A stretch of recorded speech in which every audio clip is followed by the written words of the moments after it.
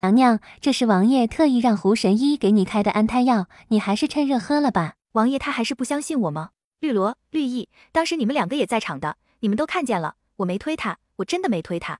柳凤瑶就是故意陷害我。柳娇娇，柳凤瑶。听着这熟悉的名字，元宝宝脑子里咯噔一下，他这是穿书了。王妃，你肚子里的孩子最重要，还是先喝了药吧，等以后王爷会相信你的。说完抬手接过药丸，这要是换了药方吗？王妃，胡神医说孩子的情况不好，今儿个刚刚换了药方。王妃，你看王爷还是很疼你的，你才是王妃，王爷心里是有你的。柳娇娇的心里舒服了少许，端起药刚要喝下，一道高大的身影匆匆进来，眨眼间就到了柳娇娇的身边。怎么还没喝药？王爷，我没有推他，我真的没推他。娇娇，先喝药。柳娇娇张张嘴，还想说什么，男人却已经接过药丸，递到她嘴边。别喝，我的亲娘哎，这可不是什么保胎药，这是堕胎药啊！哎，我漂亮美丽倾国倾城的柔弱哑巴娘亲，咱俩还是没缘分呢。你的宝贝女儿，无敌可爱的小棉袄，我先走了。放心好了，你也活不了多久了。看在你辛辛苦苦孕育了我8个月的份上，我真心劝你一句，与其被这个瞎眼王爷一次次误会你，把你的生不如死，还不如和我一起早点找阎王爷报道呢。这剧情有点坑娃，穿书也就罢了，可你好歹让我出来活一会，最起码呼吸一下书中世界新鲜低空气，哪怕只活个2、3章也行啊。这是谁在说话？声音奶声奶气的，还喊他娘亲？难道是刚刚他都能听到女儿的声音了？他的女儿已经有意识了，他要保护好女儿。哑巴娘亲，你就别挣扎了，就算你现在不死，到最后还是会被瞎眼翼王折磨死的。不过你也别伤心，你死后他就知道你才是当初救他的人，他会后悔死的。王爷，你就这么恨我？这可是你的亲骨肉啊，我就是死也不会让你伤害他的。翼王不为所动，眸光幽沉，眼神锐利，紧盯着柳娇娇的肚子。刚刚的话犹在耳，他很确定不是幻听。王爷，你还是杀了我吧。就在柳娇娇心如死灰，放弃一切等死之际，翼王的眼睛终于移开。请李太医，现在立刻。袁弘毅，你别想伤害我女儿，除非我死。本王何时说要伤害女儿了？翼哥哥，不好了，不好了，月哥又晕过去了。女人直直地冲到翼王跟前，一头扎到他怀里。翼哥哥，怎么办？咱们的月哥还那么小，他胡神医说恐怕过不了今晚了。好了，瑶瑶，别哭了。这女人居然没喝药，还真是命大，这都能逃过去。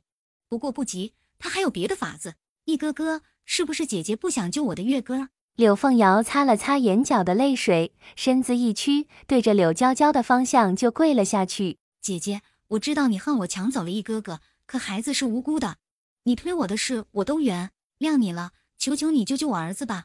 哎呦，果然是道行高深的心机女，这表演的功力炉火纯青啊！怪不得我的哑巴娘不是她的对手，娘的嘴巴要是有她的1/10，也不会一直和瞎眼爹误会了。他儿子根本就没病，才出生就被喂药，也不怕把人喂成傻子。翼王再次听到那声音，心里一喜，他现在已经确定了，他和女儿果然是心有灵犀的，他真能听到女儿的心声。只是月哥根本就没病，还被喂药了。看着眼前哭得梨花带雨、肝肠寸断的柳凤瑶，怎么看都不像是能给亲生儿子喂药的心思歹毒之辈。王爷，李太医来了。翼哥哥，胡神医医术很高的，你怎么？瑶瑶，你先回去，娇娇的身体不好，让李太医先帮她看看，晚点过去帮月哥儿也瞧瞧。刘全，送侧妃回去。看来瞎眼爹也不是太笨，居然猜到那碗药不对。这药可是心机女换的，依着瞎眼爹对她的宠爱，就算查出来，能处置她的心头好吗？李太医，请。翼王扫了柳娇娇一眼，冷声开口：王爷，王妃娘娘身体并无大碍，胎儿也很稳，不过说王妃思虑过重，老臣这可以开一副安胎药，不过这只是小事。可王妃娘娘没吃饭吗？人都瘦成什么样了？营养缺乏严重，腹中的孩子估计也不大。翼王的脸都黑了，两眼死死地盯着绿萝和绿意2个丫头。王爷饶命，娘娘怀孕以来送来的饭菜不是太过清淡，就是太过油腻，还经常被关起来，有时3-5天都督视搜。闭嘴！要的是不了了之。柳凤瑶活得好好的，一王每天都会过来坐坐，神色比以往温和了不少。元宝宝再次醒过来，他茫然地看着四周，这是地震了。王妃，用力，用力啊！王妃，你坚持一下，孩子马上就露头了。咦，不对，啥味儿？娘亲的情况也不对，房里有不干净的东西。哎呦，我的娘啊！你这是偷了人家媳妇，还是刨了人家祖坟？在这里生，你会大出血的。咱俩一会就去阎王爷那报道了。柳娇娇面色也是一变，她也发现身体越来越没力气了。来人，我要！王妃，你别乱动，你这样一会就更没力气了。稳婆急忙按住了她。我不要在这。就在此时，一道高大的身影急火火地跑了进来，一把抱住了差点坠地的柳娇娇。王爷，带我离开这。好，一王直接抱着柳娇娇就走。王爷，王妃马上就要生了，这时候不能动，不能移动。稳婆在后面大叫，一王却是回头冷冷地扫了两人一眼，关进地牢。爹爹威猛，英雄救美，霸气侧漏。果然不愧是以后杀人如麻的疯批摄政王，封存现场啊，别让人毁尸灭迹了。这院子封了，任何人靠近，杀无赦。柳娇娇被抱到了凌霄院，这里也是一王的主院。柳凤瑶听到消息，急忙赶了过来。一哥哥，不要啊！他抬手拦住了一王。凌霄院他都没来过几次，更没留宿过。柳娇娇这个贱人，凭什么能留在这？甚至在这生孩子？一哥哥，这是你的主院，女人生孩子本就不急，怎么能让姐姐在你的房间里生呢？柳凤瑶死死压抑住心里的记恨，她就不明白柳娇娇的命怎么这么硬，怎么弄都弄不死。走开！一王看着怀中的人儿，面色更加惨白，而女儿的声音再也没出现，他心里焦急，对柳凤瑶也就没了平时的耐心。一哥哥，你怎能？滚！快点走！我和你们说，务必要保证好王妃和孩子的安全，否则王爷发火，你们该知道的。不远处，刘全领着几个婆子急匆匆地跑了过来。夫人，咱们该怎么办？啪的一声，一个大耳刮子就甩了过来。说了多少次了，要喊我侧妃？喊什么夫人？柳娇娇，你个贱人！还有你怀的那个野种，我绝对不会放过你们。元宝宝主动配合，不到半个时辰，他就被冲了出来。生了，终于生了。是女儿吗？恭喜王妃，是个小郡主。她没事吧？怎么不哭？王妃放心，小郡主很好呢。哇，我这是被生出来了，这就是我的瞎眼老爹，长得好漂亮，这简直是360度没死角的绝世美颜呐，怪不得会被我哑巴娘看上。这小丫头夸她就夸她，这一口一个瞎眼老爹是什么意思？她明明就是两眼如炬，任何坏人在她面前都无所遁形，咋到了女儿眼中就成了这种老爹了？柳娇娇就是很忧伤，辛辛苦苦生出来的女儿，口口声声说她是哑巴。她嘴巴是不巧，可也没哑了呀。哇塞，娘亲好美呀！闭月羞花，沉鱼落雁，倾国倾城，柔弱可期，我都不知道该怎么称赞了，比我想象中还要美几百倍。可惜就是嘴巴笨，是个哑巴。依我看这眼神也不好，上京的好男儿那么多，他怎么就选了一王这个中看不中用的？这女儿就是个讨债的，才出生第1天就想挖他家墙角。什么叫好男儿这么多，就选了他？这上京还有比他更好的男人吗？还有什么叫中看不中用？要不中用，这坏丫头哪儿来的？虽然我足月生了，心机女应该不会善罢甘休，她还想要我的命呢。完了，我的亲娘啊，你快点把你身边这男人弄走，咱们娘俩逃命吧。再晚了，你的亲女儿我可就要被杀死了。元宝宝心里着急，可他人还太小，表达不出来呀。柳娇娇听到这，本就刚生完孩子很虚弱的她，面色唰的一下更白了。她转头看向身边神色冷峻的男人，强压下心底的不安，问道：王爷，妾身没事了，你不去看看？她要先把这男人赶走再说了，她绝对不会让女儿死的。王爷，不好了，不好了！侧妃娘娘悬梁自尽了，王爷，求求你救救我家主子吧！小主子快不行了，我家主子伤心欲绝救。来了来了，虽然正常出生了，可那心机女还是想要我的小命哀！嘤嘤嘤，他儿子算什么东西？凭什么要我拿命去救？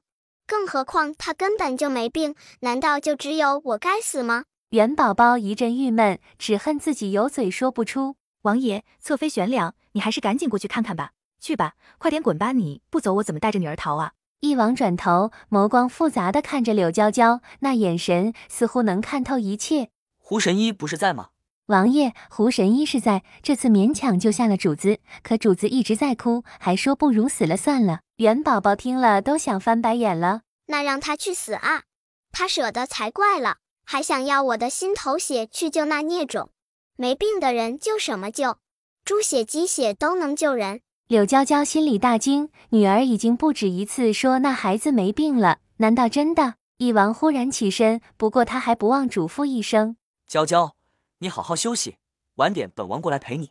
你快点走吧，最好永远都别来了。元宝宝见到那男人走了，七上八下的心也放下了。可惜不能跟过去看热闹，要是给心机女点鸡血猪血当药引，他儿子病好了，那才好玩呢。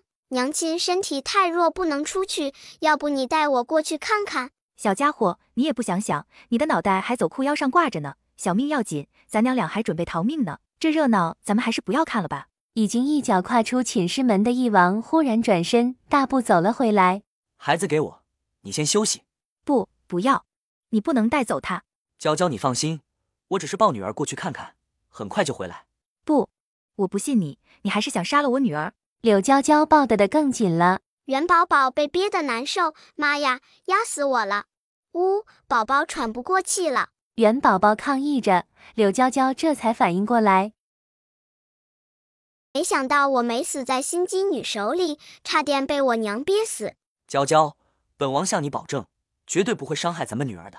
我不信，上次你说给我喝的是保胎药，结果是堕胎药，最后查到结果了。袁弘毅，你敢给我个说法吗？一王面色微变，双目幽沉。好想过去看看呐，可万一这爹真的要了我的小命咋办？算了，我本来应该在我娘怀胎8个月就死的，活到现在不错了，反正早晚都要被这爹弄死，还是先看热闹吧。早死早投胎，说不定下一世能遇到个好点的爹了。一王还是把孩子抱了过去。柳娇娇虽然不想给，可女儿很想过去，她还能说什么？感觉到抱着她的人停下，一直闭眼休息的元宝宝眼睛睁开了一条缝儿。虽然眼睛有点，但这个爹长得真好看。元宝宝暗暗赞叹，这便宜爹比现代的那些小鲜肉好看多了。如梦苑，一王还没过来，还没来吗？侧妃应该快来了。柳娇娇这个贱人还真是好手段，生孩子都能把王爷迷得晕头转向的。哼，那又如何？王爷和我才是真爱，我可是他的。柳凤瑶忽然停下，王爷，你终于来了，我家侧妃已经寻死好几次了。柳凤瑶立马站在凳子上，脖子要往白绫上挂，做事要踢了凳子。一王进来，刚要过去把人救下，忽然想到怀里还有一个小不点儿。你放开我，不要救我，我不活了，我不想活了。我的月根都快死了，剩下我一个人活着有什么意思？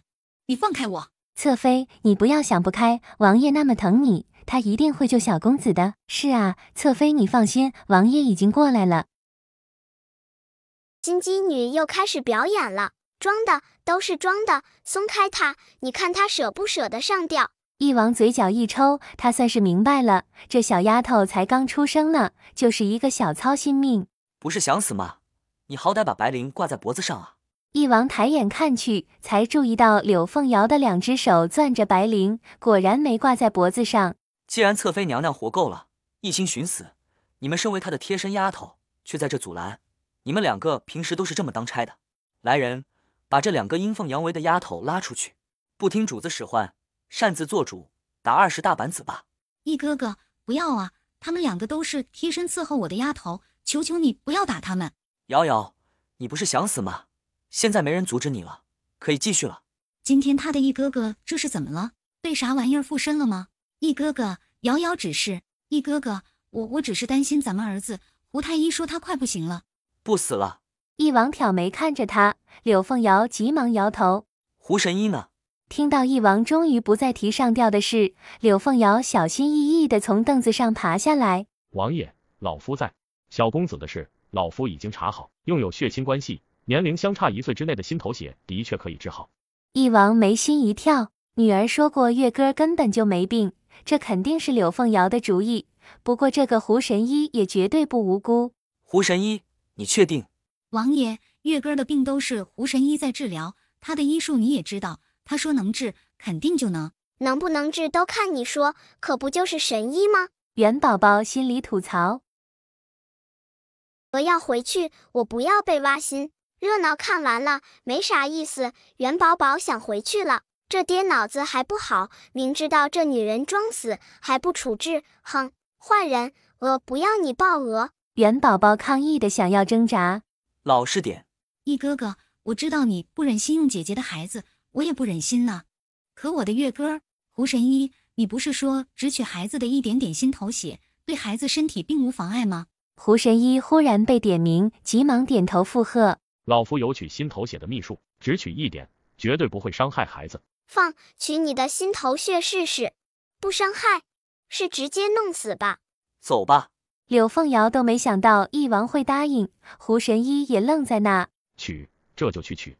他急忙跟着翼王出去，到了隔壁房间。侧妃，王爷心里最在意的还是你。哼，那是自然。别忘了，我可是王爷最喜欢的女人。柳娇娇，就算你用尽心思勾引王爷又如何？在王爷心里，我才是最重要的。你的那个小，就先一步去死吧。元宝宝被抱了进去，心里还在大骂。我的爹，虎毒尚不食子，你要是敢动我，就是。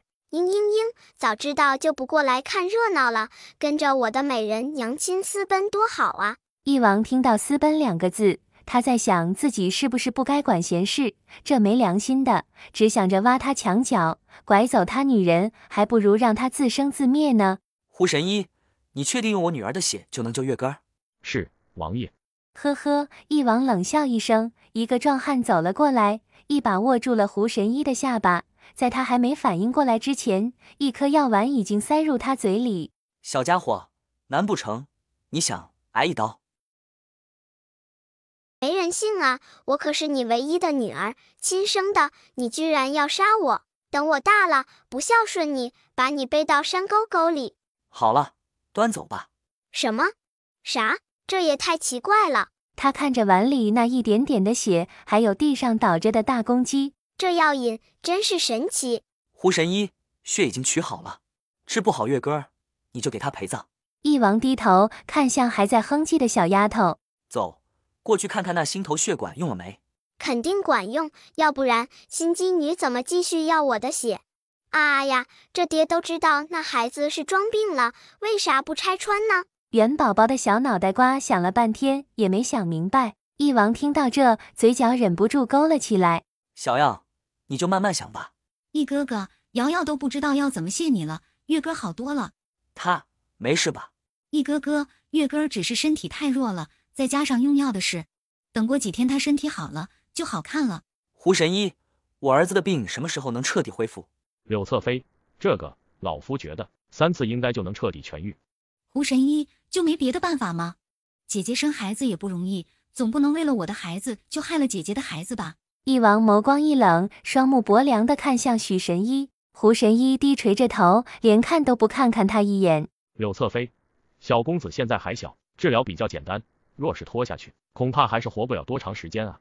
柳娇娇也不知道给翼王灌了什么迷魂汤，让他一直把孩子抱在怀里。不父，我才出生呢，你居然想要放我3次心头血，还有我的爹也不是好东西，居然在犹豫。这没良心的小东西，刚刚的心头血是放的他的吗？皇上驾到！翼王转头，正好看到皇上风风火火地走了进来的。朕的小孙女呢？父皇，您怎么出来了？皇上不悦地皱眉。快点给朕看看。说完，他已经到了翼王面前，也不管他同意与否，直接把元宝宝抢了过去。你小心点，他才出生呢，身子弱得很。呀，这是当今皇上吗？长得真的好看呐，英明神武，风神俊逸，风度翩翩，貌比潘安，我都不知道该怎么夸他了。众人都说是我爹长得好看，哼，在我看来，还不如黄爷爷长得好呢。等我爹到黄爷爷这岁数，肯定是个糟老头子。这是朕的小孙女啊，你瞧瞧，长得真漂亮，精致，一看就是我袁家的种。魏公公陪着皇上一起来的，也忙附和道：皇上，小郡主长得和你一模一样呢。那是自然，这可是朕盼了很久的小孙女。你说的对，朕要回去好好想想，给她一个什么封号呢？哈哈，他对着我笑了。皇上震惊万分，他还是第一次见到这么聪明的孩子呢。这个小没良心的，他都抱着他出来看热闹，结果他不对着自己笑，居然对着皇上这个老头子笑。还有刚刚他说的那是什么话？什么叫等他和皇上这么大的时候，就是老头子了？黄爷爷，你可要救救你的乖孙女我呀！元宝宝嘟嘟小嘴，他能感觉得到皇上是真的喜欢他。他还记得书中的设定，皇上这一代就没有一个女孩子，到了翼王，就是他爹这代一样的没有。她是3代之中唯一的女孩子。黄爷爷，我这个爹想要用宝宝的心头血救他儿子呢，我偏心爹还同意了，要再取3次。我才出生1天呢，取3次心头血，他们这不是想要了我的小命吗？元宝宝疯狂地吐槽着，只可惜现在他连控制手脚都难，只能无意识地踢2下小脚丫算作。然而皇上面色却是一变，他转过头，戾气乍现。就是你想用我乖孙女的血救你儿子？皇上，妾身。哼，朕的宝贝孙女儿，你也敢打她的主意？还有你，朕怎么生了你这个逆子？这可是朕的宝贝孙女，你的宝贝女儿，你居然由着这贱妾胡闹！都怪柳娇娇，若不是她，自己怎么可能屈居侧妃之位？明明她和翼王才是相爱的，可偏偏皇上不同意。来人！皇上冷声开口，把这贱妾拉出去，重打20大板。父皇，瑶瑶也是刚生完孩子，还没出月子，她不能挨打。哼，坐月子就不安心，就能打朕的宝贝孙女的主意？不是没成吗？那就使板子，让她长长记性。还有你，宠妾灭妻，由着她糊弄，就出去跪着好好反省吧。说完，皇上也不给翼王狡辩的机会，抱着元宝宝就走。哇，果然还是黄爷爷对我好。黄爷爷，我爱你，宝宝最爱你了。见到自己不但不用放血，这对男女还受到惩罚了，元宝宝心情大好。皇上的心情美滋滋的，抱着孩子回去了。他亲自把孩子交给了柳娇娇，还不忘嘱咐道：这孩子小名就叫元宝宝吧，好好养身子。你也是第一次当娘，肯定没经验，晚点朕会派2个嬷嬷过来照顾小郡主。娘亲，黄爷爷真的好好啊，他是宝宝见过的最厉害的爷爷了，那对勾男女都被黄爷爷罚了。他就是宝宝的金大腿，宝宝以后一定紧紧的抱住，就能保护娘了。柳娇娇鼻子酸得厉害，她的女儿才刚出生呢，就已经开始为她谋划，想保护她了。以后她也要坚强起来，好好护着女儿，绝对不能让翼王伤害她。翼哥哥，对不起，都怪瑶瑶，是瑶瑶连累了你。你先回去。可皇上已经离开了，翼哥哥，要不然你也回去。侧妃，你的身体要紧，你还是先回去吧，要不然王爷看了也会担心的。你先回去。柳凤瑶这才依依不舍地回房了。李嬷嬷和邹嬷嬷过来后，翼王就没再进来过院子，也没见到元宝宝。元宝宝吃了睡，睡了吃，大部分的时间都是昏昏沉沉的，估计是第1天出生用力过猛，再清醒过来已经到了满月。哎呀，这就满月了吗？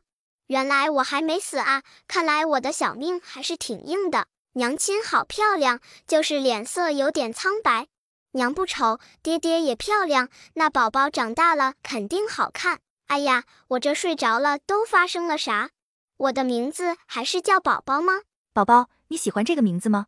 娘很喜欢啊，就当你的小名好不好？好呀好呀，我大名也要叫这个。你可是唯一的郡主，大名叫元宝宝。还是算了吧。那我是什么郡主？元宝郡主吗？宝宝是皇上亲口说的明珠郡主哦。元宝宝不要，还不如元宝郡主好呢。朕的乖宝宝呢？过来，皇爷爷抱。朕的乖孙女儿，今天可是你的满月宴了，朕给你起了一个好听的名字，元明珠，以后你就是朕的掌上明珠。不要啊，皇爷爷，我不要叫明珠，我要叫宝宝，元宝宝就很好听啊。宝宝是小名儿，明珠是大名，两个一样好听。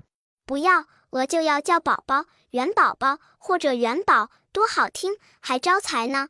宝宝就宝宝吧，等大了懂事了再改也行。那封号是明珠，这个不能换了。柳凤瑶知道今日是宝宝的满月宴，她的月歌才过了满月宴没几天，可当时来的人根本就没几个。可柳娇娇的女儿不过是个丫头片子而已，府里提前4、5天就开始张罗忙活，还是皇上派来的嬷嬷亲自动手。奉天承运，皇帝诏曰。魏公公当即拿出圣旨，那意思居然是把翼王的女儿封为公主。皇上，不可啊！皇上，这不符合规定啊！60年来，我皇室还没一个公主，好不容易出了一个，朕破格封公主，你们有意见？皇上，自古以来，只有皇上的女儿才能封公主，王爷之女只能封郡主啊！哼，都是一群坏老头，我皇爷爷封我管你们什么事？不当公主也行，皇爷爷给我封地呀，气死他们！众位爱卿说的有理，这可是袁家3代唯一的女娃，朕开心。不过既然你们都说不合适，那还是封为郡主吧。这是朕的掌上明珠，元宝宝，以后你就是朕的明珠郡主，封地长乐。元宝宝心里则是乐开了花，前世他为国早天都没混到封地，没想到这一世还是个奶娃娃，居然就有封地了。看来投胎真是个技术活，他果断抱上皇上的大金腿。没错，这个丫头不但被封了郡主，甚至封地都有了，可她的月歌呢？这才是翼王府唯一的男丁。侧妃说到底不过是个小妾，皇上明明就是为了明珠郡主来的，他还不要脸的凑过来，抱着他儿子来混脸熟。哼，也不想想自己是什么身份，生的也不过是庶子，还真以为自己就是真不要脸，居然想抢明珠郡主的风头。柳凤瑶气得差点吐血，硬着头皮走上前去。妾身见过皇上，这是翼王的儿子月歌。哼，就是他刚出生就想要我的小命，好想看看这是何方妖孽。皇爷爷让我看一眼就看一眼就行。哎，身为小婴儿的他好忧伤，我的眼不好的爹呢？嘤嘤嘤，在哪儿？让我瞧瞧。臭丫头终于想起他这个父王了，真没良心，他都1个月没见到他了。啊哈哈，不行了，笑死我了。柳侧妃，说好听点你是侧妃，说的难听点不过是个贱妾。今天可是明珠郡主满月的大好日子，你一个妾抱着个庶子出来晃荡也就罢了，居然敢惊扰皇上，这是一罪。啪的一声，又一个巴掌落下。身为一个妾，就算是王爷宠你，该有的规矩也不能少了。在皇上、王爷、王妃面前，谁给你的胆子自称我的？啪，又一个巴掌落下。皇上，老奴觉得柳侧妃的礼仪学得不行，不如改天给她找个妈妈来好好教一下吧。皇上点点头，算是同意了。哇哇哇，李嬷嬷好厉害呀，鹅稀饭，太稀饭了。以往这心机女可没少在翼王面前给她的哑巴娘上眼药，娘吃了好几次亏呢。别玩死了，这心机女要俺和娘慢慢玩。我现在还是不明白，刚刚小孙女在笑什么？难道就因为翼王长得好看？哎呀，想想我就差点笑死。我这个爹为了心机女的儿子差点害死我，还想取我的心头血给那个小孽种治病，眼不好的爹居然同意了。哈哈，笑死了，他难道不知道那孩子根本就不是他的吗？元宝宝乐得吃瓜，这个他都忘了原著有没有写了，不过只一眼他就看出来，这两人根本就不是父子关系，放在心尖上的儿子居然不是自己的，还为了个小孩害死亲生女儿，怪不得到在最后落了个断子的下场。皇上听到元宝宝的吐槽，心里也是喊了一声，这瓜有点大。他可是知道儿子有多喜欢柳凤瑶那女人，当初甚至想娶她为王妃，幸好自己没同意，要不然堂堂一个王妃居然生了不是王爷的孩子，我都觉得没脸。他转头看向儿子，忽然发觉这个孩子有点可怜。再看看我的爹，这头上还挺绿的。等以后我一定亲自帮她做一顶帽子戴上。还真是他的好女儿，知道怎么在他心上插一刀。这小丫头丢了算了，还给她做个帽子，有这么欺负人的吗？皇上却是神色莫名地看着儿子。小孙女这想法不错，她可以先送给儿子一顶。不过这女人还不能处，她可是卧底呢。翼王本来想质问柳凤瑶的，听到这话，神色罕见地怔了一下。卧底？柳凤瑶居然是卧底？那当初她为何会救下自己？翼王心里疑惑，他还想听听是谁的卧底，只可惜小丫头不想了。哎，这小身体不行啊，我饿了。娇娇，你先带宝宝回去吧，小孩子本来就没多少精神。柳娇娇笑着答应，他们只要过来露面，让众人知道皇上对女儿的在意就够了。明珠郡主这名号不错，更何况还有封地，那可是最富饶的地儿，好几个王爷都惦记了很久呢。以前皇上没同意，没想到居然便宜了自家女儿。看着女儿吃饱了睡了过去，柳娇娇忍不住扑哧一声笑了。想到女儿说的，柳凤瑶的儿子居然不是翼王的孩子，为了那个孩子居然想要伤害自家女儿，还真是活该。你说你怎么那么没用？长那玩意干什么？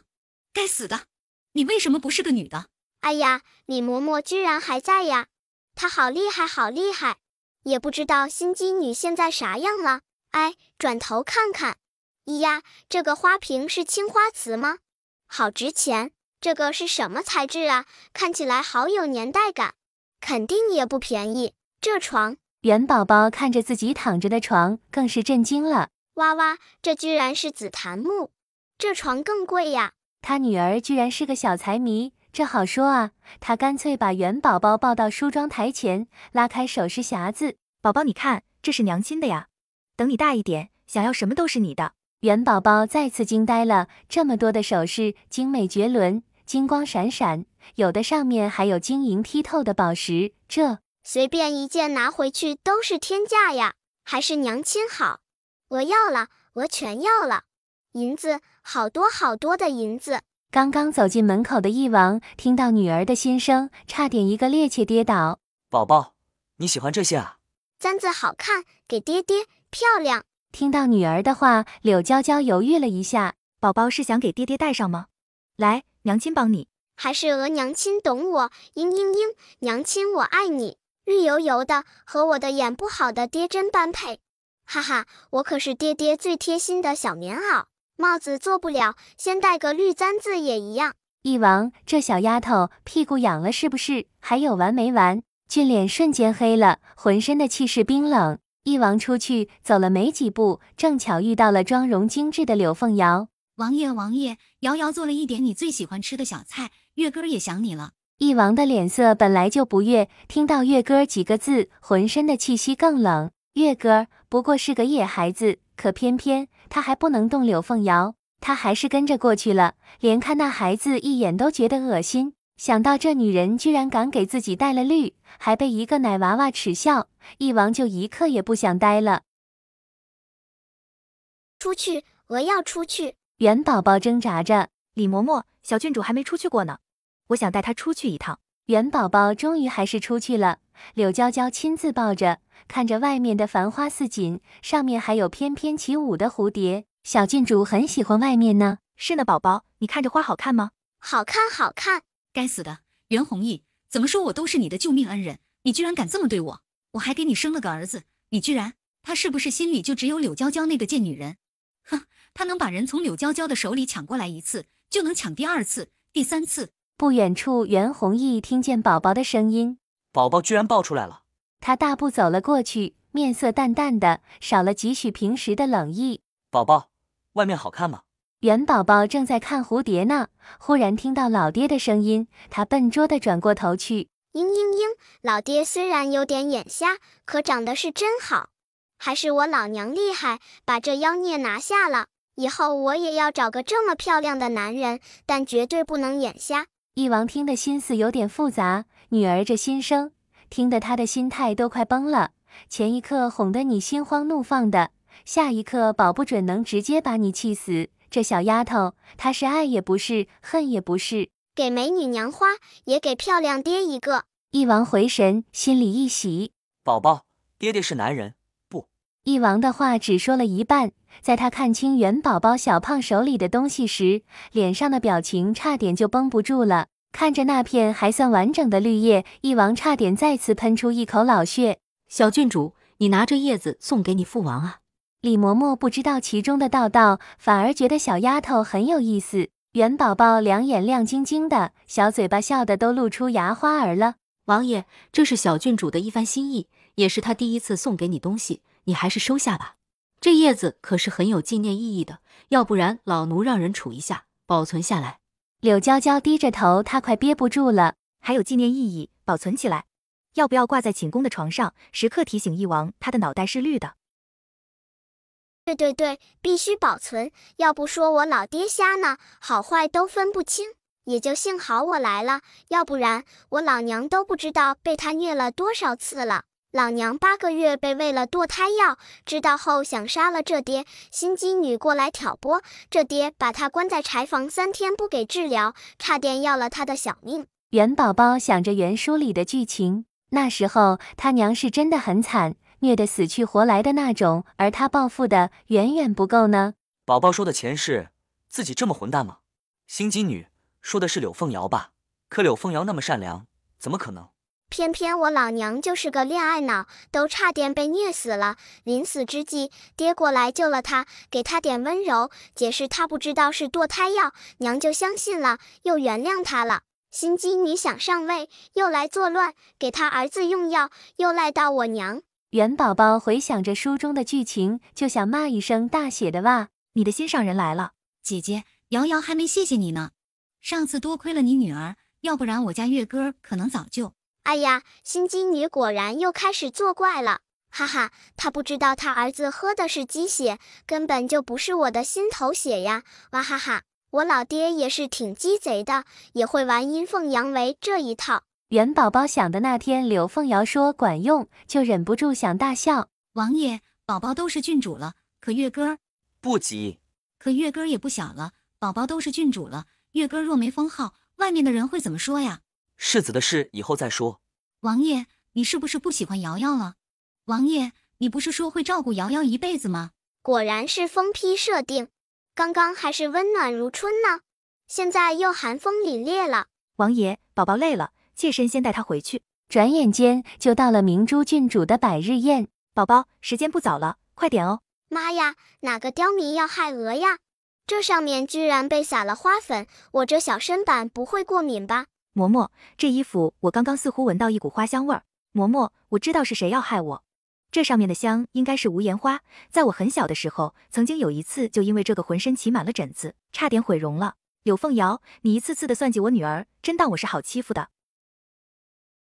哎，心机女也太恶毒了，应该狠狠教训她一下。她这么喜欢无言花粉，不如就给她和她儿子都试试。你说真的？柳凤瑶听到消息，激动的声音都拔高了几度。李太医，郡主现在没事吧？柳侧妃，李太医才走到这，还没见过郡主呢。对了，侧妃怎么知道郡主生病了的？我和月哥在花园里玩，听到丫头说的。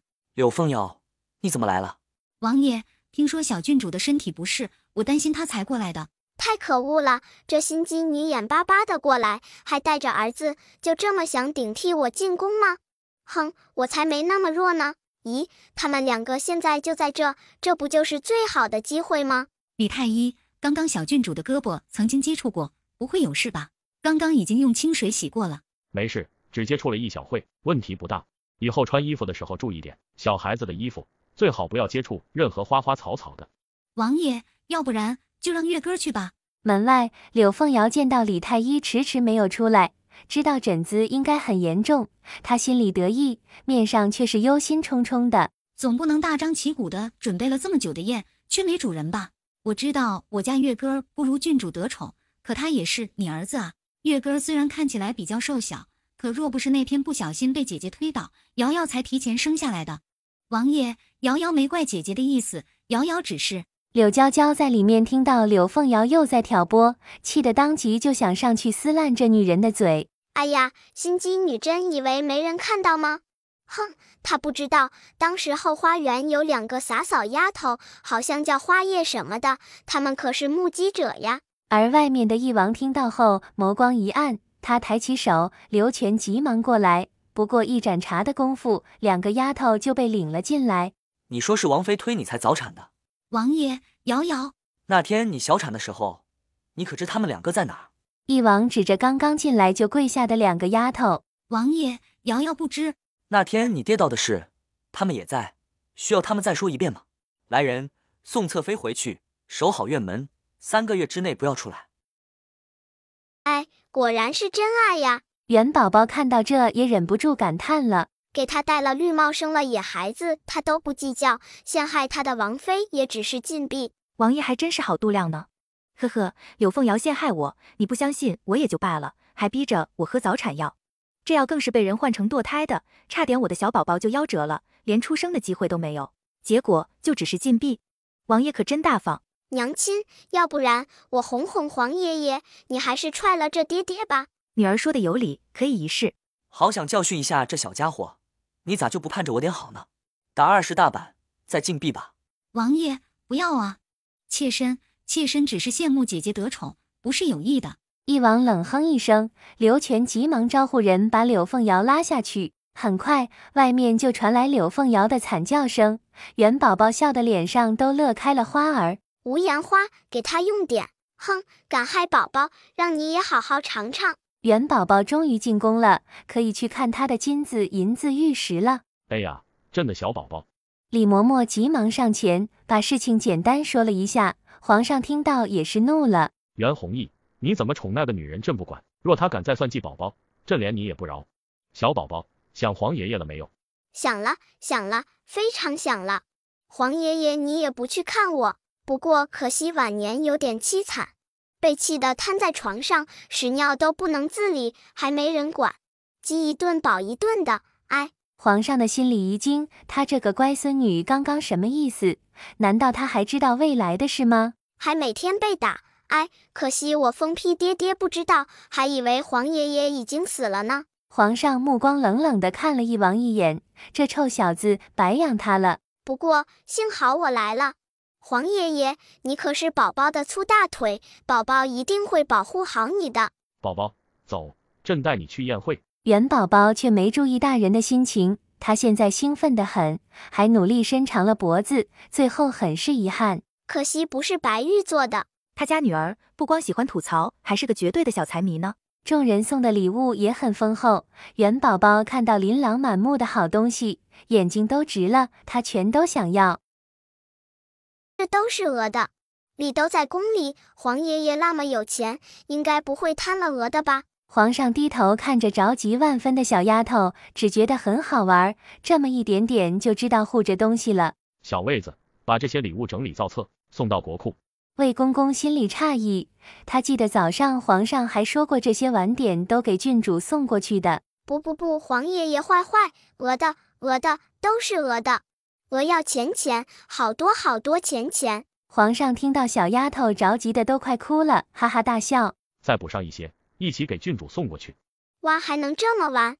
惊喜来得好，他要钱，好多的钱。突然大皇子来了，不知道谁喊了一声，元宝宝听到立马瞪大了眼。皇上的面色不变，依然抱着元宝宝，已经100天的他比以前可好抱多了，身子都能竖起来，2只乌溜溜的大眼睛，精神得很。儿臣见过父皇母后。大皇子温文尔雅，气质温和，脾气好，性子好，是京城有名的翩翩公子。而翼王则是狠戾残暴，冰冷如山，京城女子喜欢大皇子的人更多。元宝宝也好奇地打量着他，心里暗自点评，果然是个笑面虎，长得人模狗样的，不错。皇上的嘴角一抽，这算是夸赞吗？就是不做人事。听到这话，皇上差点笑出声来。元宝宝还真是评价很独到，不过他也很好奇，大皇子怎么就不做人事了？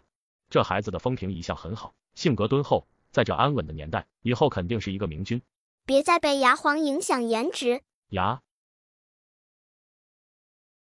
能把自己睡过多次的女人安插到亲兄弟家，这可不是一般人能做的事儿。还是怀了身孕的女人，可怜我这爹一腔真情喂了狗。皇上一惊，那柳凤瑶和大皇子居然孩子是大皇子的。皇上觉得有点荒诞，这事儿必须死死地捂着，若传出去，外面人还不知道要怎么说他们皇家呢。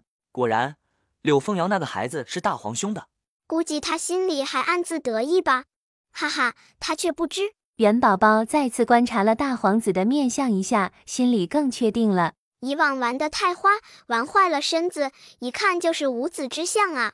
哇哈哈，笑死我了！若是让他知道，他最得意的儿子其实不是他的，不知道他这一副伪善的脸皮还挂不挂得住。哎，这么好玩的八卦，可惜我不会说话，不能和人说呀。没想到老大居然能做这种事，他想做什么？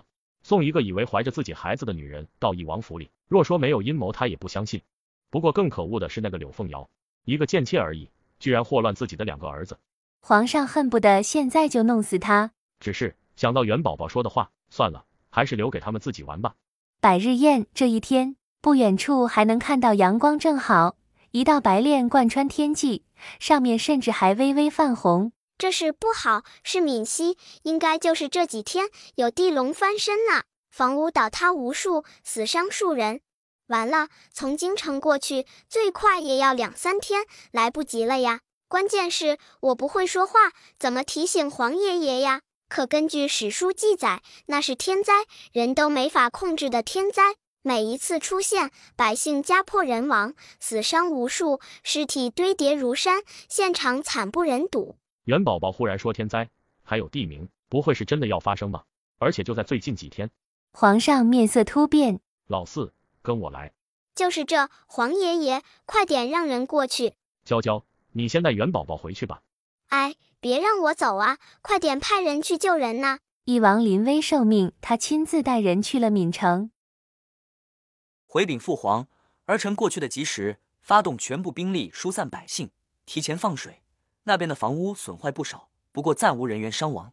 儿臣带去的救灾物资也已经发下，一切都有条不紊地进行，百姓极为配合。元宝宝看着风尘仆仆回来的义王，心里忍不住赞叹道：我这个瞎眼爹，虽然眼神不好，但性子正直无私，做事英明果断。这若是换做别人过去，拖拖拉拉的，绝对不可能没伤亡。前世也是他去救灾的，足足待了半个多月回来，我娘被新金鱼打了20板子，关在柴房，差点没命了。可怜他刚刚小产，身体还没恢复，又被打了扔在柴房，就这样彻底伤了身子。皇上，自古以来，祖宗有句古训，女人不得干政。这小郡主知道闽城没事了，礼部尚书冯康急忙开口进谏：后宫都不能干政，这小郡主也是女人，怎么可以出现在朝堂上呢？这与理不合啊！冯大人，女人不得干政，说得好，本王倒是不知何为干政。夷王，老臣知道你心疼女儿，可朝堂之上哪有女人来的道理？呵呵，冯大人，本王问你何为干政，不知道你可不可以给本王解释一下？义王眼神更冷，他女儿又不是自愿来的，还不是因为皇上？夷王，你强词夺理。呵呵，冯大人说笑了，本王只是觉得所谓干政，最起码要开口吧。试问本王的女儿现在还不到4个月，话都不会说，你想让她怎么干政？再说了，她不会爬不会跑的，还是被皇上抱来的，你的意思难道是谴责皇上吗？哇塞，老爹这次霸气了，给你点个大写的赞，这就是传说中的护犊子吗？好感动哎！不过这老头是谁呀？元宝宝滴溜溜的大眼睛落到礼部尚书的脸上。这老头管的闲事不少，自己家里却是闹得一地鸡毛，3个儿子养在身边都不是自己的，还真是个怨种老头啊！皇上的嘴角狠狠一抽，冯康的夫人他还有印象，温文尔雅，知书达理，看着不像是这样的人。女儿倒是他的，哈哈，他这个媳妇也真是个人物，他自己都不知道女儿其实是这老头的呢。冯康的脸都黑了，一开始听到陌生的小奶音，他还以为自己幻听了，可那滔滔不绝的话语不断在他脑子里轰炸。难道皇上也能听到奶娃娃的心声？可这小丫头说的都是什么话？骗人的，绝对是骗人的。他的3个儿子都那么好，怎么可能不是他的？估计他自己都怀疑过，毕竟3个儿子就没一个长得像他的。他媳妇肯定说孩子长得像自己，肯定也有人说孩子长得像他们表舅。外甥相舅也很正常，可他这3个儿子可不是相舅，本来就是他表舅的哟。哎，你说这3个孩子该叫他什么呢？爹爹还是表姑父？元宝宝苦恼的2道眉毛都皱成了毛毛虫。皇上低着头，都快憋不住了，先是有点震惊，然后是不敢相信。哇，礼部尚书他的夫人玩得这么花吗？和表哥偷情，甚至还生了3个儿子，这用心有点歹毒啊！啊，皇上，老臣……礼部尚书气得想要吐血，他很想大声的反驳，说元宝宝说的都是假话，可偏偏以往真的有很多人说他3个儿子长得和他大表舅哥一模一样。可怜的老头子，头上绿油油的一片，都快成草原了。而且绿了他的还是他媳妇的表舅哥，也怪他太好骗了。他难道就没想过，每次他媳妇怀孕的前1个月之内，都去娘家住过吗？可怜他兢兢业业一辈子，把3个孩子都培养得不错，最后一切都成了人家的。他夫人的大哥2岁夭折，这个表哥在孙家可是和亲儿子一样。老头可没少扶持表哥，亲手帮扶肩。噗的一下，冯康再也忍不住吐出了一口老血。元宝宝瞪着乌溜溜的大眼睛，小眉头皱了皱，一脸的不解。这老头咋回事？好好怎么还吐血了？哎，不就是黄爷爷没答应你把我送下去吗？这老头居然被气到吐血了。冯康面色惨白，往外走的脚步虚浮，身影蹒跚。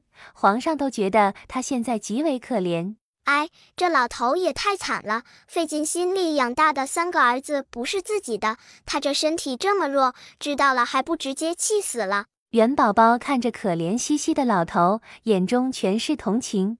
已经快气死了，小祖宗，你就别说了，不是别想了。也不知道我这爹和他熟不？要是熟的话，可以过去吃席。他这还没死呢，小郡主就记挂着吃席了。哎，也不知道这老头要病多久。他唯一的亲儿子也快死了呀，还有他的亲孙子马上就烧成傻子了。这小祖宗说的话应该是真的吧？冯康眼巴巴地看着皇上怀中的小丫头，只可惜此时小丫头并没有看他，眼睛看着玉案上的一个笔筒，黄色的，纯金的。这得多重啊，他还没摸过纯金的笔筒呢。皇上也看到了元宝宝的视线，他伸伸胳膊拿过来。哇，纯金的，好重好重，好想要。元宝宝心里喊着，还不忘低下头，张嘴就想咬一口。这个不能吃，小丫头不会是饿了吧？要不现在下朝，先让小丫头吃饱饭再说。皇上，礼部尚书都快哭了，他留下来是想知道亲儿子的下落的，毕竟小郡主可是说了，儿子快死了，孙子也快傻了。小郡主，老臣家里有一个黄金做的小马，也不知道郡主喜欢不喜欢。想到刚刚元宝宝看到黄金笔筒就两眼发光，立马就想到了主意，送礼。一向古板的他难得聪明了一会。稀饭，非常稀饭，要。这孩子有钱就能逼出话来。哦，不对，应该是想，这老头其实也挺可爱的，只可惜快绝后了，都怪我不能说话，要不然就带着他去救他儿子去。哎，人太小，不会说话，好苦恼。礼部尚书都快急死了。小郡主，你快点想啊！我要救我儿子、孙子，翻遍京城都要救下他们来。在京城西边100里外有个刘家村，话说老头媳妇可真是个心狠的。当初有个丫鬟爬上了他的床，那女人直接一碗避子汤灌上，把人丢到庄子里，送给一个40岁的老光棍。礼部尚书感觉心里头挺不是滋味的，他孩子的亲娘居然这么凄惨，被送给了老光棍儿。关键是那个丫头是谁？到现在他脑子都是懵的，一点印象都没有。那个老光棍原本挺开心的，可没想到丫头有了身孕，还不是他的，一气之下就把人卖到了刘家村。那是一个死了3个媳妇的屠夫，没有子嗣。礼部尚书心里更纠结了，就连皇上看他的眼神都变了。2到手，准确说是第3次，他还竖起耳朵继续听呢。小丫头又不吱声了。那孩子从出生起就没少挨打，最后也就学得杀猪，还娶了媳妇。不过最近那村子附近有野猪伤人，县衙里就组织人过去清剿，屠夫是必须要去，他会跟着进山，被野猪撞死。而他的儿子受到惊吓发热，现在应该已经好几天了。家里没钱看病，估计马上就傻了。皇上，老臣身子不适，先行告退。他要赶紧回去救亲儿子。皇爷爷，我这爹眼睛不好，听说刘家村那边有个神医专门治瞎眼，我也要去呀。小孙女想看热闹，怎么办？冲着呗，散朝吧。刘家村，快点，刘大壮，你领着大家过去，别忘了你家儿子还在等着你呢。只有杀了这野猪，咱们才能有钱给你儿子看病的，你知道吧？刘大壮一想也是，刘大壮率先冲出去，后面的人也拿着家伙跟着，对着野猪就揍。小心！他嘴里喊着。当他的砍刀砍到野猪身上的时候，野猪怒了，也顾不得脚下的人了，转头就冲向刘大壮。而此时村民们早就惊呆了，转身就跑。刘大壮自己肯定不是野猪的对手，他急忙求救道：你们还不等他把话说完，野猪再次冲了上来，抬起爪子对着他就抓了过来。完了，他可怜的儿子还在高烧等着他赚了银子去救命呢。想到儿子他不能死，就在他无能为力等死的时候，那野猪的脑袋却迟迟没有过来。刘大壮不敢置信地睁开眼，才看到野猪就站在他半米之外，脑袋的正中心还插着一根剑。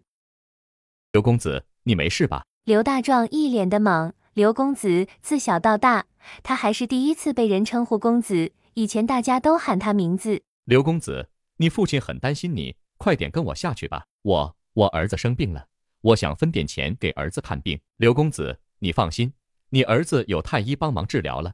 儿子，你真的是我儿子，亲儿子。而刘大壮的母亲，他也没想到有朝一日居然能再次见到尚书大人。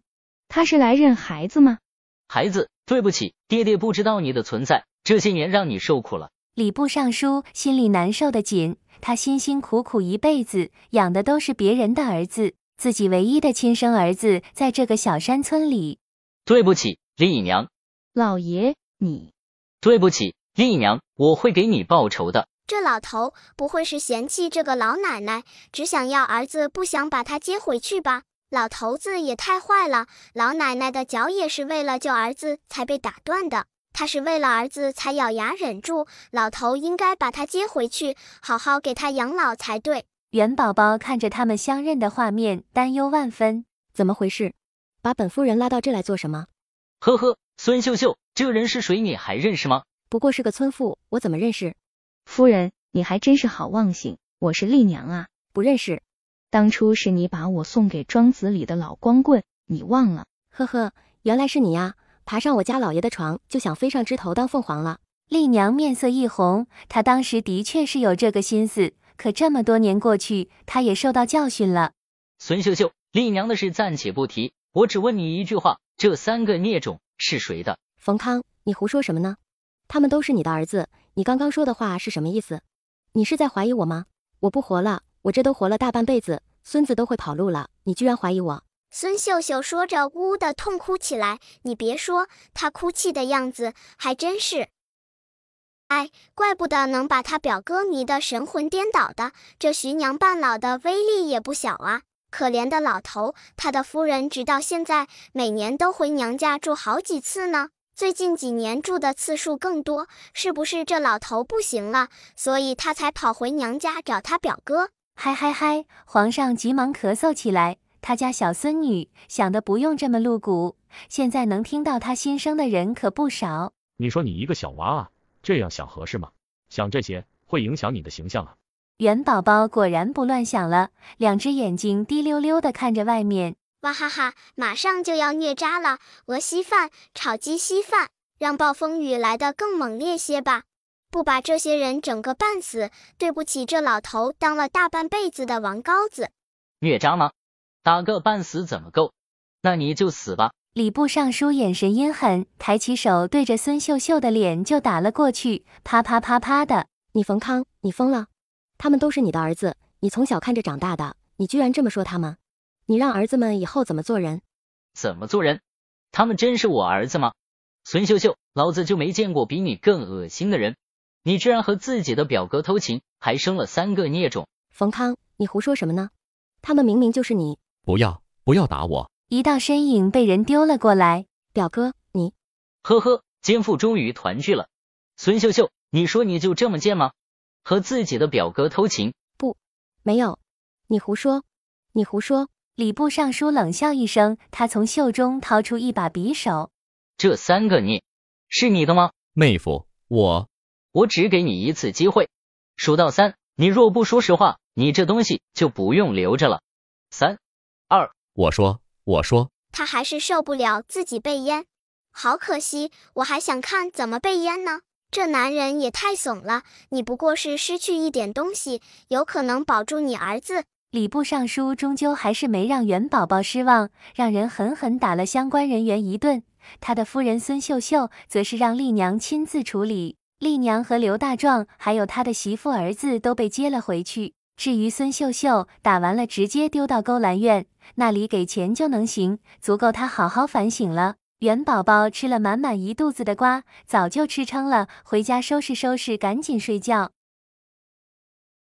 明天问问那老头我的小金马呢。闭上眼睛后，元宝宝还不忘嘟囔着，他这女儿还真是个小财迷呢。柳凤瑶因为伤口进了无盐花粉，痒得难受，听到义王回府，柳凤瑶急忙让丫头过去请人。王爷，你一定要给瑶瑶做主啊！做主？王爷，瑶瑶也不知道怎么得罪的姐姐，姐姐居然在瑶瑶的药里下了无盐花，瑶瑶现在……你说是王妃做的？王爷，可除了姐姐，这府里还有谁会给我下毒呢？柳凤瑶的话刚落，柳娇娇就抱着孩子过来了。元宝宝只睡了一小会儿，就想找一王了。姐姐，我不是故意。王爷，需要妾身派人去查吗？哎呀，娇娇，我知道你肯定不是故意的，都是自家人，还是算了吧。二夫人也没想柳娇娇会忽然过来，她眼睛转了一圈，伸出手，这就是小郡主吗？长得还真水灵。哼！元宝宝看着女人脸上虚伪的笑容，哼了一声，傲娇地转过头去，然后伸手指了指一王。一王从善如流地把孩子抱过去。王爷，月根也想你了。二夫人亲自把孩子送过来。王爷，你看月根长得和你多像啊，几乎是一个模子印出来的。哈哈，一个模子，笑死我了，一个模子啊！他二夫人理直气壮的样子，难道他自己也不知道月哥根本就不是一王的吗？那柳凤瑶还真是会隐瞒。拿开，太丑了，抱走。元宝宝也被惊得瞪大眼睛。王爷，月哥可是你？本王才刚回来，累了，有事明天再说。说完也不等柳凤瑶反应，抱着元宝宝就走。妹妹，你还是好好养着吧，这没证据的话还是不要说的好。你污蔑我是小，我也不会太过在意，只是这若是传到外面或者宫里，皇上知道了可就不好说了。忽然发现我这爹爹真的好酷啊，其实他也是喜欢我娘的吧，只可惜两人误会太多了，我娘又是个哑巴性子，不张嘴也不会解释，哎。元宝宝看看一王，再看看柳娇娇，也是为两个不省心的爹娘操碎了心。他想让娘亲离开这个瞎眼王爷，但王爷爹现在很好，怎么办？不过他对心机女还是真爱，不管那女人做什么都值得他原谅。元宝宝叹了口气，男人的心思，女人猜不透。上一世王爷去赈灾，娘被打了一顿，关在柴房半个月，吃不饱穿不饱的。这心机女只是被打了，似乎不太够啊。柳娇娇听到女儿还在帮自己谋划，心里更加感动。她曾经被柳凤瑶欺负得那么惨，她也觉得不够。等等，刚刚娘说的话，心机女肯定慌了，她的丫头绝对会出去联系奸夫的，让娘抓住她，直接定下她的罪。元宝宝还是没出去，再次醒来，居然又到了金銮殿。元宝宝先是有点迷茫，在看清眼前的一切后，大眼睛瞪得圆溜溜的。哇靠，我这又来上朝了。不久前还在侃侃而谈的右相大人，看到皇上这样，气得胡子都翘起来了。他昨天没来上朝，还不知道元宝宝的丰功伟绩。元宝宝却不管这些，大眼睛转了一圈儿，没发现昨天那个老头子。那老头怎么没来呢？我的黄金小马呢？那坏老头不会是不给我了吧？哼，大人就是坏的，就会欺骗小孩子。元宝宝不悦地嘟嘟小嘴巴，皇上听了差点笑出声来。皇上，老臣知道你疼爱小郡主，但自古以来哪有带着奶娃娃上早朝的道理？这若是传出去，不知道的还以为皇上你……右相一脸的气愤，他身边的一个大臣拉了拉他的袖子。右相，别说了，昨天礼部尚书反对了，结果现在还在家里躺着呢，气得没了半条命。这右相昨天没来，就不知道打听一下朝廷的事吗？还敢出来反对？若是得罪了小郡主，不知道右相的2个儿子是不是他自己的？皇上，小郡主实在不应该来。右相，皇上喜欢本王的女儿，就乐意把她带过来，和你有何关系？翼王，可这朝堂不是儿戏。右相的意思是，皇上喜欢本王的女儿，带到朝堂上来就是儿戏了。翼王，老臣没这个意思，只是这朝堂本来就是个庄严的地方，带小孩子过来哭哭闹闹的，成何体统？呵呵，本王女儿哭闹过了，你们听到了。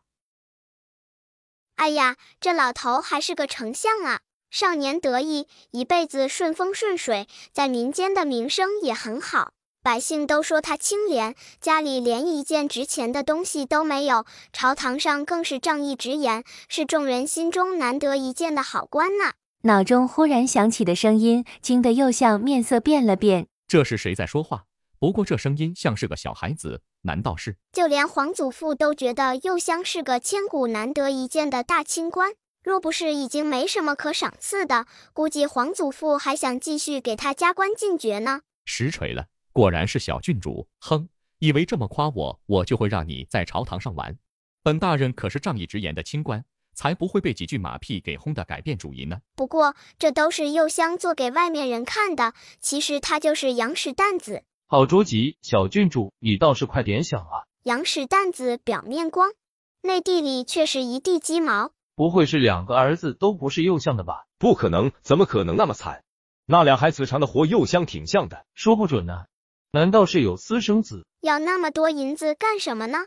你又不敢光明正大的花，你的夫人、儿子过得都很清贫，外面的小三生的孩子却过得花天酒地的，自己也花不了，整天还提心吊胆的。右相面色巨变，他有外事的事隐瞒得很好，绝对不能被人查到。这小丫头怎么知道的？众人都知道右相家里清贫，没什么值钱的东西，殊不知他最值钱的便是书房的内墙，整整2面墙，里面可全都是金子银子啊！好几次赈灾，皇爷爷都是让他负责，他每次都赚得盆满钵满的。可怜那些百姓，家园被毁，连稍微浓稠点的粥都喝不上，百姓们还对他感恩戴德，他心里就不愧疚吗？元宝宝心里感叹着，只可惜他还不会说话。等我会说话了，一定拉着皇祖父去这个老头家里，砸了他书房的墙。他想抬起头狠狠瞪那坏老头一眼呢，结果发现，咦，那个坏老头人呢？刚刚不是还在吗？众人一头黑线，你都把人送走了，自己居然不知道？元宝宝还在转着小脑袋找人呢。那坏老头人呢？皇上咳嗽一声，双目威严地扫了众人一眼，站起身抱着孩子走了。魏公公急忙喊下朝。翼王挑眉，他都没想到右相居然贪了不少银子。他女儿怎么知道的？如梦院里，柳凤瑶的身体难受，心情也不好。翼王刚回到府上，秋兰就跪下来求他过去看看。他转头看了不远处抱着元宝宝的柳娇娇一眼，柳娇娇根本就不理会他。丫丫，想去，我想去，想看看心机女啥样了。爹爹带我。听到这话，翼王快步过来。娇娇，宝宝给我吧。我随你一起过去吧，毕竟是我妹妹。看一下也是应该的。夫人，王爷来了。柳凤瑶听到翼王来了，急忙伸长了脖子。王爷，瑶瑶姐姐，你怎么也来了？听说妹妹身体不适，我这不是过来看看吗？哎呀，妹妹这是什么病啊？都多久了，怎么还没好呢？看我这记性，差点忘了，还要喂孩子呢。妹妹这病不会传染吧？姐姐，我这只是无盐花粉过敏，不会传染的。你这是下朝啊？皇上喜欢宝宝，就带着他上朝了。孩子太小，离不开娘，我也就只能陪着王爷一起去了。起得太早，我现在还有点困呢。哎呦，我可没妹妹这么娇气，我家闺女就喜欢我亲自喂她，不像是妹妹，把孩子丢给奶娘就行，还真是省心呢。元宝宝听得都震惊了，小嘴巴微微张开，差点忘了合上。哇靠哇哇靠！这还是我那个哑巴娘亲吗？这嘴巴多厉害呀，把新金女都说得无话可说了。忽然想起以前的哑巴娘，三棍子都打不出一个屁来。她刚醒来的时候，明明和剧情一样，但现在似乎变了不少。小丫头有点不明白，难道是剧情崩了？这个柳凤瑶小说中可是一直都春风得意的，人家是一王的新奸宠，而她这个小炮灰早就死翘翘了。娘亲这个时候身体也垮了，虽然没死，但早已掏空，只是留着被一王虐而已。你让丫头找本王过来，有事。一王心情不太好，刚刚女儿对柳娇娇都改变称呼了，可自己那个瞎眼的称呼什么时候去掉？一哥哥，王爷，我的伤还在难受，已经找遍了京城的大夫了，可他们都没办法。本王不是大夫。哇，爹爹好酷啊！这才是霸道王爷该有的样子。他算是看出来了，他家闺女不喜欢自己和柳凤瑶走得近，可柳凤瑶是他的救命恩人，他不能做忘恩负义的事。王爷，瑶瑶想请你帮忙找太医，不过是无盐花过敏，哪需要请太医啊？就是太浪费资源了，我娘肯定有办法。王爷，妾身小的时候也不小心接触过无盐花，妾身还记得当时的药方呢。柳凤瑶目光不善地看了过来，她不相信柳娇娇会这么好心，平时她可没少设计她。王爷，我还是想让宫里的太医帮忙看看，姐姐的方子未必合适，毕竟那时候姐姐年龄还小，说不定早就记不清了。妹妹说的对，那还是算了吧。柳娇娇也没坚持，一王眉心蹙起，还是让人去宫里请太医了。元宝宝看着柳凤瑶的面色，暗自思量。这女人还真厉害，孩子不是我瞎眼爹的，也不是那个什么大皇子的，那孩子的爹是谁？我倒是可以算算，可为了新金女不值得呀。那大皇子估计还在暗自得意，以为给我这爹戴了绿帽子，殊不知他头上也是绿油油的一片。看着可怜兮兮的柳凤瑶，看着也不浪荡啊。柳娇娇也暗自震惊，她悄悄看了一王一眼，只见他面色如常。柳娇娇是真的不明白了，一王就这么喜欢柳凤瑶，哪怕他给他戴了好几顶帽子都无所谓，还真是够爱的。王爷，小郡主没事吧？而听到一王府请他亲自上门啊，我没事吧？应该没事吧？李太医，小郡主没事儿，是柳侧妃。柳侧妃怎么了？李太医，我家夫人上次受伤，伤口碰到了无盐花粉，到现在还没愈合。秋兰急忙说着。无盐花粉，王爷，无盐花虽然好看，但花粉确实有毒。您府里的小郡主年龄还小，以后切莫不要有这种危险的东西。上次小郡主的衣服上被人撒了无盐花粉，现在又有人中了，还真是奇怪呢。老臣已经很久没见过无盐花粉了。哈哈，报应！心机女上次还想害我。敢设计女儿，柳凤瑶怎能不付出点代价？只不过她也没想到，这无盐花粉效果这么好。王爷，老臣这也没什么好办法，过敏的太严重了，心火太旺，除非用点降火的法子。不过那味道可能不是太好。哎，我说过我有个药方，只可惜妹妹不放心。王妃有治疗这病的药方？小时候曾经不小心沾染过，当时也受了不少罪呢。我娘用了不少法子，好不容易才治好的。王妃，不知道你那个药方是？柳娇娇无所谓的笑了笑，其实也没什么，那药方也不难，不过是药物的用量有点特殊罢了。如你刚刚说的，心火太旺，只要好好的泄火就好了。我娘好厉害，肯定要坑心机女了，哈哈，她自己都这么难受了，她也不想想我一个奶娃娃，当初若是中招，怎么抗得过去？我也知道一个药方。民间秘方黄金汤，泡上3个时辰，保证药到病除。柳娇娇，她女儿就是厉害，比她还狠。一王皱皱眉，转头看向李太医。李太医，这种毒，民间可有什么法子？一些民间的法子虽然土，但有的效果却是极好的。这个，王爷，说到民间的偏方，我倒记得有一个，说不定真能治好妹妹这伤呢。什么药方？黄金汤，据说这法子很多疑难杂症都能治疗，妹妹这伤已经耽误这么长时间都没好，应该属于疑难杂症了吧？这王妃说的有理，这个应该有奇效。李太医嘴角狠狠一抽，王府里果然水深，他这个小太医肯定不能掺和。哈哈，黄金汤，好啊好啊，我要看心机女用，远远看看就行，绝对不靠近。柳娇娇可不想在这等着一王也跟着离开。柳娇娇这贱人什么时候变得这么好了？秋兰，你说柳娇娇是不是有什么阴谋？柳娇娇，这明明就是给你那个小孽种用的，你居然敢设计我！秋兰，你怎么了？夫人，那黄金汤味道可能有点怪。有点怪怎么了？总比我这样只能躺着，半夜都睡不好觉强吧？娘娘，你还不知道，若是你知道什么是黄金汤，不知道你还会不会这么想？看热闹去，带着爹一起去，看到他最心爱的女人泡在大粪水里，那体会绝对终身难忘。我不要这个，坚决不要！娘娘，这可是王爷的命令，王爷是关心你，也想让你尽快恢复，你还是尽快进去吧。毕竟这可是要泡3个时辰呢，若不快点，晚上可就不用吃了。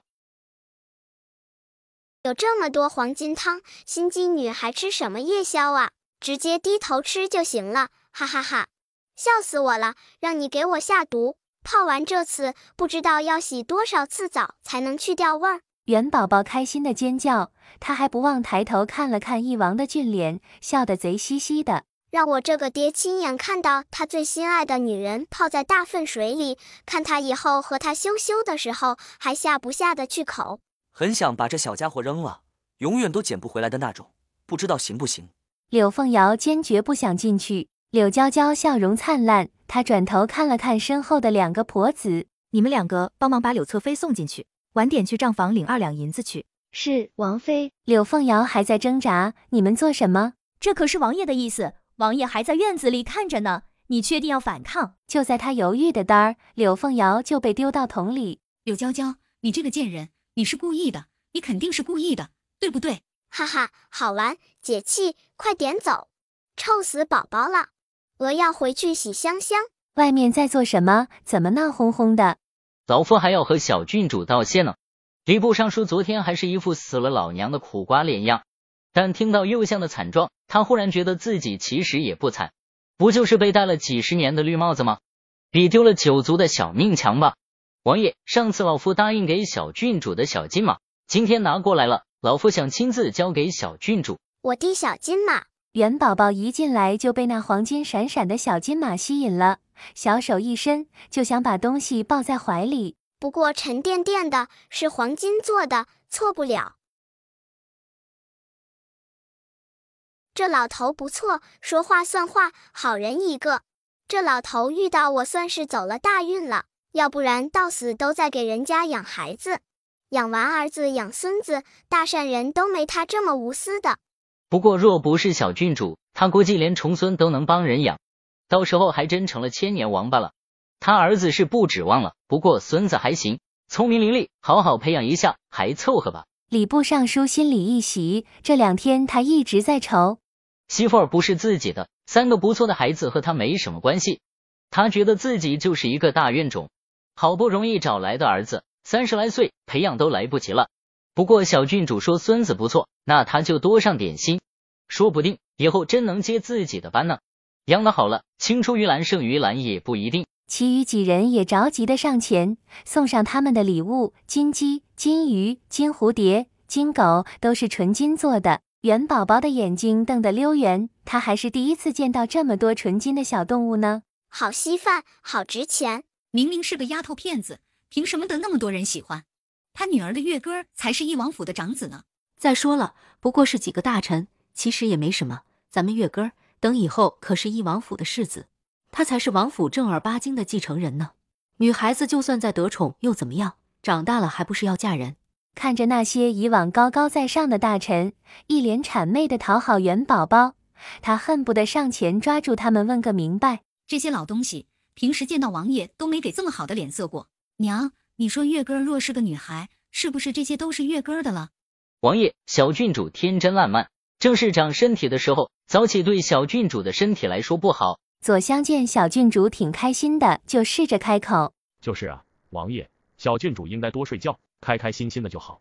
吏部尚书也开口了，小郡主虽然只上了2天早朝，可破坏力太大了，他们担心小郡主在想什么事儿，莫说是他们头上的乌纱帽了，就是小命恐怕也不保了。他们都当了一辈子的官，谁也不敢说自己就是完全清白的，被小郡主抖出来，一查一个准儿。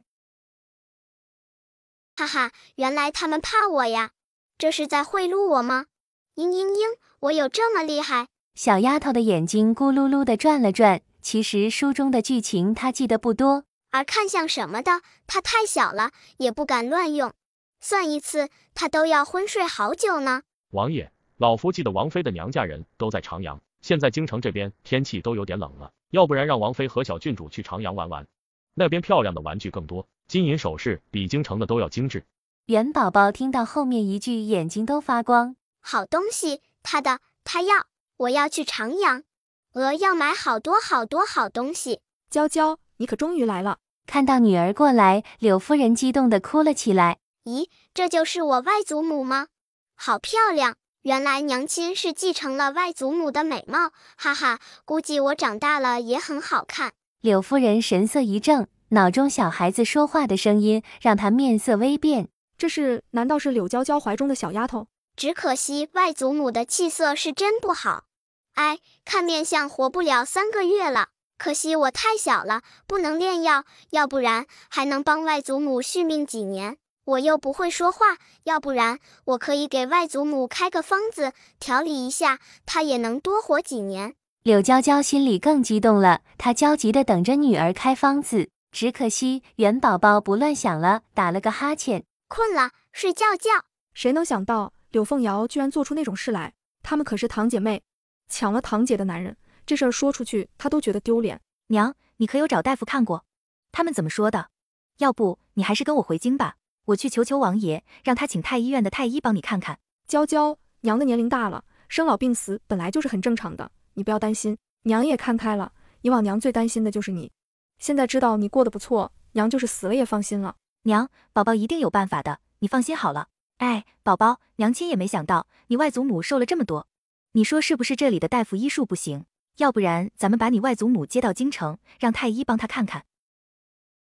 外祖母这身体一看就是气血不足，要对症下药啊。没看过药方，我也不知道大夫水平咋样。先补好了气血，保持好心情，再活个3-2年是没问题的。元宝宝只恨自己不能开口，急死宝宝了，等宝宝大一点，亲自帮外祖母调理，外祖母肯定能长命100岁的。宝宝，一会你先休息，明天娘带你去看外祖母，多陪陪外祖母好不好？李大夫，我夫人这药都吃了几个月了，可她这气色怎么越来越差？老爷，老夫开的都是补血的好药，通常这些见效都是极快的，只是不知为何到了柳夫人，这就不管用了。你这话什么意思？爹，你不要生气，我相信娘不会有事的。见到柳娇娇，刘老爷冷哼一声：你还好意思说？当初若不是因为你娘怎么可能？老爷，好了，你就少说2句吧，娇娇大老远的过来一趟不容易，再说了，她也不是故意的。这是我外祖父吗？果然是个暴脾气，怪不得。可惜最后死得好惨，被人堵在小巷子里，暴打一顿，打断了手脚，最后活活疼死的，疼了4-5天呢。刘老爷惊得一个趔趄，脚下不稳，直接跪到地上。外祖父也太客气了，第一次见面就给我下跪，这会不会折寿啊？柳娇娇还想放下孩子把他爹扶起来呢，刘老爷子却已经神色淡定的自己爬起来了。这就是我的乖孙女吧？你看外祖父给你准备了什么？他说这手中多了个小金锁，黄澄澄的，成色极好，做工也极为精致。哇，果然是我亲外公，金子啊！看到小金锁，小丫头嘴角都流出口水了，伸出小爪子就要抓过来。是纯金的，老值钱了，外祖父还是很爱我的，第一次见面就给我金子。外祖父对娥这么好，他肯定会长命100岁的的，娥不会让他出事。老爷，这药方还要开吗？开。李大夫，能让我看看药方吗？可以。柳娇娇拿过去看了一眼，念道：人参10，白术12，白茯苓9，当归11，川芎15。咦，这药方没问题呀，服用后气血两亏，肯定有所改善的。难道府里有奸细？药方是对的，但熬的药不对，被人调换了。要是能看看药渣就好了。娘，女儿最近一段时间闲得没事，也看了点医书，女儿想看看药渣，可以吗？柳夫人忙吩咐人把药渣拿来。哎呦我去，我娘会医术吗？我怎么不知道？药渣也对，都没问题，可外祖母是怎么回事？要是能亲自帮外祖母诊脉看看就好了。娘，你还没抱过宝宝呢，宝宝可喜欢外祖母了。元宝宝愣神的功夫，人已经换了怀抱，小爪子终于落到柳夫人的手腕上，眼睛滴溜溜的转了转，心里更怀疑了。好奇怪，脉象没错，药方没错，熬的药材也对，可病情就是没好转。换个房间，被褥什么的全都换一遍。吸血虫，这被子里肯定有吸血虫。找到了，有3只。李大夫说以前估计更多。娘，经过这么多事，女儿也明白了，这人就不能心软，太过好说话只会被人欺负。不过二叔一家简直就不是人。娇娇，你二叔家咱们已经没关系了，以后就当没有这个亲戚了吧。姨呀，好巧，血吸虫被发现了吗？发现了好，那外祖母就不会只活3个月了。那丫头也是被人派来的，按着前世算，我是8个月被心机女给害得胎死腹中，娘悲痛欲绝，身体本来就不好。一王后来去赈灾，柳凤瑶趁机污蔑亲娘偷东西，打了板子丢到柴房落下病根，这事传到外祖母这，一口气不来就卧床不起了。不久过世，一王回来，一直误会娘亲，念娘亲。柳凤瑶用这消息刺激娘亲，伤心欲绝之下，娘亲身体就更不好了。然后外公出事，若那个丫头出事，传到京城，谁知道他们会不会派别人过来？柳娇娇一想也是这个理儿，所以那个杜鹃还不能死。她和刘老夫人对视了一眼，起身就要离开。我也要去看热闹。杜鹃被折磨得忍无可忍，刚要说出那个名字，胸口忽然一痛，她低下头，看着露出来的剑尖，苦涩的一笑：“爹，别气了，刚刚我已经让人去追了，不过能不能追上还真不一定。那人武功不低，最起码刚刚他身边的暗卫就没发现。若让他开口，这幕后的黑手肯定是心机女那边的人，害死外祖母，让我娘伤心，误会我爹，两人误会越深越好，他好上位。难道是和王爷有仇的人，大皇子吗？哎呀，果然还是我娘聪明，肯定是大皇子那个大坏种。这人太恶心了，自己把柳凤瑶的肚子搞大了，装作是我爹爹的，他这是想，关键是那个爹爹还相信了，简直不要太离谱。难道当时要弄死我，也是大皇子的主意？他只允许我演不好的爹有一个孩子，这个坏东西，等等让皇爷爷砍了他脑袋。一王真是个瞎子，居然喜欢柳凤瑶那个荡妇，明明知道柳凤瑶给他戴了绿帽子，他都不处理。宝宝，快点看看这是什么？各种动物还有首饰，金光闪闪的。外祖母爱鹅，他们说的果然没错，这有好多好玩的东西呀，鹅都好喜欢。若能出去看看就好了。柳娇娇听到女儿的祈求，当即决定带着女儿出去逛逛，长长见识。夫人，长阳这边果然热闹啊。是啊，宝宝，咱们去看看首饰去。果然，听到要看首饰，小丫头又开始兴奋了。金蝴蝶、金叶子，还有几件鎏金的发饰，元宝宝看到都想抓，柳娇娇都大气地帮她拿下。好了，多少钱？大小姐，不用银子，您签个字就好。啥意思？不要钱？难道这是外祖家的店铺？大小姐，这是府上的。这就是姑姑生的那个小赔钱货。买完首饰，刚刚回到院子里，一个小男孩就跑了出来。刘景荣，你胡说什么呢？一个身姿窈窕的贵妇急忙小跑了出来，一把拉住了孩子，她的脸上带着歉意的笑。娇娇，景荣还小，他不懂事儿，你别和他一般见识。柳娇娇冷笑一声，他是小，不懂事儿，这话也不是他自己想的吧？二嫂，景荣才5岁，用这些乱七八糟的话教孩子就有点过分了。女孩就是赔钱货，这是众人都知道的道理。娘，我们出去逛了逛，本来想给宝宝买点小玩意儿，没想到逛到了咱们自己的铺子里。咱家宝宝可是外祖母的小心肝，可有宝宝喜欢的？宝宝喜欢吗？稀饭，超级稀饭。刚刚那个人是谁呀？小丫头的眼睛还看着那个男孩子。宝宝，这是你二表哥，你的哥哥哦。这就是妹妹吗？好可爱，为什么要叫赔钱货？你听谁说的？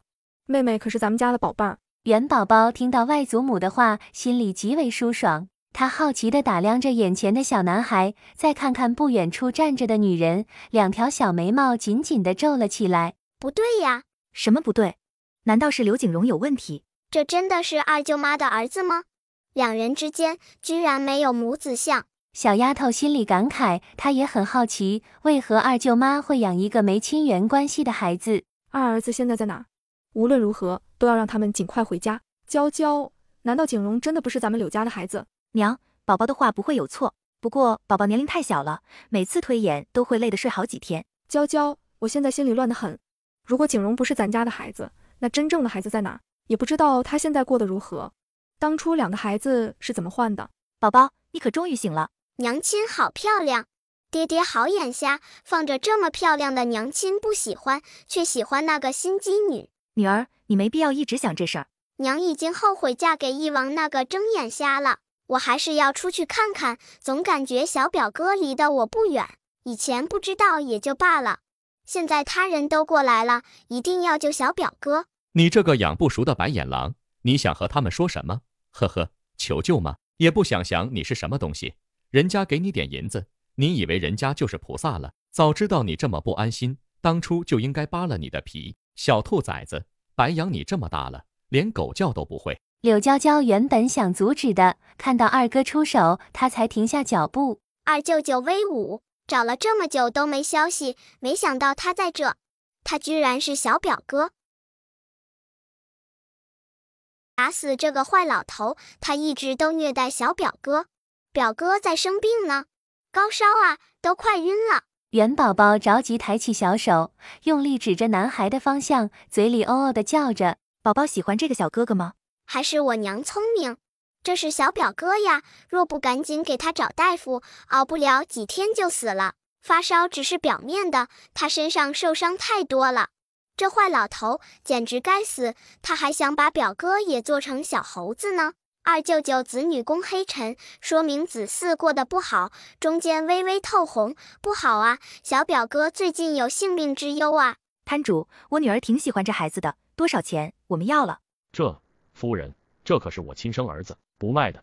摊主听到有人想买孩子，一把抱起小男孩，转身就跑。刘景荣看到这，急忙上前去追，可那老板的速度飞快，元宝宝眨巴着大眼睛，他没想到那摊主居然逃跑。他的日子过得并不好，3天2头饿肚子，他也不待见小表哥。按理说，听到有人买孩子，他应该很高兴才对。可他二话不说就跑了，为啥呢？就怕那摊主带着小表哥跑了呀。不过想离开也没那么快，说不定还能遇到。二舅舅还真可怜。娘，放心好了，爹和二哥还在找呢。你见到那个孩子了？见到了，不光是我，二哥、二嫂也见到了。娘，娇娇是骗我的，对不对？你骗人！你们柳家的人都是骗子，你肯定是骗我的。我是娘亲的亲儿子，你这个老坏人，你胡说！娘亲，景荣是你的儿子，亲生的。不，我不相信，我的儿子就只有景荣一个。二哥，你放心好了，他们逃不了。二哥，你看那是什么？柳娇娇忽然看到一道熟悉的身影，她眼神一亮，快点跟上！柳浩然他们一起，终于找到了那个院子。小畜生，你跑哪儿去了？小畜生，胆子不小，居然敢躲！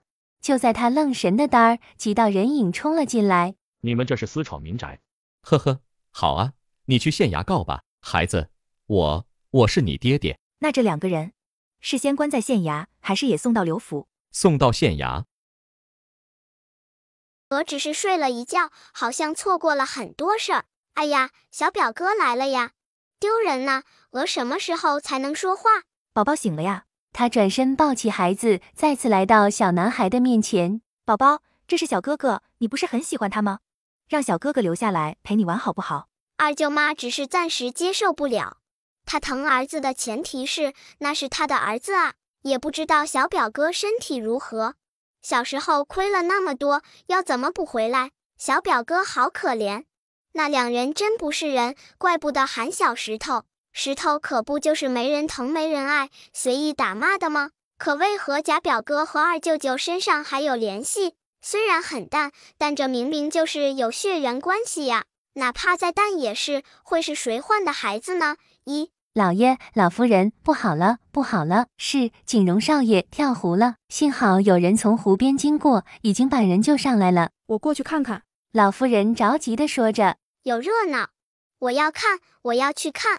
你抱着宝宝一起过去吧。还有石头，你要去吗？小石头神色郑重地点点小脑袋。哎呦，小表哥，你不用一直跟着我的，不想去你可以在这休息一下。景荣，你怎么这么傻？爹娘，我真的不是你们的亲儿子吗？哎，二舅舅和二舅妈这就被感动了，他是故意跳水博同情呢。龙生龙，凤生凤，老鼠的儿子会打洞。这小胖子果然是个有心机的，他才5岁呀，这主意不会真是他自己想的吧？第3天，柳娇娇已经带着人离开了，赶往了京城。翼王先一步得到消息，他干脆骑马去接人，还没出门口，一个人影跌跌撞撞地跑了过来，一头扎到翼王怀里。柳凤瑶，你又想干什么？王爷，是月哥一直在找你。柳凤瑶都快急死了，柳娇娇那个也不知道什么时候就会回来，可她还没上翼王的床呢。翼王没好奇的一把推开柳凤瑶，浓郁的香味让他直皱眉。可他想你啊，王爷，他可是你的亲生儿子啊。翼王神色深深地看着柳凤瑶，这女人什么时候开始谎话连篇了？本王有事。翼王转身想走，柳凤瑶又跑了过来，伸手就想抱住翼王。王爷，你真的不喜欢瑶瑶了？男人大步离开了，看着翼王毫不留情的背影，柳凤瑶气得暗暗跺脚。王爷这是做什么去？看到刘全，柳凤瑶急忙问道：这柳侧妃，王爷的事，老奴怎么知道？回到院子里，欠教训的东西，你说你怎么那么没用？你为何就不是一个女孩？若是女的就好了，看看元宝宝皇上多喜欢她。离得京城10多里呢，翼王就看到了马车，他的心情有点激动，也不知道元宝宝还记不记得他。王爷，车夫开心地喊着，他们没想到王爷居然亲自出来迎接。而此时马车里，柳娇娇听到翼王来了，心情极为复杂。以往让翼王在意的都只有柳凤瑶，他说不管什么话，翼王都相信。他放的屁，估计翼王都觉得是香的。可如今，翼王这人长得太好看了，他扛不住。可若是心动了，以后会被他虐死。柳娇娇又心有不甘。咿呀，我那个爹来了，他是来接我的吗？嘤嘤嘤，感动。府里不是有他的心头好吗？能撇开他的心头好过来接我，我这女儿也算是有面子了。王爷，您怎么来了？本王接你们回家，走吧。终于回到了王府，翼王一把抱住了元宝宝。女儿，想爹爹了吗？按正理说，元宝宝应该喊父王，可谁让他家女儿更喜欢爹爹这个称呼呢？爹爹想你了。元宝宝却是2只小手用力推着他的胸膛，一脸的抗拒。翼王的脸一黑，这个养不熟的小白眼狼，亏得他还在担心他。臭臭臭，爹爹的身上好臭，肯定是在那心机女的身上蹭来的。嘤嘤嘤，爹爹太脏了，我不要。他冤枉的。柳娇娇走的这一段时间，他一直在忙，几乎都没和柳凤瑶单独相处过。就算这女人找过来，他神色也很坚定的。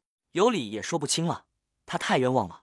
王爷忙，还是先去看看你的侧妃吧。元宝宝终于回到了娘亲干净清爽还有奶香味的怀抱里，乖巧的不得了。他还不忘偷偷的看翼王2眼，眼神中是毫不掩饰的嫌弃。翼王想揍人。哎呦爹呀，你还是赶紧去洗澡换身衣服吧，以后弄干净了再来找鹅怕臭的。对了，娇娇，咱们什么时候去找贾太医？要不然现在这可宝宝也累了。鹅要去，那老头鸡贼得很，小表哥的情况比较麻烦，我担心他不肯接。翼王妃，您怎么来了？小郡主，您老什么时候回京的？元宝宝在京城的地位这么高吗？都成您老了。顾西西心里还没吐槽完，外面忽然传到皇上驾到。扑通扑通，房里的人瞬间都跪下了。哈哈，小宝宝可有想你皇爷爷？想死皇爷爷了。对了，你们来这做什么？可是宝宝有什么不适吗？父皇，宝宝的身体没事儿。我身体肯定没事啊，棒棒哒，能打死一头牛。是小表哥了，找贾老头看看。不过这贾老头的医术似乎也一般般呢。你看他神色凄迷，面容憔悴，连自己的身体都调理不好，算什么医术高手？可惜鹅太小，要不然鹅亲自帮小表哥治病。这贾老头也就凑合吧，嗓子他应该能治好。至于脚，元宝宝苦恼万分，他着急地看向不远处的娘。你倒是赶紧说呀！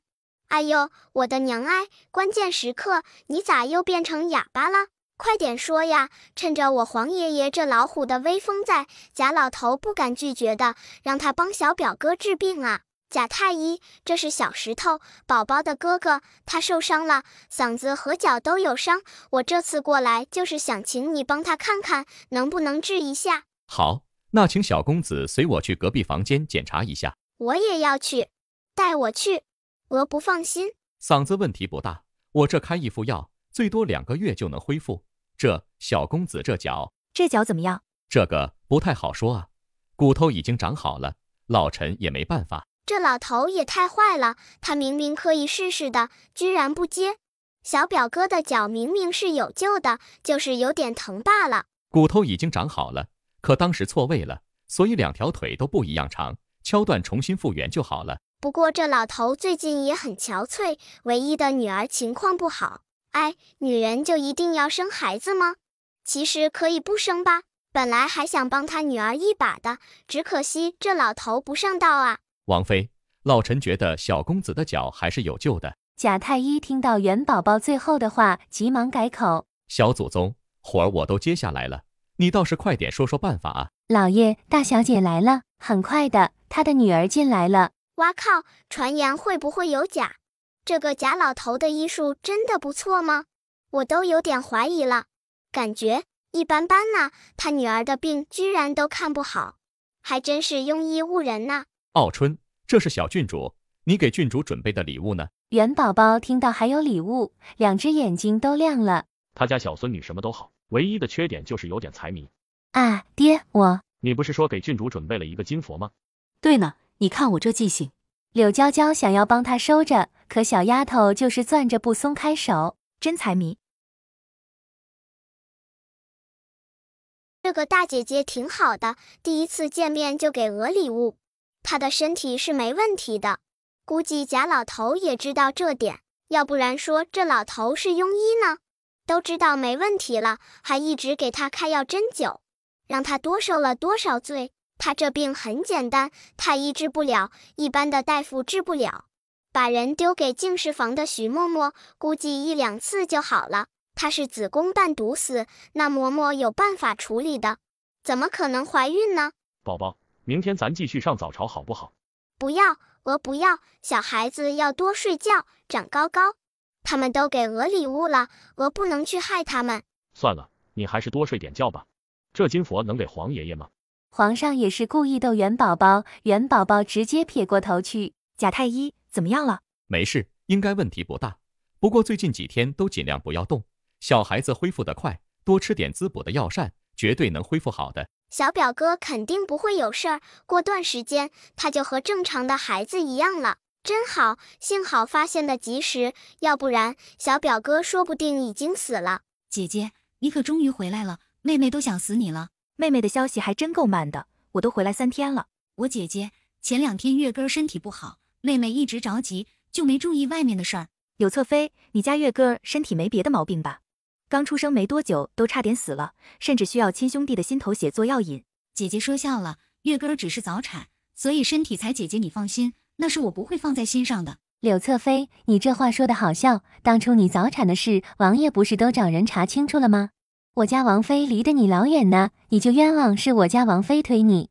当时的人证还在府上呢，要不要现在把人喊过来问问？我姐姐，我不是这个意思，当初的事是我没说清楚。柳凤瑶，当初给本妃换了打胎药的事，本妃可还记得呢？左相的儿媳妇孙如是个直性子，好奇问道：懿王妃，什么打胎药？当时就是我这个好妹妹，不知道从哪儿找来一个神医，说他儿子的快死了，要用有血缘关系的兄弟姐妹的心头血做药引子，才能救他儿子。翼王妃，翼王不会是相信了吧？当时王爷并不怎么疼我，估计他也不迫不得已，再加上还有不到1个月我就到了预产期了，他就让人给我开了催产的药。可我没想到，也不知道是哪个没人性的，居然把药换成打胎的。哎，翼王妃，当初你心里肯定很无助。孙如叹息一声，外面的传言果然不假，翼王是真的宠妾灭妻呀。娘亲的命是真不好，以往瞎眼爹爹就是对他各种的虐，直到虐死为止啊。死了才知道错了，哎，不过这个姨姨不错，对娘亲真好啊。她的孩子是哪个？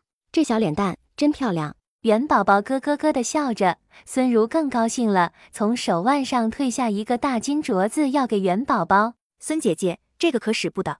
哎呀，翼王妃，我喜欢这丫头，这还是我祖母给我的呢，说是保平安的。给鹅的，娘亲坏，鹅得镯子，稀饭，超级稀饭。这个姨姨，小家伙狐疑地皱起眉毛，忽然顿住了。柳娇娇听到这话，心里咯噔一下。乖乖，女儿想事的时候顿一下可不是什么好事，后面估计会有更要命的事爆出来。宝宝，你喜欢哪个小哥哥小姐姐呀？柳娇娇想转移话题。命不好啊，被骗了却不自知。孙如的脸色正常，想来应该没听到元宝宝的心声。她以为生活美满幸福，婆婆公公对她好，相公尊重她，殊不知她丈夫外面有个放不下的白月光啊。这姨姨不得善终啊，儿子养的倒是不错，可搁不住外事算计，死得好惨。她自己也崩溃了，最后男人直接把那白月光接回来当管事娘子，还把儿子过继到她名下，当了几年的大院种。她辛辛苦苦的帮男人养小3的儿子，男人和他的白月光勾搭在一起快活，实打实的一个傻呆姐儿。而一墙之隔的房间里，左相额头上冷汗直冒。那个坑爹的玩意儿，他恨不得现在就去弄死他。柳凤瑶都快气疯了，这些女人以前见到她明明不是这么冷淡的。不好意思，我家月哥可能是饿了，那就不留妹妹了。姐姐，月哥还太小，根本就不经饿的，你不是亲自喂的宝宝吗？要不然麻烦你。柳凤瑶，你什么意思？不要脸，居然想抢我的口粮！再说了，我娘可是王妃，这心机女把我娘当成什么了？当着这么多人的面，把她当成奶娘吗？抱歉，我亲自喂女儿，是我对宝宝的宠爱。至于你这个，还是留着你自己慢慢宠吧。我只是觉得月哥饿了，他可是王爷唯一的儿子。呵呵，你这话说的好笑，王妃才多大，你怎么知道她就不能自己生了？难不成这府上就只允许你生儿子吗？柳凤瑶看着众人戏谑的眼光，柳凤瑶咬咬牙，抱着孩子灰溜溜的走了。几个夫人也都告辞，顾西西看着柳娇娇，一脸的心疼。哎，娇娇，没想到你在王府过的是这种日子。不过一王宠爱那个侧妃，就是个上不了台面的东西。二嫂，已经好多了，我现在过得挺好的。以往总觉得王爷好，只想让他相信我，可后来我发现根本就不可能。后来我想清楚了，男人算什么东西？我只想好好的和女儿在一起，照顾她，让她尽快长大就好了。娘亲说的对，宝宝好，宝宝永远都不会离开你。我这爹就不是个好东西，远离他，你肯定会幸福的。刚要进来的一王正巧听到这话，拳头攥了攥。等宝宝大了，就带你离开这，咱俩私奔去。这闺女不能要，太漏风了。果然，小郡主还是小郡主，她说的话就没有错的。这个李忠义果然在外面有家了，去问一下这附近的人。消息传来的很快，里面住着一个年轻的女人，还有一个2岁的小男孩，这让暴躁的老爷怎么受得了？哎呦，亲家，我真不知道那个逆子居然敢养外室。你放心好了，我这就进去把他提溜出来。呵呵，你提溜他，他不光养外室，儿子都有了。你李忠义，他是谁？我如儿，是我对不起你，可鸿雁是无辜的。你李忠义，这贱婢，我不是早就让人处死了吗？娘，你知道当初我并不喜欢孙如，是你们逼着我娶妻的。我喜欢的人是嫣儿，她身份低贱，你们为了让我成亲，还要弄死她，是我把她救了，安置起来。后来成亲后，她也发现了，孙如是真的不错，他也想好好和他过日子，他们甚至有了个可爱的儿子。可谁能想到，他和鸿雁意外发生关系，再往后一切都变了。如儿，你放心，我一定会给你一个交代。哎，还要什么交代呀？出轨只有0次和无数次，这次是以前的丫头，那下次呢？再说了，还有一个儿子，合理吧？若不合理，这孩子早晚死在小三和他儿子手里，你能容忍人家，他未必会放过你。合理，孩子归我们。他刚刚还在伤心男人养外室，还没回过神来呢，他爹就让他和离，他还没想好呢。爹，如儿，李忠义现在能背着你找以前的丫头，就算今天处理了，你说他以后会不会继续找别人，还偷着让他们在外面生孩子？你愿意给他养外室子吗？你还年轻，我知道这孩子你肯定放心不下，咱们带着走，咱们孙家自己养。亲家，自家孩子哪有不犯错的？这事好说好说。爹，那我先回去了，这里交给你处理。这小三还是太天真了，这个依依真不错，当断就断，这种渣男会后悔了。和离后，他注定穷困潦倒，后悔一生。他想保住鸿雁和孩子，左相看着他还执迷不悟，也就懒得搭理他。三人被赶了出去，李忠义身无分文，那院子也被左相给收走了。元宝宝吃完瓜回家，心满意足。渣男就该教训。再次上早朝的时候，众人看他的眼光有点怪。李大人，你还真是教子有方啊。李大人，你家新来小孙子现在怎么样了？左相直接闭嘴不回答。果然不愧是朕的亲孙女，又拆散了一对。魏公公，皇上，人家的孩子最多只是淘气，祸害一下父母，可你家的只祸害你家大臣。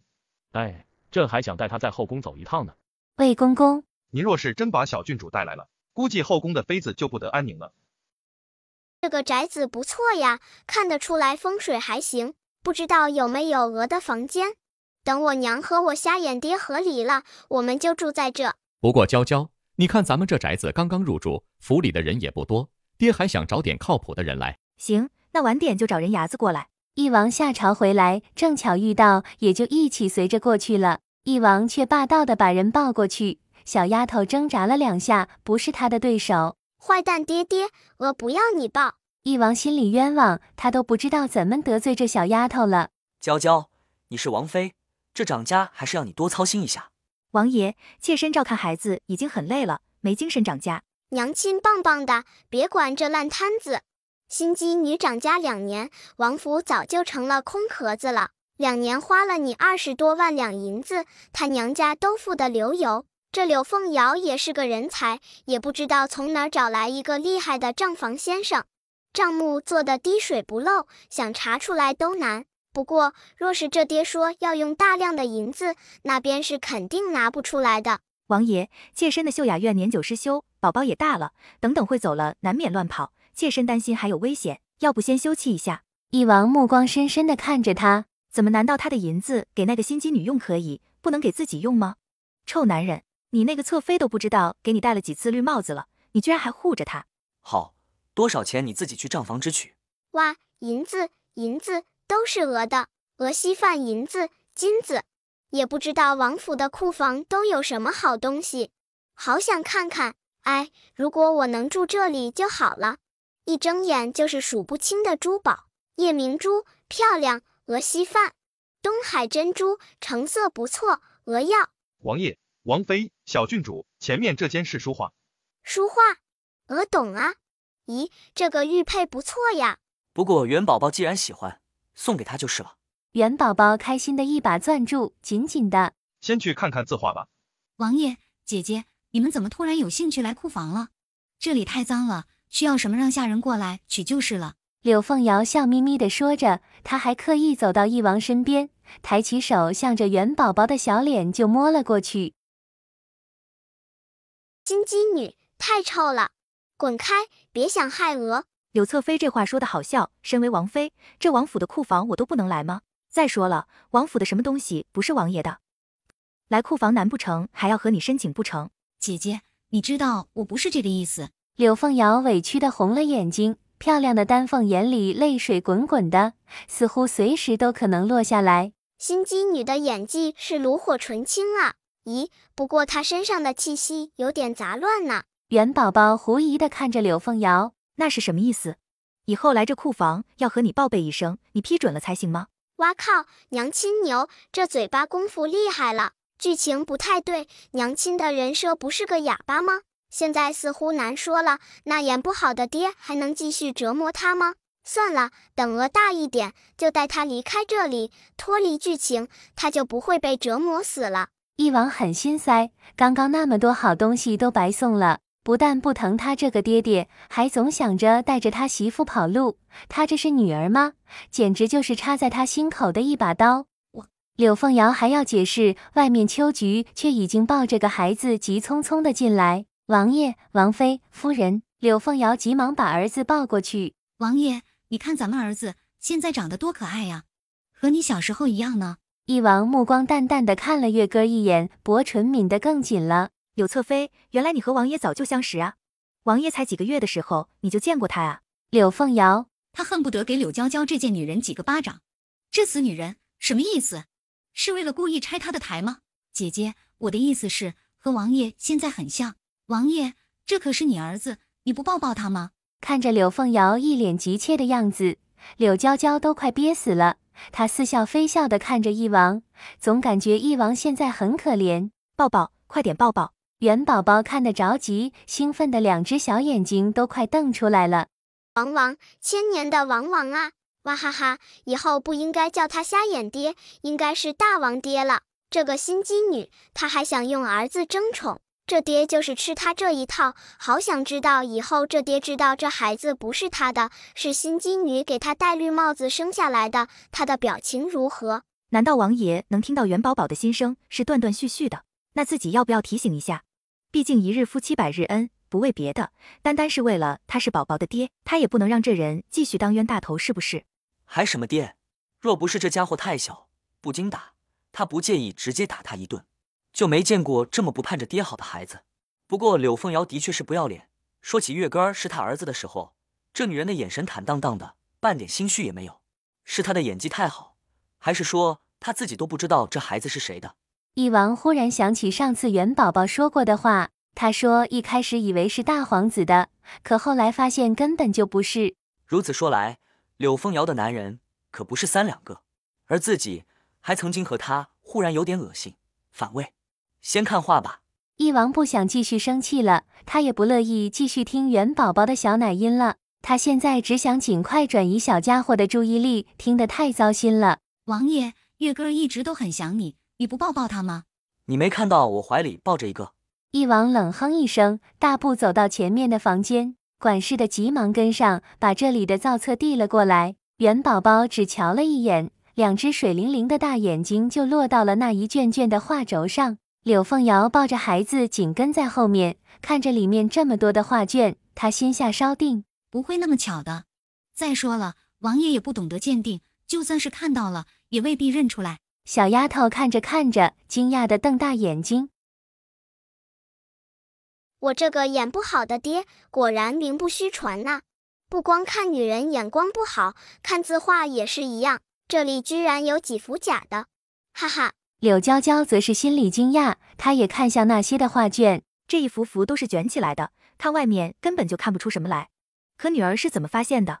她只是看了一眼就认出来了。元宝宝伸出小手指着一个方向，不过眨眼的功夫，元宝宝就挑出来3幅。柳凤瑶心里咯噔一下，3幅？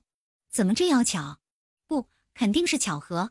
他当时还故意把那些画错开放置，元宝宝这小孽种怎么可能全挑了出来？一王的俊脸都黑了，这次更冷了。他把元宝宝小心地放到柳娇娇的怀里，接过字画打开。柳凤瑶想死的心都有了，不过她要镇定，这个时候绝对不能露出任何马脚。刘全，找冯老过来。柳凤瑶都惊呆了，冯老那可是帝师啊，他过来一看就能看出来，怎么办？哈哈，心机女也没想到我爹会过来看字画吧？还不是多亏了我。若不是我要过来，怎么可能发现字画被人调包了？可怜的爹爹，惊喜还在后面呢。柳娇娇都有点同情一王了，被他这个小宠妾害得够惨啊！一王有请，冯老不敢推辞。现在一王府有个小祖宗，整个朝廷都传遍了，是谁都不能惹的小怪物，遇到的肯定要讨好啊。小郡主，这是老夫不久前偶尔得到的，不知道郡主可还喜欢？冯老过来，对着一王点点头，手里拿出来一串葡萄，深紫色的，超级漂亮。要，紫玉葡萄，好东西，这老爷爷不错，对我很好啊。小丫头一只手里还攥着玉牌，另一只小手就攥住了紫玉葡萄。柳娇娇害怕拿的时候长了累着她了，想要拿过来，可小丫头紧紧攥着，就不松手。不要额的，这老爷爷不错，福缘深厚啊。不过老爷子的心脏不太好，如果保持平常的心，活个10年8年的没问题，但若是生气……柳娇娇都快冒冷汗了。她家女儿什么都好，就是这说话断句，有时候真让人无语。王爷，这几幅画都是赝品。查，还真是胆大，连我王府的藏品也敢偷换。柳凤瑶心里暗暗着急，她做这事的时候很小心，应该不会有人发现吧。秋菊吓得晕了过去。温这丫头都吓晕了，她肯定知道。可怜的秋菊还没醒过来就被拉到院子里，噼里啪啦的打板子声让王府的下人瑟瑟发抖。王爷，秋菊一直都跟在我身边，一直照顾着我，不知道她犯了什么错。刚刚她为何晕倒？王爷，她只是仓库里太闷了。呵呵，柳凤瑶，当时仓库那么多人，为何别人都不会太闷，就只有她一人觉得太闷？一王嗤笑一声，这是把她当傻子呢？难道这被换的字画和她有关？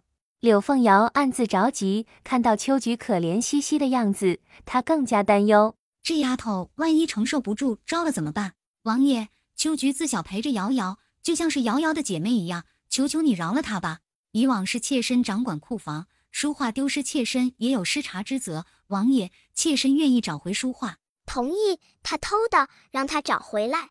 晚点查账，慢慢来，让她都吐出来。元宝宝暗戳戳地想着，柳娇娇都想笑了。她家女儿还真是个小机灵鬼，这样慢慢折磨柳凤瑶似乎也不错啊。热闹看完了，小郡主也是累了，已经睡着了，我这就带她回去。一王点头同意。府里的事情很多，查账的事不急，但一下子拿了他20多万两，他绝对不会放过柳凤瑶的，他会让他怎么吃的就怎么吐出来。可怜的心机女，字画就够她操心的了。娇娇，这到底是怎么回事？也没事儿，以往王爷不是很信任柳凤瑶吗？掌家的权力给了他，据说府里少了不少东西，王爷肯定要清算的。这只是开始呢，这都是小事儿，20多万两银子，那才是大头呢。估计给了大皇子不少，这东西给的时候容易，想要回来可就难了。20万两，这可是天大的数目。柳凤瑶，她怎么敢？这事儿一王都知道，就看他怎么清算了。说不定一王不会追究呢，这毕竟是他的心头好。看来柳凤瑶惹的事儿越来越大，若是让皇上知道他脚踩2个皇子，也不会放过他的。那3幅画现在在哪儿？这个娘都要不回来了。你瑶瑶，你倒是告诉我都给了谁？1幅给了表哥，另外的2幅给了谁？大皇子。你刚刚说什么？给了谁？大皇子？你居然给了大皇子？快点和我说说，你和大皇子到底是怎么回事？娘，我们之间没什么的。你瑶瑶，你真当你娘我是傻子啊？这若是让一王知道，他能饶了你？娘，你想多了，他不会把我怎么样的。我对他可是有救命之恩，王爷绝对不会伤害我的。瑶瑶，救命之恩，你真忘了那到底是谁救的他了？他记得，可他宁愿不记得。娘，这事就只有咱俩知道，你可千万不要再提了。夫人，不好了，方侍郎和冯老他们来了。此时前院里几人都进来了，看到刘老爷夫妻2个，加上柳娇娇，还有抱着的小郡主，二夫人只感觉眉头狠狠的一跳。这些人怎么来了？该不会是想要回这宅子吧？她不动声色地看了一眼身边的刘婆子，刘婆子悄悄跑了。咿呀，报信去了。这宅子的风水的确好啊，绝对的养人呢。外祖父还是应该把这宅子要回来，估计有点难呢。方大人、冯老、大哥、大嫂，不知道你们忽然过来有什么事吗？可是刘老想要和你们断绝关系，本大人连印章也带过来了。大哥，你真的要？哼，逆子，不过是以前有点小争执，你居然敢闹到户部。呵呵，母亲这话说得好笑，当初不是你逼着儿子离开的吗？我逼你？瑶瑶和义王两情相悦，成全他们怎么了？再说了，义王可是王爷，就算是瑶瑶不进府，等以后也会有别的女人进去，你说你在闹什么？呵呵，母亲，儿子从来就不知道你心里居然是这么想的。也许义王不可能只有娇娇一个女人，但谁都能进府，就是瑶瑶不行。她们可是姐妹，她怎么能不要脸的勾引亲姐夫呢？呵呵，是你女儿看不住自己男人，这怪得了谁？呵呵，祖母这话说得好，原来自己的妹妹和男人滚到一起，还有了孩子，居然怨我自己。元宝宝也惊呆了，他双目灼灼地看着老太太，然后看看刘老爷子，两只眼睛都冒了金光。哎呦呦，这老太太厉害了，怪不得不疼我外祖父，这根本就不是他的亲儿子。冯老两眼都快冒光了，他没想到不过是跟过来帮忙，给柳家撑腰，结果居然能听到这种惊天大瓜。难怪第一次看外祖父的时候就觉得不对。哎，看到老太太我才明白，外祖父还真可怜，他就是一个彻头彻尾的大怨种。刘老爷子现在迫切地想知道他的亲娘是谁，元宝宝却在想别的事儿。哎，前世外祖父被人打断了手脚，打了个半死，估计和这些人有关呢。这老太太也太心狠了。宝宝，你倒是说重点啊。可外祖父的娘还没死啊，也不知道被这老太婆藏哪儿了。刘老爷子神色一怔，他亲娘还在，可怎么可能？他一点思绪都没有，总感觉不太可能。柳娇娇，你怎么和你祖母说话的？二伯娘说的好笑，难道我说的不是事实吗？柳娇娇，你自己没本事还好意思说别人？老太太不悦地瞪着柳娇娇，你们到底想做什么？断绝关系呗，刚刚不是说过吗？你看，户部大人都来了。哼，断绝什么关系？最起码现在不行。哎呀，大哥，都是自家人，用不着这么绝情吧。柳二老爷急匆匆地过来，听到大哥带着人过来断绝关系，他急忙跑了回来。大哥，弟弟有什么做的不对的地方，你尽管提出来就是。再说了，你现在也没官职再深入断绝关系了，以后这京城谁能给你撑腰？当然，只要我能做到的，肯定会尽力的。行啊，我的要求很简单，把你那个不要脸的勾引义王的女儿领回来。大哥，你说什么呢？瑶瑶已经是义王的侧妃，儿子都生了，怎么可能让她回来？你这不是逼着瑶瑶去死吗？哼，想得美！义王喜欢的明明是瑶瑶，是你家的娇娇不嫌害臊的霸占着王妃的位子不放。老太太一脸刻薄地说着。你娘，别忘了娇娇和义王可是圣旨赐婚。刘老爷子也是怒了，他就不明白了，都是孙女，为何老太太对娇娇和柳凤瑶如此不同？现在他知道了，因为这个人根本就不是他的亲娘。你的意思是皇上老眼昏花，乱赐婚了？你胡说什么呢？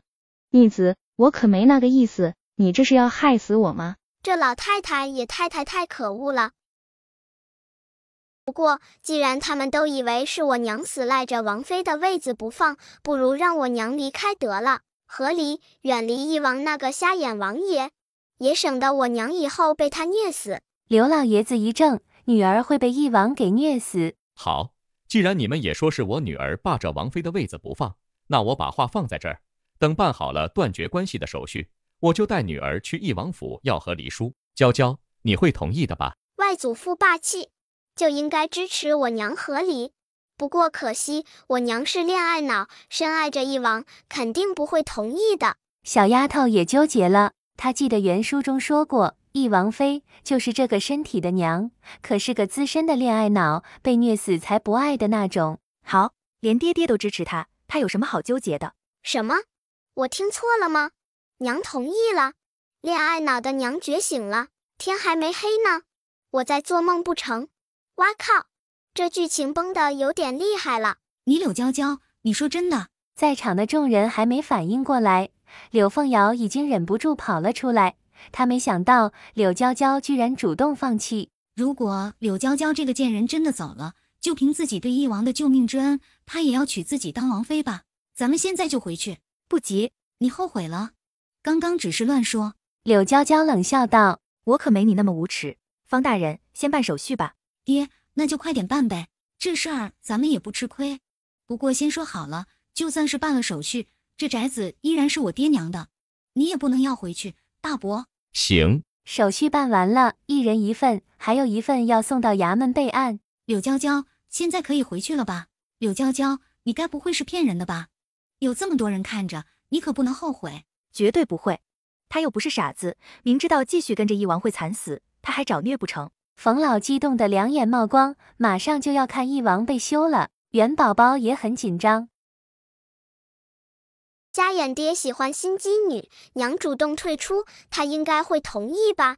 艾娥也不确定，男人的心思谁说得准呢？一行人终于回到了一王府，不过众人的运气不好，一王并不在府上。柳凤瑶等不及，就让人去找一王回来。一王回府，看到这么多人在，眉头不耐地蹙起。王爷，姐姐说要和你和离。你说什么？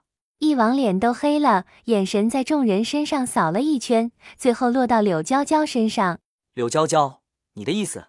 王爷，既然你不喜欢娇娇，我家娇娇也不想耽误你和真爱相亲相爱。什么真爱？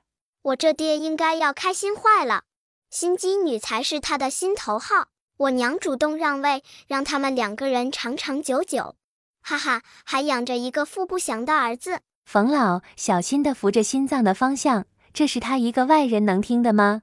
不过柳侧妃还真是厉害，居然敢给一王戴绿帽子。一王双目冷冷地盯着柳娇娇。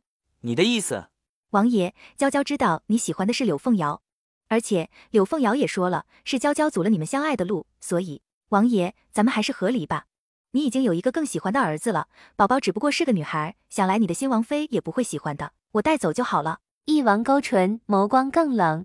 娇娇，你当真是如此想的？柳娇娇打了个激灵，不知道是不是她的错觉，总感觉一王刚刚这话问得有点奇怪，不知道的还以为是他辜负了一王呢。王爷，摇摇妾身，心口疼。看到女人向着他倒过来，他抬手扶住了。柳娇娇唇角嘲讽的一勾，看吧，这就是爱与不爱的区别。即便知道柳凤瑶做过对不起他的事，甚至生的孩子都不是他的，可他依然留着他，还真是够痴情的。柳凤瑶低着头，唇角满意的一勾。今天好不容易柳娇娇松口，她一定要把这女人赶出去。来人，送柳侧妃回去。就在柳凤瑶以为一王要亲自把她送回去的时候，却听到他让人过来，柳凤瑶差点吐血。哎呀，我这个瞎眼爹，既然这么喜欢心机女，就放了我娘呗，娶一个你最喜欢的不好吗？和我娘相互折磨有意思吗？难不成我娘刨了你家祖坟？他这个小外孙女是什么都敢说啊！刨了祖坟，一王的祖坟那可是皇上的祖宗，也是他的祖宗，他不想活了吗？一王哼了一声，眼睛盯着眨巴着一双大眼睛的元宝宝。柳娇娇，你若是非想和离，也不是不行。当真？很简单，和离可以，但宝宝是我袁家血脉，必须跟我。王爷不是有儿子了？呵呵，可本王更喜欢女儿。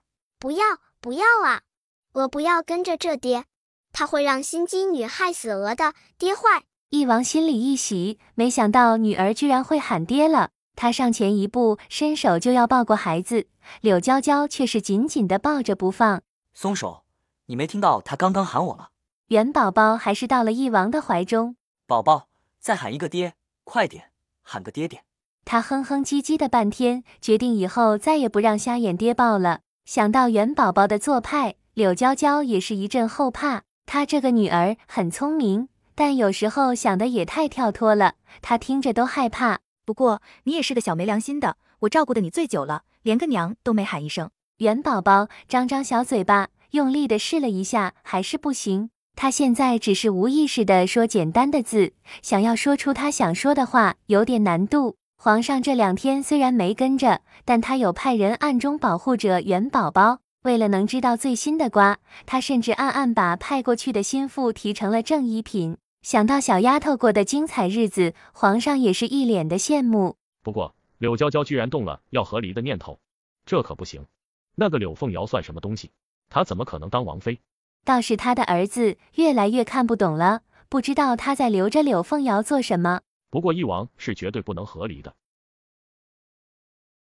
娘亲不哭，宝宝还太小呢，舌头不听话，娘亲贴贴，宝宝最爱你了。柳凤瑶回院子后差点气疯了。柳娇娇那个人明明就答应的好好的，她居然说话不算话。翼王不是最喜欢我吗？他怎么能？夫人，字画的事我自有打算。大皇子他应该还没把字画送人吧？还有他表哥，希望那一幅画也还在。趁着天色还早，柳凤瑶还是换了套衣服，带着秋兰悄悄离开了。瑶瑶，如意楼的3楼都是最好的包厢，这里可不是有钱就能订的。而此时房间里，两人紧紧地抱在一起。王爷，你还记得瑶瑶啊？你说月根都快1岁了，现在连个封号都没有。瑶瑶，你也知道我的身份，这事我没法提啊。可他毕竟是你的。柳凤瑶还没说完，嘴唇就被男人霸道地堵上。瑶瑶，很快的，房里就传来让人脸红心跳的声音。也不知道过了多久，两人才穿好衣衫。瑶瑶，一想到你要和袁弘毅，本王就心如刀绞。王爷，那袁弘毅最近也不知道怎么回事，对我的态度冷淡得很。哎，好不容易让柳娇娇答应和离，可袁弘毅居然不同意。瑶瑶，他不可能和离的，别忘了袁宝宝多得圣宠，就算是为了父皇的宠爱，袁弘毅又不是傻子，也不可能放弃袁宝宝。王爷，你说皇上是什么意思？咱们的月哥哪不如袁宝宝了？你回去小心一点，他那个弟弟可不是个省油的灯。对了，王爷，前段时间我拿给你的那2幅画卷还在吗？不在，已经送人了。瑶瑶，你问这个做什么？翼王发现画被调包了，让我把真画找回来。王爷，现在该怎么办？我认识一个人，做的画足以以假乱真，晚点我让他做2幅。现在就只能这样了，送出去的东西不可能要回来。王爷，那你要快点哦。柳凤瑶出去的时候，心情都好了不少。哎呦，还真是个荡妇呀，去私会情人了，我的这个傻爹还不知道呀。哎呦，瑶瑶来了，快点过来让祖母看看。怎么样？怎么没把月歌儿抱过来？祖母，月歌还小呢，王爷不让带出来。老夫人，老夫人，几人正在说话呢，有个小丫头急匆匆地跑了过来。外面来了一个公公，是宫里来的。房里的几人都是一愣，公公，他们家怎么可能？不过他们也不敢怠慢，还是赶紧出去迎接。一盏茶的时间过后，公公离开。老爷，这宅子咱们真的不能住了，明天就要搬走。二夫人还是不敢相信，这宅子她住了这么多年，在她心里早就成了她自己的了。皇上怎么能这么不近人情呢？瑶瑶，翼王不是最疼你了，要不你去求求翼王。他怎么和翼王说？这是皇上刚刚下的命令，傻子都不会在这个时候去和皇上求情。娘，这不合适。柳凤瑶现在心里都乱死了，她还要操心画作的事儿呢。二夫人都快气哭了，这时候她正需要人，女儿居然跑了，这个没良心的。儿子，咱们搬出去之后，这宅子又给谁了？若不是有了夏家，皇上怎么可能让他们这么快搬走？这儿子也不知道啊。哈哈哈，没想到他们这么快就要搬走了。刘老爷子开心极了，自己的宅子平白无故的给那一家的白眼狼住着，他心里不爽。当柳娇娇看到他爹来了，也是震惊万分。小宝宝，想不想看热闹去？啊，咱们的老宅被皇上收回去了，明天就要搬走，你不想过去看看？元宝宝一听这话，一个咕噜从床上坐了起来。皇爷爷好给力呀，就不能便宜了那些白眼狼？为啥收回去呢？皇爷爷要给谁？难不成是给郡主府？啊哈哈！若是让那些白眼狼知道，估计会气死他们的。正在暗处监视啊，不是护卫的夜雨，震惊的差点一个趔趄从房子上掉下来。这小郡主简直就是人精，她是皇上肚子里的蛔虫吗？当初皇上说收回宅子的时候，的确是说收拾一下，赐给小郡主做郡主府，但也只是随口一说，别人都不知道的。可小郡主怎么猜到的？成精了。要去，正巧过去帮忙找找外祖父的娘。爹，我陪你去吧。柳娇娇还是有点不放心，爹爹的年龄大了。冯老听到消息，急忙跑了过来，左相大人也跑了过来，礼部尚书、兵部尚书。看来外祖父的人缘不错，他们都是过来给外祖父撑腰的。他们人真好，好人都会长命百岁的。大哥，你怎么来了？哈哈，肯定是过来看热闹的，当然还要找人，估计在老太太的院子里。咦，这地方不对的。还没到老太太的院子，就看到几棵桃树。这是借运阵，这里居然用了借运阵。刘老爷子一脸的不解，众人也是，倒是冯老眉头紧蹙，他是帝师，知道的事多。他记得以前看过一本古籍，上面的确是有借运一说，可他没见过。就中间偏左的桃树下有外祖父的生辰八字娃娃，还有一张写着他详细生辰的黄表纸。中间偏右的那棵树下有外祖母的。好狠的心啊！这什么乱七八糟的东西，刨了，掘地3尺也给我挖干净。老太太本来在房里指挥着人收拾呢，忽然听到老大家的来了，吓得她急忙跑出来阻止。住手！你个逆子，住手！大哥，这树不能挖啊，这可是咱娘最喜欢的。住手！都给我住手！这树我们自己挖，不用你。老爷，这有东西，老爷，这也有一个。打开，快点打开！哼，明明是巫蛊之物，这老太太是找死啊！这么多老头看着，等打开了，我就不相信她能抵赖。打开，呵呵，娘，这就是你说的贴己之物。看着上面刺目的娃娃，还有那诡异的黄表纸，刘老爷子冷笑着。老太太面色颓然，她知道今天自己完了，可这时候她怎么可能承认？这是什么东西？我当时放的明明就是一点首饰的。这老太太还真不要脸，这时候还不承认。报官吧，正巧搜她院子，看看把人藏哪儿了。娘的意思是说，里面的东西被人换了。那好啊，就报官吧。这可是巫蛊之术，可是要掉脑袋的。老太太吓得眼神一黑，再也承受不住，晕了过去。因为发现了巫蛊之术，整个宅子都被封了起来。皇上也是大怒，连柳高明夫妻也被关起来了。哎，老太太把人藏哪儿了？可惜我还是不能用推演，好郁闷。可惜元宝宝不能用推演，他也心疼小外孙女，还是把她抱回去了。看到一王，元宝宝的眼神狐疑，带着几分打量。咦呀，他的心头好，家里出事了，我这爹不着急吗？估计暗暗找人帮忙了。哎，好忧伤，娘的哑巴治好了，爹的眼什么时候能好？不过外祖父的娘不知道在哪儿，那老太太什么时候开口交代？宝宝，要去看热闹吗？咱先去柳家库房看看。金子、银子、鹅的，你随便选。我要是有个能收东西的空间宝贝就好了。这话刚落，刚刚他看的那个东西就不见了。天哪，这什么时候的事儿？鹅居然不知道。天哪，以后鹅的东西能自己收着了。这些鹅全要，怎么啥东西都有？宝宝，东西少拿点，等晚上爹爹带你过来一趟。元宝宝有点懵，他的爹是什么意思？难道爹爹知道他能自己拿宝贝了？可应该不可能啊！爹爹真好，以后鹅最爱爹爹。小没良心的，你别总想挖我的墙角就好。两人没多待，就去了京兆尹的牢房。王爷，我们是冤枉的。哼，一家人没个好东西，冤枉什么？刘老太太，说吧，你是谁？我。一王怎么知道他这张脸应该不会有任何破绽才对？检查一下他的脸。哇靠，我爹好厉害，只一眼就能看出这老太太是易容了。你，一王，别忘了我可是啊。王爷，没有。他身上有血袋，用里面的血试试。果然搜出了2袋子东西，一王眼神一冷，没想到老太太的身上居然真有血包。左手这个是外祖父的娘的，涂上之后容貌更自然。另一个是他自己的，涂上之后才能取下面具来，变了。你是谁？你不是我娘，那我娘呢？你把我娘藏哪儿了？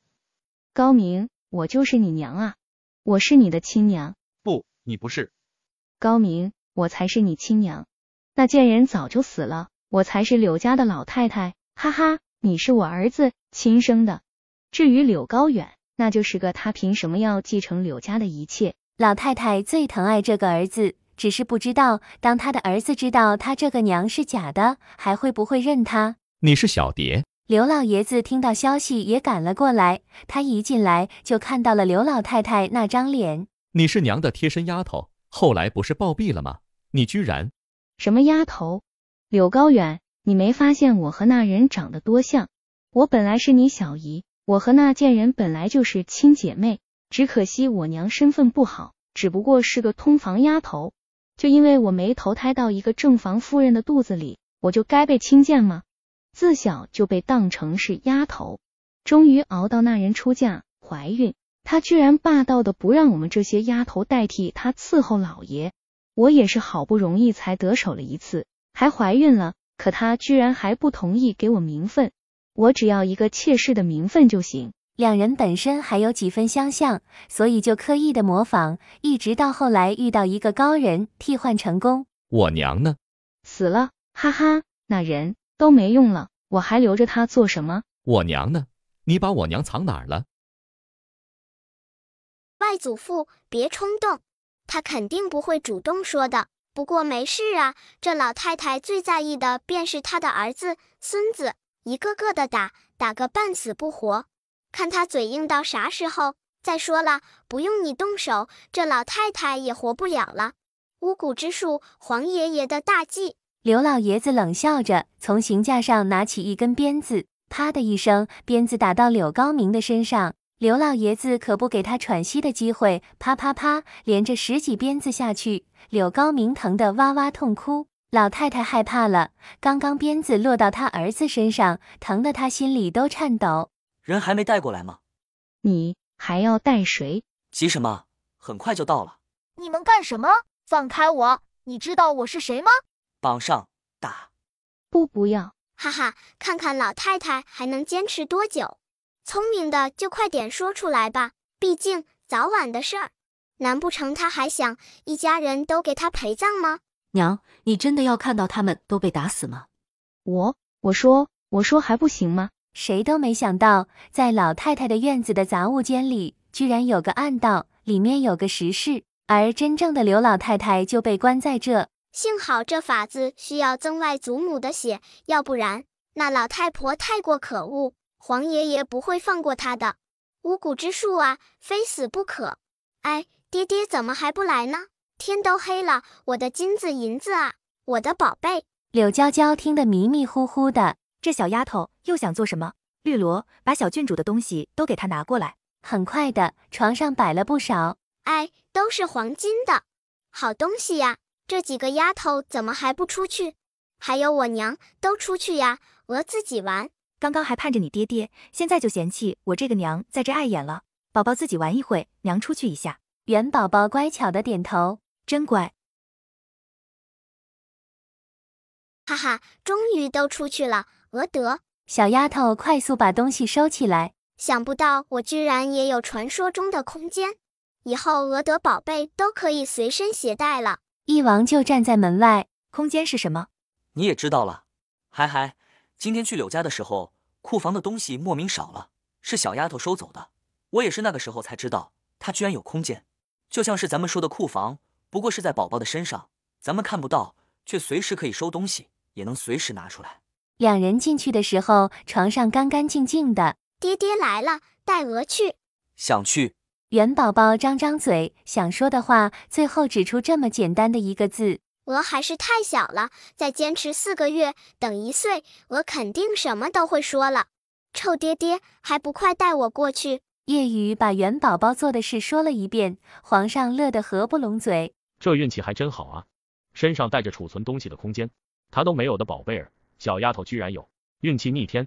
不过柳家的仓库都被小郡主搬空了，柳家的东西本来就应该是他的，他喜欢就给他吧，你好好保护着他点。至于柳凤瑶，他可以留给他们慢慢玩。元宝宝大丰收，心情极好，不过后遗症也有，就是睡了7、8天。柳家的老太太一个人担下了所有的罪责，柳高明一家直接被发配出去，柳凤瑶哭得梨花带雨。不过最后没被诛九族砍头，也算是好事一件了。很快就到了还画作的时候，柳娇娇也不知道柳凤瑶怎么找回来的，但3幅都是真的，冯老亲自鉴定过，画的是解决了，可以修院子了。柳娇娇也不客气，直接开了10万两银子预支，要整修院子。但账房那边居然说没钱。什么？没钱？怎么可能？柳娇娇故作震惊，最后带着元宝宝去了翼王那，翼王要开始查账。那就麻烦冯老了。冯爷爷真不错，过来帮鹅呀！这么好的冯爷爷，可不能被气死。冯老感动得热泪盈眶，虽然他挺喜欢的吃瓜的，可命一样重要啊！这小祖宗终于要说正事了吗？把他二儿子赶出去，明年1年都不见。冯老心里咯噔一下，他有3个儿子，但二儿子的天分最高，聪明伶俐，最得他喜欢。没想到最后气死他的人，居然是老二。那孩子原本就非常聪明，还有一个懂事的媳妇，一个儿子，多好的家庭啊！可他却自甘堕落的喜欢上一个继子。小郡主，要不然你还是别说了吧。冯爷爷自然不乐意，可那也是个固执的，不但给女人赎身带回家，还冷待他的妻子。那女人也不是个安分的，人前可怜兮兮，然后各种的刺激原配，还把他儿子也给弄死了。老二就是个糊涂的，比我爹还眼瞎，就信那个女人，最后逼死原配，气死了冯爷爷。冯老头开始晕了，若自己遇到这事，是真能气死。这个逆子，若1年不见，应该能避开这桃花劫吧？他这绝对是无故躺枪，怎么说到他身上了？他什么时候瞎眼了？小郡主真乖，冯老感激万分，他已经决定了，现在就把那臭小子发配出去。爹，儿子是得罪了什么人吗？儿子，这是皇上对你的考验。可是爹，儿子也没做错什么事，皇上怎么会一下子降了？你不是得罪了人，你只是得罪了你老子我。哼，坑爹的玩意儿！想不到你居然为了一个女人把老子气死，走那么远了，那边还那么穷，老子就不相信你还能和那继子勾搭上。还有儿媳妇和孙子，乐意就一起跟着，不乐意就在家等着。然而冯老不知道的是，他的儿媳妇根本就不知道儿子做过什么事儿，若知道了，还和他一起受苦。滚一边吧，老娘又不是犯贱，会要你这个下贱的玩意儿。哎呀，冯兄，你也不要担心了，虽然说是去3年，但这也不是一定的，说不定什么时候皇上就让你回来了，也许到时候直接给你升官呢。过去待3年，估计是真的，那你也要好好干3年的时间很快的，你马上就要走了，这2天可要好好放松一下。元宝宝最近的心情不错，吃好喝好，加上收获的好东西不少，小丫头更精神了。看着空间满满当当、能量瞎眼的宝贝儿，她觉得都可以直接躺赢了。翼王害怕女儿长歪了，有空就带着她出来逛逛街，吃点饭，听听小曲儿。咦呀，这地方好香，好多漂亮的小姐姐。小丫头的眼睛极为管用，忽然盯着一个地方不动了。翼王也看过去，看到名字，脸都黑了，直接让小丫头转了个身，不让她看那边的方向。坏爹爹，我要看漂亮小姐姐，肤白貌美大长腿，盈盈一握小蛮腰。这丫头要上天了，还不会说话，居然会作诗了。闺女，你知道刚刚你要看的地方是哪儿吗？青楼。这要是让柳娇娇知道了，还不知道要怎么闹腾呢，估计会直接和她拼命。带着小女儿逛青楼，那画面太美，本王都不敢想。有热闹哎，这不是冯爷爷家的老二吗？哎呦，不会是提前了吧？好想看看那花魁有多漂亮哎。元宝宝还在看热闹，他抬起手指着外面。没办法，他能说的话有限。不过以往他只要指着，翼王都会带他过去。可今天翼王却是没动。这不是你能去的地方，要么在这看，要么回家。小丫头眼珠子转了转，两只大眼睛忽闪忽闪的。要不还是在这里看吧，总比回家什么都看不到强吧。这是剧情提前了？不可能啊！冯老听到消息还被吓了一跳，他也没想到他家老二居然真的去了青楼。冯老亲自带着人过来捉奸。啊呸，不是捉奸，是捉人。客官，你们这是？老瓜刚要说话，可2个壮汉已经上前把他给控制住了。你们，我后面也是有靠山。冯家老二被抓的时候，2人已经脱光了衣服，就被堵在香榻上。咿呀，冯爷爷知道了。哎呦，不会被气死吧？翼王抱着元宝宝也跟了进来，主要是小丫头后来不干了，不抱着她过来，她就乱爬挣扎着。一王害怕伤着闺女了。爹，你呵呵，你还知道我是你爹啊？爹，我喝多了。呵呵，喝多了。冯修文厉害了，临走之前还来逛逛花楼。滚，带回去。然而他还没走一步，如烟就跑了下来，一把抱住他的胳膊。公子，你不管如烟了吗？你可是人家的第一个男人，你说过会带走人家的。公子，人家已经是你的女人了，如果你不同意的话，人家……爹，我已经答应了如烟姑娘。不行，带走。果然，这就是他的劫呀，逃不掉。冯爷爷现在阻止，等以后他还会想办法救走这女人的。哎，没想到剧情真的提前了。爹，孩儿已经答应过如烟姑娘要给她赎身的，自小你就教导孩儿要言而有信。爹爹难道想让孩儿不讲信用吗？这逆子，言而有信是这时候用的吗？哎，这所谓的花魁也没多漂亮，还不如我娘好看呢。不过男人也不是全看脸的，和我爹一样瞎眼的也大有人在。元宝宝回去的时候已经睡着了，这么大的孩子，精神头本来就不行，何况已经不早了。柳娇娇接下孩子也不留一王。王爷，天色不早了，妾身就不送你了。今夜本王留宿。王爷，你的瑶瑶侧妃心情不好，你还是……你让本王去陪别的女人。以往我不想让你去陪别的女人，你就不去吗？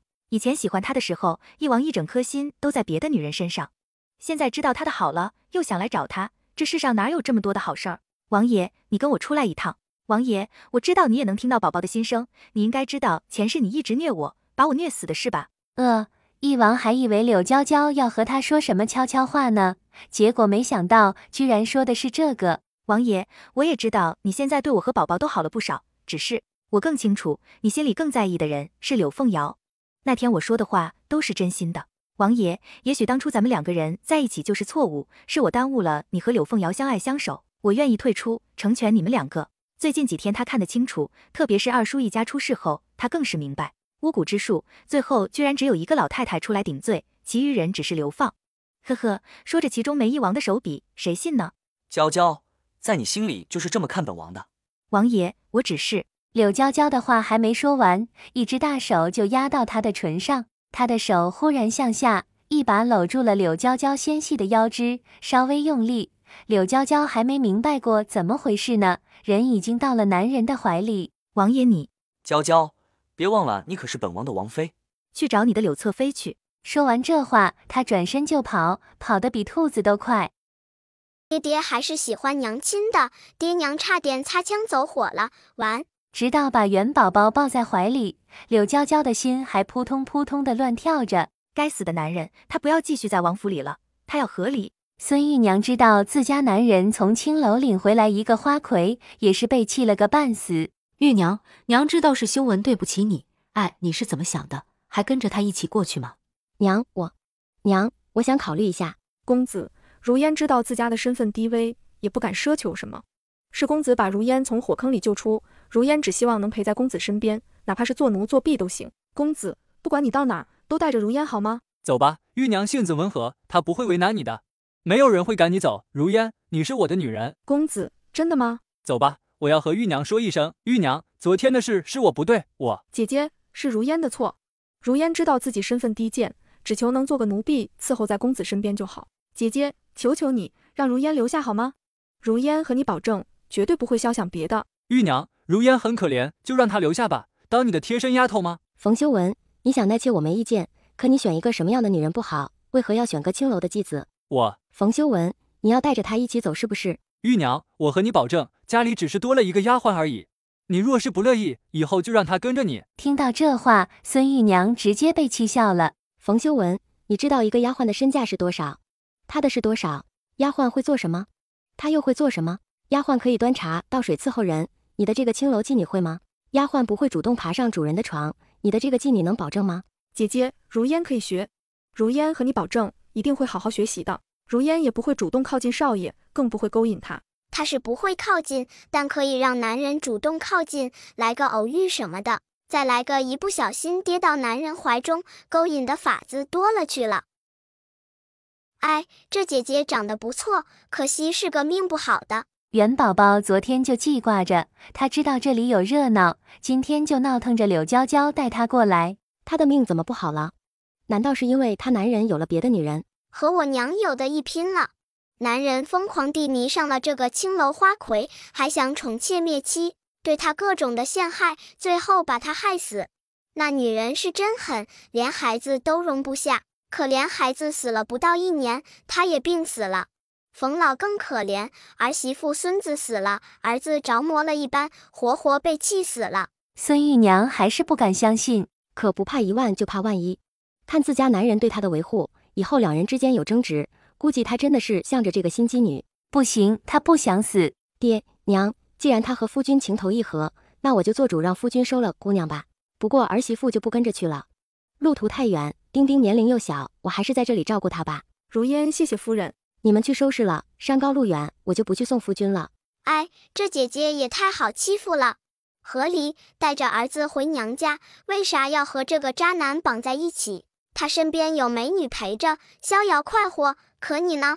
在京城给他守活寡，还得给他养儿子，这种渣男就不应该将就。时间还早，柳娇娇带着他回了娘家。曾外祖母恢复得不错，看来再活个3、5年没问题了。外公的运势也在回归，还有舅舅他们的，让外祖父把那些桃树都烧掉，连着生辰八字的黄表纸，要在午时阳气正浓的时候烧出来的，挥洒到老宅后院池塘的西南角。元宝宝想着破解的法子，这难不住他。让他为难的是，他一个不到1岁的小娃娃，怎么把这些话说出来？可惜我还不会说呀。哎，不处理一下，外祖母的身体会更弱的。柳娇娇神色一正，刚刚元宝宝的话她都记住了，晚点就和爹爹说一声，让他亲自过去处理。自家的运势肯定不能便宜了别人，更何况还牵扯到娘的身体。柳娇娇看着娘亲虚弱的样子，心里暗暗发誓，总有一天她要找到那个害她亲娘的人，让他们不得好死。柳娇娇用完了饭才带着小家伙回去。哎呀，小郡主忆王妃，好巧啊！您老这是出来逛逛，想看看有没有小孩子喜欢的东西。那就不耽误你。哇靠，哇靠，大白天的，不用这么劲爆吧？柳凤瑶厉害了，是不是我的爹爹不行？要不然他怎么大白天就和人吭哧？柳娇娇脸上的笑容僵了。女儿说什么？柳凤瑶，大白天的和人天啊，是她想的那个意思吗？她这个妹妹胆子还真大。礼部尚书震惊的瞪大眼。柳凤瑶，那不是翼王的侧妃吗？大白天就和人偷情，在哪儿呢？柳娇娇虽然震惊，却也没想过亲自去捉奸，毕竟她都打算和翼王和离了。虽然那狗男人还没同意，翼王被戴绿帽子，活该，谁让他宠信柳凤瑶了？再说了，以前他又不是没被戴过，野孩子都给人养着，他应该不在意才对。大皇子胆子也够大的，他以为这酒楼是他的，就没人发现吗？捉奸，我要去捉奸。宝宝，乖，这闲事他不想管啊。元宝宝不满地嘟起小嘴巴。娘，他想了一下，还是看了绿萝一眼。你回去找下王爷，就说小郡主想他了，让他过来一趟。还有大皇子妃，把他约过来，我都很久没见他了，这马上过年了，正巧一起吃顿饭。绿萝先是一愣，喊翼王过来还能明白，可刚刚小郡主没说要找爹爹啊。至于大皇子妃，不知道从哪儿说起要一起吃饭了。以往王妃和他也不熟，他有点不明白。不过主子的话，他这边服从就够了。元宝宝2只眼睛却是更亮了，不过小脸上还有狐疑。难道娘亲也知道柳凤瑶在这偷人了？要不然怎么会把翼王和大皇子妃都叫过来？翼王来得很快，看到礼部尚书也在，他稍有惊讶，不过面上并没有表现出来。宝宝，元宝宝伸手想要到翼王怀里，嘴里还亲昵地喊着爹。刺激，瞎眼爹来了！要是他看到了自己的女人和别的男人偷情，他的表情肯定很精彩。嚯嚯嚯，我都想快点看到了。王爷很久不出来了，陪着宝宝一起吃点饭吧。正主来了一个，柳娇娇更没必要退缩。一行人进了如意楼，掌柜的看到翼王他们进来，面色变了一下，不过他很快就恢复了笑容。还有包间吗？王爷，包间没了。要不然，王爷你在这稍等，小的这就上去安排一下。不用。3楼最里面那间有个暗室，快点过去，现在应该最精彩。瑶瑶，本王厉害还是翼王厉害？王爷，瑶瑶只是你的女人，瑶瑶怎么知道？大皇子不屑地哼了一声。柳凤瑶在翼王府可是极为受宠的，整个京城的人都知道，还只是他的女人，这话骗鬼呢。王爷，银子的事怎么办啊？急什么？瑶瑶，别忘了你可是他的恋人，不就是20万两银子吗？就算是你用了，他还能杀了你不成？王爷，如果补不上银子，他会继续查的。到时候如果查出银子和你有关，或者怀疑到月根的身份，那可就麻烦了。实在不行，就把账房推出去，毕竟他也拿过不少好处，是不是？可翼王不是傻子，一个小小的账房，给他10个胆子，他也不敢摊下王府20万两银子。呵呵，大皇兄还真是好兴致，居然有闲心管本王府里的事儿。两人正在商量，门外忽然传来一声冷哼，大皇子身体一僵，柳凤瑶却是吓得脸都白了。完了，这下完了，就算他对翼王有救命之恩，估计也完了。王爷，怎么办？他知道了，他都知道了，我该怎么办？瑶瑶，放心，一切有我，你先放松一下，本王起来。你让我好找。大皇子面色也是巨变，这是大皇子妃，他怎么也来了？而且柳娇娇居然也在，完了，这下面子丢大了。冯尚书，你怎么也在？老夫只是巧遇小郡主，就过来蹭顿饭，大皇子妃不会介意吧？如果只有他和柳娇娇2个人，肯定介意的。可现在翼王也在，不过翼王的神色似乎不太好。哇靠，刺激！大皇子妃也来了，好玩哎！咦，大皇子和柳凤瑶怎么还没出来？爹爹都给他们时间穿衣服了，他们还不赶紧出来吗？大皇子和柳凤瑶在哪？元宝宝挣扎着想要下来，他想亲自看看，只是翼王的手抱得太紧，小丫头挣脱不开。那山水画拿开就看到了，爹爹太坏了，我要看看。大皇子妃面色一寒，从未想过大皇子居然在酒楼和别的女人乱搞，关键是那女人还是翼王的侧妃，他的弟妹，他怎么下得去口？礼部尚书毫无顾忌，快步跑到那画边，一把扯下画卷，果然看到里边的一幕。元宝宝伸长脖子想看看里面的情形，只可惜他还没看到呢，就被一只大手按了脑袋一下。元宝宝挣扎着还想看，我要看，我要看！坏爹爹，放开我！大皇子穿好衣服出来，而翼王已经气冲冲地带着元宝宝和柳娇娇进宫了。大皇子担心翼王会乱说，也急忙赶了过去。大皇子妃忽然上前，啪的一声，一个大耳刮子就扇了过去。柳凤瑶，你还真不要脸！啪又是一下，又扇到他的脸上。你个贱人，也不看看你是什么身份，谁都敢勾引。你娘就是这么教你的吗？你会害了大皇子的。大皇子妃呜呜哭了起来。翼王肯定不能善罢甘休，他都不知道皇上会如何生气。不管怎么说，今天这事是大皇子做的不对。父皇，你要给儿臣做主。翼王一向高冷，今天却是罕见的多话。皇上看到元宝宝，脸上都乐开了花儿，先把小丫头抱过来，他才不管翼王说什么呢，眼睛和元宝宝对视。宝宝，想皇爷爷了吗？也想。哎呀，宝宝会说话了。那兴奋的样子，比看到臭儿子可要开心多了。大瓜，今天大瓜呀！可惜皇爷爷没去看，嘤嘤嘤，好精彩！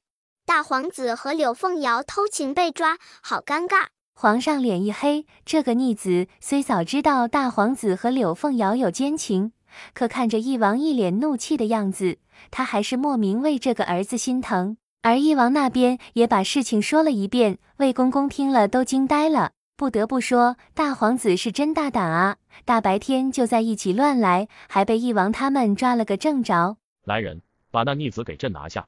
皇上大怒，下面人速度很快，不过小半个时辰，大皇子和柳凤瑶、大皇子妃都被带了过来。大皇子低垂着头，他已经让人通知皇后了。袁弘轩，你还真是厉害了。他一手抓起桌上的砚台，对着大皇子的脑门去砸了过去。逆子，你怎么敢？天下间的女人那么多，你为何要和柳凤瑶勾搭？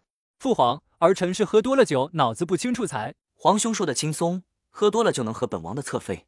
更何况，本王还听到本王府上被挪走的30万两银子也被他送给了你。你胡说！呵呵，胡说什么？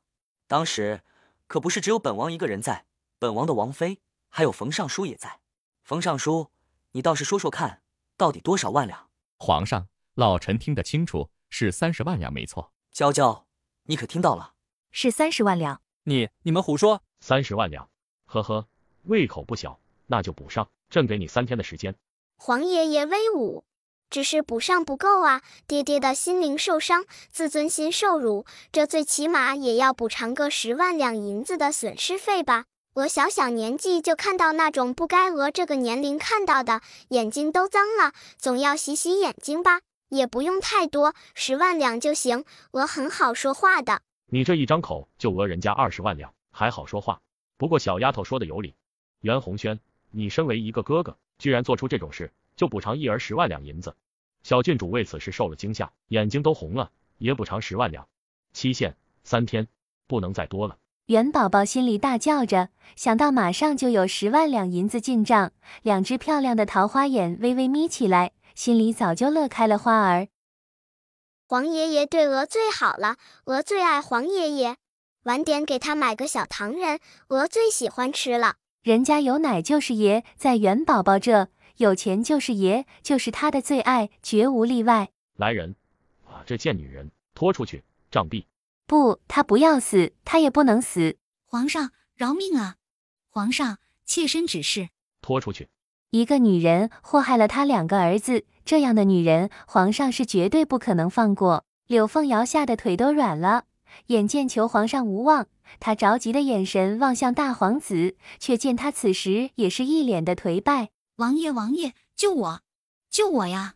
大皇子面露厌恶之色，冷冷的一挥手。柳凤瑶根本就没防备，身体被惯力一甩，身体踉跄了一下，一屁股跌到地上。2个公公上前，粗鲁地拖起柳凤瑶向外走去。不要！王爷救我！柳凤瑶知道被拖出去就是死路一条，她也不知道哪儿来的力气，居然挣脱了2个公公的掌控。她快步跑了过来，扑通一声跪在大皇子身边。殿下，你忘了你是怎么答应瑶瑶的吗？你可是说过以后……柳凤瑶，本王被你害得还不够惨吗？这贱女人一共拿过来15万两，现在好了，让她还50万两，亏死了。我可月歌不能没有。柳凤瑶看大皇子不打算管她了，急忙搬出月歌了。皇后听到消息，急匆匆地赶过来，就看到大皇子跪在地上。皇儿，你这是……母后，父皇他……皇上，你也先别生气，有什么事慢慢说。要是轩儿做了什么对不起你的事，你使劲打就是，可千万别气坏了身体。皇上看到皇后过来，再听听她的话，气消了不少。哎，皇爷爷什么都好，就是耳根子有点软，2句好话就不生气了。大皇子睡了我爹的女人，这是小事吗？这要是在外面，狗男女可是都要进猪笼的。把这逆子也拉下去，30大板。皇上，不要啊！皇后一听到儿子要挨板子，里面扑通一声跪下。皇上，轩儿她自小就没受过苦，小时候她的身子骨弱，哪里经得住30大板啊？拉下去，重重的打。哼，都多大的人了，礼义廉耻都学到哪里了？什么女人都敢睡？柳凤瑶眼见着求大皇子没用，她自己都自身难保，她急忙转头看向翼王的方向。翼王爷，求求你救救我！王爷，你忘了答应瑶瑶的事了吗？你说过会永远保护好瑶瑶的，瑶瑶可是救过你。想到以往翼王对自己做的一切，柳娇娇恨不得给自己2个巴掌啊！外面已经传来了板子声，这次挨的板子和以前不同，这是往死里打。翼王救！翼王目光死死地盯着外面，忽然上前一步，扑通一声跪在皇上面前。父皇，柳凤瑶她……怎么？你要给她求情？儿臣她毕竟是月歌的生母，无碍，让娇娇带着就行。柳娇娇，她有自己的孩子带，没帮人带娃的爱好。那孩子也不是你的。哎，瞎眼爹，我看你还是个资深恋爱脑，醒醒吧！父皇，娇娇的精力有限，带宝宝一个已经很累了，再带一个实在是有心无力。柳娇娇急忙起身拒绝。月歌，她才不带呢。若是翼王的孩子是别的女人生的，看得扎心；不是翼王的孩子，还不知道和哪个男人生的，看得恶心。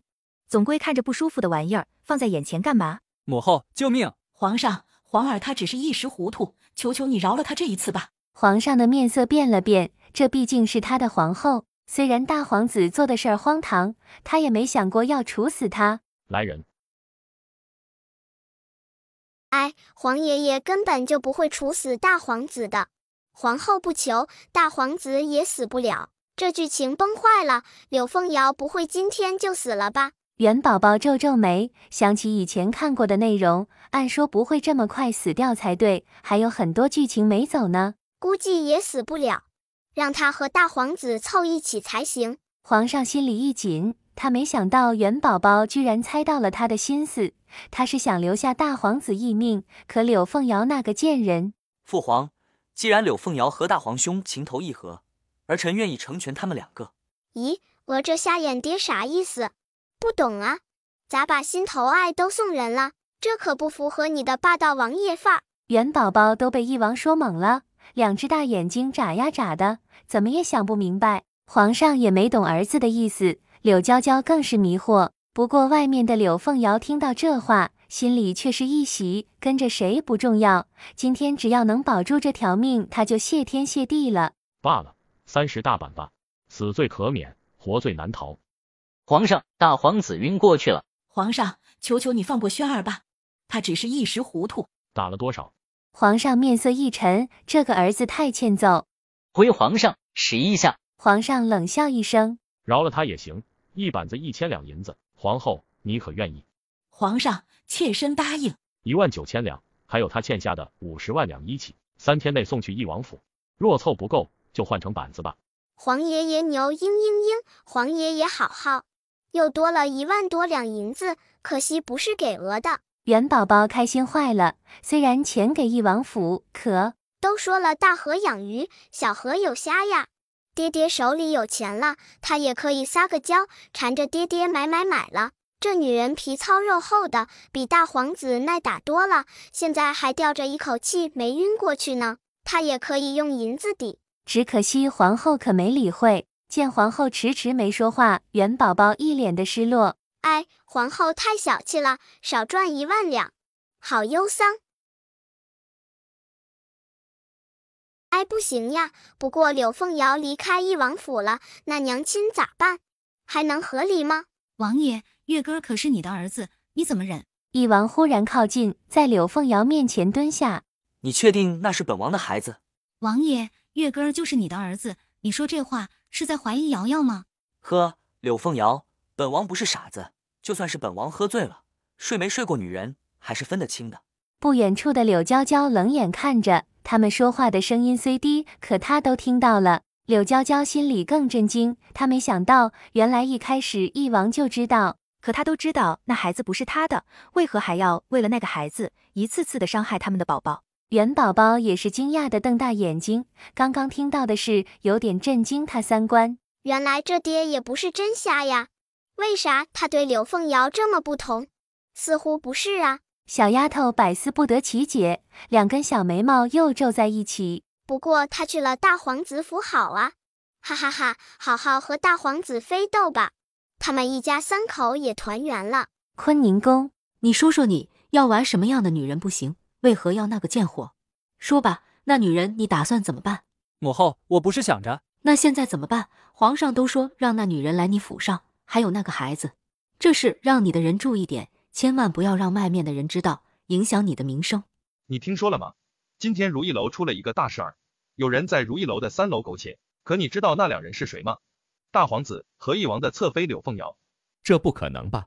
皇上知道了，会饶了这对狗男女吗？那个柳侧妃长得是不错，不过人品是真不行。当初她之所以能给翼王当侧妃，就是因为先有了身孕。这柳凤瑶还真是个狠人啊！未婚先孕也就罢了，现在居然还和别的男人苟且。被抓了现行，那岂不是死定了？就只有我一个人好奇，那个柳凤瑶的儿子，你们说会是谁的？说不定就是大皇子的呢。2人毕竟是亲兄弟，孩子长得有点像也没人怀疑。翼王也真是舍得，心头好就这么送出去了。宝宝，你说你爹爹到底怎么想的？哇哈哈哈，笑死宝宝了！我爹头上才一顶绿帽子呢，大皇子算计来算计去，头上居然有2顶。这是什么惊天大瓜？大皇子家的儿子居然不是他的，这皇上知道吗？女儿记性太好，总把他拿出来溜怎么办？他头上很干净，没戴绿帽子好不？至于大皇子头上的，还是继续戴着吧。帽子多好，一下两顶，好看醒目又饱满。不过想到大皇子妃端庄高雅的性子，他会给大皇子戴绿帽子。哎，府里没了心头好，娘亲想走估计就更难了。不过剧情已经全崩了，这不会直接成了追妻火葬场的文了吧？元宝宝一脸的苦恼，如果成了追妻文，他是该支持呢，还是该两手支持呢？毕竟求而不得，渣男悔不当初，才是最精彩、最有意思的。以后娘亲最爱的就只有你一个，你爹咱们就当他死了吧。元宝宝咯咯直笑，他已经能想到爹爹以后的追妻路绝对顺不了。不过那又如何？他只能说一句：活该。刚刚走到门口的翼王脸都黑了，当他死了。柳娇娇的胆子是越来越大了。刘全跟在身边，听到王妃的话，吓得身体瑟缩了一下。他家王妃是真虎，什么话都敢说。翼王还是迈不进去了。柳娇娇看到他来，脸上的笑容一僵，把孩子抱下去。王爷，有什么事你可以直接说，宝宝在这没事的。抱下去。翼王面色一冷，两个丫头吓得不敢抬头。倒是元宝宝顽强的不顾柳娇娇的劝阻，从他怀里转过小脑袋，看着翼王。不过这爹的运气不错了，比礼部尚书好多了。现在知道被绿，总比孙子都不小了才知道好吧？想想看，你才给人家养了1年儿子，可礼部尚书给别人养了一辈子，还养完儿子养孙子，绿帽子戴得可爽了。爹爹生气了，我看不到，哎，有啥好生气的？你不是说一直都知道那孩子不是你的吗？大皇子不同啊，他一直以为是他的，两个都是，结果，哈哈，好期待他知道被绿的时候。抱下去。王妃，还是让奴才带小郡主下去吧。吃错药了，瞎眼爹爹心情不好哎。也对呀，心上人背叛了他，还和他哥哥搞在一起，他心里能舒服吗？可和我娘有啥关系？哎，我娘亲又要当出气筒吗？什么出气筒？他是那种不讲理的人吗？柳娇娇也是第一次见到翼王这么固执，她倒是不怕，可这里还有2个丫头呢。再说了，宝宝还小，可不能吓到孩子了。等到房里的人都走后，柳娇娇紧张万分。呵呵，现在知道害怕了。怕什么？我又没做错什么。呵呵，你还知道没错。本王承认，以前是被柳凤瑶蒙蔽，不过本王从未背叛过你。什么？啥叫从未背叛？本王和他就只在一起一次。什么？怎么可能？你以前不是经常都留宿在他那？这狗男人，就算是柳凤瑶那女人背叛了他，也不用说这种谎言来欺骗自己吧？娇娇，本王说的是真的。那次本王喝醉了，但本王很确定和柳凤瑶之间没有那啥。娇娇，你要相信本王，有没有和女人，本王还是知道的。一开始只是怀疑，后来听到宝宝的话，本王就确定了。因为当时也是稀里糊涂的，她忽然说怀孕了，她对本王又有救命之恩，本王不可能眼睁睁地看着她名声受损，所以也是本王的不对，以为你会理解的。理解个屁！你真以为我是你肚子里的蛔虫吗？你啥都不说，还让我理解什么？那你就能无条件的相信他，冤枉我？这娇娇是本王的不对。呵呵，也就幸好有宝宝在，要不然……娇娇，对不起。就算你说的都是真的，可我受过的委屈不是假的，你差点害死了咱们女儿也不是假的。袁弘毅，我承认以往我喜欢你，嫁给你的时候我也很开心，可就算你现在把她送走了又如何？以前你为她冤枉了我多少次，你还记得吗？你为了她差点害死咱们女儿，你还记得吗？你甚至还想用女儿的心头血做药引。娇娇，你才是我的妻。翼王忽然上前一步，一把抓住他的手，用力一拉，人就落入他的怀中。柳娇娇张口反驳，男人却是趁虚而入，霸道凶猛。小郡主，后花园的池塘里，王爷刚刚让人添置了一些五彩斑斓的鱼儿，特别好看。王爷说你肯定喜欢，小郡主要不要现在过去看看？要。果然不愧是王爷，财大气粗，一下买了这么多。这其中有不少一看就是价值不菲，绝对值钱，而且好多都是肥嘟嘟的，看起来好好吃的样子。元宝宝的小眼光瞬间变得更炙热了。刘全一直在暗暗看着小郡主的神色，见到她喜欢的紧，心里也开心。以后和王爷说下，小郡主很喜欢这些鱼儿，鱼越来越多，甚至还跑来2只王八。元宝宝咯咯笑着，王八好啊，等等大一点了，可以做一个霸王别姬。嘤嘤嘤，也很好吃。霸王别姬，鹅的最爱呀。还有这些鱼，长肥一点，鹅要吃。红烧鱼、酸辣鱼、剁椒鱼头、水煮鱼、清蒸鱼、溜鱼片儿。皇上心里烦恼，本来想来义王府问问义王为何要放了柳凤瑶，那所谓的救命之恩的，他可不相信。结果隔老远就听到小丫头的声音，皇上忍不住勾唇一笑，当即换了个方向，也来到了荷塘。皇爷爷咋来了？不会是想抢我的鱼儿吃吧？嘤嘤嘤，鹅的，都是鹅的。不过皇爷爷对鹅挺好的，要不然做好了之后请他一起吃。皇上嘴角一勾，这小丫头还算是有点良心。宝宝，想皇爷爷了吗？想。哈哈，还真是个好孩子。义王呢？回皇上，王爷和王妃娘娘有事要谈。哦。皇上点点头，也是明白柳凤瑶的事，两人肯定要商量一下，深入交流。那要好好谈谈，说不定马上就能给我谈出个小弟弟来。鹅可是天下间最聪明的宝宝，谈正事他们不会不让鹅听的，肯定在造人。哎，娘亲还在生气，不过俗话说得好，没有什么事是睡一次不能解决的，一次不行就再睡一次，还不行就3次4次，早晚说服就好了。看着笑容天真无邪的小丫头，皇上甚至有种错觉，刚刚那些话真的是一个不到1岁的小娃娃想到的吗？还俗话说得好，这哪儿的俗话？他怎么从未听说过？想出去玩吗？要，府里太无聊，还是外面好玩。如意楼因为大皇子的风流韵事，生意更加火爆，皇上也来了这里。元宝宝的小手指着一个角落，皇上看了一眼，发现那边还算是隐蔽。罢了，孩子喜欢就随着孩子吧。哎呀，小宝宝，你也过来用饭吗？一道熟悉的声音传来，元宝宝诧异的瞪大眼，发现居然是个熟人，冯老。冯爷爷心情不错呀，难道他的二儿子和离了？元宝宝眨巴眨巴眼睛，一脸的八卦。冯老脸上的笑有点挂不住，他儿子和离就心情不错，他是这么不靠谱的人吗？不过儿媳妇这次罕见的硬气的一回，坚决和离，家里人也赞同。孩子可以留在冯家，但绝对不能让冯修文给带走。老爷，真巧，你不介意坐一起吧？他开心，他高兴，他快乐。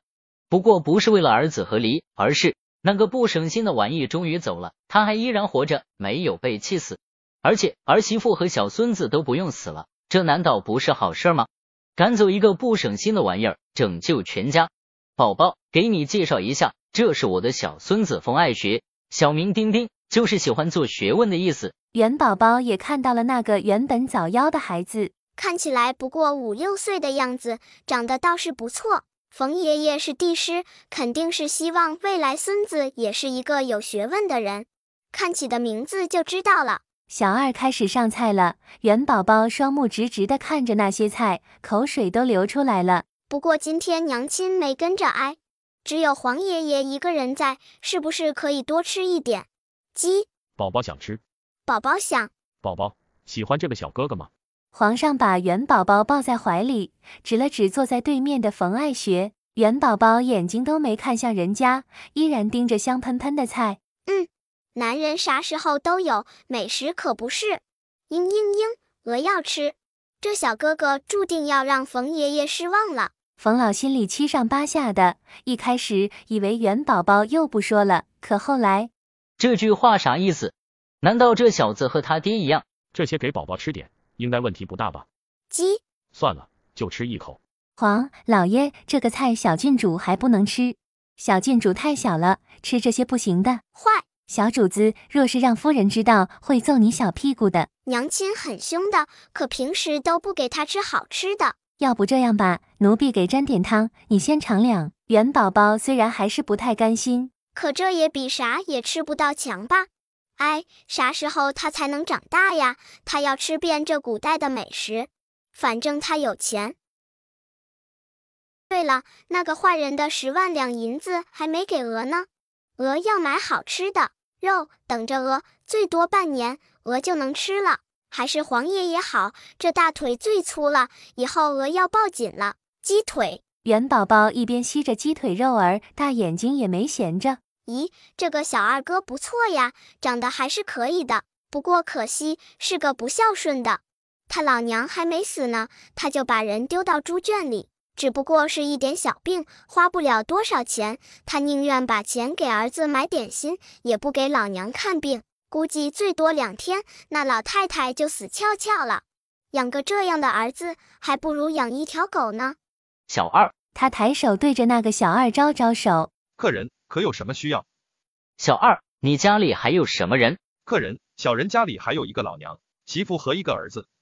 不错，都说家有一老，如有一宝，好好的孝顺你娘，以后你的好日子还在后头呢。小二脸上的笑容一僵，他没想到眼前的老头忽然这么说。难道他是知道了什么吗？客人说的是，我听说有个人不但不孝顺，还把老娘丢到猪圈狗窝里，后来被官府的人知道，直接把人关进去待了好几年。哈哈，应该的，这小二的娘对他极好。他爹死得早，是他娘辛辛苦苦一把屎一把尿的把他拉扯大的，还给他娶了媳妇，结果……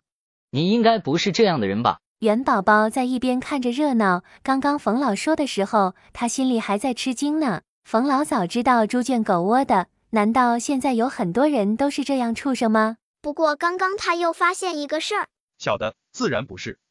我看你也不像。冯老示意他先下去，不过他已经决定了，晚点就让人跟着他回去看看，若他还敢虐待老娘，自己这边晚点去看看。咦，这小子有点倒霉呀，他的媳妇居然给他戴了绿帽子，还是和他村头的王员外家的儿子，那小子嘴巴好巧，小半个村的女人都是他后宫。元宝宝还不忘转头看了皇上一眼，眼中带着莫名的笑意。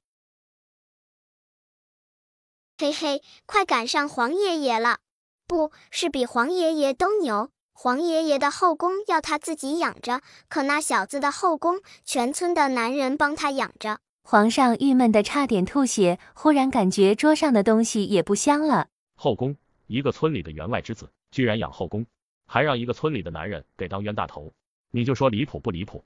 关键是好多女人都知道，甚至有时候他的子民，怎么会有如此不要脸的？道德败坏，简直过分！穷乡恶壤出刁民，这事他不能不管。半个时辰后，马车在一个小村落前停下，后面还跟着京兆尹的人。官爷，小的是犯了什么事吗？你们这是……本官收到举报，说你虐待老人。官爷，你是不是弄错了？小人自小和母亲相依为命，怎么可能虐待他老人家呢？牛娃子这是犯了什么事儿吗？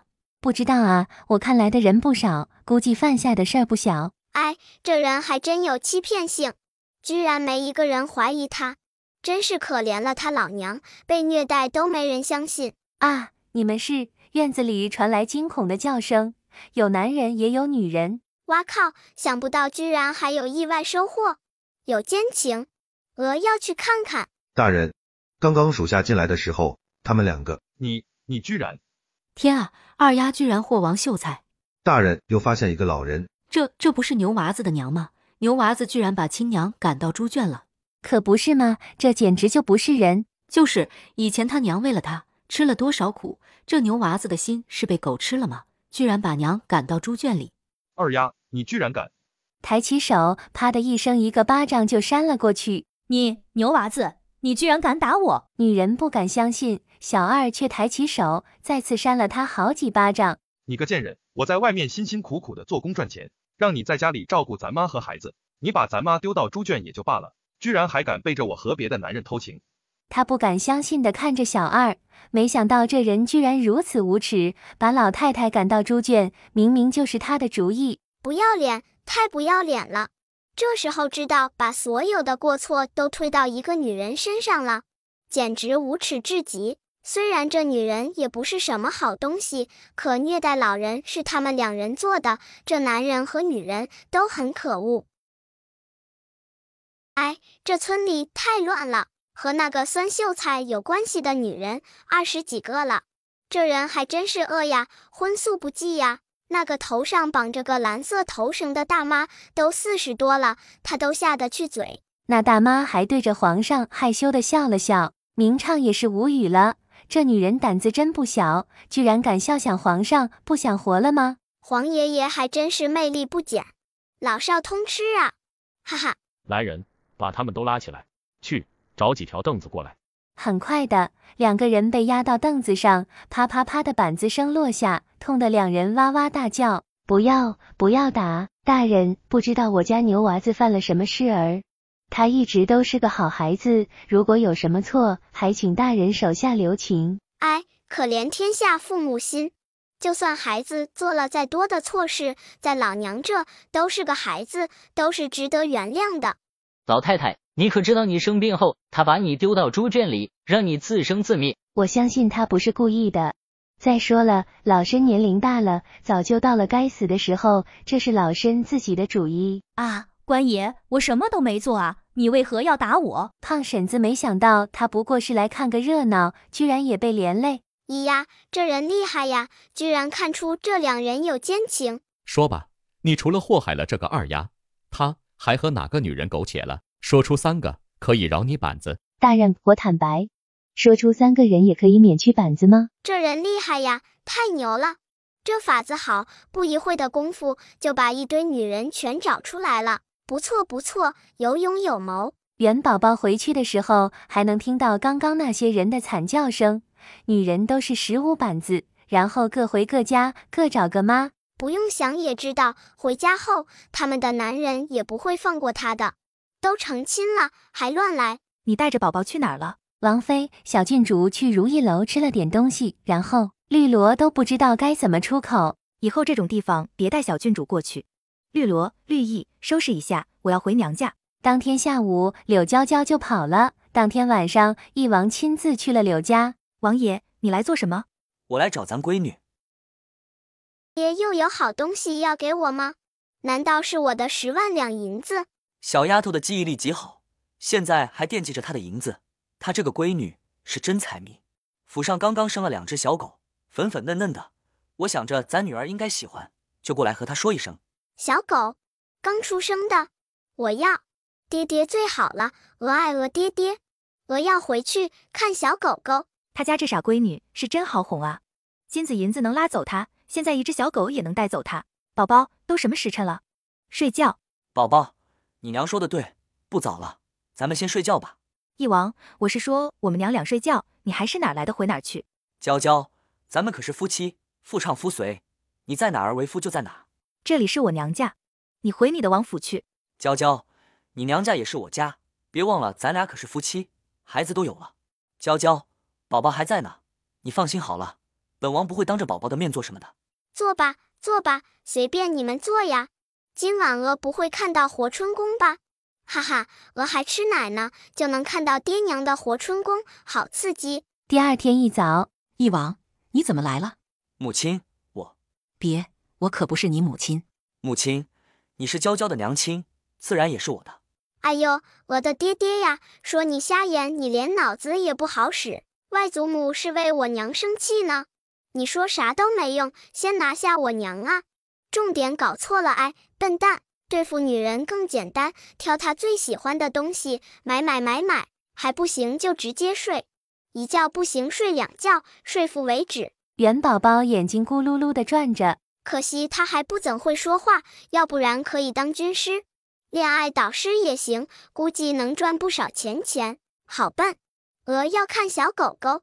宝宝，刚出生的小猎犬很好玩，你要去看看吗？要。柳娇娇看女儿想回去，也只能暂时回王府了。狗狗就在前面，很漂亮的。娇娇，刚出生的小狗狗很可爱的，你看咱闺女都喜欢，你也一起看看呗。哈哈，虐妻一时爽，追妻火葬场。老娘加油，不要轻易原谅这渣男，让他过99、81难，让他后悔的痛哭流涕，让他跪着求你原谅。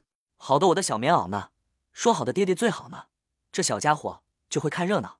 什么虐妻一时爽，他啥时候虐妻过？还有那什么跪着求原谅，他可是堂堂王爷，跪天跪地跪父母，怎么可能跪一个女人？哎，老爹或许觉得冤枉，可以前为了那个心机女，他冤枉过娘亲多少次，只能说活该。哈哈，娘亲，你要挺住，好好虐虐他。男人就是贱，越容易得到的，越不会珍惜。他还以为你是招之即来，挥之即去的呢。柳娇娇的心里也很纠结，这男人是真的会改吗？会做到元宝宝说的那些吗？真的会为了自己哭？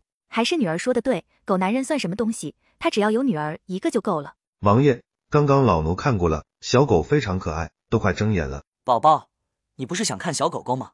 一王抱着元宝宝到了狗圈外，元宝宝的2只眼睛滴溜溜地转着，也看到了里面那个颜色夸张的垫子。这哪个傻瓜做的？居然做一个这么鲜艳的垫子，他这是担心狗狗不爆发吗？宋强，这垫子是怎么回事？还不快点拿出来丢掉！王爷，这个，您不是说要让小郡主过来看狗崽子吗？老奴想着上次看锦鲤的时候，小郡主很喜欢颜色漂亮的鱼儿，所以……谁做的？查查是谁做的。这东西有点意思，还有图案呢。如果真让刚生了崽子的猎犬看到，估计会发疯吧？谁想让鹅死吗？你先带宝宝回去。好。柳娇娇也是怕了，幸好猎犬还没看到，要不然女儿看小狗狗的时候爆发咋办？鹅要看小狗狗。宋强，可以把小狗带走吗？小的可以把它们带过去，不过时间不能太长。乖，宝宝你先回去，晚点就给你带过去。元宝宝这才同意了。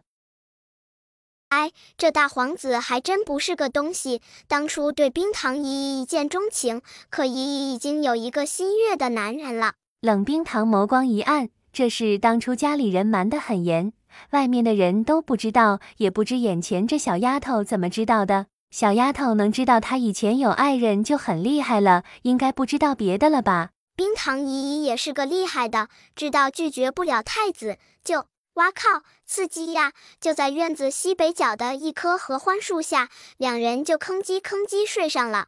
现在凑了多少银子了？库房没用的东西都卖了，然后铺子什么的也全都处理了，可40万两银子依然不够。娘娘，现在一共也凑不到20万两。娘娘，现在皇子府上的产业都没了，以后怎么办啊？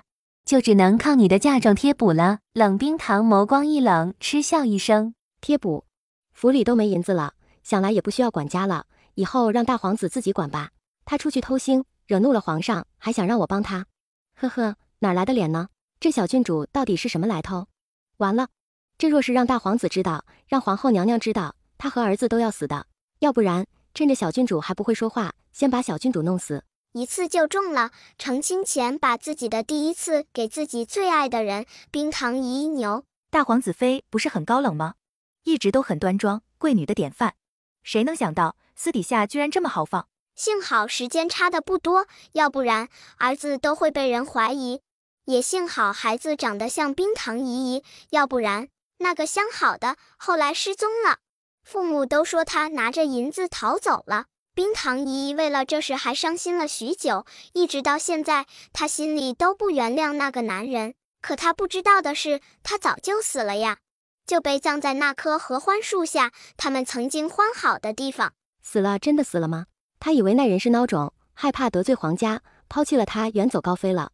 他娘也说人早就跑了，可没人告诉他那人死了呀。冰糖姨姨以为他们做的天衣无缝，可身边的一个丫头不小心看到了，吓得瑟瑟发抖。冰糖姨姨的娘亲知道后，就把丫头捆起来打了一顿。丫头什么都说了，娘亲吓了一跳，知道这可是诛九族的大罪，就去找了那男人，说了利害关系。男人为了冰糖姨姨，吊死在合欢树上。唯一的要求就是死了后要葬在树下，那曾经他一辈子都难以忘怀的地方。死了，为了他死了，死在合欢树上，葬在合欢树下，还是他娘做的，他该怨恨他娘吗？那人是真的全都为了他考虑，可他这么多年一直都在怨恨着他。曾经无数次，他诅咒那人不得好死。柳娇娇也是惊呆了，一直觉得自己就是苦情戏的女主，最可怜的一个。可听到大皇子妃的故事，她忽然觉得其实一切都还好了，她也没多少苦，最起码和爱人没这么多误会。不过幸好的，冰糖姨姨有了身孕，总算给那人留下一丝血脉。当初冰糖姨姨出嫁的时候，她娘派了身边的一个嬷嬷陪着来的，要不是那嬷嬷动了手脚，大皇子早就怀疑了，包括孩子早产了1个月。哎，还真是可怜天下父母心。如果不是大皇子，冰糖姨姨现在肯定很幸福。大皇子妃，我家夫人的伤势很严重，想请一下府里的大夫。秋兰怯怯说着，看到柳娇娇，她也很意外，什么时候柳娇娇和大皇子妃关系这么好了？自己去请。大皇子妃，可我家夫人……滚！冷冰堂眸光冰寒，这个柳凤瑶还真不要脸，也不想想，因为她，大皇子府都快穷得揭不开锅了。她让大皇子成了京城的笑柄，还好意思来找大夫。哇哈哈，心机女来大皇子府，日子过得也不好啊。冰糖姨姨不是个软的，不像我的包子娘，好好收拾她，给我娘出出气。大皇子这是还没回来吗？也不知道银子准备的咋样了，可不能少了，少1两额就和他拼命。话都不会说呢，就这么贪财，这小郡主还真是与众不同。心机女来了大皇子府，她嘴巴巧，肯定能重新得宠。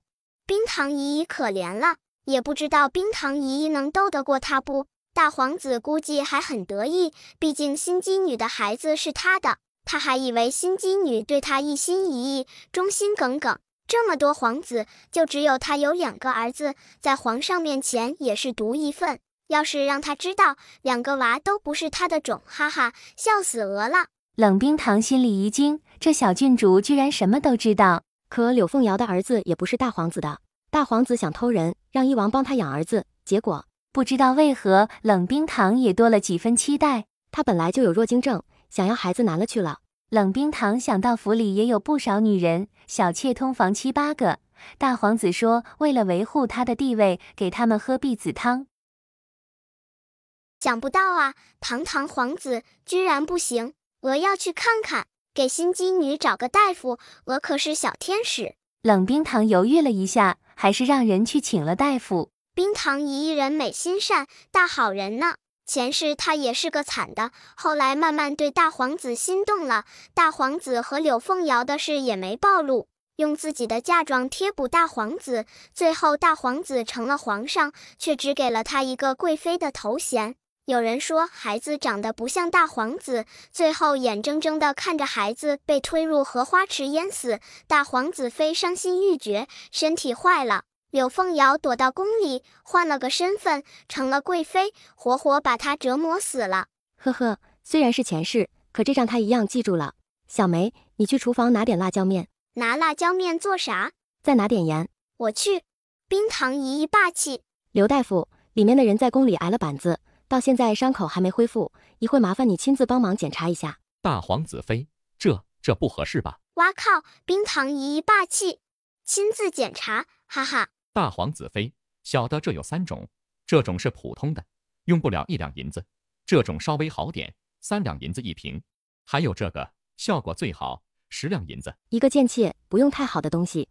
对了，给他留下2瓶吧。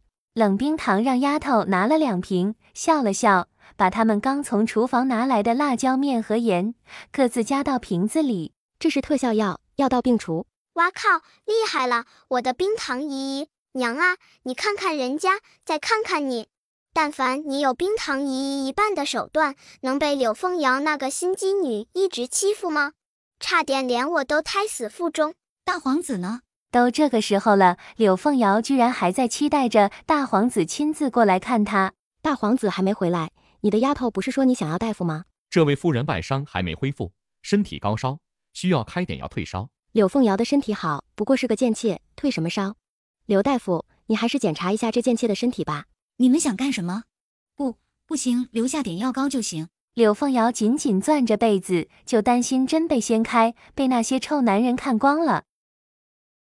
哇哈哈，准备听猪叫了。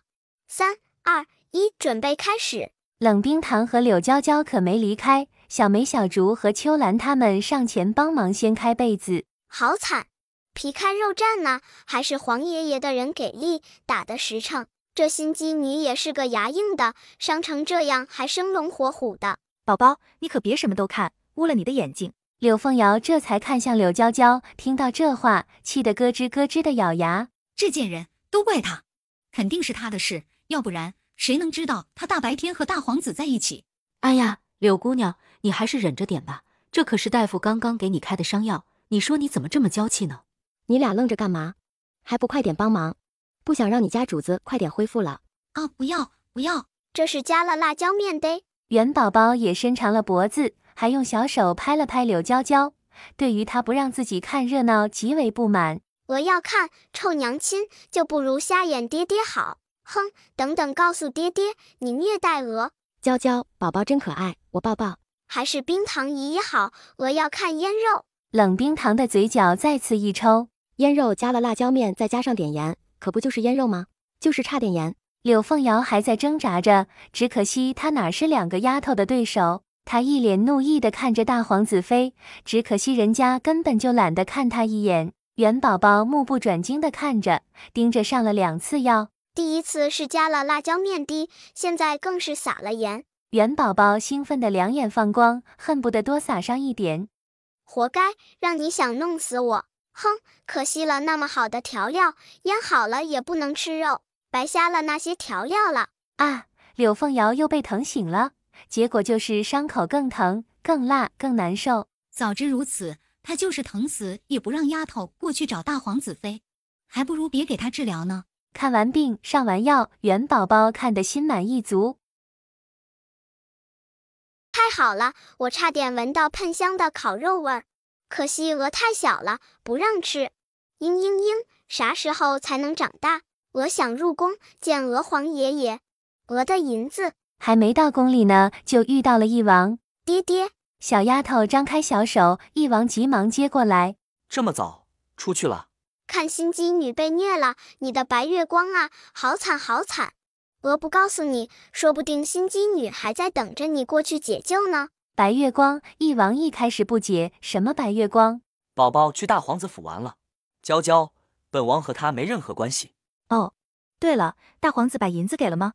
要不然咱们去宫里问问，其实银子给不给的也无所谓，换成板子也可以的。一家3口去的时候，皇后宫里还有一个老头，一个老夫人，不用想也知道是皇后的父母。皇上，就算是大皇子做了什么糊涂事，可借了20万两就已经够夸张了，怎么还成了40万两？还有这所谓的精神损失费，这又是什么东西？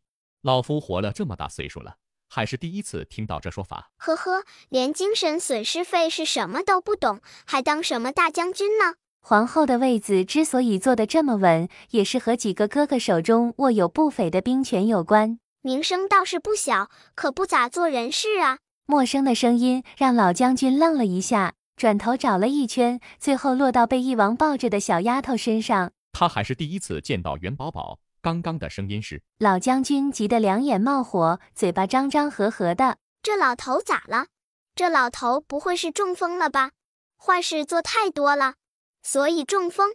哎，人果然要多做好事，要不然啥时候瘫了都说不准。你才中风呢，你才瘫了呢，你全家都瘫了。试了好几次，发现说不出话来，他只能讪讪的闭嘴。这小丫头邪门了。承德8年，坑杀了3万大军，让他们做人肉先锋拿下的功劳，最后全落到姜老头身上。那本来是失误，若不是因为姜老头太过冒进，那3万人根本就不用死的。那可是整整3万人，不是30、300呀。也不知道过了这么多年，这老头晚上睡得着觉吗？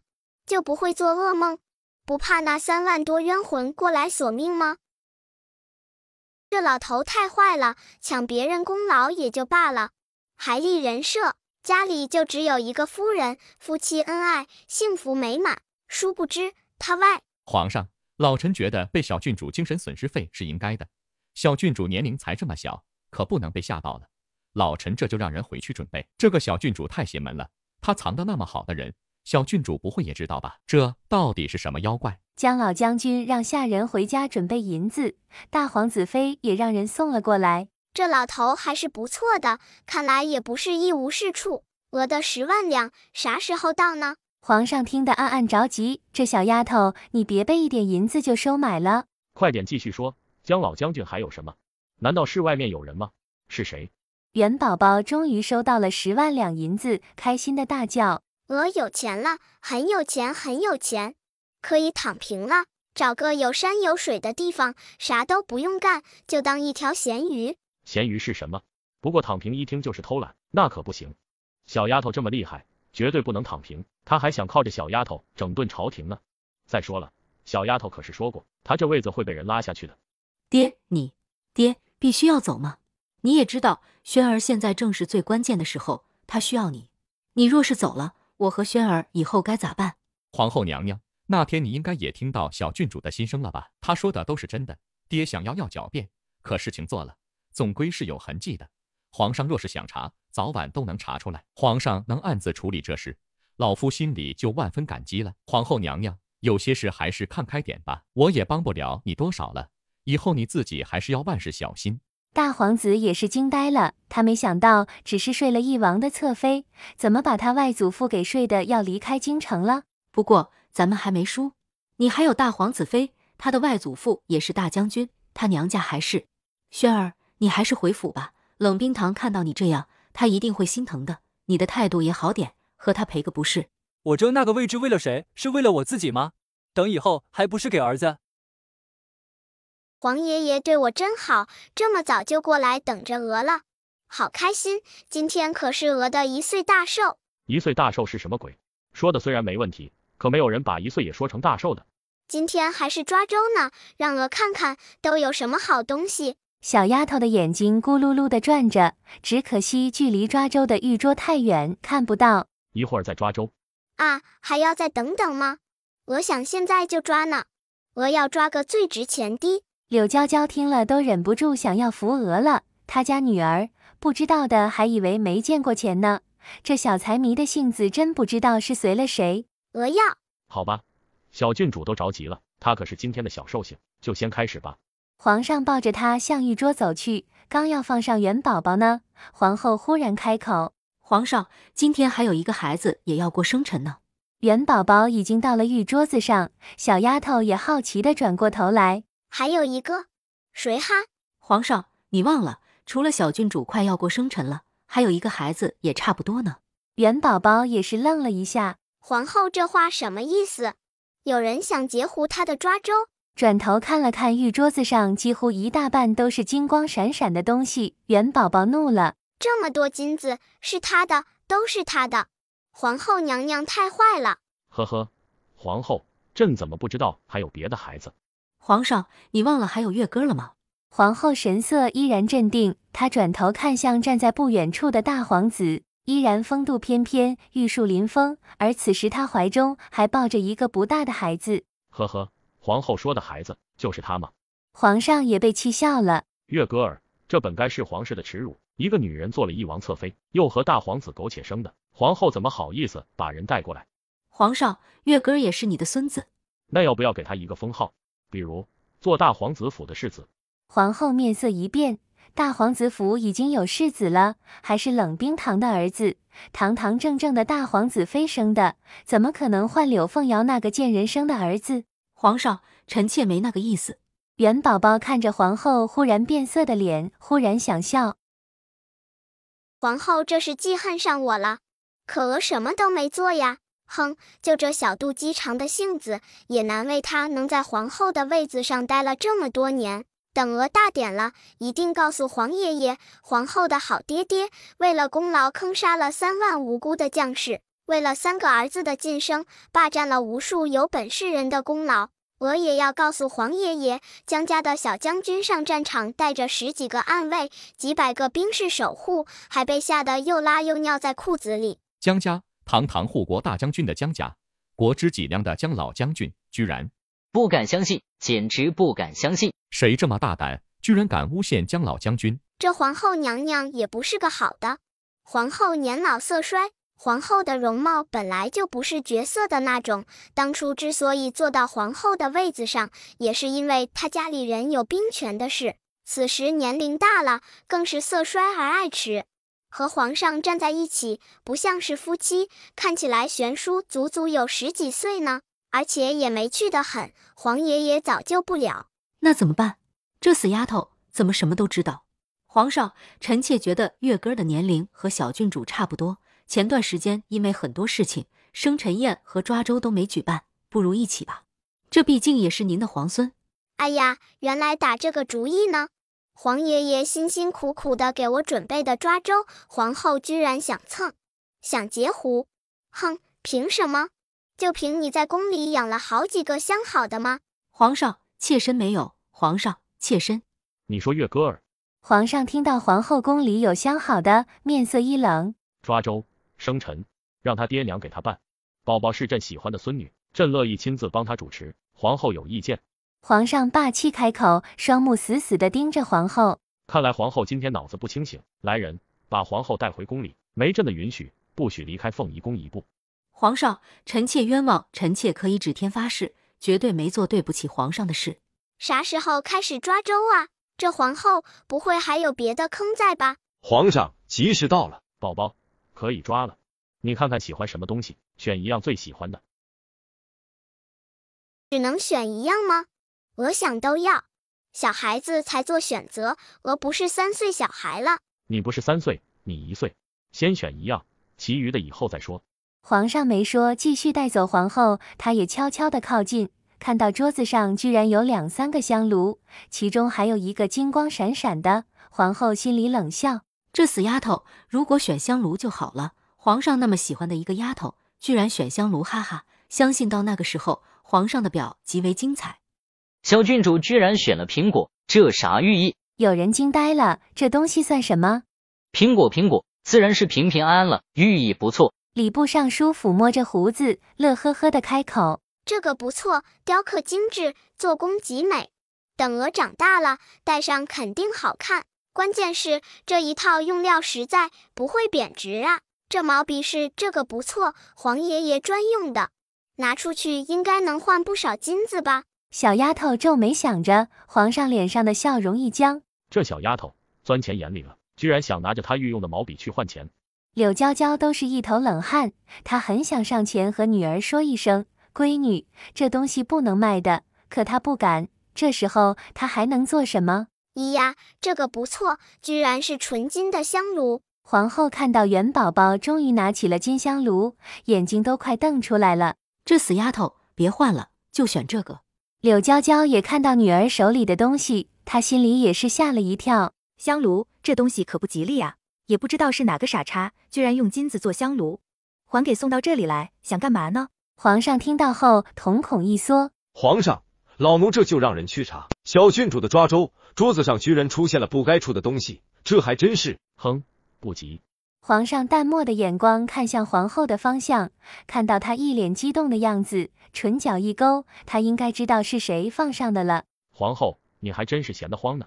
不过是个金的香炉，平时给鹅肯定要，可今天还是算了，鹅怕被爹爹打屁屁。咦，这是啥？这好像是玉玺吧？皇爷爷放错了吗？玉玺是不错，可鹅不要。当皇上太累了，鹅只想有好多好多的钱，啥也不干就好。鹅可是郡主，好好享受不好吗？干嘛要和自己过不去？可惜没空白圣旨，要不然我直接上次给鹅自己几百万两银子。最后，小丫头选了一个灰扑扑的香炉。宝宝，你选这个。皇上还是不敢相信，看看桌上的东西，哪个不比这个好？随便一个都要好很多，哪怕是那个金色的香炉都要强点。元宝宝选的是最不起眼的一个，也是最不值钱的一个。呵呵，皇上最看重的孙女，居然选等以后不会要出家吧？宝宝，要不要重新选一个？不要，鹅要炉子，炉子炼丹。炼丹？宝宝会炼丹？爷爷多活，这才是真正的好东西。等鹅大一点，可以炼丹的。皇爷爷吃了可以身体好好的，多活几年。皇上听到这，心里更软了。想不到小丫头选这个，居然是为了自己。这可不是普通的香炉，是炼丹炉啊！宴会结束，皇上亲自去了凤仪宫，宫里的丫头太监却都被抓了起来，严加审问。皇上，臣妾嫁给你22年，你宁可信一个奶娃子的话，也不相信臣妾吗？呵呵，皇后，你江家坑杀3万将士的时候，你可曾告诉过朕？皇上，臣妾不知。这事皇后是真冤枉，父亲从未和她说过。是吗？皇上，臣妾对你一直都是真心的，臣妾怎么可能背叛你？不会背叛。皇上，妾身可以对天发誓，绝对没做过对不起你的事。皇上，刚刚老奴过去问了，说那边并没有审问出什么。他们什么都没交代吗？不过昨天的事，他做的也太……那个月歌儿算什么东西？皇上忽然想到，以前元宝宝曾经说过，那孩子根本就不是大皇子的。你去翼王府一趟，带小郡主过来。元宝宝还睡得迷迷糊糊的呢，梦里全都是金子，忽然就被人挖了出来。鹅困，宝宝乖，你皇爷爷找你有事呢。娘，一起。皇爷爷又想鹅了吗？昨天不是才想过吗？嘤嘤嘤，鹅太可爱，贴心也不好，总被宠幸。闺女，宠幸是这么用的吗？皇爷爷才是最大的金大腿，鹅要抱紧了，随叫随到。嘻嘻嘻，不知道皇爷爷是不是又要赏赐鹅好东西？宝宝，咱家里真没你想象中的那么穷。再说了，你不是刚刚收下了10万两银子，还有昨天那些金灿灿的东西，也值不少钱的。最后陪着元宝宝入宫的也不是柳娇娇，而是翼王。到慎刑司的时候，元宝宝还是迷迷糊糊的。王爷，您稍等，老奴进去准备一下。准备什么？皇上，这里面有点血腥，老奴担心小郡主会害怕。宝宝，你怕吗？皇上伸手接过元宝宝，不怕。这就是监狱吗？没见过，不知道里面啥样啊？有满清10大酷刑血腥吗？好淫谁会被关在这？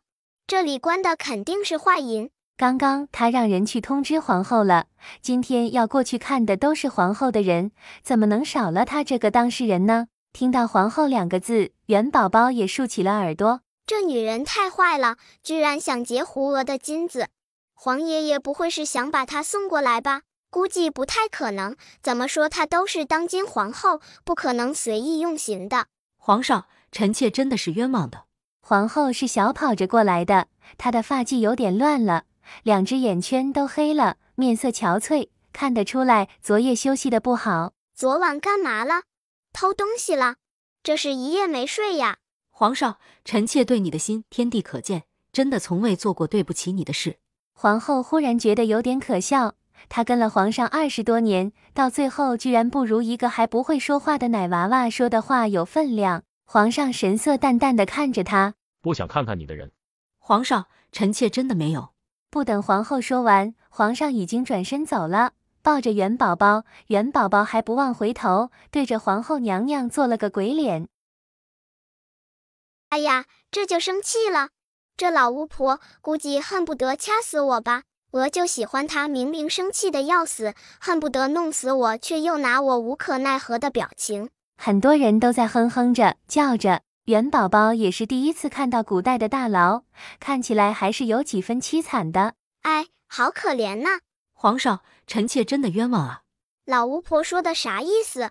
啥冤枉？小丫头一头雾水，睡了一觉，她感觉有点不明白这些人的意思了。皇上，他们的确没人招，也没人说皇后娘娘宫里有别的男人，皇后应该没。魏公公都不敢说那2个字，这可是一国皇后，若是冤枉她，怎么死的都不知道。元宝宝眨巴了一下大眼睛，似乎明白了。别的男人？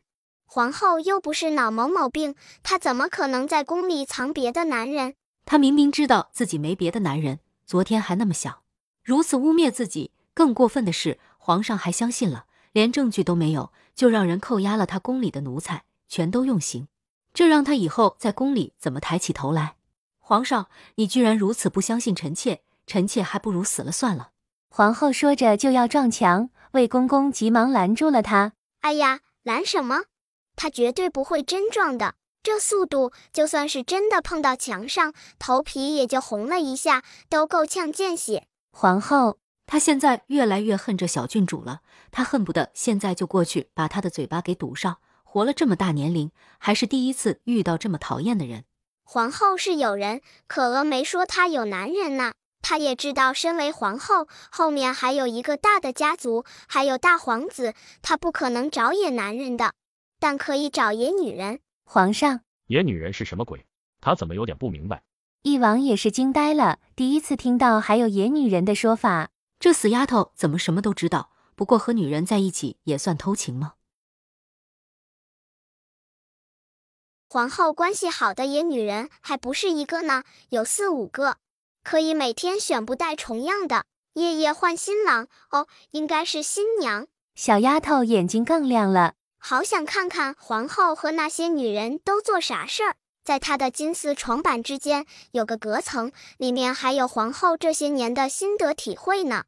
没办法，谁让皇后文采好，喜欢写东西呢？皇上早已期待了，昨天听到元宝宝的话，就让人把皇后的宫里翻了3遍，都没发现野男人。打死他也没想到，皇后相好的居然不是野男人，而是野女人。翼王，小郡主还没睡够觉，你先带她回去休息。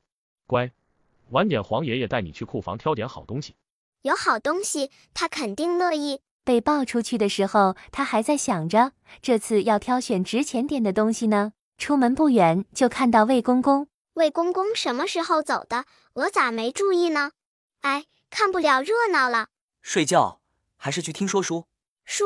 皇上去了专门的审讯室，其余人都退下了。宽敞的房间里就只有皇上、皇后。说罢，都有谁？皇上，我和江家的事，大皇子都不知。他们4个人是谁？你不说，朕一样有办法查到。皇上，臣妾不是有心的。臣妾知道自己的身份，也知道什么该做，什么不该做。可长夜漫漫，您又不来臣妾的宫里，臣妾自己在宫里。皇上对她几乎都没什么关心，可丫头有啊，嘘寒问暖的，比男人可靠谱多了。皇上离开的时候，脸依然是黑的。皇后娘娘病了，被禁足在宫里。皇上，那4个丫头，凌迟吧，隐蔽点。皇上，闭嘴。皇上冷眼看了过来。这4个贱人死后，皇后也就快了。娘娘，奴婢不能伺候娘娘了，还望娘娘保重啊。哎，这丫头跟在皇后身边这么多年，脑子还没长好吗？袁弘毅，你来做什么？父皇，他想来，儿臣能怎么办？你这话让皇上听了怎么想？不能伺候皇后了？怎么伺候？哎，也真是难为你们了，4个人争抢一个，居然不争风吃醋。不过吃一堑长一智，估计皇上以后对后妃身边的宫女都要好好查一下了。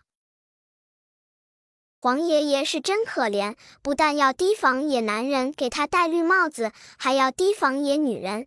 哎，谁让后宫这么多女人，就只有皇爷爷一个男人呢？僧多粥少，女人也有心理需要的。有一种出轨叫精神出轨，有一种绿叫心理绿。袁弘毅，快点带小郡主下去，去库房，随便选一件东西。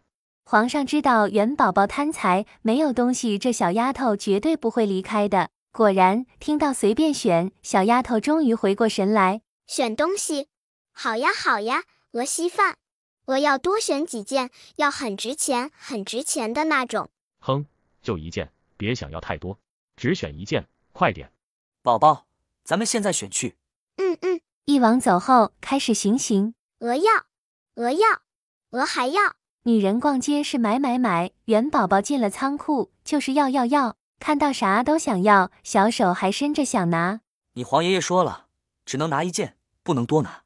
不过只能拿1件，他就要好好选一下了。也不知道这里有没有古早一点的东西，极品药材也可以呀。虽然鹅现在还不能炼丹，可药材都要提前准备。宫里的事儿多，鹅又这么受宠，以后难保有人会想害鹅，先做点解毒的丹药防身就挺好的。还有鹅爹，也给他2颗。翼王听到最后一句，瞬间觉得圆满了。2颗不算少，真的不少了。没想到女儿虽然有时候嘴毒一点，可心里还是有自己的。啊，庸医，那些大夫都是庸医吗？都多少天了，柳凤瑶依然趴在床上。至于大皇子，自从他来府上后，大皇子1次都没来过。秋兰刚走没多久，大皇子就来了。大皇子，瑶瑶都好几天没见到你了。大皇子却是沉着脸，快步走到柳凤瑶床边。你个贱人，都怪你！若不是因为这个女人，她怎么可能落到如此境地？王爷，瑶瑶冤枉啊！柳城大皇子本以为他会温柔安慰，不曾想上来就要掐死他。王爷，冤枉，冤枉啊！那天若不是因为你，本王怎么可能被人抓奸？都怪眼前这个贱人。大皇子眼神一狠，他想狠心直接把人弄死算了。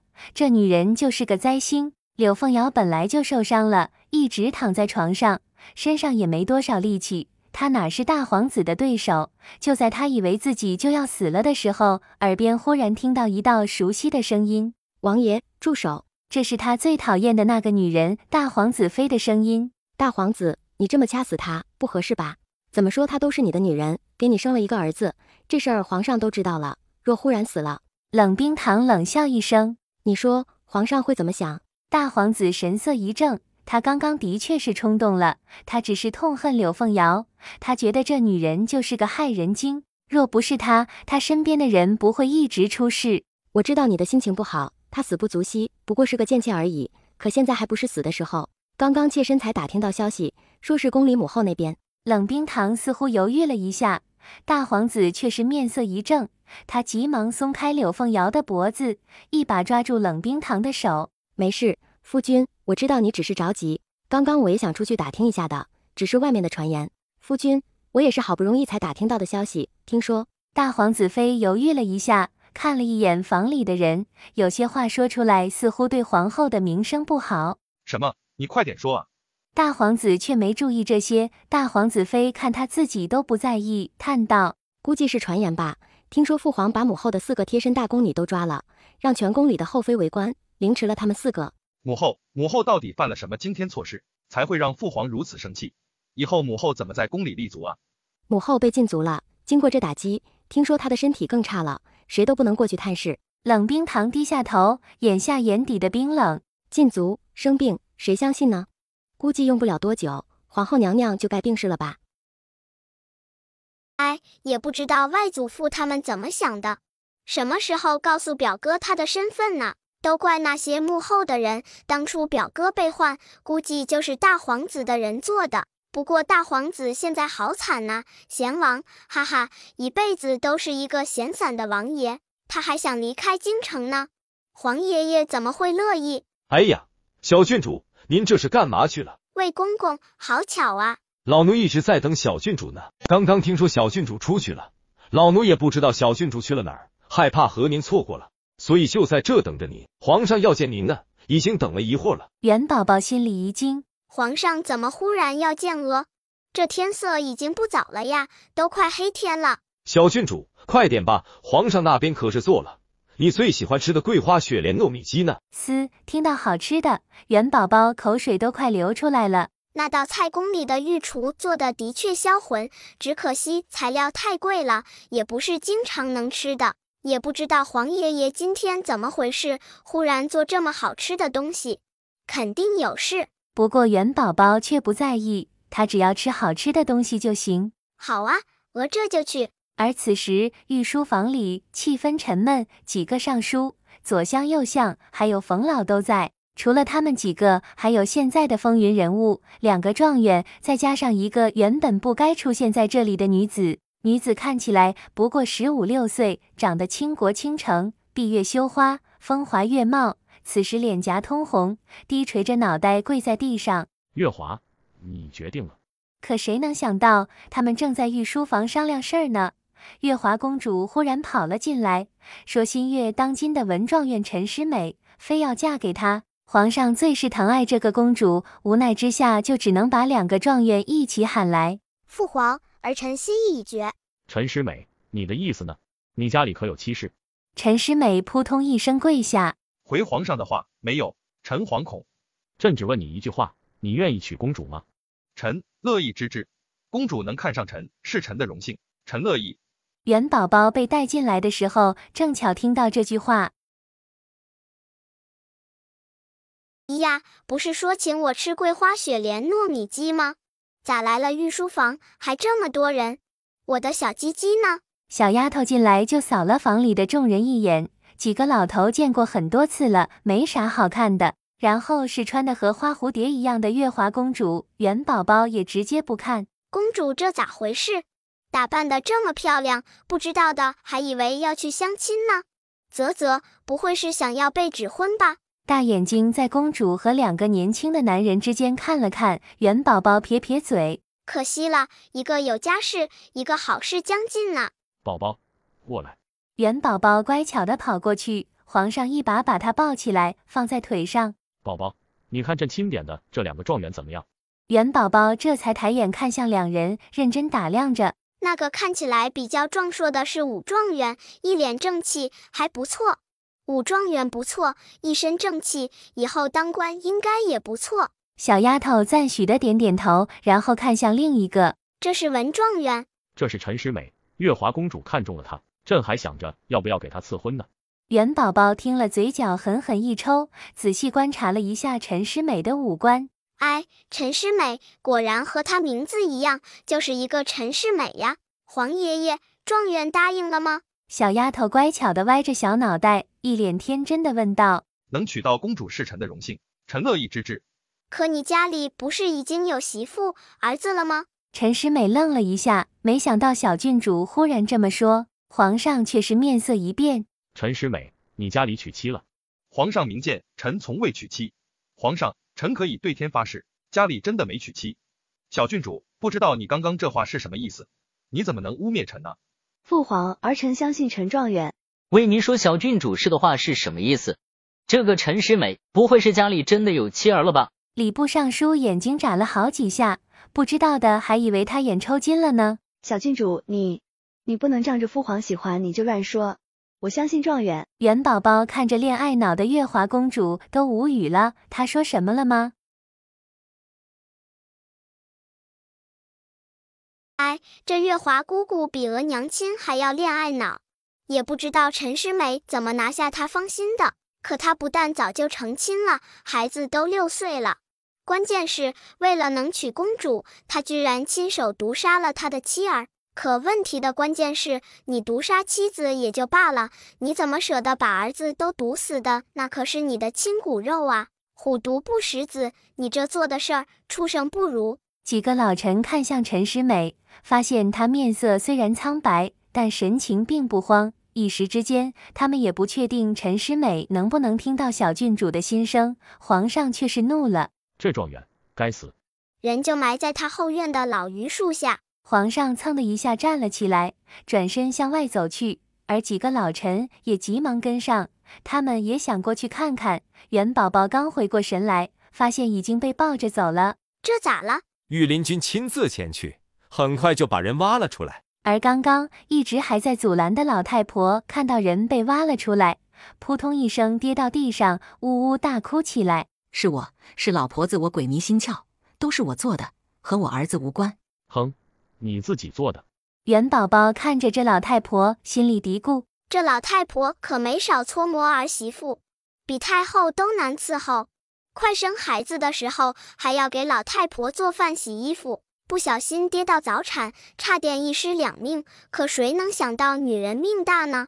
咦，不对呀，还没死。元宝宝挣扎着就要下去，皇上也是惊呆了。什么意思？他还没明白过来，元宝宝已经快步跑到草席边上，伸出小手，在女人和孩子的胸口拍了拍。皇爷爷，他们还没死呢。不可能，死了，没气息了我才埋的。那是老鼠药。怎么可能死不了？2个太医过来，刚刚元宝宝说人没死的时候，锦衣卫就让人去喊太医了。这2人还真是命大，3包老鼠药，正常人1包就死透了，可老太婆图便宜，买的是掺了面粉的假药。这女人的命还真硬。女人已经醒来，家里条件本来不错，找的陈诗美算是上门女婿，可没想到刚成亲，父母就惨死。性子绵软，然后被婆家拿捏，好几次被丢到山里喂狼，她硬是自己跑回家。老太婆把她从堰头上推下去，滚了大半个山头，人没死也就罢了，还被查出来有身孕，这命的确是够硬的。有身孕后更是过分，老太婆连打胎药都给她吃过，可孩子愣是没事儿。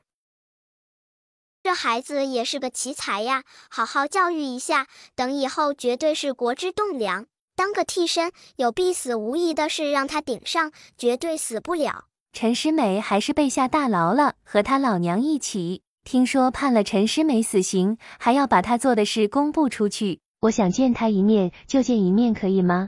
娘，求求你让我见她一面。我这就去找你父皇，不过他会不会同意也不好说。娘娘，您真的要去求皇上吗？皇上肯定不会同意的，甚至会迁怒于你。娘娘，要不然你去求求小郡主吧，皇上那么喜欢小郡主，肯定听小郡主的。行，本宫这就去义王府一趟。娘亲，怎么了？哎呀，小郡主来了呀！小郡主，本宫也没准备别的东西，这镯子本宫一直戴着，你可不要嫌弃。哎呀，这是极品帝王绿吗？我还是第一次见到这么漂亮的帝王绿，这东西好啊，值钱呢，而且戴了有上百年了，镯子养得不错，好稀饭。小郡主，本宫过来还想请你帮个忙呢。什么忙啊？小郡主是本宫的女儿，也就是月华公主，想见陈诗美最后一面，但你皇爷爷那边禁足了公主，你可以帮忙问你皇爷爷一声吗？哇靠，都这样了，月华公主这个恋爱脑居然还没醒悟，还真是资深恋爱脑。如果恋爱脑也分等级的话，这月华公主肯定是地狱级的。好啊，就这点小事啊，嘿嘿，皇爷爷最听娥的话了，小意思，赚大发了，这镯子太好了，千年难得一见。元宝宝直接去找魏公公，魏公公看到元宝宝主动进宫，惊讶极了。魏爷爷，我皇爷爷呢？宝宝来了。皇爷爷可以说服月华姑姑啊，陈诗美就是个渣男，不值得月华姑姑伤心。哎，恋爱脑最难管了，要不是收了静妃的帝王绿手镯，我才懒得管呢。那手镯是真好，不过说服恋爱脑也很费脑子的呀。需要朕陪你一起吗？不用，不用，皇上去了不方便。那让魏公公陪你过去。小郡主怎么样了？娘娘，皇上让洒家陪你们过去。哎，还真是个痴心的，怪不得前世死的那么惨。月华姑姑就是个傻子，她以为陈诗美对她是不一样的，可她怎么不想想，一个能对陪了她7年的妻子都狠下毒手的人，怎么可能善待你呢？后来他扶持新帝登基有功，权势滔天，府上立即就又要了好几个大臣的嫡女，他们的身份也不低。月华姑姑被他冷落，关了起来。可怜月华姑姑怀孕7个月，连饭都吃不饱，害怕肚子里是儿子，她纵容那些妾室陷害，害得月华姑姑早产大出血，差点一尸两命。后来直接关在地牢，百般折磨。还把静妃一起关过去，让地牢的狱卒肆意欺辱2人。可怜一代宠妃，最后被折磨惨死在阴暗的地牢里，浑身上下没一块好肉。月华公主张开的嘴闭不上了，静妃更是震惊的差点晕过去。刚刚她听到了什么？什么意思？新帝是谁？那皇上呢？还有她怎么会死得那么惨？月华公主眼睁睁地看着自己的母妃被人凌辱致死，也疯了，最后也是惨死。哎，好可怜，不过也活该了，谁让她是个恋爱脑呢？这一世，皇上都查出陈诗美不是个东西了，他还不相信，还想和她在一起，恋爱脑可耻。哎，还好我娘亲醒悟了。想到元宝宝说的母妃的结局，月华公主忽然感觉心里很难受。静妃一时也回不过神来，总感觉这一切都不是真的。可万一呢？还有，这事皇上知道吗？她要不要告诉皇上一声？走吧。月华公主咬咬牙，这可是好不容易得到的机会，她一定要去见一下陈诗美。公主，你要救救诗美，她什么都不知道的，一切都是老婆子我自作主张，是我做错了。公主，诗美一辈子只动心过一次，就是对你。公主，诗美知道说什么你都不相信，但临死之前能再见你一次，诗美就瞑目了。陈状元，我相信你。你都是被逼的，你一个肩不能抗手不能提的文弱书生，怎么可能做这么残忍的事？都是你娘做的，你娘逼你的，你啥都不会做。哎，好一朵无辜的小白莲！我若是皇爷爷，直接把这个女儿丢出去算了，恋爱脑就不醒的那种。他不是以为这男人对他一见钟情，情深意重吗？没了公主的身份，成了平民，你看看他还爱你不？母妃，求求你，就算他娘想毒死那2个人，可人不是没死吗？这也不算杀人吧？更何况他这个什么都不知道的人。哎，真的没救了。这时候还想救这渣男？月华，时间差不多了，人你也见到了，你该死心了吧？母妃，我月华，你要保重，如果有来生，我定然是先一步找到你，宠你一世的。陈状元，月华愿意等你。啊，不行了，我要吐了。陈诗美说话都这么油腻吗？可偏偏有的人就喜欢吃这一套。哎，还是这个时候的画本子的太少的。等鹅大了，多准备几个画本子。这房里怎么有个臭味？咦，不会是这个陈诗美有狐臭吧？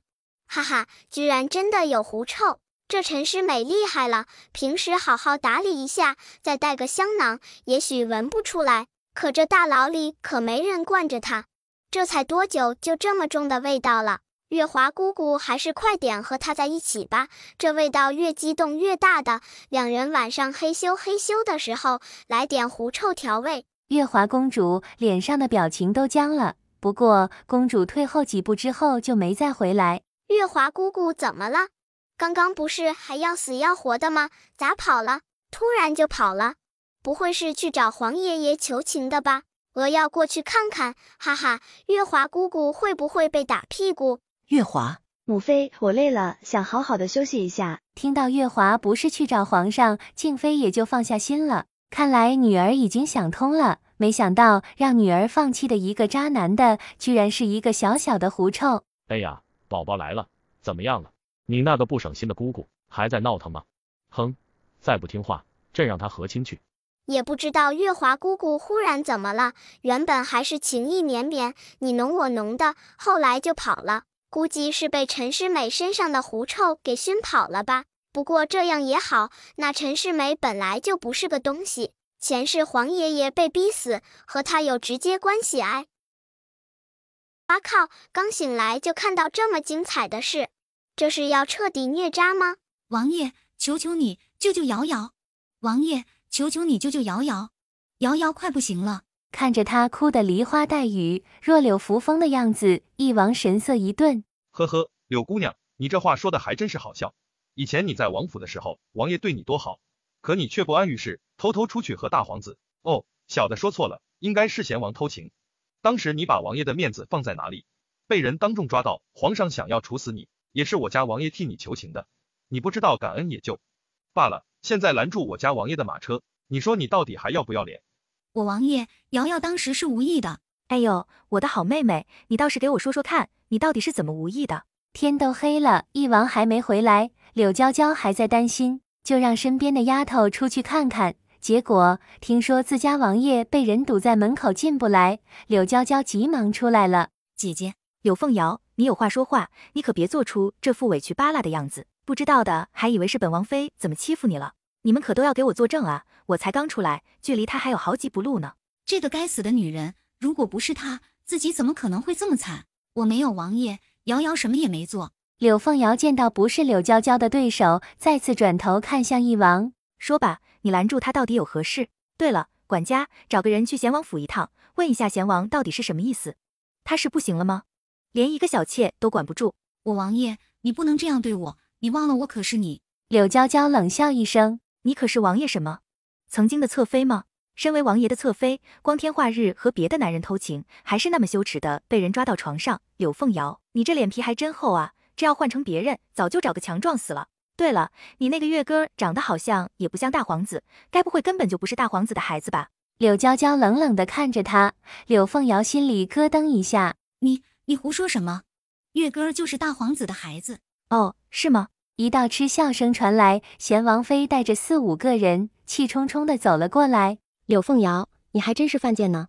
你说你这个人怎么这么贱呢？以前还在依王府的时候勾搭着我家王爷不放，好不容易如愿了，又来勾搭依王爷，怎么？只有外面偷的，在你眼里才是好的？哇，贤王妃还是战斗力彪悍，我娘也比以前厉害了好多。哎呦，我可怜的娘亲，能立起来真是太不容易了。她要是早有这么强悍，上一辈子就不会被柳凤瑶陷害致死。贤王妃若有所思地看了柳娇娇一眼，柳娇娇脸上闪过一丝的不自然。王妃，你怎么能这么陷害我？王爷，你知道我的性子的，我不是那样的人。我家王爷知道，你就是吃着碗里的，看着锅里的，恨不得天下间所有的男人都围着你转。柳娇娇嗤笑一声，还不忘狠狠地瞪了一王一眼。这臭男人走到哪都招蜂引蝶。我一哥哥，你知道的，我不是那种人。一哥哥，哎呦，我的妈呀，恶心死我了！没想到我瞎眼爹爹居然喜欢这一套。你说恶心不恶心？也就贤王能吃得下去，这种不知道被多少人睡过的女人，她睡起来也不怕得病吗？小丫头说话有点，柳娇娇差点没笑出声来。虽然刚刚女儿的话说得不好听，但理就是那个理儿。贤王妃若有所思地看了一王一眼，忽然感觉小郡主说的蛮对的，以前的一王爷可不就是有点瞎眼。来人，去把贤王请过来。我觉得一王妃说的很对，这个孩子是不是王爷的还未知呢，让贤王过来，正巧可以滴血认亲。柳凤瑶一听到滴血认亲，心里咯噔一下，心脏扑通扑通的跳着。不行，她想也不想的拒绝。也把那个孩子抱过来，我倒是要看看那个长得和王爷一点都不像的孩子到底是不是他的种。一王，您这边要不要也一起？一王的脸都黑了，神色淡漠。不用，本王都没和他睡过，怎么可能会有孩子？柳娇娇也是神色复杂。一王敢当着这么多人的面说没关系，估计就是真的没有。他现在都有点看不懂这个男人了，若换做自己，绝对做不到一王这样。王妃，你不能这么对我，以后我还怎么出来？让他更恐惧的是，他也不敢确定这孩子是不是贤王的。毕竟当时想到那个结果，柳凤瑶只感觉浑身冰冷。呵呵，验明正统也能打消众人的疑虑，相信就算皇上知道了，也不会阻止的。贤王妃冷笑一声，看柳凤瑶的表情，她已经知道那孩子十有八九和贤王根本就没关系。这么快就要验明正身吗？那孩子根本就不是贤王的，哈哈哈哈！贤王赶紧过来呀，我也想看看，当他知道他心心念念的儿子，还想让兄弟帮他养的儿子，结果却不是他的时候，他的脸色会多精彩了。贤王妃勾唇一笑，贤王不是心心念念的想要绿别人，早晚有一天，他还会给他一个更大的惊喜。哎呦，我的亲娘啊，你说你以前是有多蠢？就柳凤瑶这智商，居然把你玩得团团转。还有我那瞎眼爹，哎，这眼睛是真不好，居然相信这么一个心机婊。贤王妃冷笑着，今天她必须把血给验了。王妃，有什么事等回家再说。王妃，月歌儿怎么说都是本王的亲儿子，一会就算验出来是亲的，你让他长大了以后如何过？呵呵，王爷也不相信月歌的身份吗？本王也想知道，那个小野种到底是不是皇兄的。贤王还想推阻，那边的人已经把月歌抱了过来。柳娇娇只是神色淡漠地看了他一眼，以往还没发现这孩子和贤王长得真不像，倒是有3分像是柳凤瑶。哇哈哈，好想看贤王被打脸。哎呦，一会知道不是他的儿子，也不知道贤王的脸该往哪里搁。不过，哎呀，也不知道这一次我那个瞎眼爹还会不会维护这个女人。可怜我娘亲1秒钟，不过没事儿，若这爹还继续维护，我就带着娘亲私奔去。丫头已经准备好了水。不要！王爷，你就这么确定这个孩子一定是你的？验验吧，你也不想稀里糊涂的帮人养儿子，对吧？贤王还是没有阻止。王爷，求求你救救我，救救我吧！别忘了以前我可救过你的命。一王神色一暗，抬手刚要阻止，柳娇娇却是一把握住他的大手。王爷，你也不想这个孩子备受质疑吧？你就放心好了，我相信瑶瑶，怎么说她都是我的堂妹，她肯定不会做出有辱门风的事。你刚刚不也说过，你和她之间根本就没什么，那她应该就只有贤王一个男人吧？孩子肯定是贤王的，对不对？我的好妹妹，你说你在慌什么？这不正是证明你清白的机会吗？柳娇娇这个贱人，什么时候这么能说了？她把话都说到这个份上，如果自己再阻止的话，简直就是不打自招。哎呀，柳凤瑶，你这儿子不会真的不是王爷的吧？你胡说，我家月歌明明就是王爷的。那你担心什么？来人，取血。其实滴血验亲并不是完全准的，这个柳凤瑶的运气不会那么好吧？若真的相容，说明这柳凤瑶命不该绝。不过我倒是更好奇，也不知道孩子的爹到底是谁。柳凤瑶眼神死死地盯着碗里，终于看到血融在一起。王爷，你冤枉我！难道小郡主想的不对？这孩子真的是贤王的。可是不对呀，以前小郡主想的事就没错过。瑶瑶，对不起。王爷，瑶瑶真的只有你一个男人，求求你以后不要再怀疑瑶瑶，怀疑咱们儿子了好不好？那王爷，瑶瑶院子里以后能不能吃饱饭？还有月例银子，你也知道瑶瑶现在什么都没有了，能不能给瑶瑶点银子？贤王歪头看向王妃，王爷若是觉得妾身管理不好王府，这管家权还是交给你的小妾吧。王妃，本王不是这意思。如果没有王妃帮衬，他哪里有如今的好日子过？王爷，你要相信瑶瑶。王爷，你就放心好了，妾身一定会把王府管理得井井有条的。是啊，太皇兄，你就放心好了，我这个堂妹对管家很有一套的。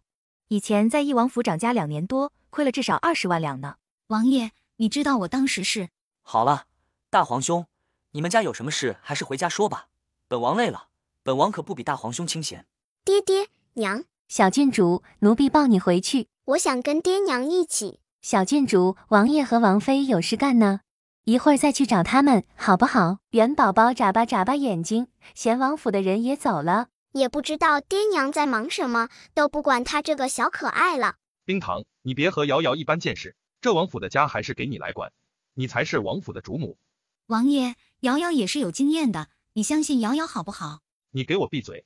贤王都快气死了，这个柳凤瑶就是不当家，不知道柴米油盐贵，他的王府现在是什么情况，他心里没数吗？柳凤瑶什么都没有，嫁妆也没，接过王府去干嘛？冰糖，你别听他胡说，你才是我明媒正娶的王妃，这王府里的一切都是你说了算。她不过是个小妾，若不是因为有个儿子，本王早就把她发卖出去了。你也知道我最近的身体不是很好，我还是好好休息吧。贤王无奈地叹了口气，最后只能答应。王妃，管家的烫手山芋终于交出去了，不过以后咱们院子里的日子……冷冰糖却是不在意的一笑，把我的嫁妆都看好了，登记造册直接到官府再备份一下，以后咱们只管自己就好。贤王不是和那个柳凤瑶山盟海誓，卿卿我我吗？就让他们2个好好的勾在一起吧，最好一直都锁在一起，可别出来祸害人了。可这段时间一直都是在用您的银子填补，老奴觉得还是亏得慌。不过是1点银子而已，就当喂狗了。王妃，奴婢觉得好可惜啊，还以为那个不是王爷的呢。你怎么知道那就是王爷的？刚刚不是滴血验亲了，2个人的血都相融了，那也未必就是亲生的。先让他们高兴高兴吧。不过那贱人现在已经掌家，估计以后会肖想世子的位置，世子那边让他们多注意点，万不可出了差错。可在看到账册后，柳凤瑶的脸都黑了。贤王府原来都是一个空架子，库房里连10两银子都没有，肯定是冷冰糖的贱人贪污了。柳凤瑶扶了扶头，只感觉一个头2个大。早知如此，她绝对不会揽下这烫手山芋。王妃，王妃不好了，小郡主不见了。什么意思？什么叫小郡主不见了？她不是一直在？王妃饶命！你先告诉我到底是怎么回事？为什么我回来的时候你们没说？她回来也有小半个时辰了，当时问的时候，他们说小郡主玩累了，已经休息，结果现在……王妃，都怪奴婢。小郡主说还没去看过花灯，下午就想去看，没经过你的同意，奴婢自然不乐意。结果小郡主自己偷着跑出去了。娇娇，你别担心，我这就让全府的人出去寻找。小郡主的年龄小，也不可服跟着出去，不是她自己出去的，会不会是有人把她带出去的？刘全，吩咐1半的人在府里寻找，每一个角落都不能放过，其余的人跟我出府。娇娇，你要相信我，我一定会把咱女儿给找回来的。可我在家里待不住。绿萝绿意，你们2个小心一点护着主子。这是哪呀？哇靠哇靠哇靠，这是哪里来的美人姐姐？长得好漂亮，好漂亮，好漂亮！嗓子好干，好难受，我想喝水。小妹妹，来喝点水，放心好了，这水是甜的哦。这个美女姐姐好温柔啊，不行了，我快溺毙在美女姐姐的温柔里了。还有，我不叫小妹妹，我叫宝宝，这也太温柔了吧？小姐也不知道这姑娘是哪家的。她才这么大，还记得家在哪里吗？早知道在路上的时候，他们就检查一下行李了。先别管了，宝宝发烧还没好呢，等她身体好了以后再说。我先过去看看我娘。说的也是，这小姑娘也是个有福气的，遇上小姐你这么好心。哎呦，玉环姐姐，我听说大娘的身体不好，这2天你还是好好照顾大娘吧，店里的事就不用你操心了。对了，我还听说你带回来一个小姑娘，这该不会是你和哪个野男人生的孽种吧？啪的一声，小姐上前一个巴掌打到女孩的脸上。嘴巴是好东西，吃饭就行了，不用每天出来喷粪。你杨玉环，你居然敢打我！怎么打你？身为你的堂姐，你说话不注意，没有教养，教育你不是应当的吗？元宝宝再次醒来的时候，已经是第二天早上，闻到浓郁的饭香味儿，张嘴就要吃。好吃，不能再多吃了哦。等到中午的时候，姐姐给你做更好吃的，我再给你冲点糖水喝，好不好？谢谢美女姐姐，姐姐好漂亮，好温柔，我好喜欢。宝宝，你家是哪里的？元宝宝张张口，有点犹豫。杨玉环，老身听说你领回来一个小丫头。祖母，我也不知道宝宝是哪里的，前几天他不是生病发烧了吗？嗓子一直都不舒服，今天才稍微好了一点。我刚要问他家是在哪里，想把他送回去呢。这就是漂亮姐姐的祖母吗？年轻的时候一定是个一顶一的绝色大美人儿。玉环，到底是怎么回事？祖母，玉环去京城处理事情，原本想着过完花灯节后再回来，忽然收到母亲生病的消息，玉环心里担忧，又收拾了东西，匆匆往回赶，一路上风餐露宿的，也没停歇，更没看过行李。玉环也不知道宝宝什么时候上马车的，一直到了家里卸行李的时候才发现，可那时候孩子已经发烧了，所以就……杨玉柔却在一边撇撇嘴，这话谁信呢？说谎话也不打草稿，从京城过来，足足要3、4天，这孩子难道不吃不喝不吭声的在车后3、4天吗？这个女人是谁呀？吊梢眼，乌鸡眉，尖嘴猴腮，语气刻薄，这分明就是一副搏命相。哎呀，祖母，这种话你相信吗？这孩子也就2、3岁的样子，怎么可能在后面的行李车上不吃不喝的待3、4天？除非是死了。玉柔，你怎么说话呢？祖母，我也没想到他生病了，到家之后才知道他发烧了，这也是刚刚醒过来呢。宝宝没有死。元宝宝委屈的扁扁嘴，可怜巴巴的看着老太太。这女人嘴巴没门，额头黑云压顶，最近2天就有灭顶之灾呀！可别连累了我的美女姐姐，还是我美女姐姐好。美女姐姐怎么会有这样的姐妹？祖母，要我说，这孩子说不定就是姐姐在外面的私生女，也不知道和哪个野男人生的。一个婆子却是抬起手对着她的脸就是一个大耳刮子。你不过是个下人，居然敢打我！二小姐，以后说话还请你注意一点，孩子是3、2天就能生出来的吗？再说了，这孩子已经1岁多了，你这样污蔑你堂姐，话传出去，坏的是谁的名声？你也已经及笄了。二小姐，你这是不打算嫁人了？看来二丫头还是没学好礼仪，回去后好好抄一下女则女训吧。你叫宝宝对吧？可以告诉我你家在哪里吗？不知啊。那你爹叫什么名字？瞎眼爹叫，好像也没人在他面前喊过爹的名字。哎，老太太怔了一下，她没想到眼前这个乖巧可爱的小姑娘居然有一个瞎眼爹爹。那你娘呢？哑巴娘叫，好像也没人和她说过。哎，杨玉环听到这里，眼睛都红了，她没想到宝宝的身世如此凄惨。宝宝，你放心，以后这里就是你的家。这世上怎么会有这么惨的身世？爹爹是瞎子，娘亲是哑巴，也就幸好这孩子一切正常，眼睛又大又亮，小嘴巴也很巧，说出来的话就像抹了蜜一样甜。漂亮姐姐忽然怎么了？怎么哭了？宝宝没事的，以后姐姐家就是你的家，宝宝，你安心的在这里住就好。元宝宝点了点小脑袋。美女姐姐好好啊，美女姐姐的祖母也很好，我的祖母要是有这么好就好了。如果祖母能和黄爷爷一样，元宝宝也就知足了。宝宝真乖，玉环，有空你多陪陪宝宝。等到元宝宝被石榴领着出去玩后，老太太才叹息一声，真是个可怜的孩子。没想到宝宝的爹娘居然估计是家里不要了，要不然早就出来找了。虽然咱家的情况现在也不是很好，但多养一个孩子还是没问题的。祖母，谢谢你能留下宝宝。晚点过去和你娘说一声，就把他记在你娘名下吧。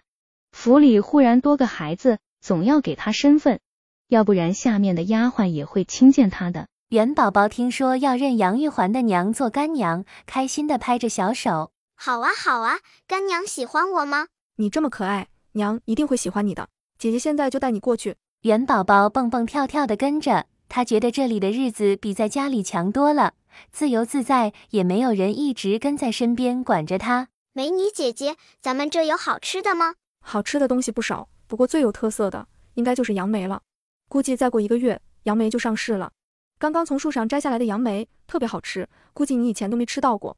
他好像还真没吃过。元宝宝已经决定了，等在这边吃完蓝莓之后，他就回家。反正现在爹娘忙着造人，应该不会在意他吧？宝宝，想吃吗？要，我还从来没吃过杨梅呢。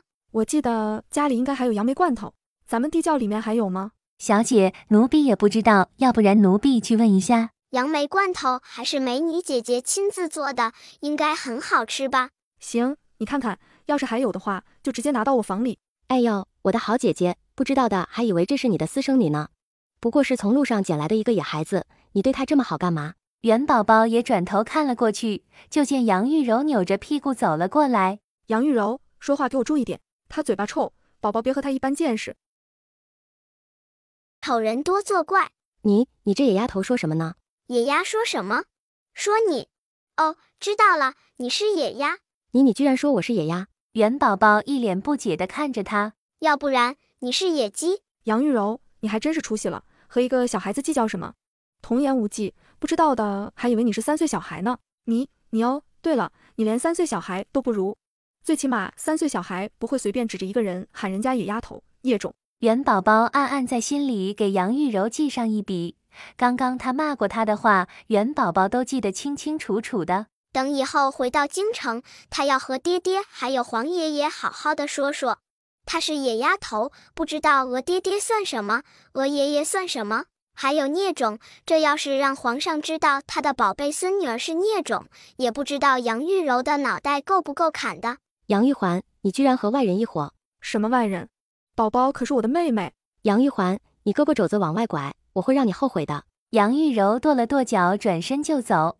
元宝宝两眼定定地看着杨玉环，忽然想到什么。哇靠！我现在才想起来，美女姐姐的名字和一个名人是一样的，那是4大美人之一的杨玉环呐，长得也是珠圆玉润的，那可是历史上唯一一个以胖为美的美人。不过美女姐姐也是如此，虽然她的身材没有普通女子纤细，可绝对是个妥妥的大美人呐，也不知最后会便宜了谁家公子。宝宝，你觉得刚刚那个女孩好看吗？不好看。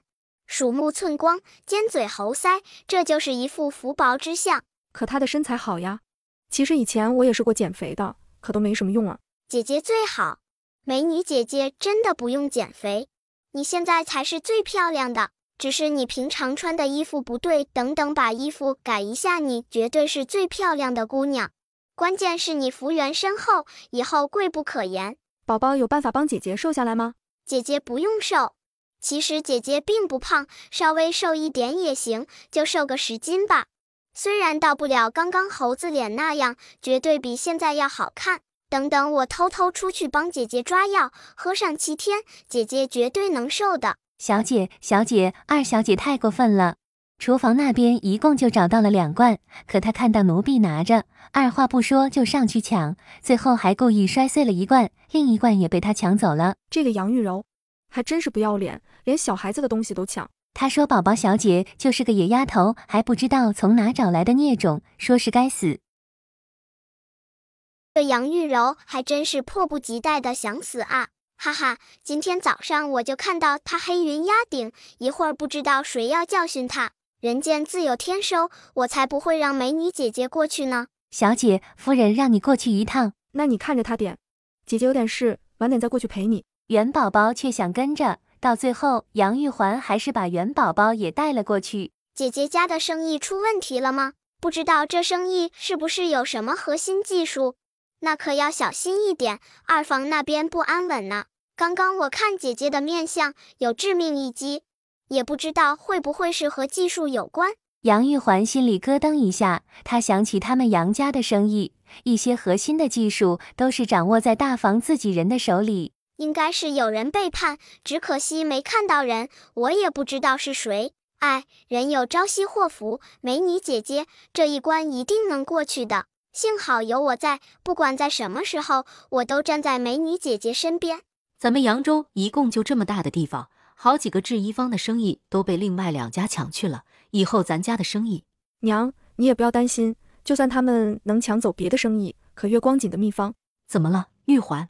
娘，没事儿。杨夫人只感觉头痛欲裂，她扶着脑袋。不过干娘的气色不对，我要偷偷过去帮她诊脉看看，估计是中毒了。宝宝，娘亲一直都很喜欢你呢，还不快点去娘亲身边？元宝宝本来就想过去诊脉呢，也就任由着杨玉环拉了过去。果然是中毒，不过幸好的那人下毒比较谨慎，应该是不想被人发现吧。这种毒在身体内停留的时间只有2个时辰，2个时辰之后，若没有继续服用毒药，诊脉也看不出来。不过对身体造成的伤害却是永久的。按这人下毒的速度，最多2个月，干娘就会悄无声息地死去。再加上最近一段时间她的身体状况不好，等到死的时候，估计都没人怀疑。杨玉环也没想到，在自己院子里居然有人敢明目张胆地给她娘下毒。杨夫人也是震惊万分，她很想说，小丫头说的都是假的，是胡说八道。她的院子里所有的人都是她亲手挑选的，绝对不可能有人给她下毒。幸好干娘中毒不深，想要解毒还有可能。可其中有一味药材比较难寻呢，500年灵芝，也不知道扬州城有没有。这个应该不好找吧，不过几十年的也勉强能用，只是不能彻底的根除毒素罢了。皇宫里，皇上已经不是第一次发火了。你说说，你们一个个都是干什么吃的？连个小孩子都找不回来。皇上，小郡主吉人自有天相，他才1岁多。连2岁都不到。皇上，小郡主冰雪聪明，不管在哪里，肯定会混得很好。你放心好了，她现在应该是不方便和咱们联络。在京城悬赏，凡提供有效消息者，一样有奖励。一王转身就要走，皇上喊住了他，让老贾在你家里住着吧。你媳妇刚有了身孕，千万不要出事。原本一王妃有孕是一件好事，可恰巧宝宝失踪，皇上心里哪里高兴得起来？长安，其中有一个倒是提供了一条有用的信息。王爷，小人记得过来的主子是一个年龄不大的小姐，他们好像是做布匹生意的。一王让人给宫里送了个消息，骑马带着人连夜走了，整个扬州城都找遍了，500年份的灵芝的确没有，就是100年份的也没找到，不过70、80年的还是有的。这个老二也不是个好东西，我看他现在黑云环绕，这好像是一副命不久矣的面相，这就是传说中的人间自有天收。哈哈哈，脸上血色弥漫，估计临死之前还有血光之灾。哎呦呦，好想看热闹。还有杨玉柔，这女人也是一副早死样，不知道他们家得罪了谁。哈哈哈，活该。姨外面到底出啥事了？难道有仇人找上门了？我想出去看看。还不是杨二爷，听说昨天在赌坊欠了很多银子，这不今天赌场的人就跑过来收钱呢。小小姐，你就老实的在这里藏着吧，奴婢也不知道外面具体怎么样。大夫人应该能够处理好的。能处理好才怪了，我还是得出去看看，要不然我可不放心。赌坊那些人就没有一个好说话的，他们是真的能杀人。如果杨二爷还不起钱的话，他们不会把美女姐姐拉出去顶债吧？16姐姐，你还是抱着我出去吧，咱们2个找个角落，偷偷看着也行。好血腥，好恐怖，可这个杨二爷就是该死，但不能连累我的美女姐姐。不要砍了，我们还钱。好啊，那就还吧，早这样不就好了？大夫人不敢置信地看向老夫人。娘，你说的倒是轻巧，你让我们拿什么还？旺财凑了过来。怎么办？你说要不要拿点别的东西抵上？旺财的眼睛看到二夫人和杨玉柔身上。这个年龄太大，根本就值不了多少钱，就算送到青楼也不值钱啊。至于另一个，就更不用说了，虽然年轻一点，这容貌……哎呦，大早上的这里怎么这么热闹？二公子，柔儿别怕，你可是我的人，我倒是要看看谁敢动小爷的人。二公子，他说想要把我卖了。他敢？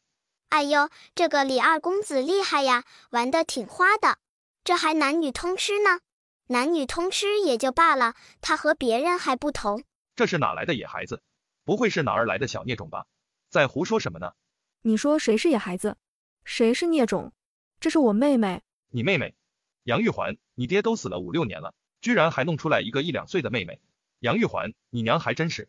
啪的一声，一个大耳刮子就扇了过去。李二公子没想到杨玉环居然二话不说就打人，脸一黑，抬起手对着杨玉环就打了过来。杨玉环身子一侧，险险的避开，只是他还没站稳身子，脸上一痛，还是挨了一下。哼，贱人，居然敢打本公子！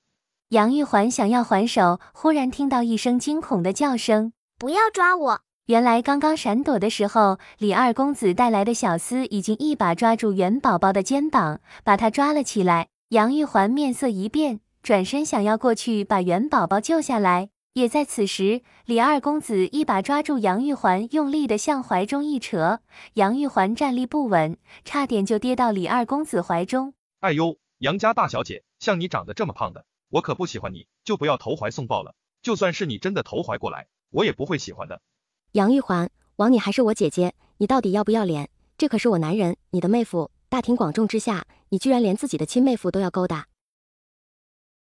我去，气死我了！这个杨玉柔还要不要脸？什么叫我美女姐姐勾搭她的男人？没成亲，没下媒，这也算是她的男人？难不成就因为昨天晚上2个人没羞没臊的滚了一次？元宝宝气得两眼瞪圆，双目死死地盯着杨玉柔。杨玉柔的脸羞得通红，她没想到元宝宝居然知道昨天晚上她出去和李二公子滚了。你胡说，你这个小孽种！这不要脸的女人脑某病，还是心疼我美女姐姐居然被人欺负。我这小脾气，我要杀了这些人。看在玉柔伺候过我的份上，60万两也要折中一下，30万两就用你们的月光锦吧。不行，不可以。月光锦可是他们独家秘方，他杨家想要站稳脚跟，靠的就是月光锦。如果连月光锦的秘方也被李家拿去了，那他杨家还怎么在扬州城立足？这个李二公子还真不要脸，明明昨天就已经把月光锦从杨玉柔嘴里哄出来了，今天还来这一出，就是想有个明目张胆的借口。哈哈，估计二房一家的猪脑子还以为占了多大便宜呢，不过是用一个秘方就能抵消30万两银子。可他们不知道的是，没有了月光锦，以后的杨家可能就……你这个小野种，也不知从哪来的，居然在我家里兴风作浪。若是没有你，我们家和和睦睦，都怪你。杨玉柔也是气恼不已。李二公子也走到元宝宝面前，蹲下身子，目光和他平视。告诉我，你是哪里来的小野种？李二公子抬起手，单手捏住元宝宝的下巴，疼得元宝宝眼中泪滚滚的。长这么大，他还是第一次被人弄疼了。这就是个坏人，居然敢捏我！嘤，要是我爹爹知道了，一定要弄死他；要是我娘知道了，一定过来。你放开他，对一个小孩子动手算什么男人？美女姐姐好厉害，是我弟勇士。元宝宝感激万分，李二公子面色一狠，抬起手对着杨玉环就扇了过去。我教训一个小野种，关你什么事？杨玉环，别告诉我这个小孽种，真是你娘和哪个男人生的？你胡说！这坏人居然说我是野男人的种！爹爹，我的瞎眼爹爹，你在哪里？快点来救我！你家可爱无敌的小宝宝被人欺负了。呵呵，一个瞎眼也指望他来救你？李二公子冷笑一声，抬起脚对着元宝宝就踢了过去。杨玉环瞳孔剧烈一缩，转过身子，想要用自己的身体挡住这一脚。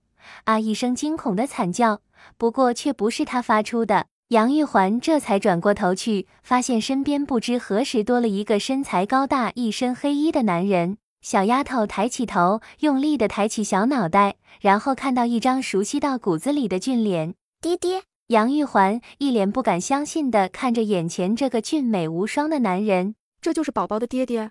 亲生的吗？可是如果他没记错的话，宝宝不是说他的爹爹是瞎眼？你是谁？爹爹，他妈我是小野种，孽种。爹爹，你家可爱的闺女被人欺负了，坏了，我爹爹不会生气了吧？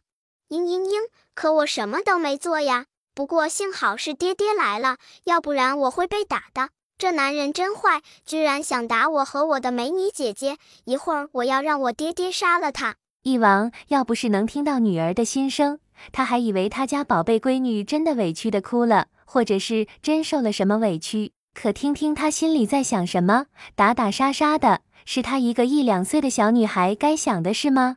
这人还真是该死，居然敢骂他的女儿是小野种小孽种。你到底是谁？你想做什么？你们都是死的吗？还不快点把这人给我拿下！然而几个壮汉再加上李二公子带来的人，他们还没靠近翼王身边，一道黑衣人忽然出现，众人也没看到他怎么动的，只听到地上哎呦哎呦的惨叫着。你是？爷又何必生气？这些小杂碎看不惯，灭了就是。刘全爷爷好霸气，刘爷爷，你放肆！你可知道这是谁？居然敢这么和李二公子说话！翼王挑眉，没想到这个时候还有人不长眼的跳出来蹦跶。这可是李家的二公子，你就是这个小孽种的亲爹。呵呵，连自家女儿都不要，也不是什么好东西。不要，呵呵。翼王低头，正对上元宝宝那双无辜的大眼睛。元宝宝慌忙摇头，心里疯狂的叫嚣着：这个杨玉柔脑子没问题吧？居然敢污蔑我！我什么时候说过我爹爹不要我了？果然是个心机婊。可我爹爹好像是信了。坏了，我娘也没来，爹爹不会大义灭亲吧？翼王嘴角狠狠一抽，他家小丫头就是个聪明的，这个时候还知道要找个靠山。只可惜这次元宝宝是要失望了，柳娇娇根本就没过来。你个贱丫头又说什么？杨玉柔指着元宝宝就骂，只不过骂人的话还没说完，一道剧痛袭来，刚刚指着元宝宝的那个手指已经啪嗒一声掉到地上。你居然敢伤我！这就是那个贱丫头的爹爹，他怎么敢？爹爹，以前在杨家他就经常欺负我，他还说我是没爹教的野孩子，没人要的小孽种，说我全家都没教养。小丫头眨巴眨巴眼睛，哼，以前居然敢说我坏话，现在好了，我爹爹来了，有人给我撑腰了，你们就等着慢慢还吧。他还骂我祖父不是好人，不得好死。刘全的眉头狠狠跳了跳。小郡主这是看热闹不嫌事大啊！小郡主，你还真是调皮，这些人一个个还真是该死，居然敢如此说小郡主，甚至连小郡主的祖父都说。也就幸好宫中那个没来，如果来了的话，估计现场这些人都要嘎了。你说什么？你这小野种在胡说什么？我什么时候说过？你没说过什么？你没说过我是小野种，你没骂过我是小孽种，还是你没有骂过我爹爹？呵呵，谁知道你是哪里来的小野种？还说自己是小郡主，你以为你是什么东西？还有你爹，这个就是你爹吗？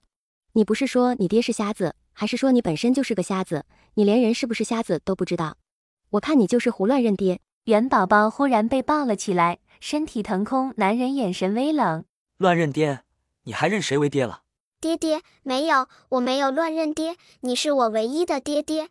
晚点再和你算账。他干嘛了？他什么都没干，为什么要和他算账？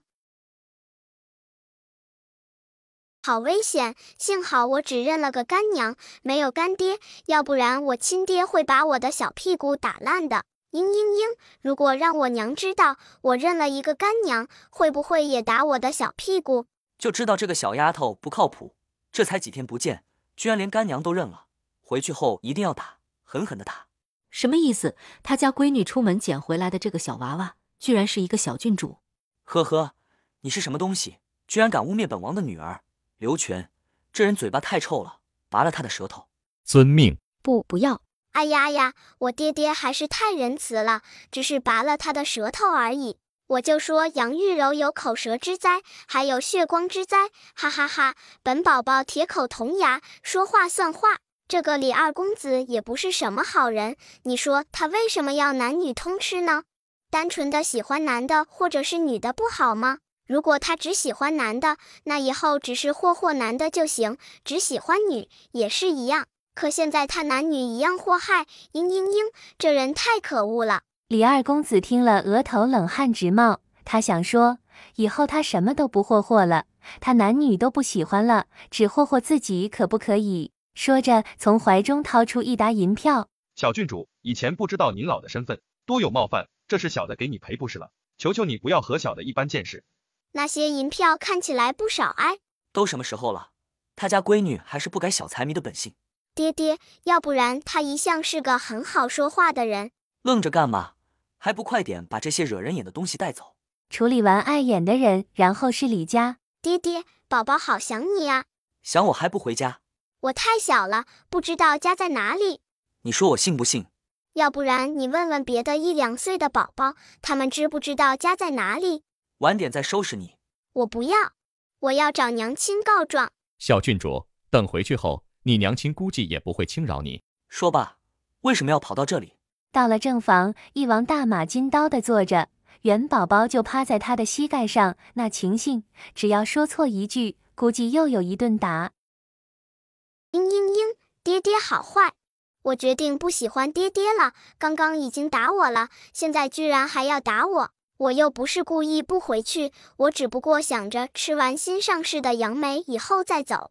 传说中刚刚下来的杨梅，我还没吃过呢。一王只感觉一阵头大，他家闺女不光贪财，还贪嘴，杨玉环也是听得目瞪口呆。以往他们只以为元宝宝不记得回家的路，可现在他居然只是为了吃一口杨梅，才隐瞒自己家在哪吧？你娘在家里，因为你丢失了，着急的差点把肚子里的小弟弟都掉了。元宝宝惊讶地瞪大眼，我娘真有了？怎么，这我还能骗你？没有，我只是觉得爹爹你好厉害，怪不得爹爹来的比较晚，原来是因为已经有了别的小孩。虽然他也很期待小弟弟的，就是不知道爹爹那边会不会因为有了小弟弟就不喜欢自己了。元宝宝现在就有点担心了。你娘在家里都担心死你了，结果你居然藏在这里不回去。呵呵，还有你皇祖父那里，好好想想，回去后怎么和他说吧。元宝宝忽然感觉自己错了。现在认错还来得及吗？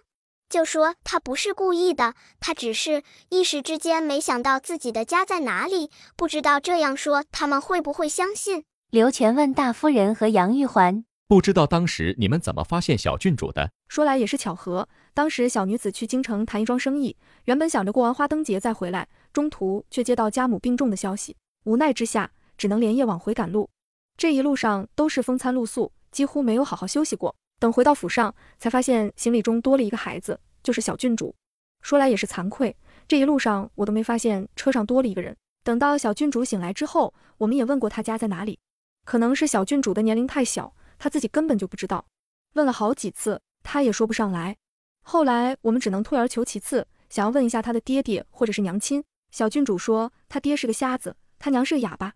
当时我们只以为小郡主的家庭条件不好，所以才会让她出来，丢失了也不会寻找，就把她留下了。估计此时王爷想打死小郡主的心都有。元宝宝缩着脖子，恨不得当个小鹌鹑，最好现在谁都看不到他。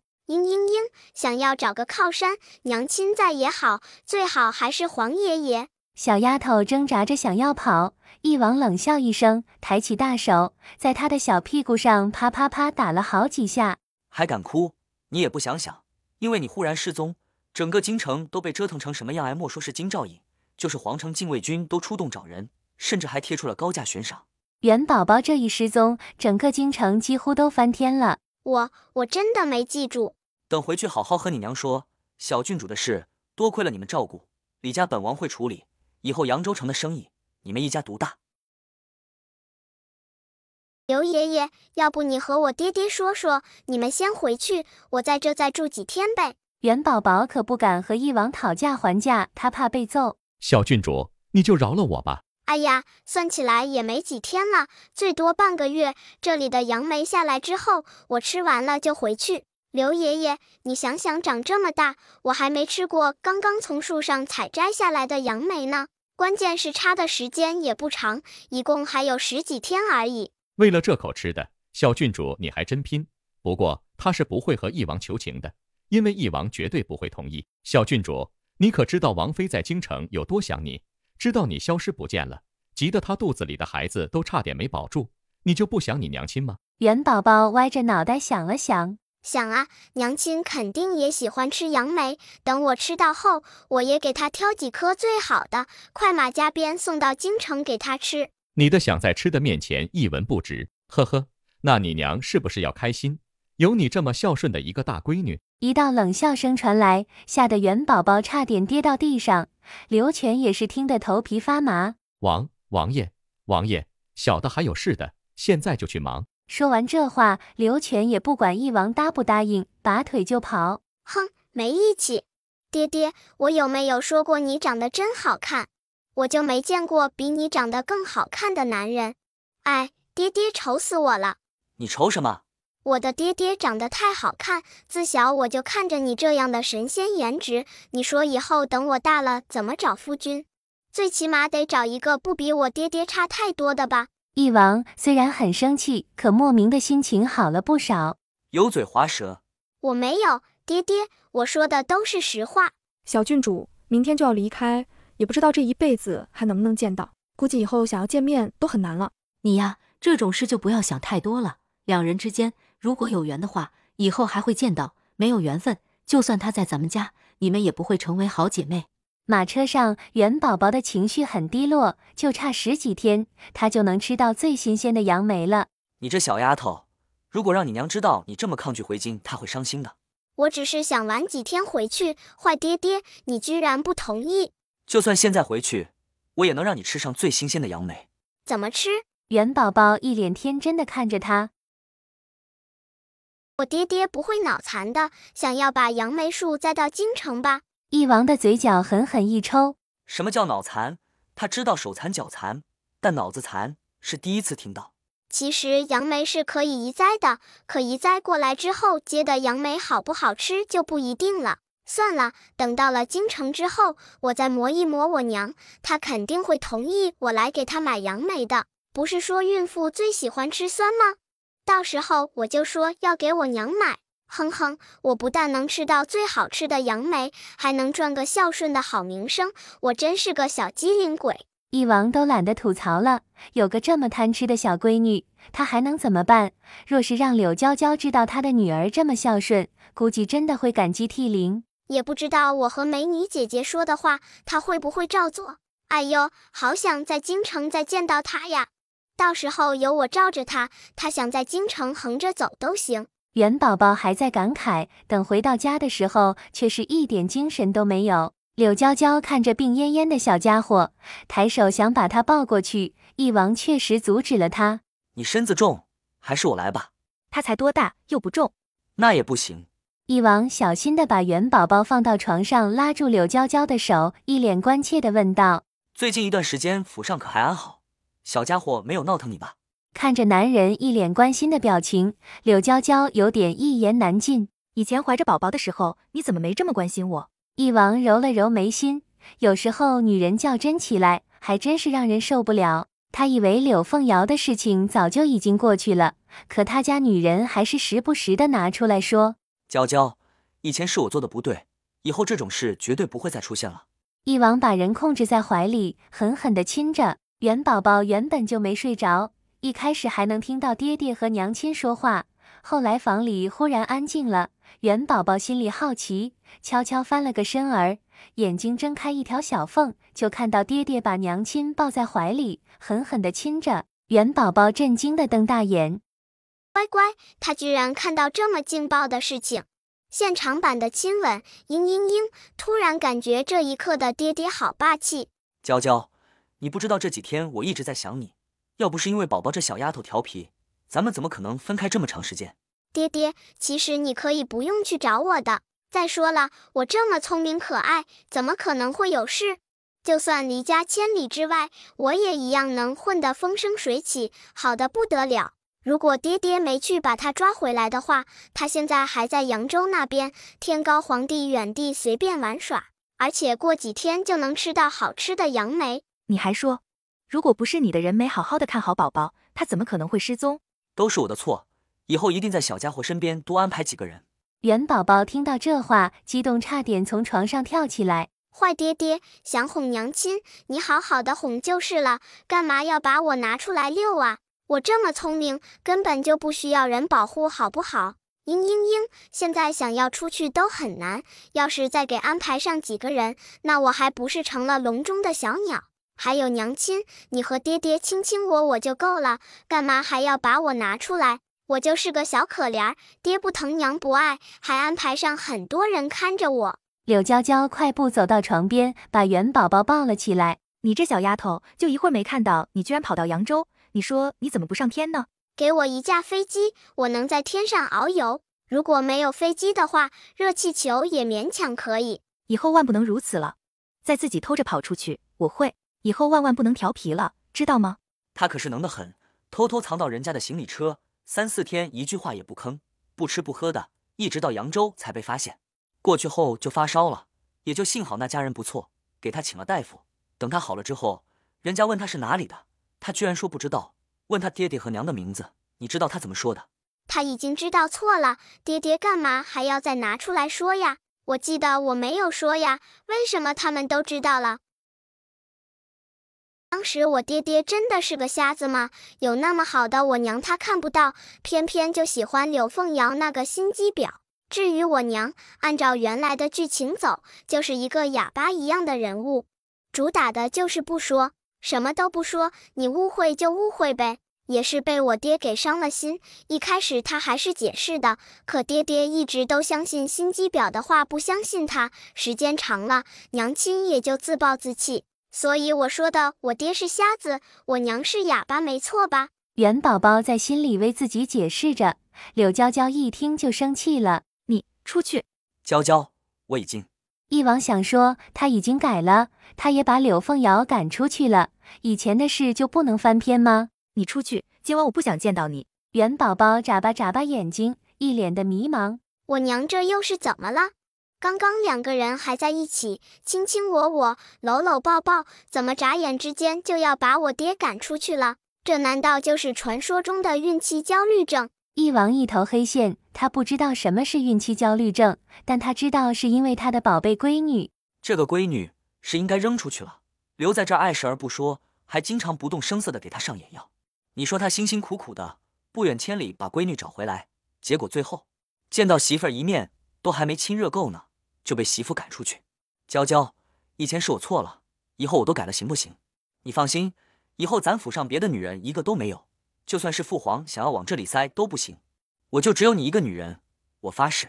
为了能够留在媳妇儿身边，一王也是下了血本了。柳娇娇神色微动，其实以前一王也给她承诺过，只不过后来柳凤瑶进来，他们之间的关系越来越远。现在柳凤瑶都去了大皇子府，按理说2人之间应该没有什么了。娇娇，你就原谅我那一次，再说了，我和他也没发生什么。一王见柳娇娇心动了，趁热打铁的说着。哎，男人的嘴骗人的鬼，我娘不会又要心软吧？一王狠狠地瞪了过来，他家闺女不想，没有人把他当哑巴，只可惜元宝宝没接收到他的视线，还在想事儿呢。其实我爹就是发情了，想要上我娘的床。男人在床上说的话能相信吗？就算没有柳凤瑶，谁知道什么时候又有哪个女人入了他的眼？哎呦，我的亲娘啊，你身边最靠谱的人只有你的小宝宝我呀，在我心里你一直都是第一位的。一王他现在很想打人。说好的柳娇娇是他心里第一位的，可你还不是跑到扬州去不回来，连往家里捎个信都没有。来人！一王算是发现了，只要这个小丫头在，他和柳娇娇就和好不了。王爷，王妃，快点进来，把小郡主带出去。不行，把王爷赶出去。元宝宝，原来他真的是多余的一个。娘亲，宝宝已经很长时间没见到你了，今天晚上宝宝要和你睡。以前在扬州，宝宝好想你啊。一王的嘴角抽了抽，他还想问一下元宝宝，你才这么大，说谎话都这么溜吗？就没见过比你脸皮更厚的人。明明把你从扬州城带回来的时候，你还不是这个表情。小丫头就是故意的。今晚我和女儿睡，你出去。柳娇娇面色不悦，一王目光深深地看了2人一眼，最后落到元宝宝身上。我什么都没看见，臭爹爹，别耽误我和娘亲相亲相爱，你瞪我也不怕，我还没和我娘说你打我屁股呢。本王也不走，一起睡。元宝宝有点想抗议，是怎么回事？不过今天晚上爹爹的脾气有点不好，他还是老老实实的，不要触霉头了。娘亲，扬州那边好好玩。娘亲，我当时真的不是故意的，我怎么知道咱们这叫什么地方？再说了，你们也没和我说你和爹爹叫什么名字。其实我也很想你的，娘亲，只是听他们说那边的杨梅刚下来的时候最好吃了，我想着也没几天了，就想等杨梅下来，再带着杨梅回来找你。柳娇娇心里感动，不得不说，她家闺女还是挺有孝心的，这才几天没见，说话比以往都利落了不少，每次说的意思都很让人暖心。娘亲，不过爹爹也很疼你，是爹爹说害怕你担心我，才把我带回来的。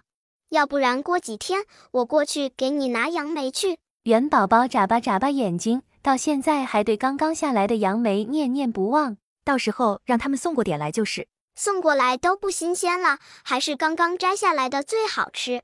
还有我在那边认识了一个好漂亮的姐姐，她做的杨梅罐头可好吃了。我还没有谢谢你姐姐呢。我都和美女姐姐说了，让她来京城找我了，她肯定会来的。美女姐姐那么漂亮，人也温柔，还会做生意。等她来到京城之后，我要给她找一个漂亮的小哥哥。可惜我在京城认识的男人太少了，不行，到时候让我娘帮她物色一个。第二天，元宝宝还是入宫了，还没睁开眼就被翼王抱着走了。皇爷爷。元宝宝眨巴眨巴眼睛，看到下面有不少熟人。扬州那边好玩吗？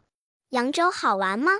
我感觉还是挺好玩的，认识了一个很漂亮的美女姐姐，很温柔的义母。皇上心酸了，他还在宫里为小丫头牵肠挂肚的，结果人家在外面姐姐娘都认了，他怀疑小丫头根本就没想过他。姐姐的祖母也是个厉害的，居然和她男人的族叔搞在一起，还生了个儿子。也就幸好她的祖父死得早，要不然估计能尴尬死。如果祖父在的话，那个儿子的称呼就是问题，是喊他儿子呢，还是喊弟弟？原本以为这就很有意思，很震撼我的三观，结果还发现一个富家公子男女通吃。关键是那个人对男人和女人完全不同。对女人他是主动的一方，对男人他是被动的一方，喜欢被男人玩。以后可不能出去乱跑了，你这一失踪啊，把皇爷爷差点吓掉了半条命。我皇爷爷这是得罪了谁？他怎么3天2头被人下毒？哎，这一次下毒的时间不长，也就幸好遇到了乖巧可爱无敌聪明的我，要不然晚个2天就没救了。这人还真是挺谨慎的，估计也是害怕被太医发现，每次用的剂量都不大，虽然下的毒不多，可只要下个7天，就是大罗神仙来了也难以救过来。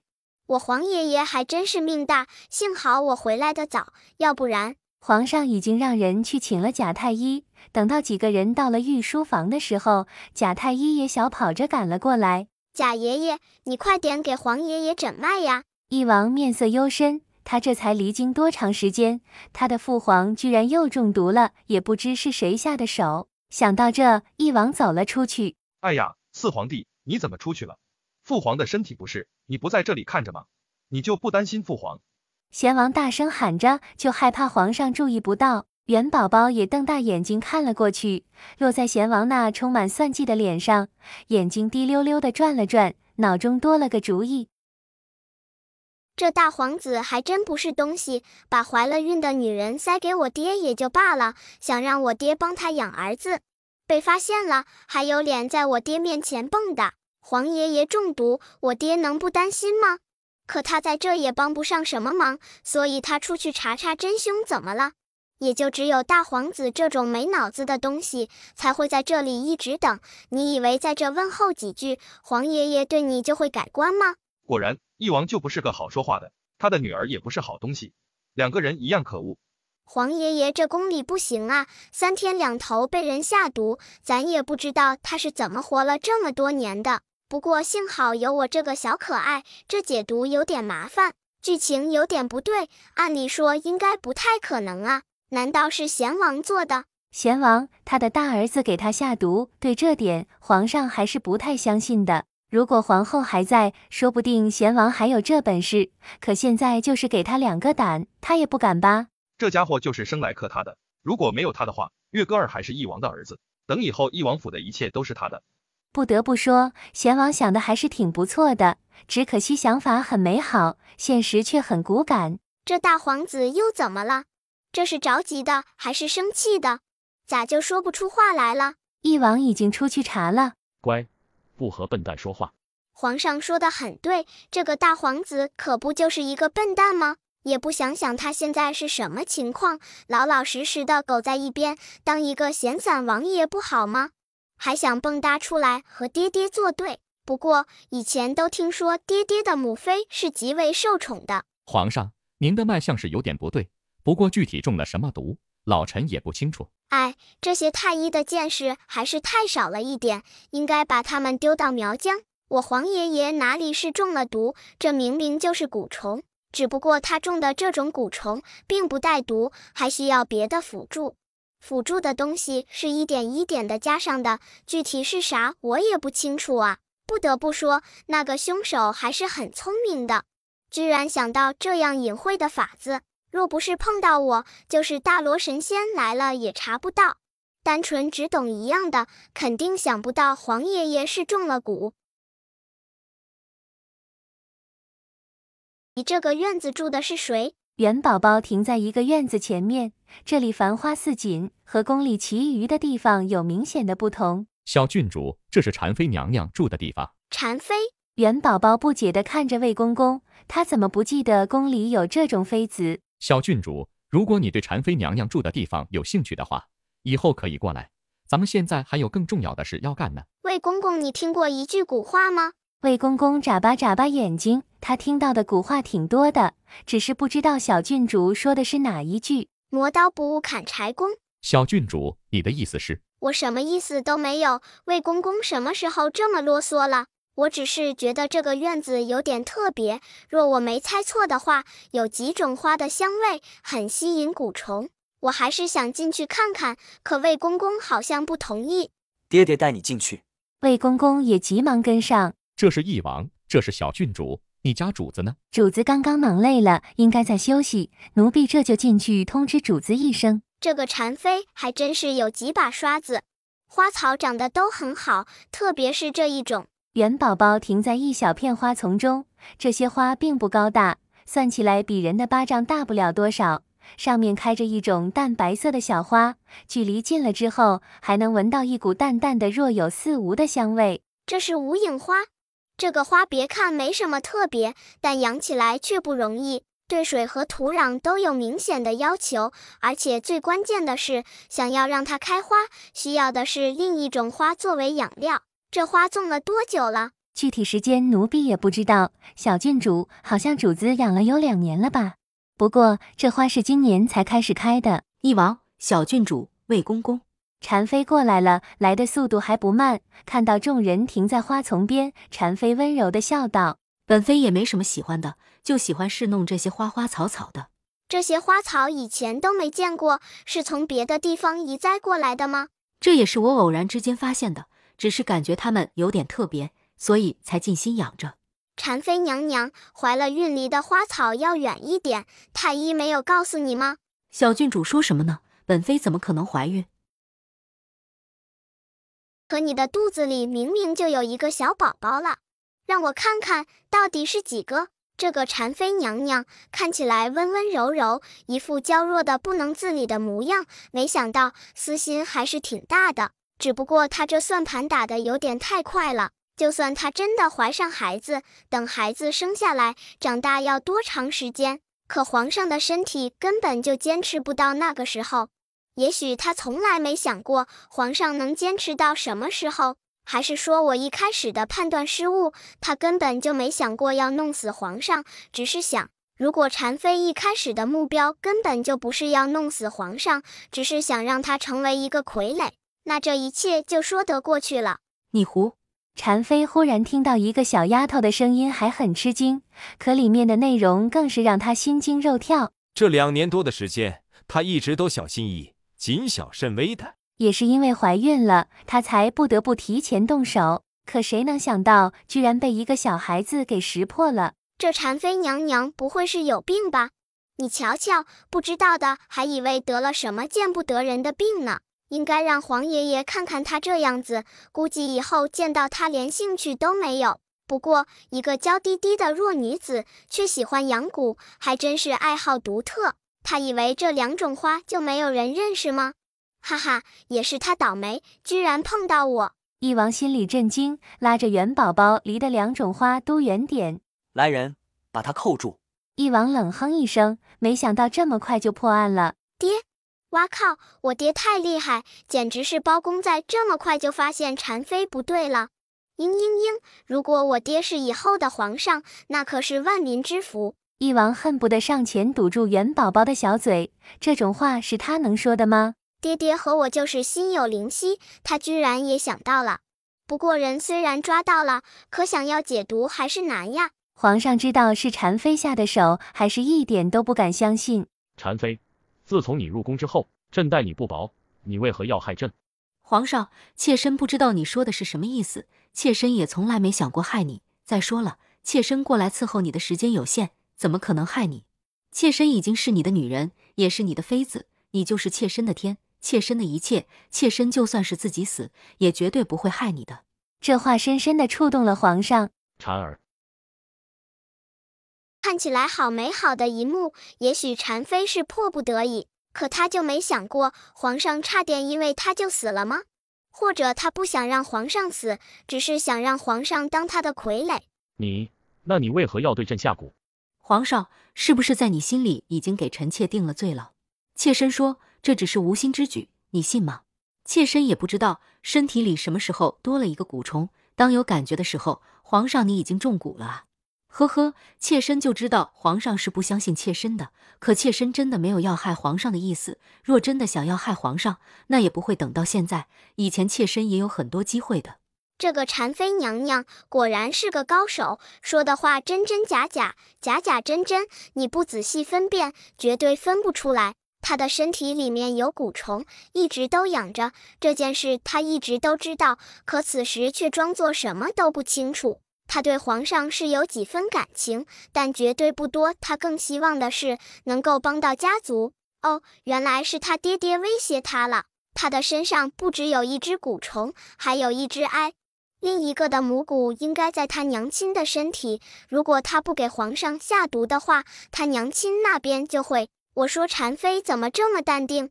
就算被发现了，也没有多少害怕。原来小丫头叽叽咕咕的，把皇上和翼王都听得迷迷糊糊，他们也不明白小丫头刚刚说的是什么意思。元宝宝眨巴眨巴眼，忽然感觉这件事有点棘手。现在这个蝉妃不但不能杀，还要好好的供着，特别是她肚子里的那个孩子，万万不能出事啊！这女人还真是个狠的，母蛊居然在那个孩子身上，可关键孩子还小，能不能撑下去还不一定呢。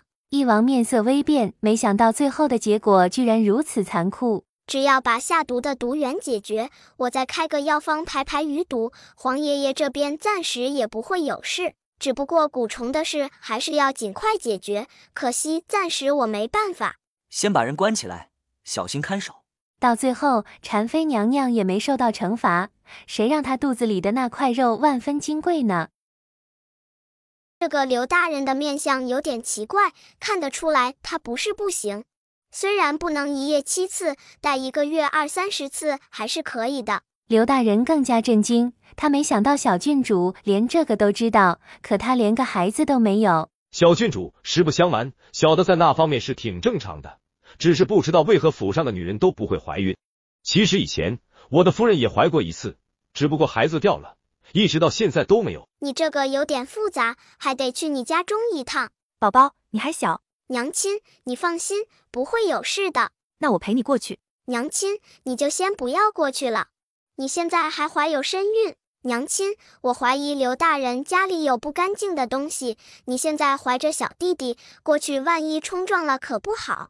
让刘爷爷陪我去，要不然还是让绿萝陪着吧。绿萝急忙起身，把元宝宝抱了起来。小郡主，奴婢陪着你过去。娘亲，要不然让他们2个都跟着我。刘家的府邸从外面看并不怎么气派，进去之后却也是小桥流水。亭台楼阁建设得很不错。小郡主，不知道咱们现在先去哪里？随便逛逛吧，然后去你的卧室，还有你夫人、你小妾的卧室全都看一遍。刘大人看到小郡主两眼直直地盯着池塘里的鱼，笑着说道：小郡主，这些鱼都是我好不容易收集起来，你看它们的种类不少，如果小郡主喜欢的话，随便捞。也不知道这是什么鱼，肉好多呀。哎，不知道这些肉好不好吃，我都很长时间没吃鱼肉了。绿萝和绿意看得只想笑，其实他们已经和小郡主说过很多次，池塘里的鱼是不能吃的，这些都是观赏的，鱼肉也不好吃，而且乱刺还多，只可惜小郡主看到鱼还是馋。府里的鱼爹爹不让我吃，这些是送给我的，应该可以吃吧？让我想想该怎么吃。清蒸鱼、红烧鱼、油鳗鱼，再来一个醋溜鱼片，还有水煮鱼、剁椒鱼、糖醋鱼片。小郡主，咱们还是去看一下刘大人的卧室吧。你平常用的是什么香？就是从异香阁买来的，我比较喜欢荷莲花的香味。这也没什么不对，我们府里也燃香。要不然你还是把你的夫人和小妾都叫在一起，我先看看。以前他觉得他爹就是个花心大萝卜，有他娘这么好的女人，还要去看什么柳凤瑶。结果在这个刘大人面前，他爹简直是绝世好男人。最起码他爹府上的女人就只有2个。小郡主，你看看。对了，这是我的夫人，这是……哪一个是你的小表妹？这2个人还真是，他们这是相爱相杀呀。原以为2个人是为了一个男人相爱相杀，没想到居然他的夫人是怀孕过1次，但是小表妹不乐意呀，一气之下也嫁给了他。刘全第一次听到这种剧情走向，夫人一气之下动了胎气，孩子也没了。再后来，夫人不想让小表妹有刘大人的孩子，又不舍得让小表妹吃苦，所以就买了点药给刘大人吃了。刘大人一直都震惊万分的他，此时还是回不过神来。谁能告诉他刚刚他听到的到底是什么意思？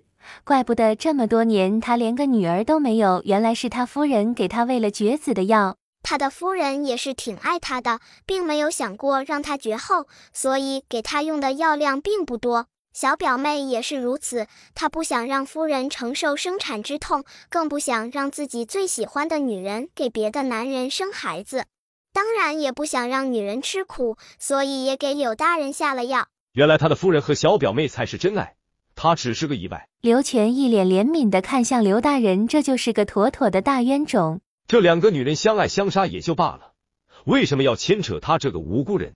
想到自己一辈子可能都没自己的孩子，还是因为这2个女人，他就不行，差点气死。等小郡主他们离开之后，他绝对不会放过这2个心如蛇蝎的女子。刘夫人和小表妹早就惊呆了。夫君，滚！刘大人踉跄了好几步，还是小表妹眼疾手快地扶住了他。表哥，你这是做什么？余娘指示。你也滚！毒妇！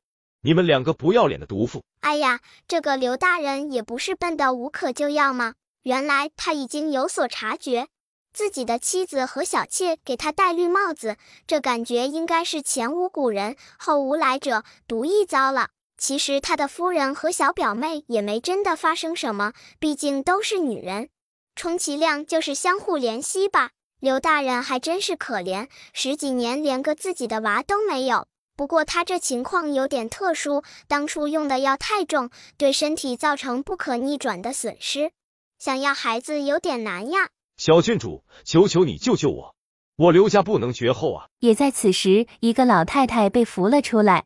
这就是小郡主吧？长得果然漂亮伶俐。说话间，人已经来到元宝宝身边，手里拿着一个碧绿的镯子，不由分说地塞到元宝宝手里。又是一个极品帝王绿。对了，小郡主，你看我这老太婆以后还能抱上孙子吗？可以，必须可以。哎呀，这个刘大人想要有子嗣，虽然有点难，但也不是没有可能。都说不看僧面看佛面，看在这个极品帝王绿玉镯的份上，我也得帮忙。不过生男生女就不一定了。哼，这个刘夫人又想干嘛？让我看看他们2个是怎么看对眼的。元宝宝又开始八卦了。原来刘夫人以前身体不太好，特别是每次来月事的时候，疼的都是死去活来的。嫁给刘大人之后，从女孩变成女人，可那毛病没有丝毫减轻。一开始她也看小表妹不顺眼，可有一次在花园不小心来了月事，疼得她浑身难受。是小表妹发现了还体贴地把她送到房里，给她准备了红糖水。后来又去找了一个很厉害的大夫，开了点药，养了很久才养好。刘夫人觉得小表妹也不是多讨厌，当然那时候她也没想过和小表妹会超越姐妹情。直到有一次家宴，刘夫人喝多了，刘大人有事出去，结果醒来的时候，刘夫人就和小表妹睡在一起，还是衣衫不整的。刘夫人想到醉酒的时候，有人一直在照顾自己，无微不至，但她没想到醒来是和小表妹，小表妹也是一脸别扭。她当时就觉得男人有什么好的，有事的时候还不如小表妹贴心呢。这就是两人的开始，其实两人啥都没发生，充其量就是精神背叛吧。只是想到小表妹对她的温柔体贴，比刘大人对她都好，所以她的心里还是舍不得。那时候小表妹还没有嫁给刘大人，后来刘夫人被查出有了身孕，小表妹很生气，两个人吵了好几次。更可笑的是，外面的人还以为她容不得小表妹，两人是为了刘大人争吵。再后来，小表妹一怒之下也答应了嫁给刘大人，想要当刘大人的小妾。你这个混账，你这个孽障，亏得我这么多年一直把你捧在手心里疼着，你给我滚！刘夫人扑通一声跪下，娘，儿媳指示。身为一个男人，以后不只要防备别的男人撬你的墙角，连女人也要注意啊。就像这个刘大人，估计打死他也没想到，害他断子绝孙的居然是他最喜欢的两个女人。这刘大人还真是凄惨，也不知以后还能不能当爹。能不能留后还是要看情况的，若换成别人肯定不能留后，可谁让他们遇到我了呢？小郡主，那我儿子的身体……小意思，以后不要在那两个女人房中留宿，等等我给他开个药方，吃7天，1个月之内不能和女人同房，1月之后就可以了。小郡主，老身还想问一句，不知道能不能要个儿子？元宝宝歪着脑袋想了想，能坚持1个月再说吧。等到人都走了，老太太神色淡漠，毒哑了，打一顿丢到庄子上去吧。对了，别把他们丢一起，离得越远越好。娘，不要。小姨，你答应过我娘会好好照顾我的。你还好意思说？小蝶，我就是为了你娘的话，害怕你嫁到别人家受苦，才把你留在身边，结果你这个没良心的，你是怎么对我的？你表哥对你疼爱有加，何时做过对不起你的事？可你是怎么报答他的？让他无后啊！10几年你眼睁睁的看着他着急，看着我四处求爷爷告奶奶的，想要个孙子是不是？你还在后面看笑话。最后两人为了哑药后塞到小山沟里了，估计这一辈子都不可能回来了。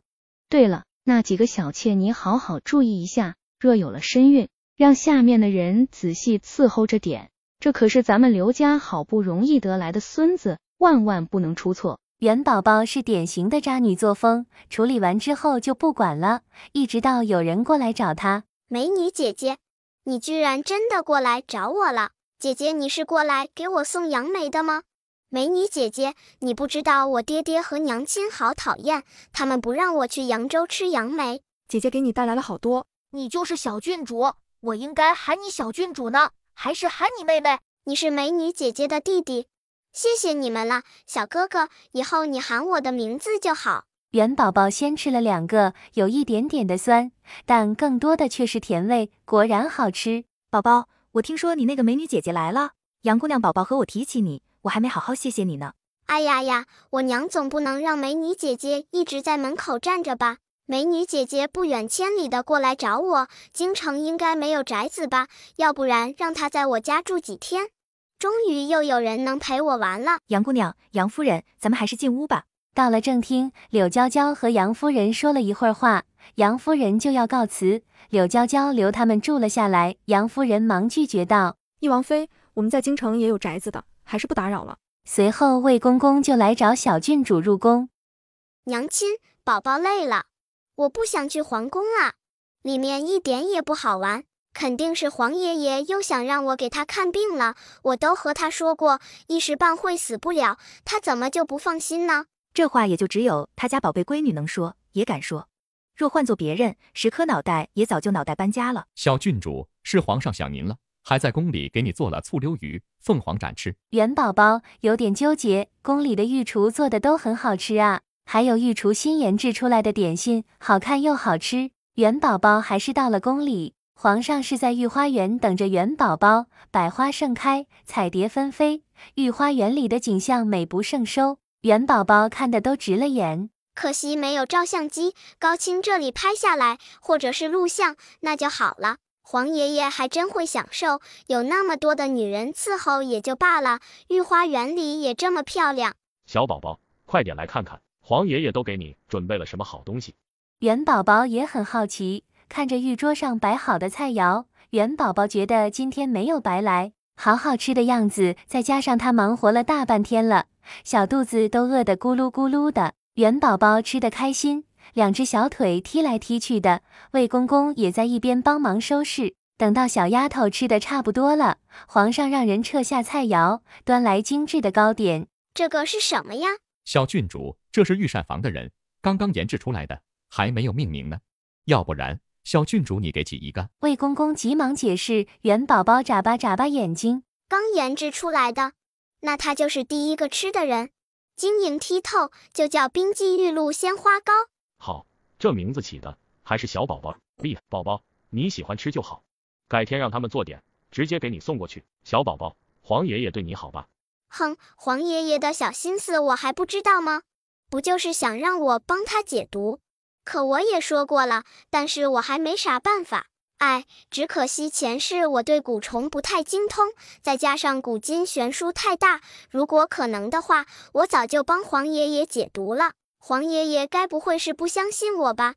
哎呦，我的小心脏受伤了！我这么可爱乖巧的小郡主，皇爷爷居然敢怀疑我。皇上有点羞愧，其实今天他把元宝宝喊进来，为的还真是自己的身体。虽然元宝宝说暂时没事，已经把蛊虫控制住了，可想到心里有一只恶心巴拉的虫子，他怎么可能淡定得了？但小丫头也说了，现在没别的办法，都怪那个蝉妃，若不是受制于她，皇上恨不得把她五马分尸。当皇上真是太苦了，我要和我爹爹说说，以后别受这个苦。起得比鸡早，睡得比狗晚，3天2头还会中毒，时不时的被人下蛊，皇爷爷太可怜了。皇上也觉得心酸万分，他就是那个可怜人。不过，小宝宝这话是什么意思？下一个皇上会是元宝宝的爹吗？哎，其实我的到来还是改变了很多事的。原本我爹和我娘就是相爱相杀的一对，我娘被我爹虐身虐心虐死，最后我爹知道真相，后悔万分，在我娘亲坟前守着，最后自残而死。说来，我爹其实也是个恋爱脑，但凡他脑子稍微清醒一点，也不会给人可乘之机，拿到皇上宝座。那人现在已经彻底没机会了，外祖家被连根拔起，他最大的倚仗就外祖家，应该不会卷土重来吧？这话让皇上竖起了耳朵，应该没机会了，外祖家还完了？难道是大皇子？大皇子也是他从小看着长大的，应该不会如此无情。只是想到大皇子曾经做的事，皇上心里还是叹了口气。小宝儿，你过来一趟也不容易，要不然皇爷爷带你去逛逛。听到要出去逛，元宝宝开心极了。最好还是去库房，他最喜欢的就是逛库房了，每一次都是满载而归。不过这次元宝宝还是失望了，没想到皇上带他去看了蝉妃。蝉妃这情况不对呀，按他现在这样子，根本就坚持不到生产。皇上心里咯噔一下，他是恨不得这个女人去死，可前提条件是把孩子生下来。毕竟他的命和蝉妃肚子里的孩子息息相关。皇上，臣妾真的不是有意的，你该知道，在臣妾的心里，你就是臣妾的天，臣妾怎么可能会害你呢？不会吧，不会吧，这蝉妃娘娘胃怎么都变了？她明明不是这个疯的，还有她的身体是怎么回事？难道是和她家里的人联系了？皇上面色一变，蝉妃娘娘的事他并没有闹出去，在宫里也是被压住消息。皇爷爷，咱们出去吧。也不知是谁传出去的消息，开始他们走的路上还是安安静静的，工人们都小心地避开，可渐渐的，花园里遇到的妃嫔就多了。哎呦，这里居然有一个如香小主，怎么和以前电视中看到的香妃娘娘差不多？这个如香小主不会也是出生的时候就带体香吧？这世界果然疯狂，这么奇特的体质居然也有。皇上，这如香小主据传的确是自带体香的，也是因为她的特别，家里人才会自小悉心教导，就是为了长大以后能送给皇上。元宝宝听了暗自咂舌。那他的家人还真是尽心了。这个女人出生的时候，皇上已经多大了？居然那么早就给皇上留着，还说什么皇上其实就是我的皇爷爷嘛。不过从出生知道自己带香，就做好了被皇爷爷睡的准备。这女人是幸运呢，还是不幸？皇上也有点纠结了。元宝宝说的不错，送如香进来的人10几年前就已经别有心思，他这边还是要好好查一番的。魏公公暗自感叹，果然不愧是小郡主，想法和他们这些人就不一样。不过所谓的体香，其实都是一个理儿。宫女也好，秀女也罢，进宫之时都会有专门的嬷嬷检查身体，身体有异味，也就是狐臭的人，肯定会被排除在外。这体香其实也是狐臭的一种，怎么就受追捧了？可体香皇上喜欢呢？那边跳舞的如香也感觉到皇上的注视，跳得更加卖力。元宝宝看得津津有味的，快点跳吧，快点跳！跳得越带劲，出的汗越多，香味越浓。哎呦，为啥我身上就没有香味呢？改天问一下如香有什么妙招，我还真不相信有人天生带香味的。元宝宝暗戳戳地打算着，皇上也皱起眉头。这女人不会有什么企图吧？元宝宝还想继续看，忽然发现皇上已经走了。皇爷爷，我还要看。你该回家了。元宝宝委屈地扁扁嘴，这种难得一见的事，不看白不看，他才不要现在回家呢。皇爷爷，要不然你先去忙，我自己再看一会。小丫头还想争取一下，皇上双目定定地看了她一眼，最后还是把魏公公留下了。皇上走后，元宝宝也跳了下来，迈着小短腿向一边跑去，那方向绝对不是如香娘娘的方向。原本还跳得正尽兴的如香娘娘，听到身边的嬷嬷咳嗽一声，这才不解地转过头去，发现原本皇上站着的地方已经空了。如香的眼中全是失落。嬷嬷，为什么？为了能够进宫伺候皇上，自很小的时候她就开始跳舞。她的爹娘曾经说过，现在她跳的舞蹈是这世界上最漂亮的。再说了，还有这些彩蝶加成。哎呦，我的好妹妹，看来这么多的蝴蝶都没帮你留住皇上的心呢，还真是难为你手里的工人了。这是费了多少力气才抓了这么多蝴蝶？姚贵人，你这话是什么意思？我什么时候抓蝴蝶了？没有吗？你的意思是，这些蝴蝶都是闻着你的香味来的？那是自然，那还真是奇怪了。前段时间我可是听说有人在外面高价收购蝴蝶呢，也不知道他们收蝴蝶做什么。我就知道吸引蝴蝶这件事有猫腻，没想到居然是花钱买的。这女人也算有几分心思，不过我很好奇，她是用什么香吸引蝴蝶的？你胡说什么？我一直都在宫里，怎么知道宫外的事？哎呀，妹妹，你说又不是你家里人做的，你在着急什么呢？姐姐也是听下面的人说的，不是妹妹做的最好，这是万一捅到皇上那里，皇上肯定会关注的，到时候也就知道到底是谁家在收了。好了，妹妹，看来皇上是不吃你这一套哦。妹妹长得还真是娇俏可人呢，和这朵花一样。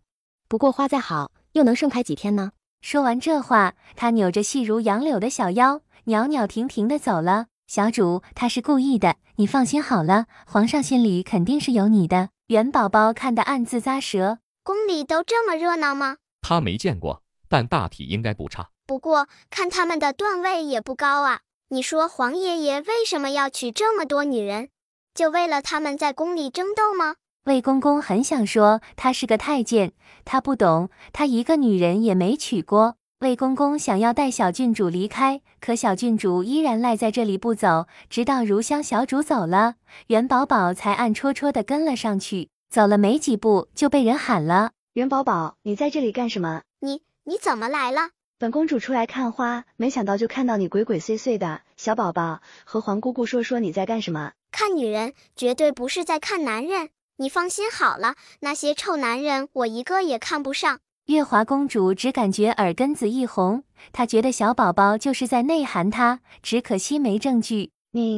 小宝宝，你变坏了，你居然敢说我？月华姑姑，你自己玩，我还有正事要干呢。你个小屁孩，断奶了吗？有什么正事要干？你才没断奶呢，你全家都没断奶。他才不是小屁孩，1周岁的时候他就不吃奶了。他可是一个大人，除了本能他才不要。我的全家难道不包括你吗？别忘了我可是你姑姑，你想干什么？我带你去。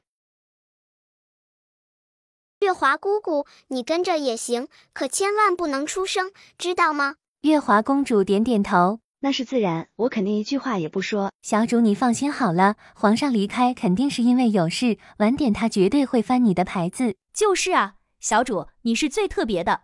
当时你跳舞的样子，奴婢看了都心动，更何况皇上一个男人呢？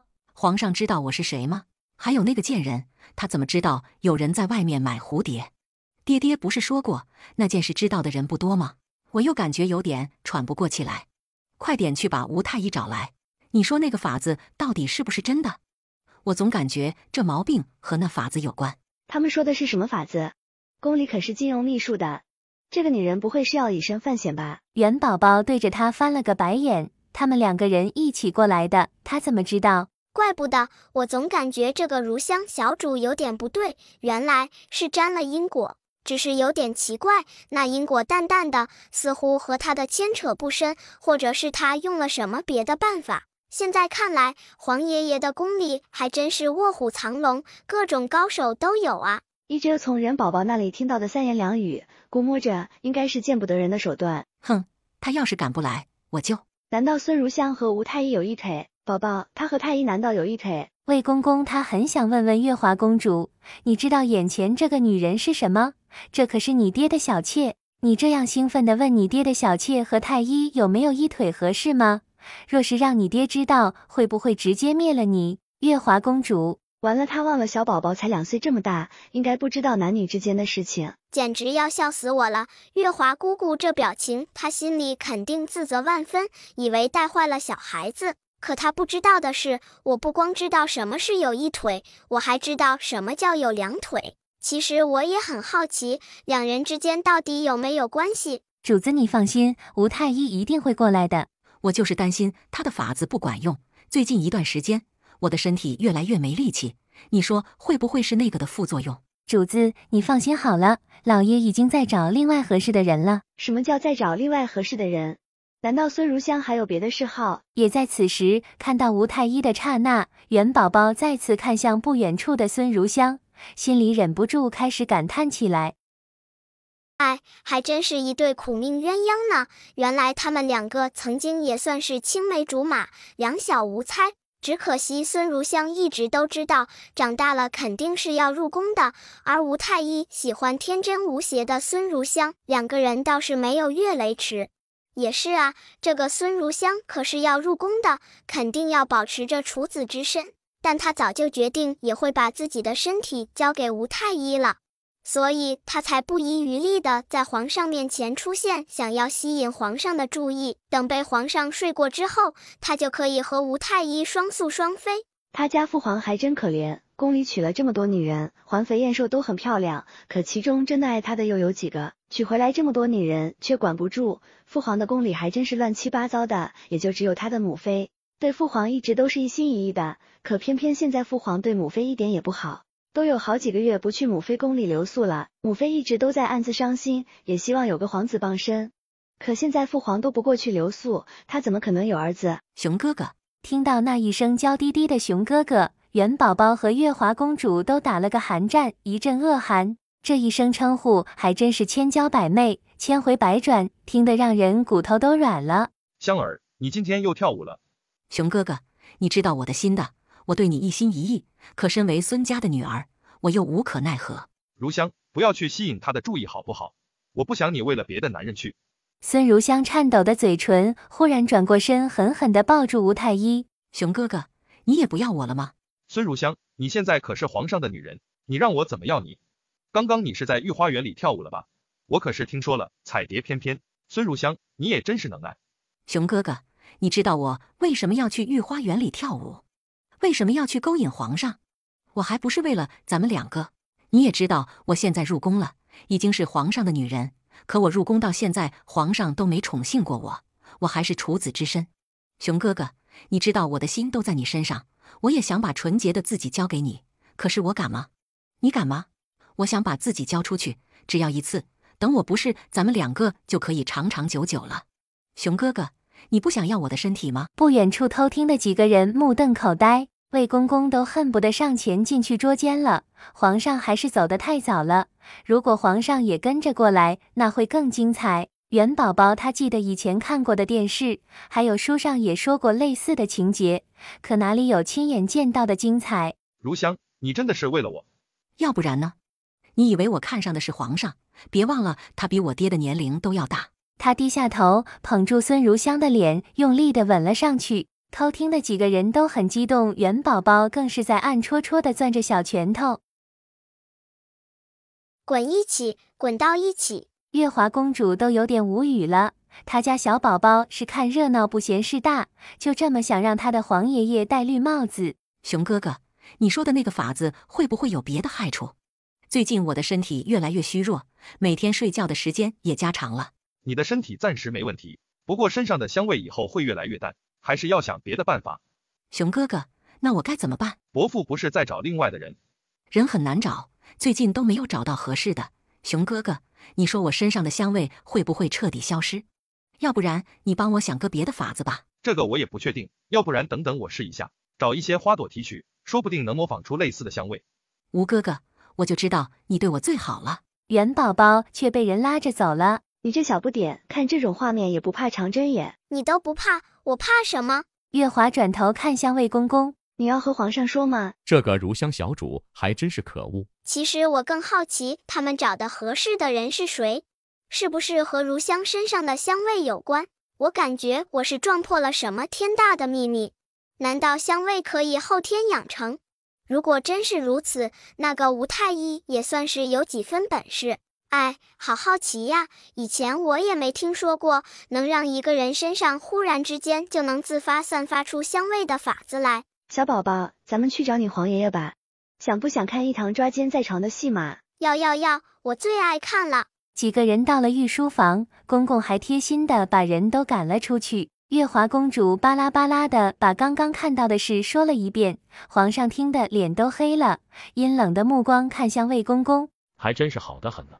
皇上大步向外走去，月华公主急忙跟上，魏公公也抱起元宝宝就走，一行人浩浩荡荡的离开了，去捉奸。元宝宝心里赞叹着，而此时房里还抱在一起的两人，没想到会有人进来，吓得急忙就要分开。妾身见过皇上。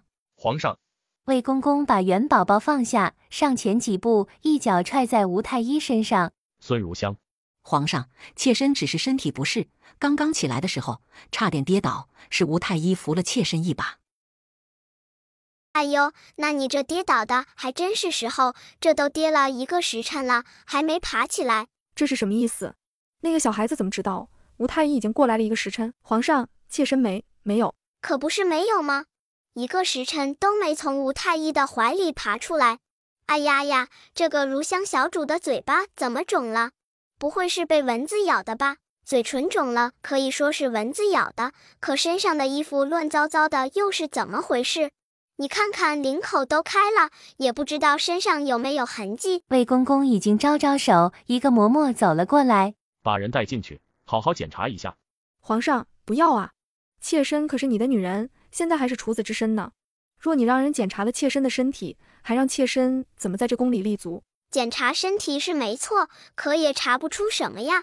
如香小主可是一直都想把清白之身留给皇爷爷呢。他只是想把第一次给皇爷爷之后，再和吴太医在宫里颠鸾倒凤，过没羞没臊的生活。现在去查，处子之身肯定还在，身上顶多也就有点青青紫紫的痕迹，也就是刚刚被吴太医摸的。他家小宝宝是真猛，什么话都敢说。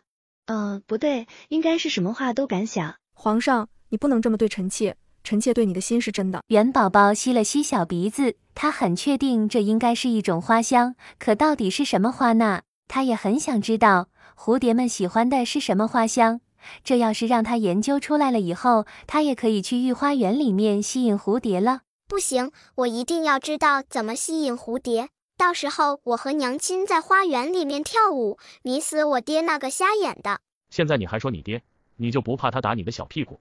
元宝宝还真是他的小开心果，什么都不用说，他的心情就会好很多。对朕的心是真的，还和别的男人搂搂抱抱，你这真心还真是。皇上，妾身说过，妾身刚刚只是不小心摔倒了，武太医扶了妾身一下而已，妾身和武太医是清白的。皇上嗤笑一声，转头看向月华公主。月华，你和他说说看，宫里请太医过来诊病的时候该如何做？房里要留下几个人？在宫里请太医过来诊病，不管是宫里的娘娘还是公主或者是皇子，身边最少要留下2个宫女，2个嬷嬷，1个太监，为的就是避嫌。还不快拖进去！皇上冷哼一声，要不然在这检查也行。皇上，你这是逼着妾身去死啊！皇上，姚贵人求见。让他进来，快点让他进来！这2个人天生不合，2人见面绝对是天雷勾动地火，惊天动地。其实皇爷爷干嘛生气呢？有什么好气的？这个女人现在虽然算是个小主，可什么位分都没有，也没事请过，根本就不是皇爷爷的女人，充其量就是宫里的一个人而已，就当看个笑话罢了。觉得好玩就留下逗逗，不好玩的话直接赶出宫去，别把她当成皇爷爷的女人就好了。皇上莫名感觉元宝宝说的话有理，可入宫的秀女难道就不应该是他的女人吗？看来以后入宫之前一定要查一下有没有人在外面有相好的，他可不想做棒打鸳鸯的棒子。让他进来吧。姚贵人进来之后，先对皇上行礼。皇上，前段时间妾身的母亲身体不适，就差人入宫和妾身说了一声。妾身禀报了贵妃娘娘之后，就让身边的丫头出去探望，回来时无意中听到一个消息，也不知这消息和如香妹子有没有关系。元宝宝好奇地问着。是妾身的爹爹说，听到有人在外面高价收购蝴蝶，妾身当时还感觉有点好笑。这时候外面的蝴蝶并不多，也不知是谁闲得没事才会想要收购。孙如香，你怎么说？皇上，妾身不知道。拉进去检查。皇上冷哼一声，姚贵人看得两眼放光。皇上，妾身可以进去协助吗？我也要进去。你不能去。我只是进去看看皇爷爷，我只是看一点点。一点也不行。不让看热闹，皇爷爷真坏。检查的结果和元宝宝预料的差不了多少，孙如香依然是处子之身，可身上也有点青青紫紫的痕迹，而且嬷嬷的经验丰富，一眼就看出来是刚刚造成的。吴太医早就吓得晕了过去，魏公公上前对着吴太医狠狠踹了2脚，吴太医被疼醒了。呵呵，吴太医，你还真是胆大包天。来人，把他押入大牢，还有吴家的人。就连孙如香也被压了起来。姚贵人一脸的迷茫，原本他以为孙如香身上的体香有问题，没想到这个女人的胆子不是一般的大，居然敢给皇上戴绿帽子。她这是活得不耐烦了吗？还真是胆大包天。可这在自己看来，简直就是愚蠢的不可救药。我没有对不起皇上。虽然你没有和男人发生实质的关系，可你的精神已经出轨了。精神出轨更严重，我记得以前就听人说过，精神出轨比肉体出轨更让人痛恨。男人呢，娶一个媳妇回来，好好的疼着宠着不好吗？干嘛要娶那么多？娶回来你又照顾不过来，你看现在3个2个都在给你戴绿帽子，等到冬天你都不需要戴了，绿帽子够多，足够暖和。皇上很想给元宝宝2个巴掌，是怎么回事？这小丫头就是在看热闹。月华公主都惊呆了，但莫名其妙的还是感觉小宝宝说得很对。男人娶那么多女人回来干嘛？一晚上你还能睡10个8个的不成？月华公主深以为然，她要找一个老实本分的男人，绝对不能朝3暮4，更不能在家里3妻4妾。小郡主，能不能求你帮我求个情？这件事都是我一人为之，和我的家人无关，能不能请皇上放过我的家人？吴太医，我只是想知道怎么样身体才会有香，至于你说的别的，还是算了吧。你也知道我不过是个小郡主，可干涉不了皇上的决定。哎呦，都说后宫不能干政，虽然我不是后宫，可也是皇爷爷的孙女。后宫都不能干政，我这个孙女就更不能了。还真是不是一家人不进一家门，这两人一样的无耻。也不想想他们做了什么事，居然还有脸求情。最可惜的还是他们的家人，估计打死他们也想不到会被不省心的子女连累吧。皇爷爷，还是让他们把这个宫里都搜一下吧。皇上一摆手，魏公公已经派人搜宫。不过片刻的功夫，宫里已经被收了个底朝天。看到被人抬出来一个年轻的女子，元宝宝都惊呆了。这是换命吗？也不像是换命，难道是？原来是换血。具体怎么换的我也不知道，不过若我没猜错的话，真正身体有体香的应该是这个女人吧。我知道了，这个孙如香还真是挺厉害的，也不知她从哪里弄来的避魂钉，居然用这么恶毒的方法对一个弱女子，怪不得她的身上沾染的因果不大。这个女人自出生起就带体香，只可惜她的家庭条件很一般，爹娘都是很普通的村民。一个偶然的机会，被孙如香的人发现，就把她带到家里。而吴太医也喜欢研究奇门异术，两个人也算是一拍即合。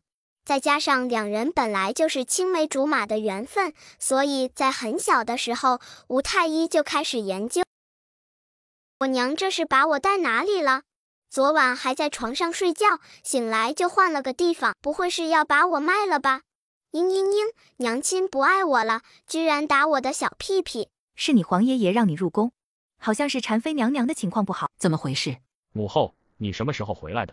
回来怎么不和儿子说一声？儿子出去接你。元宝宝震惊的眼睛瞪得更大了。皇上喊这个老太太母后，这难道就是传说中的太后？太后不是出去祈福了吗？这都走了3年了，没想到忽然自己就回来了。而身边跟着的这个美女，应该是爹爹的娘亲，也就是他的祖母。太后犀利的眼神看了众人一圈，最后落到柳娇娇身上。懿王妃，你有身孕，这里不急，还是先回去休息吧。娇娇谢过皇太祖母。这就是太后吗？和传说中的老佛爷气场差不多，眼神好犀利呀，看一眼我就觉得害怕。不过太后长得好好看，年轻的时候肯定是一个很漂亮的大美女。这也是我的皇太祖母，不知道会不会喜欢我。皇祖母也好漂亮，是个1顶1的大美人儿，怪不得我爹爹长得那么好看，原来是继承了祖母。当然皇祖府长得也很好，好喜欢他们呐，就是不知道他们喜不喜欢我。太后心里一惊，锐利的眼神看向元宝宝。虽然这3年他一直不在宫里，可京城的事他也知道懿王生了一个女儿，那女儿还极为的盛宠，刚出生就被皇上封为郡主，甚至给了封地，这可是以前从未出现过的事。你就是小宝宝吧？来皇太祖母这里。皇太祖母，你可终于回来了，宝宝可想你了。真的想哀家了？想，非常想。小宝宝，你以前并没有见过哀家吧？虽然没有见过，可皇爷爷还有爹爹娘亲都和宝宝说过，宝宝一直都知道皇太祖母在为国祈福。懿王妃，你先回去休息吧。太后再次嘱咐道，她还不忘瞪了皇上一眼。你没看到懿王妃的身子都多重了，还让她过来，也不怕冲撞了小皇孙。母后，朕只是想让小宝宝过来。婵妃娘娘身体不好，皇上也是担心她有个万一，有小宝宝在，他的心也能放下少许。都说7活8不活，婵妃现在生产，孩子应该能活吧？就不知道从小就用来养蛊虫的孩子长得啥样，还真是有点可惜了。怎么说，这都是一条小生命，若无意外的话，这条小生命可能活不了多久。阿弥陀佛，大人造的孽为什么要让孩子来承担呢？等孩子生出来之后，我就算拼上这条小命，也要帮皇爷爷解蛊毒。小宝宝啊，你要干什么去？婵妃情况不好，我得进去看看。你还是个孩子，就算进去了也没什么用。不进去看看，我不放心呐，皇太祖母。我感觉黑气越来越重了，就担心那个孩子根本不可能活着出来。黄爷爷的蛊虫还在那个孩子身上呢，万一孩子出事，那黄爷爷……元宝宝迈着小短腿跑到蝉妃娘娘面前，看着她的面相，这分明是……完蛋了，这蝉妃娘娘一脸死相，根本就没有一丝活路啊！以前也遇到死相的人，可人家的面相上还有点点生机，蝉妃娘娘却没有半点。小郡主，我知道你是个有本事的，求求你，一定帮我把这个孩子生下来。元宝宝一头黑线，他怎么帮蝉妃娘娘生孩子？孩子能不能生下来我不知道，可蝉妃娘娘现在她已经没多少力气了，迈向虚浮，单靠她自己根本就不可能把孩子生下来。先让人准备点参片，来碗参汤，强行提起力气来吧。虽然都说年龄越老的中医越值钱，可这些太医一个个也太谨小慎微了，一点风险都不敢冒。他们也不想想现在蝉妃娘娘是什么情况。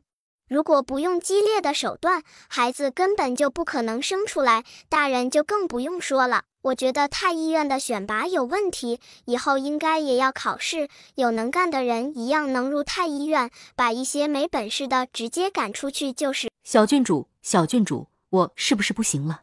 蝉妃娘娘，你想多了，怎么可能不行呢？你一定会没事的。这个时候人果然是有自知之明的。蝉妃这一次恐怕是走不过去了，可我也不可能和她说实话呀。只希望这个孩子能平平安安的生下来，到时候我会尽量救活他的。其实他早就知道自己活不了多久，做出那样的事，不管是有意还是无心的，皇上都不可能留下他的命。要不是因为肚子里的孩子和皇上有关系，说不定他早就死了。可真的就要死了，蝉妃的心里还是很不舍。小郡主，能不能求你帮我最后一件事？你说吧，这人都快没命了，他还能拒绝不成？我爹娘他们也是无心的，能不能求你帮我求求皇上，饶过他们一命？好，我一定会和黄爷爷说的。你要放宽心，孩子一定会没事的。黄爷爷，你和蝉妃娘娘说不会杀了他的爹娘，好不好？小半个时辰过后，一个喝不溜秋的孩子终于生出来了。蝉妃眼睛圆瞪，看着刚刚生出的孩子，嘴巴张了张。孩子还有气儿。蝉妃虚弱地笑了笑，沉沉地闭上眼睛。太医，快点去取蝉妃的心头血。蝉妃娘娘才刚刚断气，应该还能取得出来。宝宝，这孩子还有救吗？虽然孩子很黑，身上也是皱巴巴的，看起来丑不拉几的，可这毕竟是自己的孩子。黄爷爷，对不起，这孩子能活到现在已经很不容易了，想活下去基本就不可能。皇上忽然有点说不出话来，现在能够解除蛊虫，对他来说是好事，可眼前这孩子怎么说都是他的。黄爷爷，抱歉。但凡有一番希望，我也不会放弃的。可这个孩子在母胎的时候就被种上了蛊虫，他和蛊虫早已息息相关。取出蛊虫，他必死无疑；不取出的话，用不了5天，他也一样会死。你没看到，直到现在他都不会哭吗？其实这到底是个孩子还是蛊虫，也很难说清。娇娇，看到你和义儿的感情这么好，本宫也就放心了。想到当初离开的时候，他那个混账儿子也不知道被柳凤瑶怎么迷的，李贵妃说了好几次，义王都不放在心上。现在好了，儿子和儿媳妇的感情好，还有了老二，若这个孩子是个男孩，那就更完美了。义儿也是懂事了，鱼儿，你可以放心了。母后说的是，不过臣妾也没想到，那个柳凤瑶居然如此不要脸。回来后，她也听到了京城的消息，没想到柳凤瑶和大皇子搞在一起，弄大了肚子，居然还敢赖到他儿子身上，日是把他们都当成傻子了。说到柳凤瑶，太后也是面色一寒，声音多了几分冷冽。那就是个不安分的，你们确定那孩子就是大皇子的？柳娇娇面色尴尬，她低着头，一句话也不敢多说。她能说什么？毕竟在大皇子心里，那孩子就是他的。但是柳凤瑶肚子里的孩子和大皇子也没关系。大皇子这顶绿帽子戴得挺开心的，我确定肯定万分的肯定，那孩子绝对。元宝宝刚走到门口，就听到他们在说大皇子的事。小宝宝，快点过来，怎么样了，宝宝？你皇爷爷没事了吧？娘亲你就放心好了，我做事哪有什么不成功的。太后哈哈一笑，小宝宝快点过来，皇太祖母抱抱。元宝宝立马跑过去，钻到太后的怀里。你皇爷爷没事了吗？皇太祖母已经都解决了，那蛊虫真的好恶心，已经长得很大了。也就幸好孩子承受不住提前出生，要不然，不过皇爷爷的身体也是大不如前，养了这么长时间蛊虫，想要完全恢复需要很长时间。他现在昏迷着，3天应该就能醒过来吧。到时候我给他开点药，调理一下身体，等我大一点能炼丹了就好了。不知道这几天朝廷的事儿怎么办？皇爷爷忽然昏迷，有安排好吗？朝廷的事并不一定天天都需要皇上坐镇，下面的大臣也是能顶一段时间的。再说了，不是还有义王在帮着吗？元宝宝在宫里吃饱喝足，才被送回义王府。元宝宝窝在柳娇娇的怀里，嘴里时不时地嘟囔着：“小弟弟，你要乖乖的，不能折腾娘亲哦。要不然等你出来后，我要打你的小屁屁。”元宝宝说着，还想起自己被义王打屁股的时候，暗暗攥拳，心里暗自发誓：等弟弟出来，我一定要打他的小屁屁。谁让他爹打我的屁股呢？这就叫父债子偿，没毛病。小宝宝，我也是听下面的人说的，你别看这个首饰铺不大，可里面做的首饰样样精致，一点也不比外面的差。进了店铺之后，元宝宝的2只眼睛果然亮了。哇，这里的雕工师傅好厉害！你瞧瞧这匹小马，栩栩如生，我还是第一次见到雕刻的这么好的。还有这个，这是小兔子吗？活灵活现的小白兔啊！妹妹，喜欢什么都拿着，姐姐送你。若不是有你护着，姐姐的生意不可能这么顺。姐姐，要不然我就要这匹小马和小兔子吧。这些我们都要。元宝宝定神一看，居然是个熟人，柳凤瑶。他身后的丫头手里也领着个孩子，孩子长得胖嘟嘟的，小脸白得像馒头，看起来居然有几分可爱，不过容貌更像柳凤瑶。这2样我们已经选中了。你是哪位？我可是贤王侧妃。啊，你现在已经是贤王的侧妃了吗？我记得你不过是贤王府的一个小妾，什么时候贤王把你提成侧妃了？这个贱人不说话，没人把他当成哑巴。元宝宝，你这话什么意思？没什么意思，我只是觉得奇怪，怎么没听人说你已经被提成侧妃了？因为2人的说话，周围已经围了不少人。哎呦，几天不见，这个柳凤瑶又开始嚣张了。你说她有什么好嚣张的？一个贱人而已，先和贤王勾搭在一起，怀了孕之后，把孩子赖到义王头上，被义王府赶出去，又去了贤王府折腾。贤王就是看在她生了个孩子的份上，才留下她。没想到眼前这个女人这么厉害，居然勾搭2个王爷。再想想前段时间义王宠妾灭绝妻，眼前这女人不会是那个柳凤瑶吧？我靠，这个女人是真不要脸，做出这么离谱的事，也不知道皇上怎么想的，还不直接把这女人弄死，还留着她干嘛？继续祸害王爷吗？关键是柳凤瑶的男人可不止贤王一个，让我看看还有谁。哎呀，这个柳凤瑶还真是个天生的，才14岁，居然就和男人苟且偷尝禁果。柳凤瑶气得心里冒火，双目通红，抬起手对着元宝宝就打了过来。杨玉环啪的一声就打了过去。你算什么东西？居然敢打我！你这个死胖子！你说谁胖子？你才是胖子！我美女姐姐根本就不胖，只是有点丰满而已。都怪我，应该早点帮美女姐姐调理一下身体。明天我就开始炼药。这个柳凤瑶还真不要脸，先是赖上我爹，现在又赖上贤王。最近腰杆子挺得这么直，不就是因为在贤王府当家吗？可贤王家的产业大部分都赔给我和我爹了呀。小郡主，你倒是说说看，柳凤瑶的孩子到底是不是贤王的？你说柳凤瑶的孩子是贤王的吗？你现在还在关心孩子，我更关心的是，如果以前柳凤瑶就和别的人在一起乱搞，她是怎么骗过贤王和义王的？这个问题让很多人都很迷茫。毕竟高高在上的王爷不会是都喜欢破鞋吧？能够把人骗过去，这柳凤瑶还真是有本事。我听小郡主的意思是，那个孩子可能和贤王也没关系。其实柳凤瑶也不知道那孩子是谁的吧，所以她才想再要个孩子。第一个不知道无所谓，再生的话肯定是贤王的。不过柳凤瑶能到贤王府上，这可是好事一件，最起码以后不会祸害翼王。看看翼王多好，翼王妃温柔体贴，小郡主乖巧可爱，明明人家才是幸福美满的一家子。小姐，要不然您带着小郡主先走吧。这2件都是我的，我为我儿子买的。小郡主，这2件你都喜欢吗？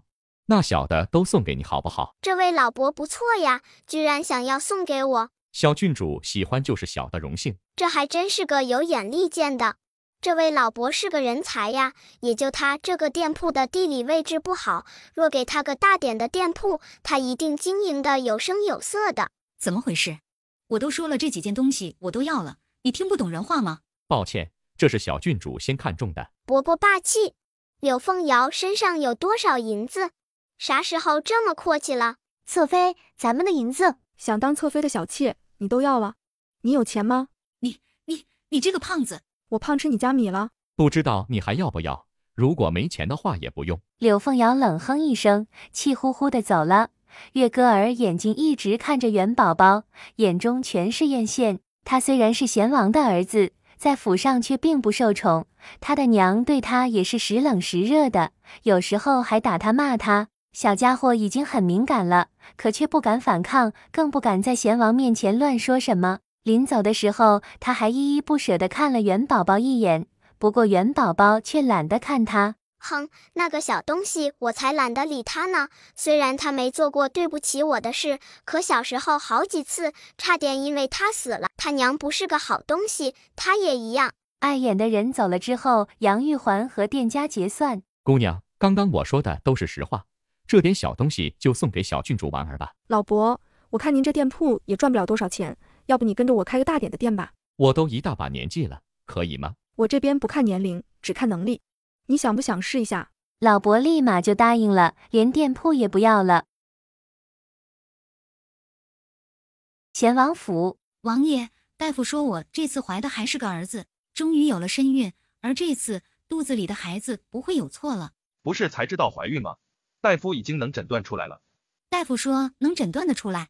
王爷，你不喜欢儿子吗？这个若是女儿也好。王爷，男孩女孩都好，只要你喜欢就行。如果他也能有一个能讨得皇上欢心的女儿就好了。王爷，妾身做错了什么事吗？瑶瑶，你想多了，既然有了身孕以后，就要好好的养着，本王可是很期待呢。瑶瑶，你也不要有太大的压力，孩子的事，男女本王都喜欢。贤王出府的时候，依然是一脸愁绪。哎，怎么想到月哥了？他也挺可怜的，谁叫他有那么一个娘呢？王爷，今天你已经喝了很多了，还是少喝一点呗。呵，少喝一点。本王除了喝酒还能干什么？你说都是他的儿子，凭什么对本王不管不顾的，却偏偏喜欢那个废物？王爷，妾身知道你的心里苦，只是……什么？你刚刚想说什么？女人悠悠叹道：王爷，有些话妾身本不应该说，只是外边的人传得太过分了，妾身听了都为王爷觉得不值。什么话？外面说什么？王爷，妾身也不知道外面说的是不是真的，更不知道从哪里传出来的。他们说柳侧妃，外面的人说柳侧妃的孩子不是你的。啪的一声，一个清脆的巴掌落到女人脸上。你说什么？王爷，妾身也是听外面的人说的，说是月哥根本就不是你的孩子。你说什么？你听谁说的？快说。王爷，是外面的很多人都在说，好像是听小郡主。小郡主又是那个小孽种，她居然敢在外人面前败坏自己的名声，可偏偏那个小孽种说的话似乎从未出错过。难道柳凤瑶生的月歌儿真的不是他的？贤王想到柳凤瑶，就想起她现在又有了身孕，若月歌不是她的，那柳凤瑶现在肚子里的孩子又是谁的？还有当初柳凤瑶带着孩子嫁给翼王，他还为此沾沾自喜了好久，甚至每个月和柳凤瑶偷情了好几次。他以为自己做的天衣无缝，一直在给翼王戴绿帽子，可是现在……王爷，妾身真的只是好心，您若是不信的话，可以让人打听一下。王爷，你怎么这么快就回来了？月歌儿呢？柳凤瑶心里一惊，她来到贤王府的时间也不短了，可贤王还是第一次主动提起月歌。在偏院呢。王爷，月歌比较吵，要不然妾身现在就把她带过来。不用，本王自己过去看。咦，谁在说我呢？去看热闹。看着眼前一脸殷切、满心满眼都是自己的女人，贤王实在是不敢相信。贤王一直以为是自己的魅力大，才会让柳凤瑶对自己死心塌地的，甚至有了身孕后还能到义王府做卧底。可谁能想到，当初这女人并不是只有自己一个男人，甚至孩子都不是自己的。偏偏这件事义王都知道，就只有他一个冤大头还在乐呵呵的喜当爹。王爷，你都很累了，就在这稍微等一下，妾身这就让人把他带过来。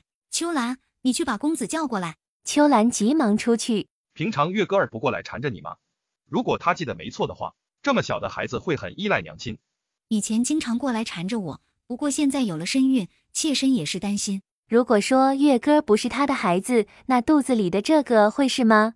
被骗了一次之后，贤王也开始怀疑了。小郡主，你小心一点，不要摔倒了。绿萝绿意他就知道跟在小郡主身边，绝对有热闹看，可这热闹也太……其实绿萝还想问问小郡主，你这才刚刚回家呢，不赶紧回去看你爹娘，先出来看热闹，就不怕被你爹知道了，打你小屁股？他们又不知道我已经回来了，看完这热闹我就回来。也就幸亏贤王府经济紧张，府里的下人不多，要不然早就被人发现了。小郡主，过来怎么不和我说一声？看到闻讯赶来的冷冰堂，元宝宝两眼晶亮，嗖的一下就扑到冷冰堂怀里。不过他说话的声音不大，还记得自己是偷偷过来的。冰堂姨姨，我这不是想你才过来看你的。这话我能相信。看热闹是次要的，主要还是看你。也在此时，月歌终于被抱了过来。贤王目不转睛地打量着月歌的五官，脸色更黑了。月歌儿长得和本王还真不像。王爷，月歌长得更多的像是妾身。是谁说儿子长得就一定要像爹的？也可以像娘好不好？贤王冷笑。柳凤瑶，本王只给你一个机会，月歌儿到底是谁的孩子？这个时候他必须稳住，月歌只能是贤王的孩子，要不然他真的会死的。王爷，瑶瑶就只有你一个男人，月歌当然是你的孩子啊。王爷，你居然不相信瑶瑶？哎呦，这心机女的心机还真是不是平常的时候她都是这样说服自己的，说的时间长了她自己都以为那是真的。这个柳凤瑶难道忘了以前曾经和一个侍卫勾搭在一起吗？那个侍卫长得真好，活也好。杨玉环差点一个趔趄跌倒，她只是想听听墙角，看看热闹，可元宝宝总在莫名其妙的开车。那你府上的侍卫是怎么回事？他想说都是冤枉的，元宝宝那小孽种就是见不得他好，他是故意这么说的。呵呵，柳凤瑶，你还真是胆大，居然敢给本王戴绿帽子。王爷，不要动怒。冰堂，你有话好好说，不要动怒。王爷，你别忘了柳凤瑶可是皇上赐过来的人。当时之所以让柳凤瑶入府，还不是因为她给自己生了个孩子，不看僧面看佛面，就是为了月歌儿的面子，他也要给柳凤瑶一条活路。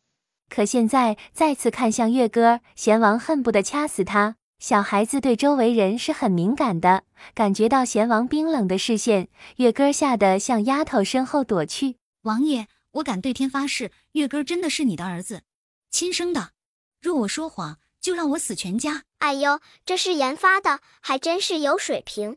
柳凤瑶的全家不就是只有她自己了？爹娘啥的，生不如死，这一辈子能不能回到京城还不一定呢。用这个换来绿帽子王的原谅，简直不要太划算。他怎么就成了绿帽子王？月歌儿不是他的亲生儿子，他可不就是被戴了绿帽子？然而贤王不知道的是，他头上的绿帽子可不止这一个，还有一顶更漂亮的。冷冰堂心里暗自担忧，今天他只想弄垮柳凤瑶，可不想把自己也搭上。那个侍卫长得太俊，以前刘府很多人都有印象，只可惜现在也无从查证了。柳家二房的人发配的发配，死的死，柳凤瑶应该就是因为这个才会有恃无恐的。不过柳凤瑶这女人是真狠，当初勾搭上大皇子的时候，她也害怕奸情被发现，就已经很小心了。赖上我的瞎眼爹爹后，为防止被发现，她就把那人处理了。元宝宝这个小孽种简直就是变态，他怎么知道的这么清楚？已经和大皇子勾搭上了，他肯定会小心一点，万一被发现，荣华富贵都没了。至于勾搭上义王，他又不是傻子，肯定要把人处理干净。义王可不是大皇子，那人精明得很，若没有救命之恩，义王怎么可能把他娶回去？现在毫无证据，肯定不能相认。也就幸好月根长得像他，最起码是有像他的地方，要不然……幸好月哥和柳凤瑶长得有点相像，否则他自己都圆不过谎去。绿帽子王爷，这下难搞了，没有证据，柳凤瑶也不可能承认。现在知道不是义王也不是绿帽子王的冯老更加好奇。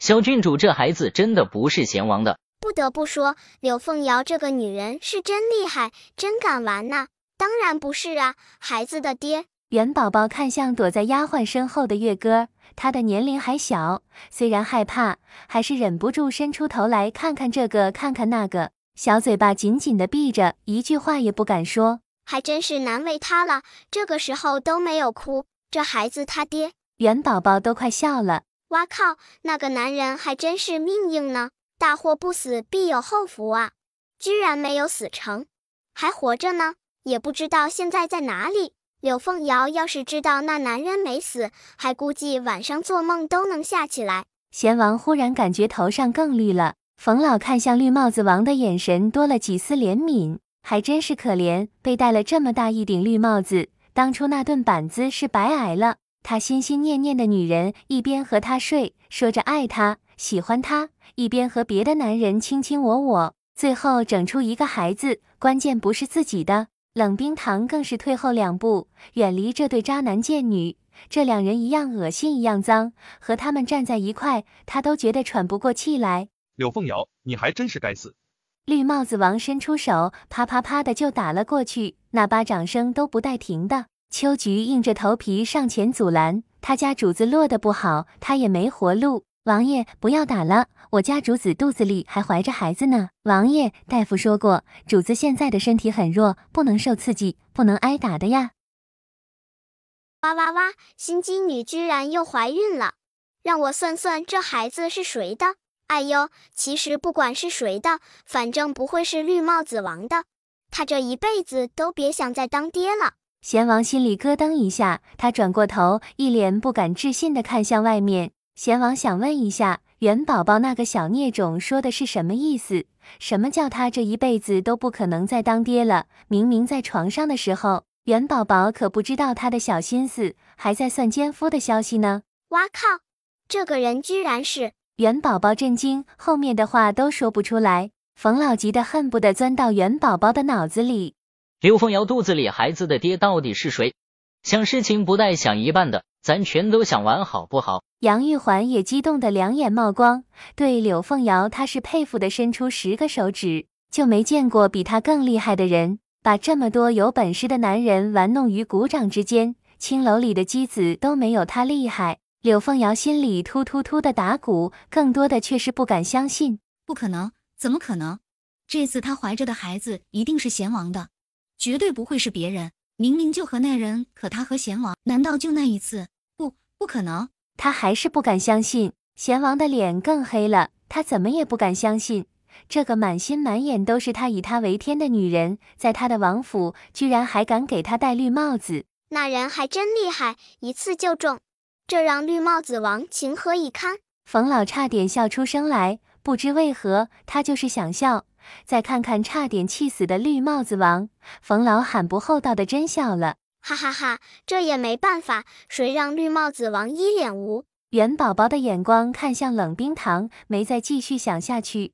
不要打，不要打了。绿帽子王在知道柳凤瑶肚子里的孩子也不是他的之后，对他更不客气，拳打脚踢。绿帽子王看到柳凤瑶这个时候还护着肚子里的孽种，更是生气，抬脚对着他的肚子狠狠踢了过去。砰的一声，柳凤瑶后退了好几步，跌在地上。绿帽子王冷冷地说着，抬起脚对着柳凤瑶又踢了一下，这才狠狠地转身。王妃，求求你救救我家主子，王妃，求求你了。罢了，去找个大夫吧。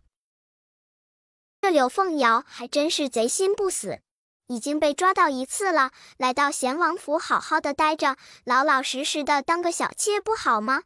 为啥还要和外面的男人纠缠？不过绿帽子王弄掉了柳凤瑶肚子里的孩子，这事儿还没完结，估计绿帽子王还要吃点苦头，毕竟孩子的爹可不是个好欺负的。宝宝，你还是快点回去吧，王妃应该等了你很久了。杨玉环担心元宝宝被揍，好心提醒着。呵呵，小宝宝，你还知道回来啊？果然，刚进院子里就听到母亲大人咬牙切齿的声音。元宝宝缩了缩脖子，心里也是委屈。哎呀，我娘亲不会是更年期提前了吧？出去一趟我也没闲着，怎么还惹得她这么生气？还有，什么叫出去了一趟？说好的立即回来，这小丫头在外面玩了几天？娘亲，我知道你怀孕了，胃口不好，这不是专门去给你找好吃的了。元宝宝说着，手里变出一个大红色的杏子。娘亲，你尝尝，这个可好吃了，不酸哦。你别说，这味道还真不错。娘亲，是不是很好吃啊？宝宝就是为了给你摘杏，还多耽误了几天。还算你有良心。他家闺女虽然贪玩，可出去玩还记得给她找好吃的，还惦记着她的胃口不好。这闺女没白养活，是个孝顺的。哈哈哈，我就知道孕妇喜欢吃这些酸酸甜甜的东西。先拿出一个甜杏，如果不合娘亲胃的话，再来个酸的。要还是不行，就给她一个半甜半酸的。买了这么多杏，我还真不相信，就没有一个能入得了她的嘴的。都说要想搞定一个男人的心，就要先搞定他的胃，对付娘亲也是如此。娘亲，是不是很好吃啊？我这还有别的呢。算了吧，只要女儿心里有她，自己还有什么好计较的？这次出去都顺利吧？有没有遇到危险？娘亲，你放心，我可是世上最厉害的宝宝。王妃，刚刚奴婢才听到消息，说是柳凤瑶流产了，还被从贤王府赶了出来。绿萝兴冲冲地进来，柳凤瑶那女人离开之后，她也有让人打听那边的消息。哈哈哈，没想到她居然被赶出来，还真是活该，让她不安于世。也不知道月哥怎么样了，不会被贤王害死了吧？柳娇娇扶了扶额头，这其中不会是有她闺女的手笔吧？柳娇娇感觉一阵头大，闺女今天回来，难不成已经去外面逛了一圈儿？好遗憾，当初我爹爹居然不在。贤王那个绿帽子王终于知道月哥不是他的亲骨肉了，气得他都吐血了。关键是柳凤瑶肚子里的第二个也不是他的，亏得他一直沾沾自喜，还想找人让柳凤瑶生个闺女，却不知道他本来就是个大冤种，戴着好几顶绿帽子，自己还洋洋得意。莫名感觉绿帽子王很贴切，大皇子还真是个大冤种。不过柳凤瑶的胆子真大，第一个孩子乱来，还敢再搞一个。绿帽子吗？还不知道冰糖姨姨的孩子也不是他的，若知道了，会不会直接被气死？只要是个男人都会被气死吧。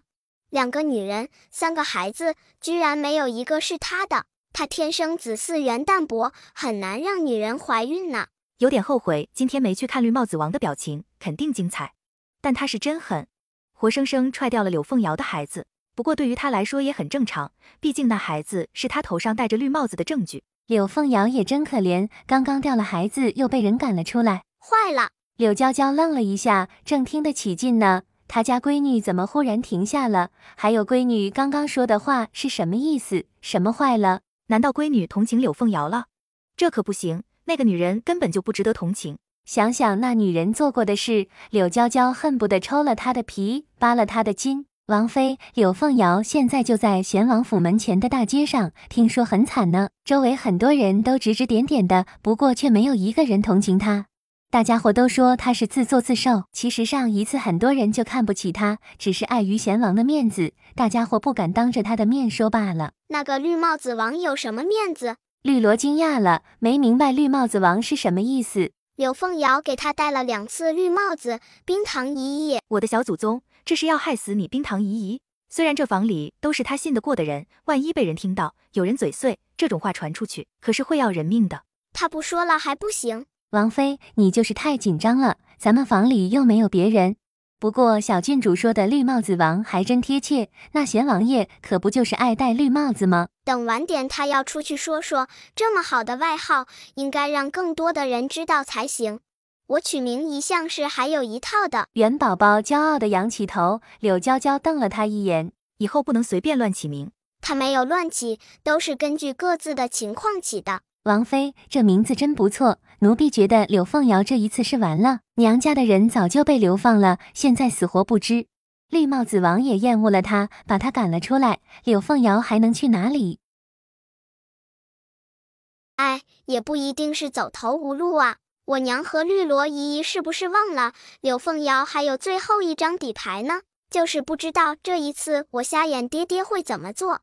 哎呦，我的亲爹呀，你可千万别犯糊涂，再把这水性杨花的女人带回来。元宝宝心里担忧，绿萝张口反驳，王爷绝对不会，放心好了，不会有事的。因为元宝宝这句话，一下午柳娇娇都有点心神不宁。柳凤瑶走投无路之下，肯定会向翼王求救的，可他的夫君又会如何做？真的能见死不救吗？想到以前翼王对柳凤瑶的好，柳娇娇不敢赌，也不敢保证。娘亲，宝宝累了，想回去睡觉觉。元宝宝眼睛咕噜噜地转着，他没想到柳凤瑶这么快就被赶了出来。不行，他要过去看热闹，痛打落水狗，他懒得做。可去看落水狗被打，他还是很有兴趣的。要知道以前柳凤瑶可是差点弄死他，还不是一次。原书中柳凤瑶就让他胎死腹中，都没见到这个世界的太阳。不过去看看都对不起自己。也行，娘陪你睡。不要啊，他自己睡就行。哎呦，我的娘啊，你还是好好休息吧，你现在怀着身孕，不要太累。你陪着我睡，我还怎么偷跑出去看热闹？柳娇娇就知道他家闺女没这么老实。绿萝，还是你带小郡主回去睡吧，我出去一趟。小丫头还治不了你。娘亲，我现在又不困了，要不然还是宝宝陪着你吧。你现在有身孕了，宝宝不在身边也不放心。不困了？困了，可是保护娘亲更重要。你自己看热闹，承认不行吗？还是小郡主厉害，明明是她自己想出去看热闹，还说得这么冠冕堂皇的。不过小郡主动小心思的时候还真是可爱。不要打我！这女人还真不要脸，怀着不知道是哪个男人的野孩子来上贤王。你是说她生的那个儿子不是贤王的吗？成了王爷的女人还不老实，和外面的人勾三搭四的，生的那个儿子一看就不是王爷的种。这女人真不要脸，都被抓住了还敢喊冤，以前她可没少陷害一王妃。心机女，这下场还真是活该呢。让她以前的时候一直对付我娘，哈哈，同样是有了身孕，我娘好吃好喝的养着，心机女被绿帽子王活活打到流产，也不给看，大夫还给赶出家门，好惨呢。柳凤瑶听到这话，凶狠的眼神在人群中转了一圈，果然看到柳娇娇和元宝宝。这两个贱人，都怪他们，特别是元宝宝那个小贱种，若不是他乱想，怎么可能会落到如今的地步？这该死的小丫头！早知如此，这个小贱丫头刚出生的时候，她就是不要命，也要把她弄死。我才不怕她呢！如果眼神能杀人，这世上还要士兵干什么？不过这又怪得了谁？明明就是他自己自作自受，一边勾搭着绿帽子王，一边还想赖上我爹，勾搭了2个王爷不算，府上长得漂亮的护院也不放过。乖乖，这个柳凤瑶玩得这么花吗？以前在家里的时候就不安心，想不到去了贤王府一样的浪荡，就是不知道他这么玩，贤王知不知道？一个月歌，就是外面野男人的孩子，强硬的扣到贤王头上也就罢了，偏偏人家还不放过，肚子里又怀上一个。说贤王是绿帽子王，一点也不冤枉他。还有我爹那个冤大头，连碰都没碰过他，也被他赖上了，甚至差点弄死我这个亲生女儿。咱们王爷是傻子吗？都没吃过，怎么被这玩意赖上的？我怎么知道？也许是一个愿打，一个愿挨。王爷不会再犯糊涂吧？姐姐，求求你救救我！这个女人脸皮比城墙还厚，她也不想想以前都做过什么，差点害死了她的女儿。这女人怎么还敢出现在她面前，向她求救？他不杀了他已经是仁慈了。柳凤瑶，你说你去了贤王府，好好的在府里待着不好吗？为什么还要勾三搭四的？就算贤王府再穷，穷的买不起帽子，你也不用接二连三的给他戴绿帽啊。娘亲，估计是他家王爷对绿色情有独钟。元宝宝心里都乐开了花儿。现在贤王心里应该复杂极了。为了柳凤瑶，他和冷冰堂的关系都淡了，现如今也就只有冷冰堂陪在他身边。可若是让他知道冷冰堂生的那个儿子也不是他的，元宝宝好想看到贤王崩溃的样子。可这又怪的谁？你个小孽种，胡说什么呢？自作自受，至于痛打落水狗什么的，还是算了吧。翼王一直在御书房帮忙处理正事，等处理的差不多的时候，刘全就忧心忡忡地凑了过来。王爷，今天贤王府那边又出事了。随便他们，那边的事和他无关，贤王不足为惧。王爷，听说柳凤瑶被赶出来了，也小产了。为何？贤王知道月歌不是他的亲生孩子，据说柳凤瑶肚子里怀的那一个也不是他的。这小郡主也回来了。翼王抬手揉了揉额头，他就说事情怎么会爆出来，估计又是元宝宝做的。先回家吧。王爷，求求你救救我家主子！刚出宫门，一个丫头就跌跌撞撞地跑了出来，对着翼王扑了过去。这个叫秋兰，应该是柳凤瑶身边的贴身丫头。王爷，奴婢已经在这里等了你大半天，求求你救救我家主子！刘全上前一步，抬起脚对着扑过来秋兰就踹了过去。你是不是找错了人？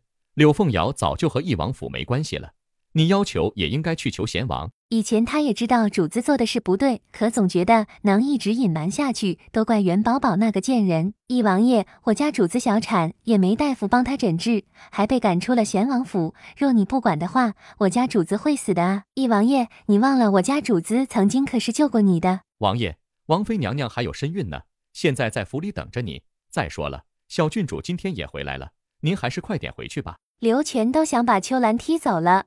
那个柳凤瑶就是个搅家精，他们家好不容易安稳了几天，可不能让柳凤瑶再来折腾。王妃和王爷现在感情极好，正是蜜里调油的时候。若王爷现在帮柳凤瑶，刘全都不敢想王妃会如何做。王爷，你不能这么绝情啊！你要是不管我家主子，我家主子会死的，真的会死。柳凤瑶突然被贤王赶了出来，你又去找翼王了？翼王是收垃圾的吗？柳凤瑶的名声在京城彻底臭了，就这样一个不守妇道、勾三搭四的女人，以前也是给翼王戴过绿帽子的，她怎么有脸再去求翼王？见人不要脸，硬凑上去呗。你们说翼王还会不会管他？柳娇娇，怎么说我都是你妹妹，咱们可是打断骨头连着筋的亲姐妹，你怎么能这么对我？什么亲姐妹？我家王妃可没有你这种姐妹。再说了，我家王妃就只有一个，你又算什么东西？再说了，就算是亲姐妹，敢算计我家王妃的夫君，这样的姐妹，我家王妃也不要。柳凤瑶，你说你到底要不要脸？连自己的亲妹夫都算计。绿萝姨姨好牛，骂死这个心机女！她就是不要脸，死不要脸！这么喜欢勾引男人，应该把她送到青楼，在那里随便她勾引。你别说，其实柳凤瑶长得还真不错，若去青楼的话，生意肯定挺好。小郡主，要不然咱们给她找个地方治伤嘛，干脆送到青楼，也算给她留了一条活路。我觉得可以。就在众人议论纷纷的时候，翼王来了。柳凤瑶几乎是拼着吃奶的力气爬到了翼王跟前，翼王对着小郡主招了招手，还知道回来。元宝宝俏皮地吐了吐舌头，笑着扑到翼王身上。翼王弯腰把他抱了起来，还以为出去玩就不回来了。你不是想把我打发走了后和我娘过二人世界吗？知道你还不在外面多待几天。元宝宝心里有点小委屈，他家爹爹还真是个直男，很直很直的那种。他不会说几句好听的话哄哄自己吗？我要回去告诉我娘，爹爹你欺负我。他说什么了？他什么都没说，孩子大了，都有自己的小心思了。好了，爹爹也很挂心你，刚刚是逗你玩的。王爷，求求你，求求你救救我！滚一边！王爷，我是瑶瑶啊。果然，心机女又开始明晃晃的发力了。就是不知道我的瞎眼爹这次还会不会眼瞎。这闺女不能要，谁要谁领走。怎么他又成瞎眼了？他明明还什么都没做过，就已经被闺女扣上了一个大帽子。来人！翼王眼神一冷，刘全看得直冒冷汗。王爷，不可啊！他也不知道柳凤瑶给翼王下了什么蛊，平常王爷都很精明的，可是遇到柳凤瑶王爷就开始犯糊涂。现在府上的日子过得不好吗？王爷和王妃恩爱，小郡主聪明乖巧，过不了几个月，他们还会添新的主子。王爷若是把柳凤瑶这女人接回来，估计以后王府里会鸡飞狗跳的。元宝宝也紧张地看着一王。可现在柳凤瑶又要回来吗？其实他也不明白一王的想法，感觉他应该不是个恋爱脑。只是想到以前一王做的那些混蛋事儿，元宝宝心里也没底。完了，我这个瞎眼爹又开始犯糊涂了。哎，我就不应该心软，当时带着我娘私奔就好了，或者直接带我娘回娘家。这柳凤瑶就是个搅屎棍，走到哪祸害到哪里。咦，不对呀，难道我爹喜欢绿帽子？上一次没戴上，现在羡慕嫉妒贤王，也想和他一样戴上一顶绿帽子，暖和暖和。刘全差点没憋住笑出声来，这分明是万分严肃的事儿，可他就是差点忍俊不禁。一王的嘴角狠狠一抽，他家闺女对他误解很深，谁喜欢戴绿帽子？那是什么爱好？绿萝也差点笑出来，小郡主说话还真是一针见血。这是贤王的小妾，刘全，你找个人把她送回去。哎呦，吓死我了，我还以为我爹又要戴帽子呢。王爷，王爷，不要啊！王爷，他会杀了我的，求求你，救救我，给我一条活路吧！王爷，你忘了以前我曾救过你？无奈之下，柳凤瑶只能旧事重提。拖走！一王面无表情地说着。王爷，你忘了我的救命？柳凤瑶还想说，一王摆摆手。柳凤瑶，你所谓的救命之恩，本王已经饶过你，也帮过你很多次，以后好自为之吧。说完这话，他抱着元宝宝大步离开。元宝宝伏在他的肩头，看着狼狈地趴在地上的柳凤瑶，他还想爬过来求一王救他，只可惜两个小厮上前拖住他的胳膊，不由分说地把他拖了出去。不愧是活到最后一集的女配，都这样了，还有一线生机。我倒是想直接把他嘎了，可是不能啊。算了，还是让他自生自灭吧。也不知道月哥怎么样了，绿帽子王不会把他杀了吧？元宝宝还有点担心，屁股却被人拍了一下。一会见到你娘，不能乱说。元宝宝瞪着他，不许打我小屁股，今晚、明晚、后晚，我要霸占我娘亲3天。小丫头气鼓鼓地说着。一王无奈扶额，他家这个小闺女还真是不在的时候想得紧，在了之后就想把她赶出去。都多大了，还一直霸着柳娇娇，也不知道丢脸是怎么写的。娘亲，你尝尝，这是我亲手帮你摘的桃胶，这东西美容养颜，喝了对肚子里的孩子也好。柳娇娇惊喜万分，没想到女儿不光摘了杏，还给她拿来别的好东西。不过桃胶，她还是第一次听说能吃。宝宝，你有心了。一王在一边眼巴巴地看着，闺女只顾着哄她的王妃了，难道她就不需要哄吗？幸好绿萝又端过来一碗。王爷，这是小郡主让奴婢给你端过来。看着一样的东西，一王这才圆满了。当然，元宝宝也喝了一碗，这东西对身体好着呢。皇宫里，皇上和太后还有李贵妃喝着一王府送过来的银耳雪燕粥，几个人都是笑容满面。小宝宝还真是有心了，出去这一趟还不忘给咱们送来好吃的。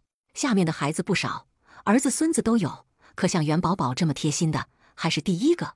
小丫头不光嘴巴甜，做的事也是让人心里暖乎乎的。李贵妃也笑着，母后，小宝宝还说这个能美容养颜呢，他还送来不少，也把做法说了，说是以后可以让御膳房的人做。小宝宝真不错，这才多大呢，就把事情想得明明白白的。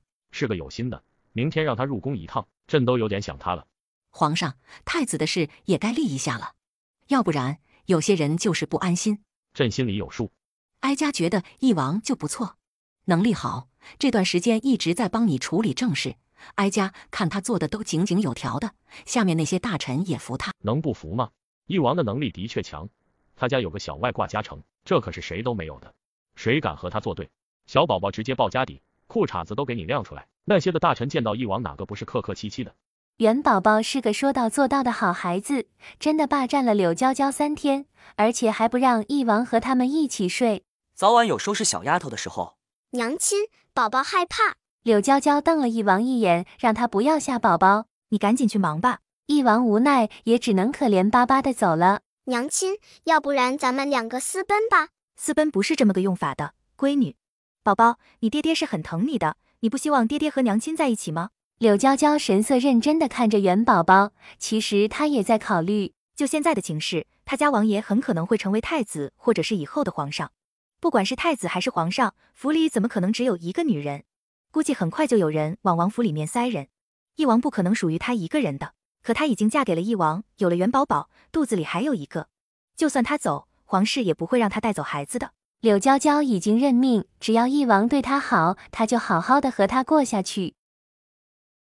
没有啦，我也是很喜欢爹爹的，可我爹是个瞎眼呢，还不是瞎了1次2次。谁都知道那个柳凤瑶不是个好东西，以前在柳家就和人不清不楚的，后来勾搭上绿帽子王，又赖上我爹爹，去了绿帽子王家里，他还不老实，也和人苟且，被发现了赶出来，都快死了，还不老实呢。小丫头忧心忡忡，她扫了一眼柳娇娇担忧的神色，目光落到柳娇娇还看不出来的肚子上。算了，娘亲肚子里还有宝宝呢，难得糊涂，糊里糊涂的过一辈子也不错。柳娇娇心里咯噔一下，她以为柳凤瑶已经是过去式了，可刚刚虽然闺女没有明说，可她为何会想柳凤瑶的事？想到昨天柳凤瑶在门前凄惨的样子，那时候义王可是没有表现出任何关心之色。柳娇娇眉头紧蹙，心里有一种极为不妙的预感。难道他家男人又管柳凤瑶了？还是瞒着她？娘亲，刚刚宝宝只是说玩笑话呢。宝宝，你要出去玩吗？要。王妃，该喝药了。绿萝端着药碗进来。娘亲的身体不适吗？怎么会喝保胎药？拿过来吧。要不我还是给娘亲炼制点保胎丸吧。这个炼制的方法简单，喝中药太痛苦了。元宝宝想着，还不忘拿出杏子。2天喝了药吃杏，嘴里就不苦了。不过也不能多吃哦。元宝宝出去之后，绿萝，你找几个面生的人查查柳凤瑶现在在哪里。对了，让他们小心一点，最好是找有点身手的去。若义王出手，不管把柳凤瑶安排在什么地方，肯定会让人在一边守着。呵呵，果然是放在心尖上的人。不管那人做出怎么过分的事，义王还是眼巴巴地凑上去帮忙。王妃，你是说，王妃，肯定是你想多了。那天下午你也看到过了，咱们王爷根本就没多看他一眼，王爷是不可能对他。王妃，你不要多想，奴婢这就派人过去看看。他家闺女也太懂事了，明明很担心他，却又不敢把那些话告诉他，就害怕他担心难过。王妃，王妃，不好了，是小郡主出事了。小郡主怎么了？小郡主说是在炼丹，好像是什么东西炸了。你说什么？柳娇娇这才想到，女儿的确说过要炼丹什么的，可她想的一直都是自己还小，等过几年再说吗？怎么现在就开始炼了？柳娇娇急忙向外跑去。王妃，你小心点，别忘了你肚子里还有孩子呢。小郡主，你这是要吓死我们吗？听到动静的时候，2个暗卫急忙冲了进去，把里面的小人儿抱了出来。没错呀，我以前都是这样练的，这怎么就不行了？哎，看来我还是手生了。炼丹怎么这么难？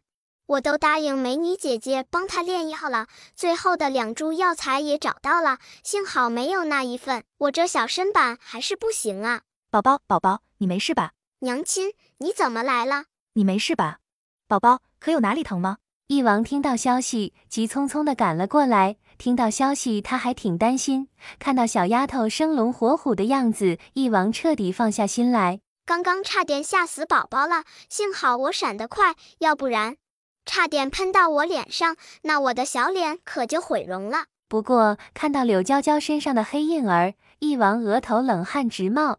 柳娇娇不会陪着元宝宝胡闹吧？她还怀着孩子呢。爹爹这么坏，等以后我炼出丹药来，1颗也不给他吃。晚点还是先练简单的吧，顺手了，先给娘亲练保胎的，那样娘亲就不用喝又苦又难喝的药了。柳娇娇的手微微一紧，没想到女儿居然是为了她，好感动，果然还是女儿最贴心了。义王过来想要把元宝宝抱过去，元宝宝却是不让他抱。你不是在忙吗？对对对，我爹爹最忙了。黄爷爷整天偷懒，就想着陪媳妇，朝廷的事都落到我爹的身上，忙得脚不沾地。朝廷的事本来就够多了，还要陪他的白月光。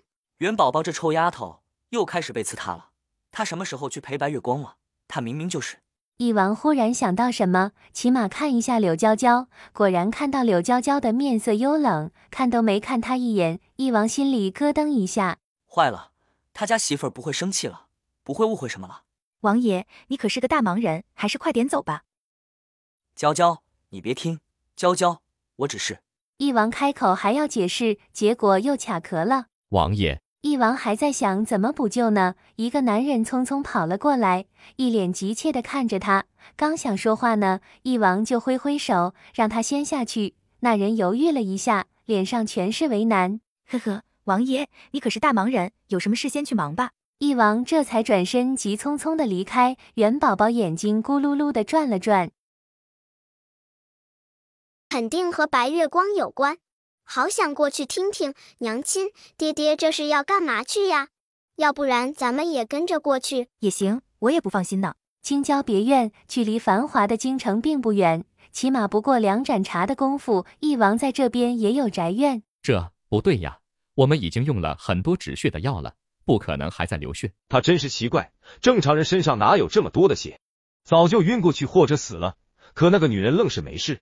你说他会不会是？别忘了这2天给他用了多少好东西，这其中还有不少稀有珍品，也就是王爷大方，要不然那女人早就没命了。王爷他来了吗？小姐，王爷很快就会过来的。去找他，他后悔了，他真后悔了。贤王根本就不是人。他在想，如果当初嫁给翼王的时候，就老老实实的跟他在一起过日子，不和别人勾搭，那他现在是不是还是翼王府高高在上的侧妃？小姐，你不要担心，奴婢这就去找王爷。我要见他，你就和他说，我都快死了，只想见他最后一面。其实柳凤瑶感觉自己并不会死，她只是暂时的身体不适。小姐，奴婢现在就过去找王爷。也在此时，一道高大的身影急匆匆地走了进来。王爷，我家小姐一直都等着你过来呢。大夫说她的情况不好，最好还是要找太医。王爷，你终于来了。王爷，我知道是我对不住你，可王爷，我对你才是真心的。柳娇娇面色一黑，也听到了里面的话。元宝宝乖巧地跟在她身边，小脸没有平常的和善，也是沉了下来，和柳娇娇更加相像。王爷，瑶瑶真的知道错了，你能再给我一次机会吗？王爷，我求的也不多，哪怕在你身边当个粗使丫头也行，只要你能收留我，给我一口饭吃，我就知足了。翼王，他的夫君居然真的在这里，呵呵，还真是好笑，也不知道柳凤瑶给翼王下了什么蛊，对他就这么死心塌地的。他难道就没想过柳凤瑶都做过什么？还是他侧妃的时候就和别的男人勾搭，被抓了个现行，还是那么屈辱的方式？但凡换做任何男人都不可能原谅柳凤瑶的，可为何翼王能一次次的原谅？难道这就是传说中的白月光？娘亲不伤心，娘亲还有宝宝。以前他就告诉过自己，不要去相信男人什么的，能相信的就只有自己的闺女。是他自己笨，自己傻，不知不觉就忘了以前翼王对他的残忍。咱们回去吧。元宝宝乖巧的点点头，再次转头看了一眼房间。爹爹还不知道他们来过。哎，说他瞎眼，还真不是冤枉他。就这样一个一无是处、水性杨花的女人，也就只有他把人当成宝。翼王一直都没说话，他还在思索着要怎么处置柳凤瑶。看着他死是不可能的，他更不会把人接到府里。就在他头疼的当儿，忽然听到闺女的心声，翼王面色一变，急忙转身。翼王3步并作2步跑了上去，拦在柳娇娇身边。娇娇，你怎么过来了？和宝宝出来散步，巧遇。娇娇，你听我解释。娇娇，你听我解释，我只是……王爷，这个院子本来就不是我的，这是你的财产，你想把什么人安排在这里都是你的自由，你不用和我解释的。柳娇娇面无表情地说着。再说了，有句俗话说得好，一日夫妻百日恩，你们2个可不是只有1日夫妻呢。怎么？王爷觉得这个地方太过安静，没有京城里面繁华，也不是不可以哦，要不然你还是把他接到王府亲自照顾吧，那里条件好，各种各样的东西也不少。王爷，你这是什么意思？你这是要捏死我给你的心上好退位吗？他哪里有什么心上好？他喜欢的人明明就只有柳娇娇一个，可眼前这女人生气了，根本就不相信他。娇娇，给我个机会解释可以吗？哦，你说吧。我只是不想让他死。王爷还真是心善，应该是咱京城最大的大善人吧。娇娇，你知道的，我对他根本就没有感情，我只是……姐姐，求求你救救我！他知道，如果没有那药材的话，他必死无疑。我知道以前我做过很多对不起你的事，可我也后悔了。姐姐，怎么说，咱们都是打断骨头连着筋的姐妹。柳凤瑶，咱俩早就闹翻了，你也别在我面前装什么姐妹情深的戏码。再说了，咱俩只是堂兄妹，又不是亲的，不同爹也不同娘，你还是不要往自己脸上贴金了。以前你都是怎么对我，怎么害我的，我可记得清清楚楚，也别和我说什么以怨报德，一笑泯恩仇，在我这行不通的。我恨不得你去死，见到你落魄不过去，踩你两脚已经是我的大气了，凭什么救你？哇靠，我娘亲现在的战斗力彪悍，简直就是超常爆表了，太厉害了！我要有这嘴皮子，能把人直接气死，那就顶天了。不过这柳凤瑶的确是死不足惜，别看她现在说的可怜兮兮的，就想要一条活路。若真的让她进翼王府，以后还不知道要怎么折腾呢。姐姐，堂姐妹难道就不是姐妹吗？你也说了，堂姐妹算姐妹，那你勾引你姐夫是怎么回事？柳凤瑶原来在这等着他呢，天下间的男人都死光了吗？你别人不去勾引，专门勾引姐夫，你说这样的堂姐妹我还要不要？还敢不敢要？就更不用说你入府之后对我的各种设计伤害了。我怀着宝宝的时候，你把催产药换成打胎药，这个我没冤枉你吧？宝宝刚出生，你就想要他的心头血，想要害死他，这个我也没冤枉你吧？更不用说别的了。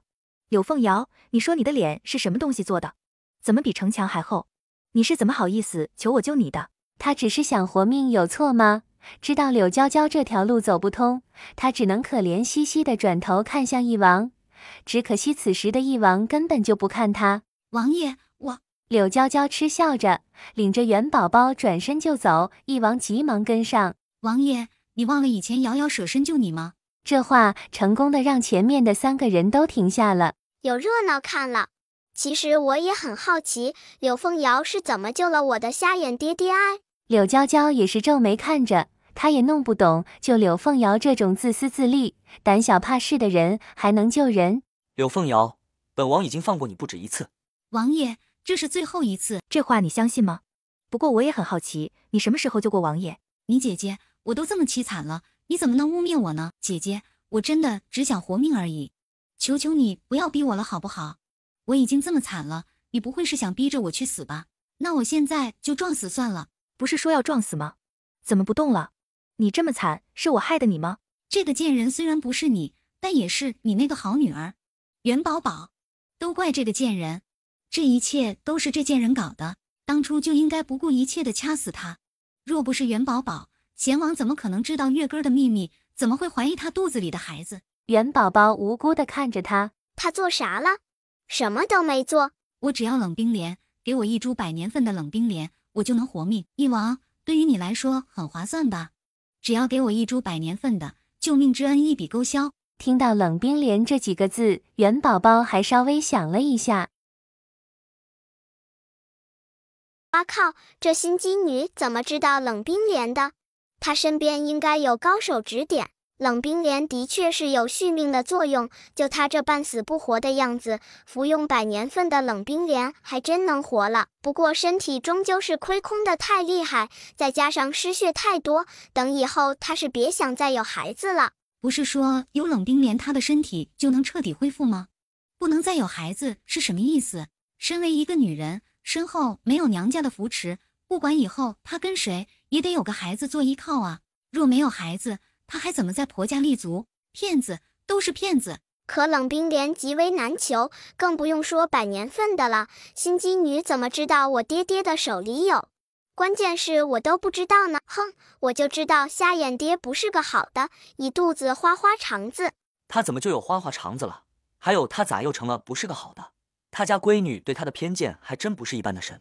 柳娇娇的脸却是彻底黑了下去。若她没记错的话，她的嫁妆里就有冷冰莲，多少年份的她也不知道。现在柳凤瑶指出来，估计真的有100年份。本王手里没有。王爷，你手里没有，但是我姐姐手里有。姐姐，我还要靠冷冰莲救命呢。只要你把药给我，我保证以后离得你们远远的，再也不出现在你们面前。我的嫁妆凭什么给你？娘亲说的对，凭什么给他这么好的东西？100年份的冷冰莲，等过几天我能炼丹了，可以做好几颗续命丹。那可是绝对的好东西，只要有口气在，续命丹都能吊住你的命，多活个几年不是问题。这么好的宝贝，可不能便宜了柳凤瑶这个心机女。我娘把药给她，还不如给我呢。王爷，求求你救救我吧！不是本王的东西，本王做不了主。我手里的确有冷冰莲，可我不想给你啊。柳凤瑶，我的好妹妹，看着你一次一次陷害我，欺负我的份上，我就是喂了狗也不会给你。小狗在这里呢，娘亲，你还是给我吧。嫁妆全都给你，随便你挑。现在就给我，我要把它藏起来，可不能让某人把它送人了。翼王无奈地摸了摸头，他就这么不值得信任吗？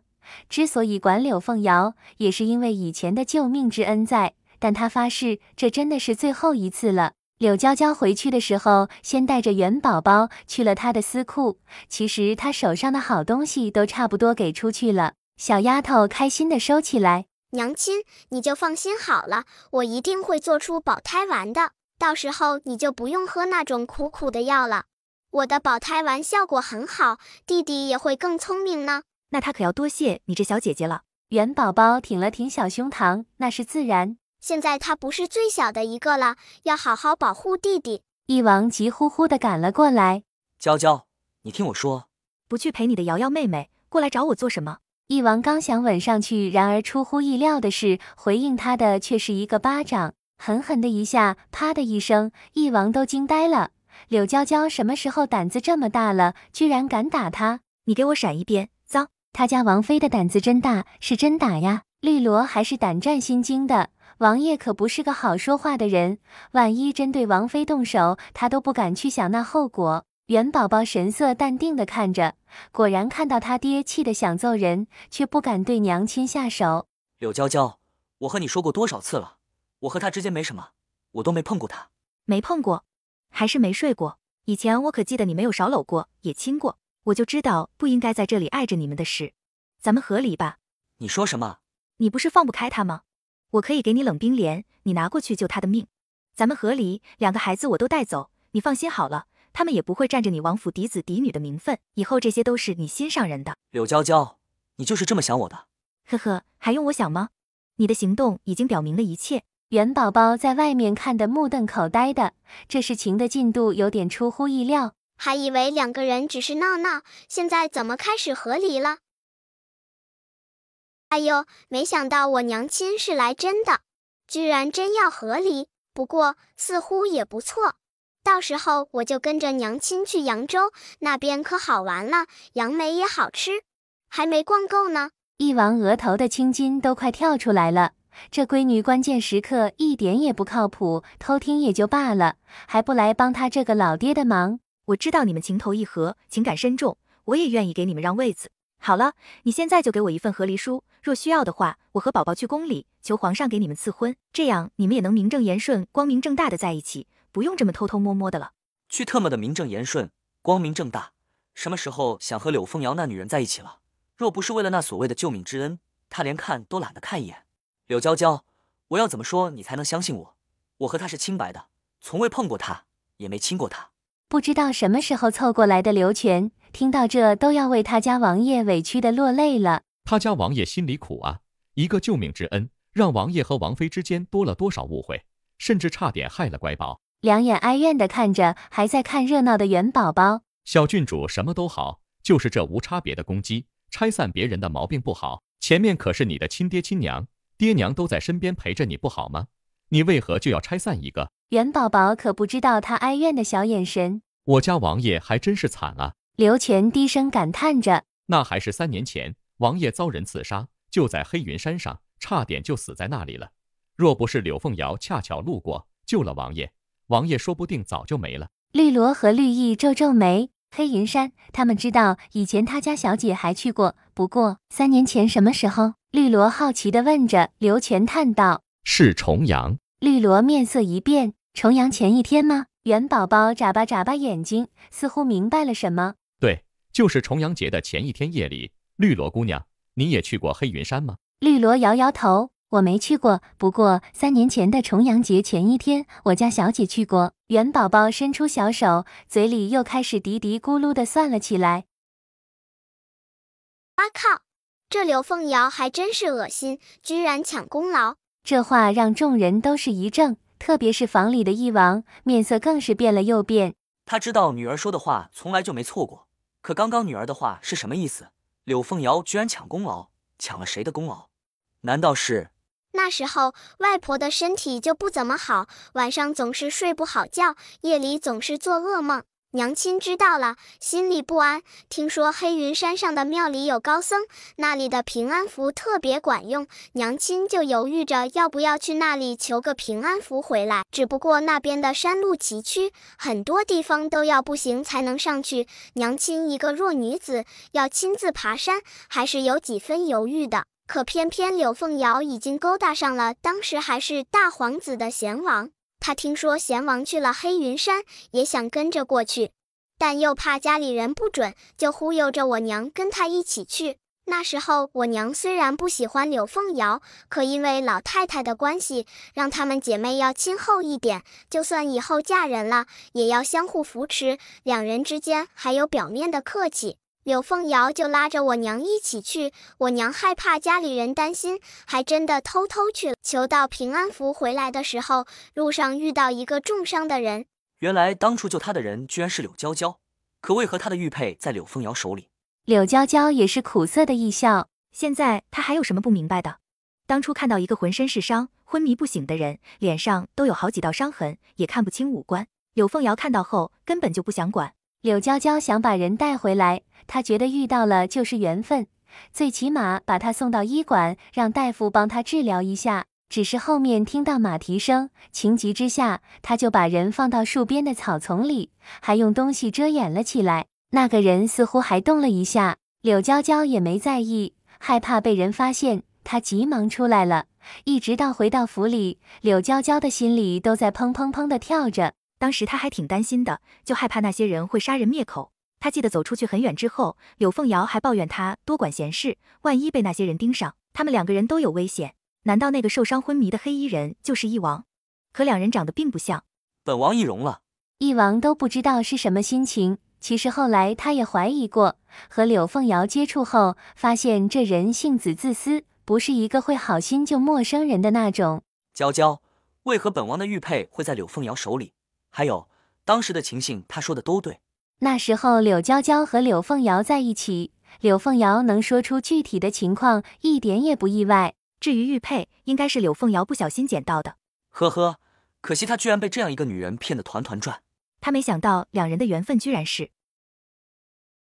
说我爹是瞎眼的，还真是半分也没冤枉他。这个柳凤瑶也是胆大包天，估计现在在他心里，他自己说服自己，也认为他就是我爹的救命恩人了。可当时他明明是不想救人的，坚持要救人的是我娘，费尽吃奶的力气把人藏起来的也是我娘。柳娇娇脸颊一红，当初把翼王藏起来，的确是费了好大力气，但也没到用上吃奶的劲儿。他是连拖带拽才把人弄过去的，毕竟就他这小身板，想把人背起来也不可能。不过，你说当初那个人是你，而你是被人追杀的。柳凤瑶去那边是为了找大皇子，难道？翼王冷笑道：我那个好大哥没什么本事，就占着一个嫡子的位置，再加上他的外祖家强势，手握重兵，对于太子一位是志在必得，他自然也就看不得我。不过他知道父皇顾念亲情，也没想把我杀了，估计也就想把我弄成重伤或者残废吧。毕竟一个身体不好或者残疾的皇子是不可能继承大统的。柳娇娇有点心疼，虽然生翼王的气，但她从未想过让这个男人去死。那你为何从未问过我？这让我怎么去问？总不能直接说你有没有去乌云山。哼，闺女说的对，你就是个眼瞎的，快点滚出去陪你的救命恩人吧。看着你我就来气。是他太笨了，居然没想到救命恩人都有人敢冒领。也是啊，想想柳凤瑶，这女人还真是什么都敢认。关键是她真正的救命恩人就在身边，柳凤瑶是怎么心安理得地享受着她的好？翼王恨不得现在就去杀了柳凤瑶，那女人仗着救命之恩，一次次的横在他和柳娇娇之间，给他们制造矛盾，甚至差点害死了他的亲生女儿。呵呵，柳凤瑶居然敢骗我，你可想过被拆穿的后果？娇娇，这件事都是我的不对，是我太笨了。你放心好了，我现在就去解决那个恶心的女人，以后再也不会让她出现在咱们身边。可别，那可是你的瑶瑶妹妹，你还是赶紧过去和她相亲相爱吧。等我把人处理了，我再过来负荆请罪，晚上随你处置。还没等柳娇娇反应过来，说完这话，她拔腿就跑。刚刚我爹说的是什么意思？怎么处置？为什么非要等到晚上的时候？元宝宝不自觉地想着，小郡主，你不是要出去吗？奴婢现在就带你。对呀，我也要过去看看心机女的下场。哈哈哈，这次她是不是直接死翘翘了？这女配也折腾了好长时间了，好想看看爹爹的怒气。走！元宝宝恨不得现在就飞起来，绿萝脚下的步子飞快，绿意也急忙跟上。柳凤瑶看到一王过来，激动的两眼放光。见到一王过来，柳凤瑶急忙跌跌撞撞的迎了上去。一哥哥。一王眉头紧锁，双目凉凉的看着一脸喜色的柳凤瑶，不动声色的后退一步。王爷，瑶瑶可想死你了。对了，冷冰莲拿过来了吗？王爷，瑶瑶当初救你也没图什么，刚刚真的是无心说的。瑶瑶也舍不得你，可是为了活命，瑶瑶就只能。王爷，那冷冰莲……柳凤瑶，当初你为什么会救本王？柳凤瑶心里咯噔一下，偷偷地看着一王更加冷沉的脸，一种极为不妙的感觉在心里蔓延。不过柳凤瑶用力摇了摇脑袋，不可能的，那件事就只有她自己知道。我王爷，你知道的，我看不得有人受伤，我当时也没想到是你啊。王爷，你不知道，那天回来后，我娘知道了，还把我骂了一顿，还说让我以后不要管这种事，万一惹火烧身怎么办？可瑶瑶从来没后悔过。是吗？那当时是你自己去的。王爷，瑶瑶怎么可能自己一个人过去呢？是有个丫头陪着，不过那丫头家里有事，前几年就放她出去嫁人了。哦，那丫头叫什么名字？本王让人打听一下。当初本王还丢了点东西。瑶瑶，你说你也没捡到，东西应该在那丫头的手里吧？王爷，瑶瑶也不清楚那丫头在哪里，还要问一下我娘，只可惜我娘现在……是吗？那还真是不巧。可本王怎么听说那天娇娇也在乌云山？柳凤瑶心里更慌了，她现在可以肯定是柳娇娇那个贱人在王爷面前说了什么。该死的，柳娇娇怎么不去死？她已经这么惨了，柳娇娇怎么还不放过她？王爷，瑶瑶也不清楚。王爷，你知道的，姐姐一直都看我不顺眼。其实这件事都怪我，谁让我心悦王爷你呢？那你的心悦还真是别出心裁。既然心悦我，为何要和大皇兄勾搭在一起？王爷，不是的，瑶瑶都是被逼的。哎呦呦，可不就是被逼的？大白天的，有人跑到王府里逼着你出来，又有人逼着你到酒楼，还有人逼着你脱了衣服和绿帽子王在包间里做没羞没臊的事情，还被那么多人围观。这绿帽子王还真是本事，一个月总有那么10几天，把我瞎眼爹的侧妃从府里逼出来，来个全身大清洗，里里外外都洗一遍。全身大清洗又是什么鬼？还有什么叫里里外外都洗一遍？总感觉小郡主说的很有道理。哎呀，不说不知道，一听还真是吓一跳，这柳凤瑶被逼得好惨。刘全，其实他很想友善地提醒小郡主一声，咱们偷看就偷看，你就不要乱想了好不好？房里的柳凤瑶忽然听到这话，气得脸更红了。王爷，他是用以前的事逼我，我要是不出去，他会把以前和我在一起的事说出去。王爷，我那么做也是为了你的名声啊！元宝宝再次震惊，这女人还真是无理争3分。哇靠，就没见过这么不要脸的人。明明每次出去你都是乐在其中，食髓知味，还为你自己能瞒天过海的和绿帽子王在一起苟且沾沾自喜呢。哼，长这么大就没见过比你更不要脸的女人。拿着我瞎眼爹的钱养绿帽子王，还白给人家睡。现在好了，绿帽子王也不要你，你又过来赖上我爹，你以为我爹是干嘛的？收垃圾的吗？就算是收垃圾，也不能收你这种朝三暮四、不干不净的。他想和他的小闺女说一声，他不是收垃圾的，他竟然是来找柳凤瑶算账的，他可没有收垃圾的爱好。不过，以前柳凤瑶从他这拿走的银子，他闺女已经都给他要过来了。但现在想想，当时的自己还真是够愚蠢的。他为的是救命之恩，可他的娇娇不知道啊，他也从未想过和娇娇解释。现在想想，还真是傻了。当初柳凤瑶的那些小把戏，现在看看全部都是漏洞。翼王觉得很对不起柳娇娇。王爷，你知道的，我不是这种人。元宝宝这个小孽种，能不能赶紧滚蛋？有他在这，自己还能解释得清吗？柳凤瑶，你还真是胆大。本王最讨厌欺骗本王的人。王爷，我没有，我从来没有欺骗过你。呵呵，当初在黑云山上是你和娇娇一起去的吧？看到本王受伤，你不想管，也是娇娇把本王藏起来的。你捡到了玉佩，觉得还挺值钱，就收了起来。后来你也没想到那玉佩居然是本王的，你就顺便把这个功劳也认了。柳凤瑶，你真觉得你做的是天衣无缝？王爷，这都是污蔑。当初真的是我救的你。哦，是吗？那为何帮本王包扎伤口的手绢上写着娇字？王爷，当时我的手绢没带，就用了我姐姐的。真的，我可以和她当面对质。真不要脸，还说谎。呵呵，柳凤瑶，你确定拿的是娇娇的？翼王冷笑，柳凤瑶赶紧点头。真的，王爷当时瑶瑶也是太过着急救人，就从他手上接过手绢，都没仔细注意过。可当初那人只是把我藏起来，并没有帮我包扎。王爷，对不起，是我想错了。当时后面的人追得急，我根本就没来得及帮你包扎。王爷，对不起，是瑶瑶记错了。那时候后面的人追得急，瑶瑶还没来得及帮你包扎，瑶瑶也是害怕你被他们找到，所以……既然你这么喜欢说谎，你这嘴应该也没用了吧？那就掌嘴50下，赶出去。翼王说完，两个小厮就跑了进来。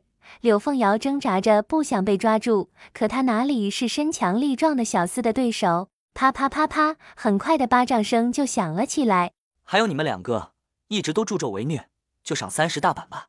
王爷饶命，奴婢们都是迫不得已的，都是听小姐的话啊。两人的求饶，并没有人理会。元宝宝看到他们被拉了出去，摁到凳子上，啪啪啪的板子声传来。一开始两个人还在用力的叫着，可后来10几下过去，两人的叫声已经弱了很多。至于柳凤瑶，50个巴掌要不了她的命，但她的身体本来就没恢复好，小产了也没有好好养着，就这样被赶出去，能活下来的可能性不高。哎呀，我瞎眼爹终于硬气了一次，他的眼睛算是好了吗？元宝宝感叹着，绿萝抱起元宝宝就走。咦，还没看完呢，还想等打完板子打完嘴之后再说，要不然就到街上看看，看他们在街上如何过活。哎呀，我的小祖宗，你就老实一点吧，一会王爷出来看到你，不怕挨揍了。那咱们还是走吧，要不然出去摆个摊算算卦，上知天文，下知地理，中间还知某某家的八卦。哈哈哈，好多银子在向我招手，他要银子，好多好多银子。小丫头想着想着就兴奋起来，柳娇娇还被吓了一跳。两人刚刚还在说话呢，她家小宝宝忽然怎么了？这么兴奋？两个丫头也都两眼冒光，总感觉有啥好事儿在向他们招手。明天我就要去算卦去，让黄爷爷给我写个招牌，这绝对是金招牌呀！柳娇娇的嘴狠狠一抽，她怀疑皇上真的会给小宝宝写。皇上现在的底线是越来越低了，只要小宝宝过去说2句好话，或者心里恭维几句，皇上就乐得忘了东西南北。哎，闺女太过受宠，能怎么办？柳凤瑶被赶出来，她的身体本来就没恢复好，极为虚弱，又没有好好调养，虽然没死，整个人也瘦的脱了好几层皮，整天无精打采的。两个丫头和她一样，被打得半死不活，都好几天了还起不来。就在柳凤瑶饿得头眼昏花的时候，眼前出现一个白白的大馒头。哎呦，柳凤瑶，你这脸还真是……上次被打得太狠，柳凤瑶的脸还是肿的。想吃吗？说话的是一个大小姐。以前柳凤瑶在翼王府当侧妃的时候，嚣张跋扈，可没少收拾刘家的小姐。此时直到她落难，人家肯定要过来看看她。刘小姐手一抖，馒头掉到地上。刘小姐笑嘻嘻地抬起脚，用力地踩在馒头上，我家小姐知道你饿了，专门给你准备了好吃的。刘小姐后退一步，两个丫头把篮子里的东西对着柳凤瑶劈头盖脸的就砸了过来。你欺人太甚！刘小姐在一边冷笑着。有吗？还不是跟你学的。不过你放心好了，咱俩以前也算是旧相识，过2天我还会过来给你送饭的。虽然你对我不仁，但我绝对不会对你不义。放心哦，柳凤瑶，我给你送的饭绝对不会比今天差。就这样过了几天，终于她被人带走了。丫头看得直撇嘴，就这样的女人，也不知他们主子怎么看得上的。你怎么来了？柳凤瑶没想到再次见到鬼面人，眼中全是惊恐。是你，都是你害的我！柳凤瑶冲了上去，也不知她哪来的力气，这次居然没摔倒。她的手死死攥住男人的衣服，两眼冒火。你为什么要来害我？我都已经这么惨了，你为什么还要害我？鬼面人冷冷地看着他，并未说话。这次与他来说就是无妄之灾，他也是冤枉的。除了那天晚上，柳凤瑶也不知那人是如何出现的，只记得那天晚上鬼面人喝了酒，就算戴着面具呼出的气息，他都能感觉到浓烈的酒味。他挣扎过，反抗过，但是不敢大声地喊出来，然后他就被鬼面人按到床上，狠狠折腾了大半晚上。柳凤瑶，我的孩子呢？你居然没护好他！什么叫我没护好他？我有什么办法？我宁愿这孩子不是你的，我和你无冤无仇，你凭什么对我无冤无仇？男人冷笑，双目如看死人般的看着柳凤瑶。你确定和我无冤无仇？柳凤瑶也害怕了，她不认识眼前的男人，可总感觉又是莫名的熟悉。我……男人忽然弯腰把她抱了起来，一把丢到身后的床上。柳凤瑶被撞得头晕眼花，回神的时候，男人高大的身躯已经压了上来。你不要！呵呵，你有选择的权利。男人刺啦一声撕开她身上的衣服，柳凤瑶心里害怕。醒来的时候，男人早已不见了，就连伺候她的丫头也不在，房间里就只有她一个人。而她不知道的是，就在隔壁房间，一个小男孩有气无力地躺在床上。保住他的命，要不然你给他陪葬。大夫额头冷汗直冒，他想说这孩子被伤了根本，也不知是哪个天杀的，孩子才2岁左右，居然对他如此用刑。主子，他的伤太重了，除非有100年份冷冰莲，冷冰莲的效果可以护住他的命，但想要彻底的康复，还得有更好的药物，就比如龙之草、凤之类。眼前这个孩子可是他唯一的儿子，那个贤王，传说中的绿帽子王还真是狠，他怎么忍心对一个2岁的孩子动手？不过没事，敢欺负他的人，他一定会让那人千倍百倍的还回来。喜欢给人用刑折磨人，对吗？呵呵，他会让绿帽子王好好尝尝，绝对比他做的还要狠10倍。男人收下眼底的恨意，让人下去打听这3种药草的消息。不管如何，他都要把药找到。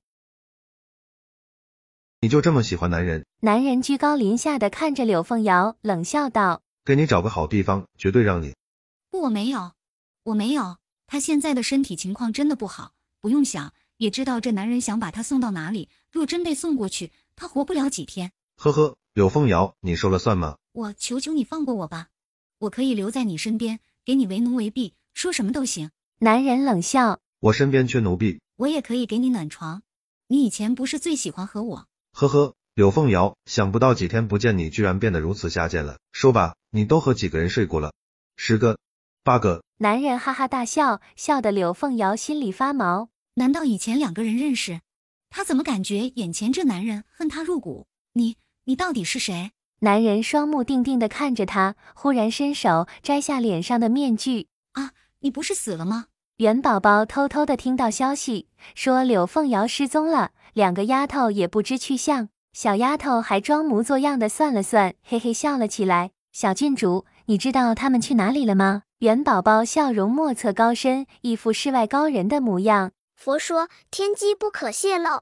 绿萝从袖中拿出一颗果子，红艳艳的，看起来分外好吃。这是什么果子？小郡主，你就告诉奴婢他们去哪里了，好不好？绿萝扬了扬手中的果子，显然是想收买元宝宝。元宝宝嘿嘿一笑：青楼。好吧，没想到柳凤瑶还是被送到那里了。那女人有此下场，绝不值得同情，只能说活该。这是什么果子？这是一种李子吧？小郡主喜欢吃吗？奴婢的房里还有。是在外面买的吗？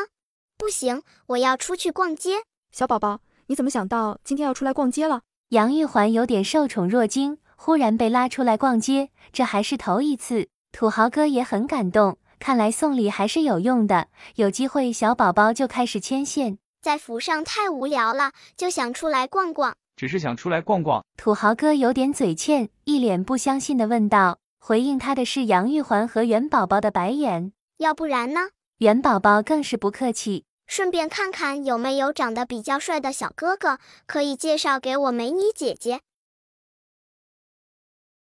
哼，你让我不痛快，我就让你不痛快。我美女姐姐又不是没有人要，等等我给她找个更帅更好的，看你以后还敢不敢欺负我。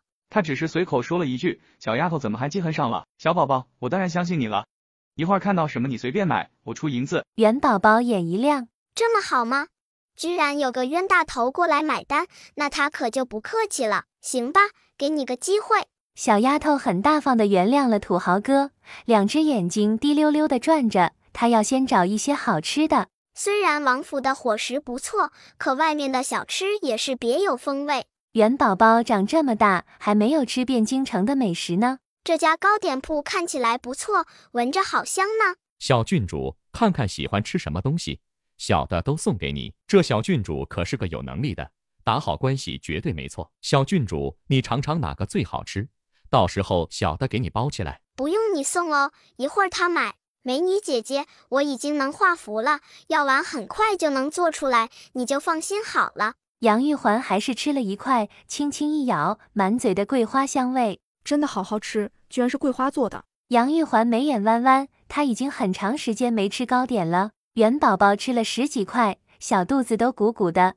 最后发现居然全都很好吃。小丫头眼睛转了转，掌柜的，要不然我把你的点心全打包。小宝宝，这东西留不住啊，你买这么多回去不怕坏了吗？元宝宝转头，乌溜溜的大眼直勾勾的看着他。土豪哥这才想起，小郡主可是有一些通天的本事，不就是一点点心吗？忽然有点心疼自己的小金库，估计今天要大出血了。小郡主，小郡主，外面有人求见。什么人呢？居然要见我？现在的他都这么有名了吗？一般情况，就算外面有人想见他，门口上的小厮也会把人打发。是个白眉毛的道士，小丫头示意让人带进来。很快的，白眉老道进来了。你这是干嘛？白眉老道依然跪在地上。小郡主本人想拜小郡主为师。什么？这是什么意思？小郡主，外面有人求见。这边的事还没弄明白，外面又有人过来求见了。不见不见，我是什么身份？岂是随便一个什么人都能见的？小郡主，那小的现在就去回绝了他。元宝宝瞪了小厮一眼。以前不是说过吗？就按以前的说法就行。小的知道了，以后不管他们用什么条件来求见小郡主，小的都回绝了，一律不见。说完这话，小厮转身就走。元宝宝呆愣了一下，赶紧喊道：那个，你先回来。小郡主，有什么事尽管交代，小的一定肝脑涂地，死而后已。那也不必。你刚刚说他们有什么条件？小丫头的眼睛亮晶晶的，心里开始默念：银子银子银子，金子金子金子，不管是金子还是银子，只要够了，我也可以见一见的。小厮嘴角狠狠的一抽，此时他才发现好像忘了说最重要的事情。那个公子说有件事想请小郡主帮忙，不管能不能解决，他有一套不太安宁的院子，都送给小郡主。小郡主，那个人说了，这房子不怎么安稳，已经有5、6年没人在里面住了，但院子很大，以前的时候也是风水宝地，这种房一般人是不敢住的，但小郡主肯定敢。元宝宝皱皱眉，京城还有这样的房子吗？啊，那套房子不会是城西郊区的鬼屋吧？绿萝忍不住开口惊叫。房子是在城西，但我怎么从未听说过？小郡主，你有所不知，那套房子比咱们王府还要大，只不过位置没有咱们这边好，里面建筑的也极为精美。只不过5年前，院子里突然开始闹鬼，原本在那住着的人被吓晕过去好几次。特别是那家的老夫人直接被吓死了。从那过后，也有人不怕死的把房子买了过去住，毕竟那院子是真漂亮。然而一般正常住不上2天又被吓跑了。渐渐的，院子再也没有人敢买了，房子就搁在那里已经有5、6年了，现在也不知道里面情况咋样。小郡主，那外面的人，那个其实人家好不容易求过来了，要不我还是见见吧。也不是为了这套宅子，谁让我是一个助人为乐的小宝宝呢？我是小郡主，还有封地，为百姓服务是我的本分。绿萝忽然感觉有点脸疼，他很肯定、确定、坚定地觉得没有这套宅子敲门，他家小郡主绝对不会助人为乐。白眉老道也是惊呆了，怪不得小郡主不认他当徒弟，原来他拜师的方式不对。白眉老道从怀中掏呀掏呀掏呀掏，终于掏出来厚厚的一沓东西。小郡主，以后你就是我师傅了。这些年我为了帮百姓驱鬼辟邪，赚得不多，这一点点先当做拜师礼可以吗？师傅你放心，以后你徒弟我会更加努力的。元宝宝很想大气地说他不收徒，不过眼角的余光却瞥到白眉老道手中的那一沓居然有好几张地契，然后就是银票，最上面的一张居然是1000两的。元宝宝面色变了变，两眼狐疑地打量着白眉老道，这年头驱鬼辟邪，拿这个桃木剑出来骗人，这么赚钱吗？罢了，看在你这么诚心的份上，以后有什么事我还是把你带在身边吧。不过我收徒也是看天分的，你要好好学习。太笨了，我也不要。谢谢师傅。把那个人带进来吧，我倒是要看看他到底有什么事儿。人家诚心诚意的求过来也不容易，你们说是不是？柳娇娇看得都有点无语了。她家这个小闺女上一辈子难不成是穷鬼转世？要不然怎么这么喜欢银子？不过如果她没记错的话，元宝宝手里的银子已经不少了，还有好几家店铺。按理说小家伙不应该这样啊。门房很快就把人带了过来，那是一个30来岁的男子。小郡主，久仰久仰。这位公子，你家里有矿吗？金矿？小郡主，小的家里没有矿啊。那你身上怎么挂了这么多金饰？元宝宝以为自己就够喜欢金子了，不管什么样的金子他都喜欢，首饰也好，直接的金元宝也行，那些小动物就更好了。小郡主，我这个人命薄，以前有人算命过，说身上要多戴金首饰才能压住命。小郡主，小的知道你厉害，还请你帮帮小的。你是求子嗣，你还是先起来吧。我既然收了你的东西，能帮的肯定会帮。小郡主，你神通广大，法力无边，小的相信你肯定会有办法的。小郡主，那宅子只是敲门砖，若你能帮小的解决了无后的问题，小的愿意再送上2套宅子。元宝宝的眼里都快冒金星星了。说吧，这位大哥，依我看你也不像是无子之相，怎么会到现在都没孩子？小郡主，你不知道，没有孩子是小人心里永久的痛啊。大哥，你别着急，慢慢说。他很想问一声闺女，咱这才一句话的功夫，眼前这人就成你大哥了，有没有搞错？他的年龄比你老娘我都大。小郡主，小人也是实在没办法了。其实以前小的媳妇也怀过孕的，只是可惜，也不知是不是小人祖上做了什么事，孩子就没有一个能平平安安生下来的。元宝宝眼睛一亮，这剧情怎么有点熟悉啊？大哥，你该不会是那个传说中的王公子吧？前几天在街上的时候才听说王公子又娶小妾了，好像是第17还是18个。当时他还在想，男人就没有一个好东西。小郡主，你也知道，久仰大名。就算我娶了那么多的小妾，府上养了那么多女人，又有什么用？他们就没有一个能给我生个儿子的，我这是要绝后了。你不知道我现在有多苦恼，我这家大业大的，祖祖辈辈经商也积攒了不少的财富，可谁能想到我这一辈就剩下我一根独苗。当时我爹临死的时候还拉着我的手和我说，让我一定要多生几个孩子，多子多福，还专门给我起了一个名字警示我，就叫王多福。这名字的确是挺有寓意。我觉得这名字也不错，反正我家现在也不差钱，能够多子多福就好。可谁能想到娶了那么多女人，就没有一个中用的，一个儿子也没给我生出来。后来我也找人看了，还找得到高僧给算了，他们都说是我名字不行，所以我果断改名，直接叫王多子。元宝宝忽然有点想笑，一个大人被人喊多子，若是在大街上被人听到，还是有几分搞笑的。一开始我那些小妾还能怀孕，只不过孩子生不下来而已。可最近2年，连怀孕的都没一个。这难道不应该是这男人的问题？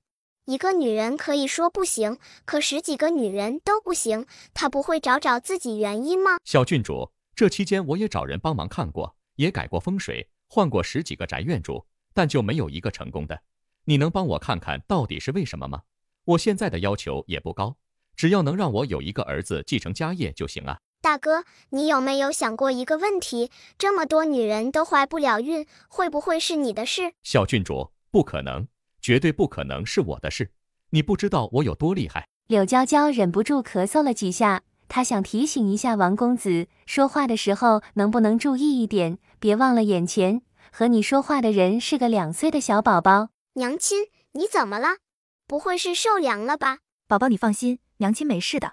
王公子，小郡主还是个孩子呢，以后你说话的时候注意一点。哎呦，吓死我了！我还以为娘亲生病了呢，原来是害怕我听到那些。那有什么好不能听的？的确是有点猛，前提条件是，如果王公子不嗑药的话。哎呀，娘，你就放心好了，你女儿我知道。师傅，王公子的情况有点特殊，你徒弟我虽然学艺不精，但也帮他算过，他命中不应该没有子嗣的。王公子老到现在已经是小郡主的徒弟了，小郡主，你可一定要救救小的呀！王公子，你刚刚不是说若是小郡主能帮你解决问题，你就再送她2套宅子吗？不知道宅子是哪里的？王公子似乎才想到这点，赶紧从怀中掏了掏，又是一大沓东西。小郡主，你可以自己选，这些院子都行。娘亲，你就帮我挑2套呗。这一套也在京郊，距离咱们这边不是很远，半天的路程就到了。里面好像有。我相信我娘的眼光，那就这2套吧。我还是回你家看看吧。看你这面相没问题，现在要确定的就是你家的风水。元宝宝临走的时候还不忘让人去喊上土豪哥和美女姐姐。小郡主，我这个院子都是找人看过风水的，布局什么的都没问题。师傅，王公子的几处院落我都去过，从风水方面看都没问题，这事还真有点奇怪。那祖坟呢？人没问题，宅子没问题，依然没后代。元宝宝能想到的就只有祖坟了。祖坟也看过，那边的风水也是极好。小郡主，要不要把我的小妾喊出来，你给看看？不用了，你这个和你的妻妾没啥关系。你的身体没问题，也不是无子之相，你的府上又不是1个2个的女人，是10几个接近20个女人。你觉得天下间不能生孩子的女人都会聚集到你的府上吗？10几个全都不能生。老爷，几个人正在说话呢，一个女人跌跌撞撞地跑了过来，身后还跟着个小丫头。老爷，妾身终于找到你了。你来干什么？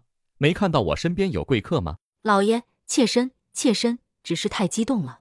这女人为什么激动？不会是有了吧？小郡主，她不会真的有了吧？我刚刚只是随意说的。这下土豪哥说的话声音可不小，王公子也听到了。子儿，真的吗？果真？老爷，这种事妾身怎么可能和你开玩笑呢？他这是要有后了，还是小郡主厉害？自己才刚刚去找小郡主呢，立马时来运转，小妾就怀孕了。小郡主，谢谢你。你的小妾怀孕又不是我干的，你谢我干嘛？哇靠，他家小郡主过来还啥都没干呢，也就刚走进院子说了几句话，小妾就怀孕了，功劳还安到小郡主头上，这是天生的锦鲤吗？就是锦鲤也没有这么好的运气。我在拿，我家妹妹真的能让人怀孕，这就特么有2点点的离谱。人比人气死人，为了能让王公子怀孕，他以前没少往宅子里跑，跑了没10次也有12次了，愣是没有一个肚子有动静的，还是他家师傅厉害，刚进宅子就有喜了。小郡主，那宅子只是小的一点小小的敬意，这个孩子能否帮忙？元宝宝多精明的一个人啊，王公子这么一说，他就明白意思了，就是想让自己帮他的女人保胎呗。元宝宝仔细看了一下女人的面相，然后看向王公子，小脸纠结，心情有点复杂。王公子，你确定要让我帮你的女人保胎？确定，小郡主，有什么条件你尽管提，小的一定办到。哇靠哇靠哇靠！王公子还真是个大好人，简直是博爱典范，必须给他发一张大的好人卡。小郡主，你看来这时候喜欢喜当爹的人真不少。喜当爹那是啥玩意？我的小祖宗，你可别这么说了，我就不喜欢喜当爹。媳妇是自己的好，娃也是自己的好，人家的娃还是让人家自己去疼吧，就别过来霍霍我了。熟悉的味道。他在看向王公子的时候，貌似看到头上有一丢丢的绿，好吧，不是一丢丢，就是一顶油油发亮的绿帽子而已。其实这也正常，要想生活过得富，还得头上有点绿。怪不得王公子能腰缠万贯，还不是因为心胸阔大。小郡主，老爷，妾身没有。老爷，你不要听那个孩子乱说，妾身这个孩子真的是你的。王公子面色一变，用力一推，把女人推了出去。老爷，妾身冤枉呀！老爷，你要相信妾身，妾身就只有你一个男人啊！元宝宝看得目瞪口呆的，他只是愣神了一会儿，这又是什么走向？天啊，我错过什么了吗？小妾这是啥意思？难道王公子已经知道小妾肚子里怀的不是他的种？王公子只感觉被人当头打了一把，眼前晕乎乎的金星直冒，刚刚就想过自己可能被绿了，现在听到小郡主明确的说法，他还是觉得气愤难当，有点喘不过气来。你还真是可怜呢，这也是个妥妥的大冤种。这个小妾已经进门2年了，她一直都费尽心机的勾引王公子，就想尽快怀上孩子。谁让这王公子府上没有夫人呢？哦，以前有一个难产死了，再往后王公子只纳妾不娶妻。府上甚至有传言，谁能生下孩子，王公子就提她当夫人。夫人的诱惑还是很大的，王公子后院的女人一个个都卯足了劲，使出18般武艺，想要留下个种，只可惜就没有一个如愿的。眼前这小妾就是其中的佼佼者，她对当上王公子的夫人极为执着，是真的很喜欢扬眉吐气做夫人。王公子感觉更扎心了，喜欢的是王公子的夫人，而不是他王公子，他娶回来的都是什么人啊？男人就没有一个好东西。小妾也是好心，不想让王公子绝后。老爷，你一定要相信妾身啊！你若实在不信，就等着孩子出来之后，可以滴血认亲的。滴血认亲虽然不怎么靠谱，可在这个朝代大部分人都相信的。按理说这女人不应该这样自信。王公子也犹豫了一下，难道小郡主看错了？我师父是最厉害的，说的话从未错过，小郡主的话是对的。那眼前这女人为何如此笃定？哦，我知道了，怪不得。几个人都目不转睛地盯着元宝宝，就想知道后面的事情。你倒是快点说呀，到底是为什么？只可惜元宝宝却不继续说。师父，是不是滴血认亲也不一定准？那肯定是了，以前小郡主就说过，滴血认亲并不靠谱。如果什么呀？你倒是快点说，简直要急死人。可，我是说滴血认亲的时候，如果孩子的父亲是亲兄弟关系，说不定也能融在一起。这话说的没错，但也未必准确。就算亲兄弟的血型，也不一定一样。不是亲兄弟，两人之间毫无关系，血液也未必就融不到一起。更何况还有一些物理手段，就比如在血里加上白矾，就算两个毫无关系的人，血也能完全相融。加上白醋，就算是亲父子，两滴血也融不到一块。真的吗？我是冤枉的，老爷，这孩子真的是你的啊？你说这是我的孩子？老爷，你要相信妾身啊。你说的我都相信。原来恋爱脑不是一个半个，这王公子也是一个呀。这女人只是哭唧唧的哼2声，王公子就信了，怪不得头上戴了一顶绿帽子。不过这女人还真是个狠的，为了得到王夫人的身份，人家也真是拼了，连40-50岁的老头子都吃得下。王公子想到自己和一个40-50岁的老头子一起拥有一个女人，他怎么觉得有点恶心？土豪哥看他的眼神有点同情，这哥们还真惨。不过更让人吐血的是，他这20-30岁正当年，还不如一个40-50岁的老头命中率高。2个人就偷情了2次，毕竟王公子对他府里的女人防范很严，那些女人一个个都是有贼心没贼胆，还没有别人敢乱来的。不过40-50岁的老头还能够接触到他的女人的，又会是谁？有这个线索去查，绝对难不了。知道眼前这女人给自己戴绿帽子，王公子对她可没有什么怜惜。众人甚至还没反应过来，王公子抬起脚对着女人就踹了过去。我没。女人张口狡辩着，她现在也不知道该怎么证明自己，人家都把奸夫的年龄说出来了，她还能说啥？呵呵。王公子冷笑一声，一招手，2个小厮走了过来，把他送到百花池。不，老爷，不要啊！呵呵，一个不知从哪里弄来的孽种，你也敢赖到我头上？你的胆子还真是不小呢。眼看着女人就要被拖走，土豪哥张口刚想问百花池的事呢，白眉老道忽然叹道：王公子，他毕竟有身孕，送到百花池是不是太残忍了？敢背叛我，和别的男人苟且，他就应该想到这后果。元宝宝眼睛眨了眨，也很好奇，百花池在哪里？我能看看吗？小郡主，那不合适吧？白眉老道也阻止道：小郡主，百花池那边不适合小孩子看。元宝宝扬起小脑袋，抬头看着两人。你们觉得我是小孩子？说不定那百花池和你没有子嗣有关呢。王公子急忙上前引路，孩子才是最大的问题，他才不管小孩子能不能看了。一行人终于到了百花池。你怎么会喜欢养蛇的？我也不知为何会喜欢，但我喜欢这种颜色鲜艳一点的。不过你放心好了，我找人看过，这些蛇都没有毒，把人放下去也只是教训一下。只要他说出奸夫是谁，我就让人把他提上来。老爷，不要！我说还不行吗？是三堂叔。王公子怒目圆睁，极不相信。你确定？怎么可能是三堂叔？真的是他。哎，这两人渊源深了。那个三堂叔是亲戚中对王公子最好的一个，从未表现出任何肖想王公子家产的事儿。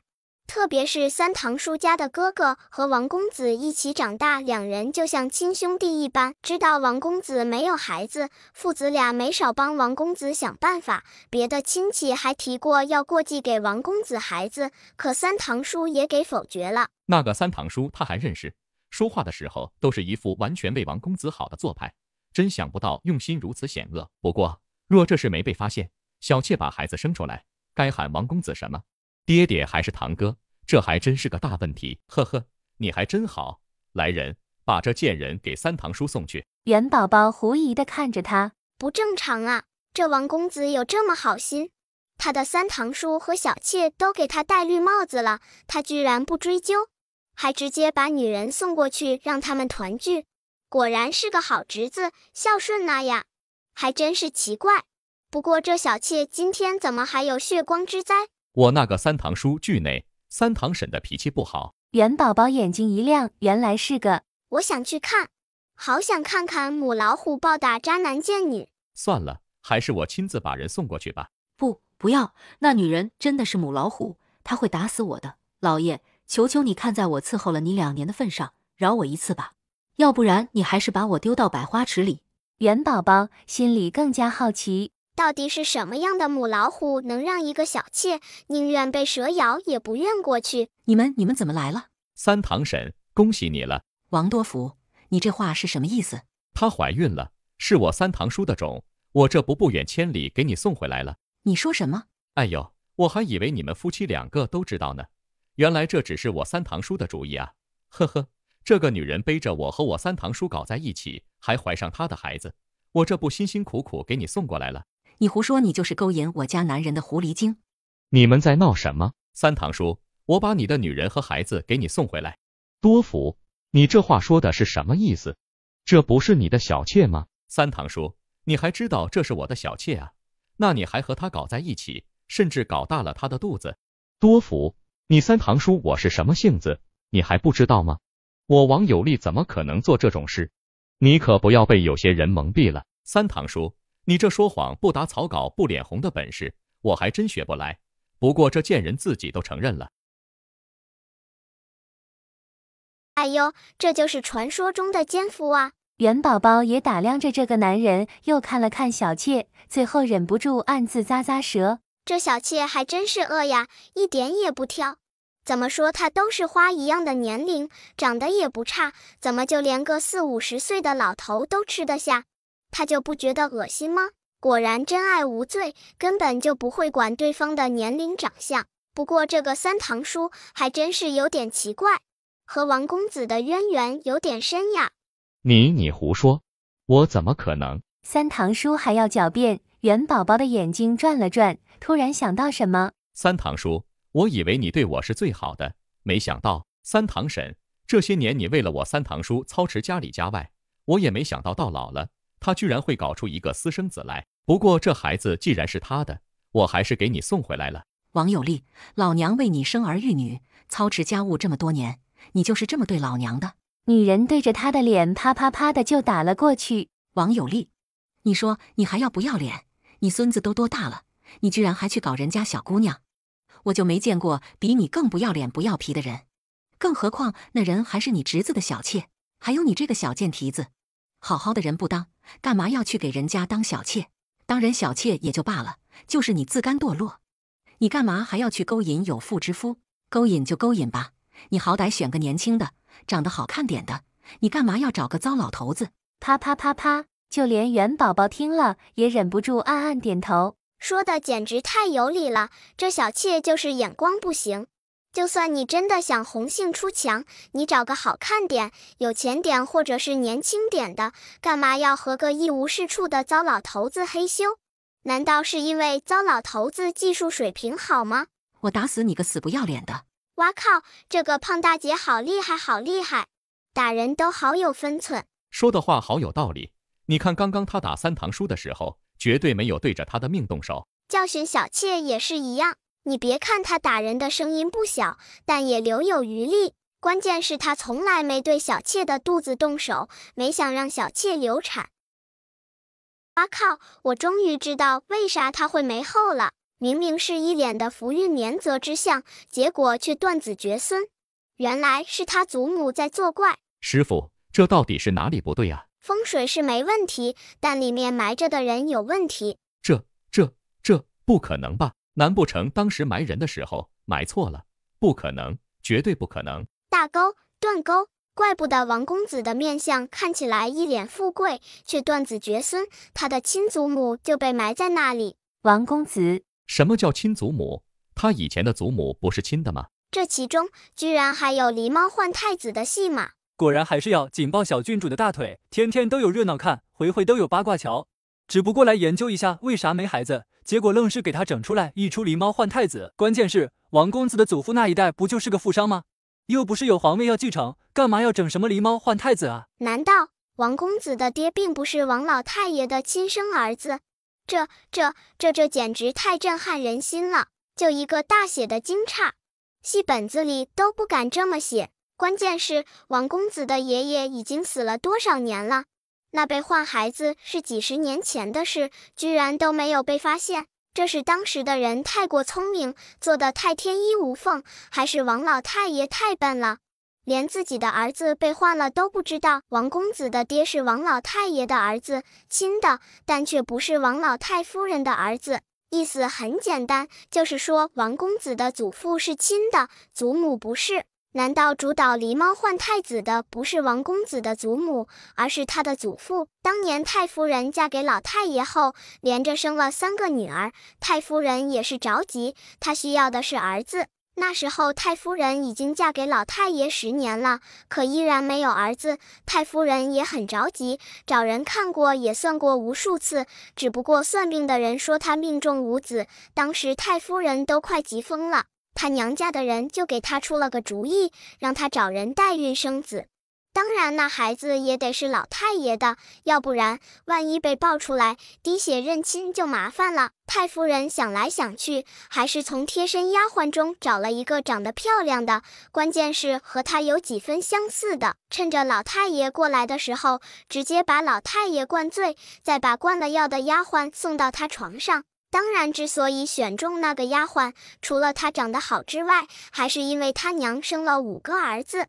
太夫人觉得能女儿随娘生儿子的几率大，那时候老太爷院子里的女人不少，一个月能来太夫人院中的时间不多，但丫头真的很容易怀孕，仅有一次就中了。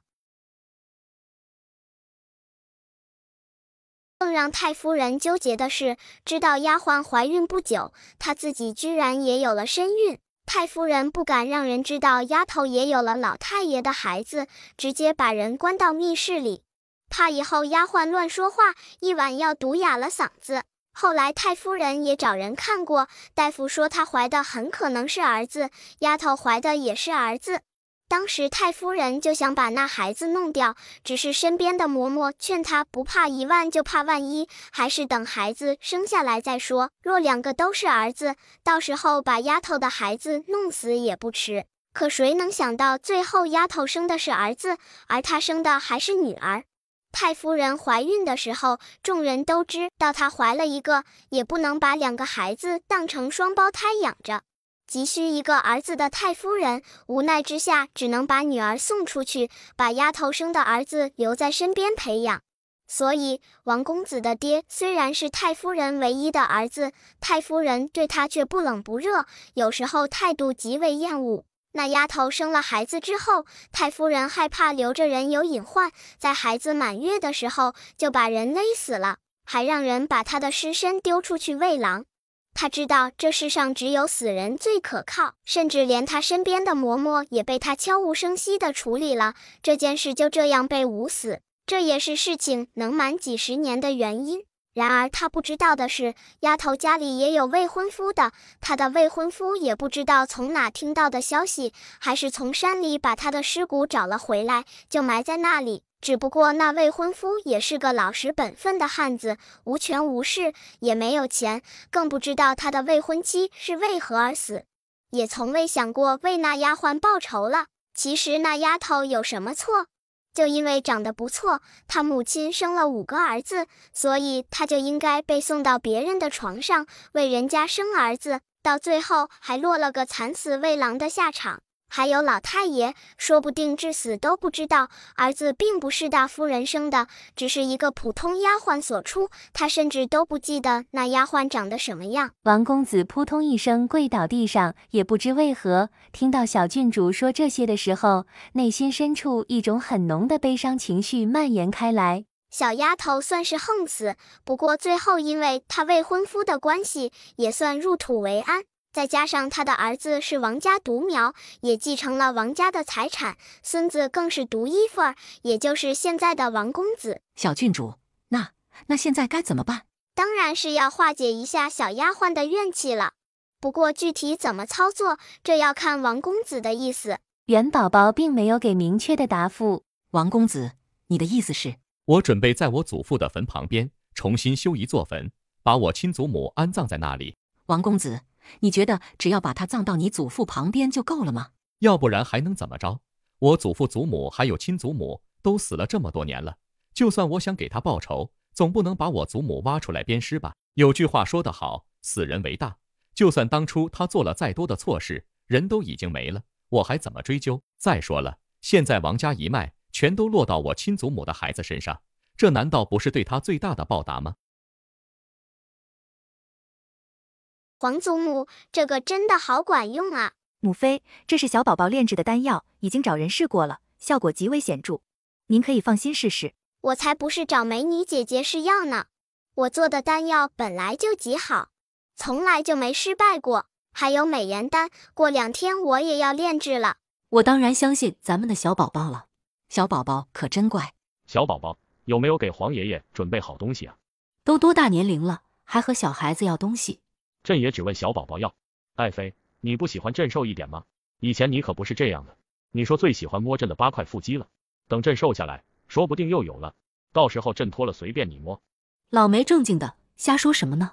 哇靠，皇爷爷和皇祖母玩的这么花吗？8块腹肌，啧，皇爷爷还真有料啊！等以后我也找个有8块腹肌的夫君，少1块都不行。没事摸摸，一天都美滋滋哒。皇爷爷，药材我费尽千辛万苦已经准备好了，改天我就给你炼丹。等我把丹药炼出来，你身上的蛊毒就完全解了。我黄爷爷还真是奇怪，也不知他怎么坐稳这位子的，不是中毒就是中蛊，这还没完全解决完呢。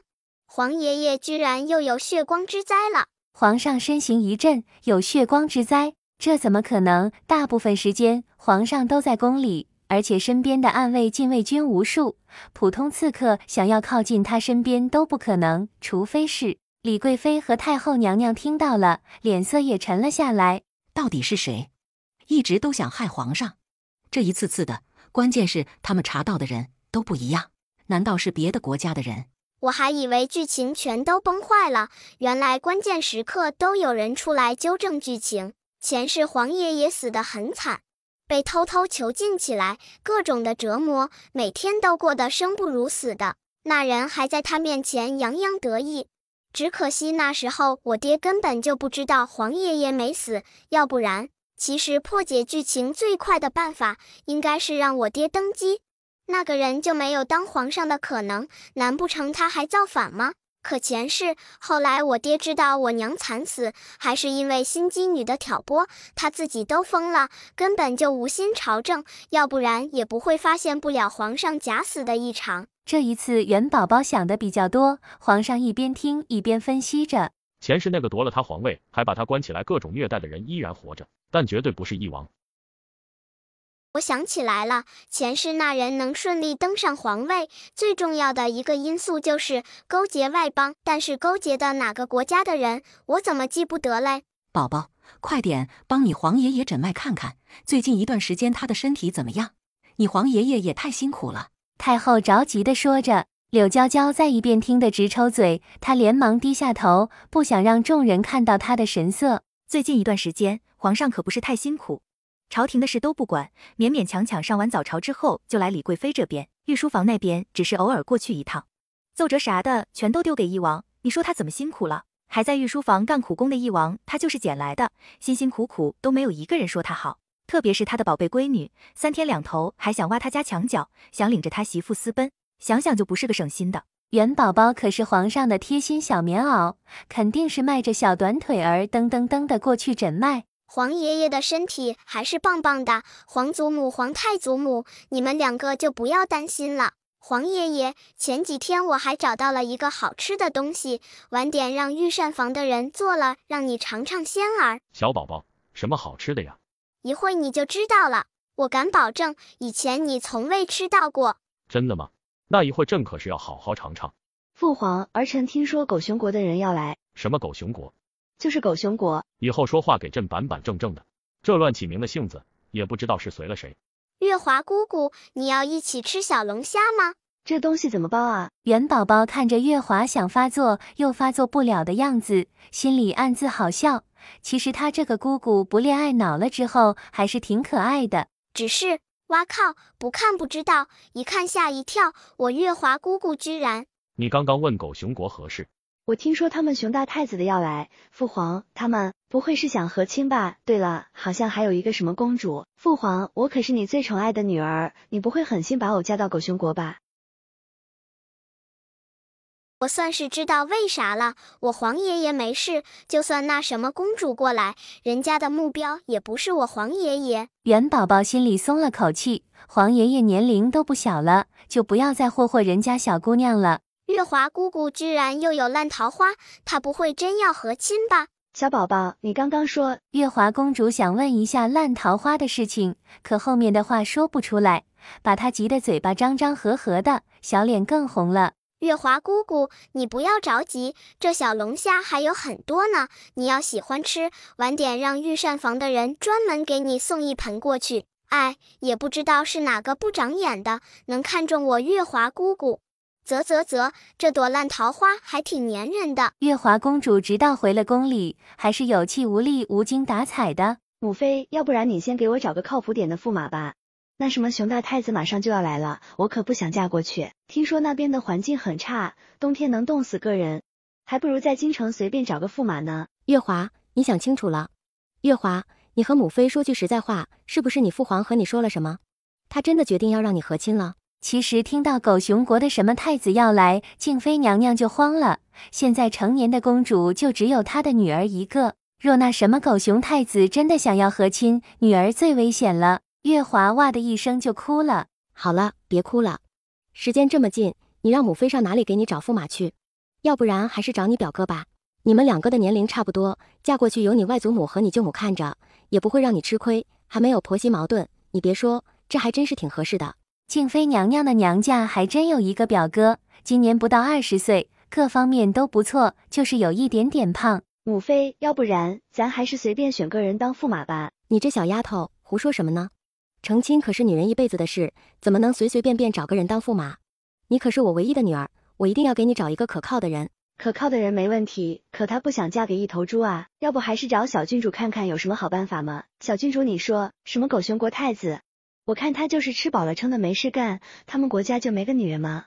有需要发情了，不在他们自己国家找，跑到我们这祸害我们。我听皇上的意思就是想让公主和亲。最要命的是，居然就只有我一个公主年龄合适。小宝宝，你说我是不是最苦命的公主？的确如此。小宝宝，我还是不是你最爱的姑姑了？元宝宝摇摇头，赶紧撇清关系。我最爱的可不是你。哼，我最爱的是黄爷爷。那才是真正的大粗腿，随便赏赐点什么就够我一辈子不吃不喝躺平的。再爱的是我爹娘，家里的库房都快被我搬空了。这丫头就是个财迷，有钱就是奶，有银就是爷，她咋忘了呢？嗨嗨嗨！我还是继续说我娘吧。我说不想嫁去狗熊国，她给我出的馊主意就是让我赶紧找个驸马嫁了。虽然2条腿的男人到处都是，可这毕竟是一辈子的大事，你说我是不是要好好挑一下？我可不想再遇到陈世美那样的。这话说的没毛病，女人成亲可以说是第2次生命，绝对要擦亮眼睛好好选选。死缠烂打的男人坚决不要。哇靠，静妃娘娘这么猛吗？娘家表哥呀，表哥表妹成亲，亲上加亲，果然是好算计。关键还是姑表亲，他就不害怕以后生出孩子来是个弱智或者残疾吗？近亲结婚生出来的孩子大部分都不正常，特别是姑表兄妹。小宝宝，你知道我那个表哥长得啥样吗？我那个表哥在京城是很有名的，估计随便问一个人都知道。那个公子长得还算凑合吧，那是非常非常胖。小宝宝，你不知道他一个人就有我的5、6倍重，肚子就像快要生孩子的女人一样，胳膊都比我的腰粗。你说这样的人我怎么嫁过去？哇靠，没想到我月华姑姑这么惨。那是表哥吗？那简直就是一头猪，京城里的人都喊他肥猪。想不到京城的人还挺会取名的，这么贴切的名字也不知道是谁给他起的。静妃娘娘的娘家家底应该挺丰富吧？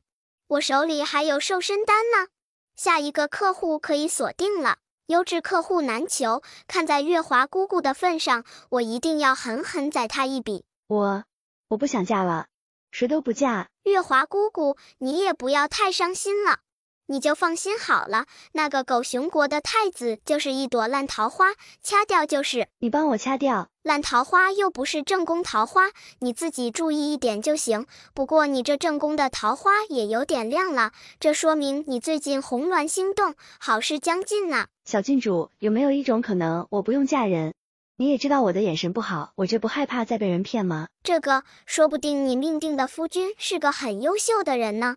姻缘天定，事在人为，公主不必太过忧心。一道清冷的声音，月华公主的视线看向说话的人。你又是？这是我弟弟，公主，我弟弟只是好心开解你，他没别的意思。我月华姑姑还真是情路坎坷，一个陈诗美要了她半条命，也就幸好黄爷爷教训得严，两人没到最后一步，我月华姑姑不至于丢了心又丢了身。这个狗熊国的熊大太子目标不简单啊，和月华姑姑还有的纠缠，但不过是朵烂桃花，早晚能甩掉的。还有肥猪表哥耶耶耶，也好执着，两男争一女，想想就好刺激呀。嘤嘤嘤，我要吃瓜，只希望月华姑姑到最后能身心完整的回来。月华公主又有点想哭了。她是公主没有错，可也没做过什么呀，为什么每次倒霉的都是她？明明知道是朵烂桃花，她避开还不行吗？月华姑姑的真命天子居然已经相见了，而且月华姑姑对他很有好感。月华公主，她似乎知道是谁了。真的是那个芝兰玉树的小少年吗？如果那就是他的真命天子，为什么不能直接掠过烂桃花，先成就两人的好事？月华姑姑，你就放心好了，狗熊国的太子不是你的良人。我知道了。等到月华公主走了之后，皇上赶紧问元宝宝：你月华姑姑的命定之人是谁？我也不知道呀，我这边只能算出他们已经认识了。爷爷，要不然你让人查查。小丫头眨巴眨巴眼，一脸无辜的蠢萌样儿。皇上对这结果表示有点不信。看元宝宝古灵精怪的样子，估计早就知道是谁了。这小丫头也不知像谁，越来越精明了。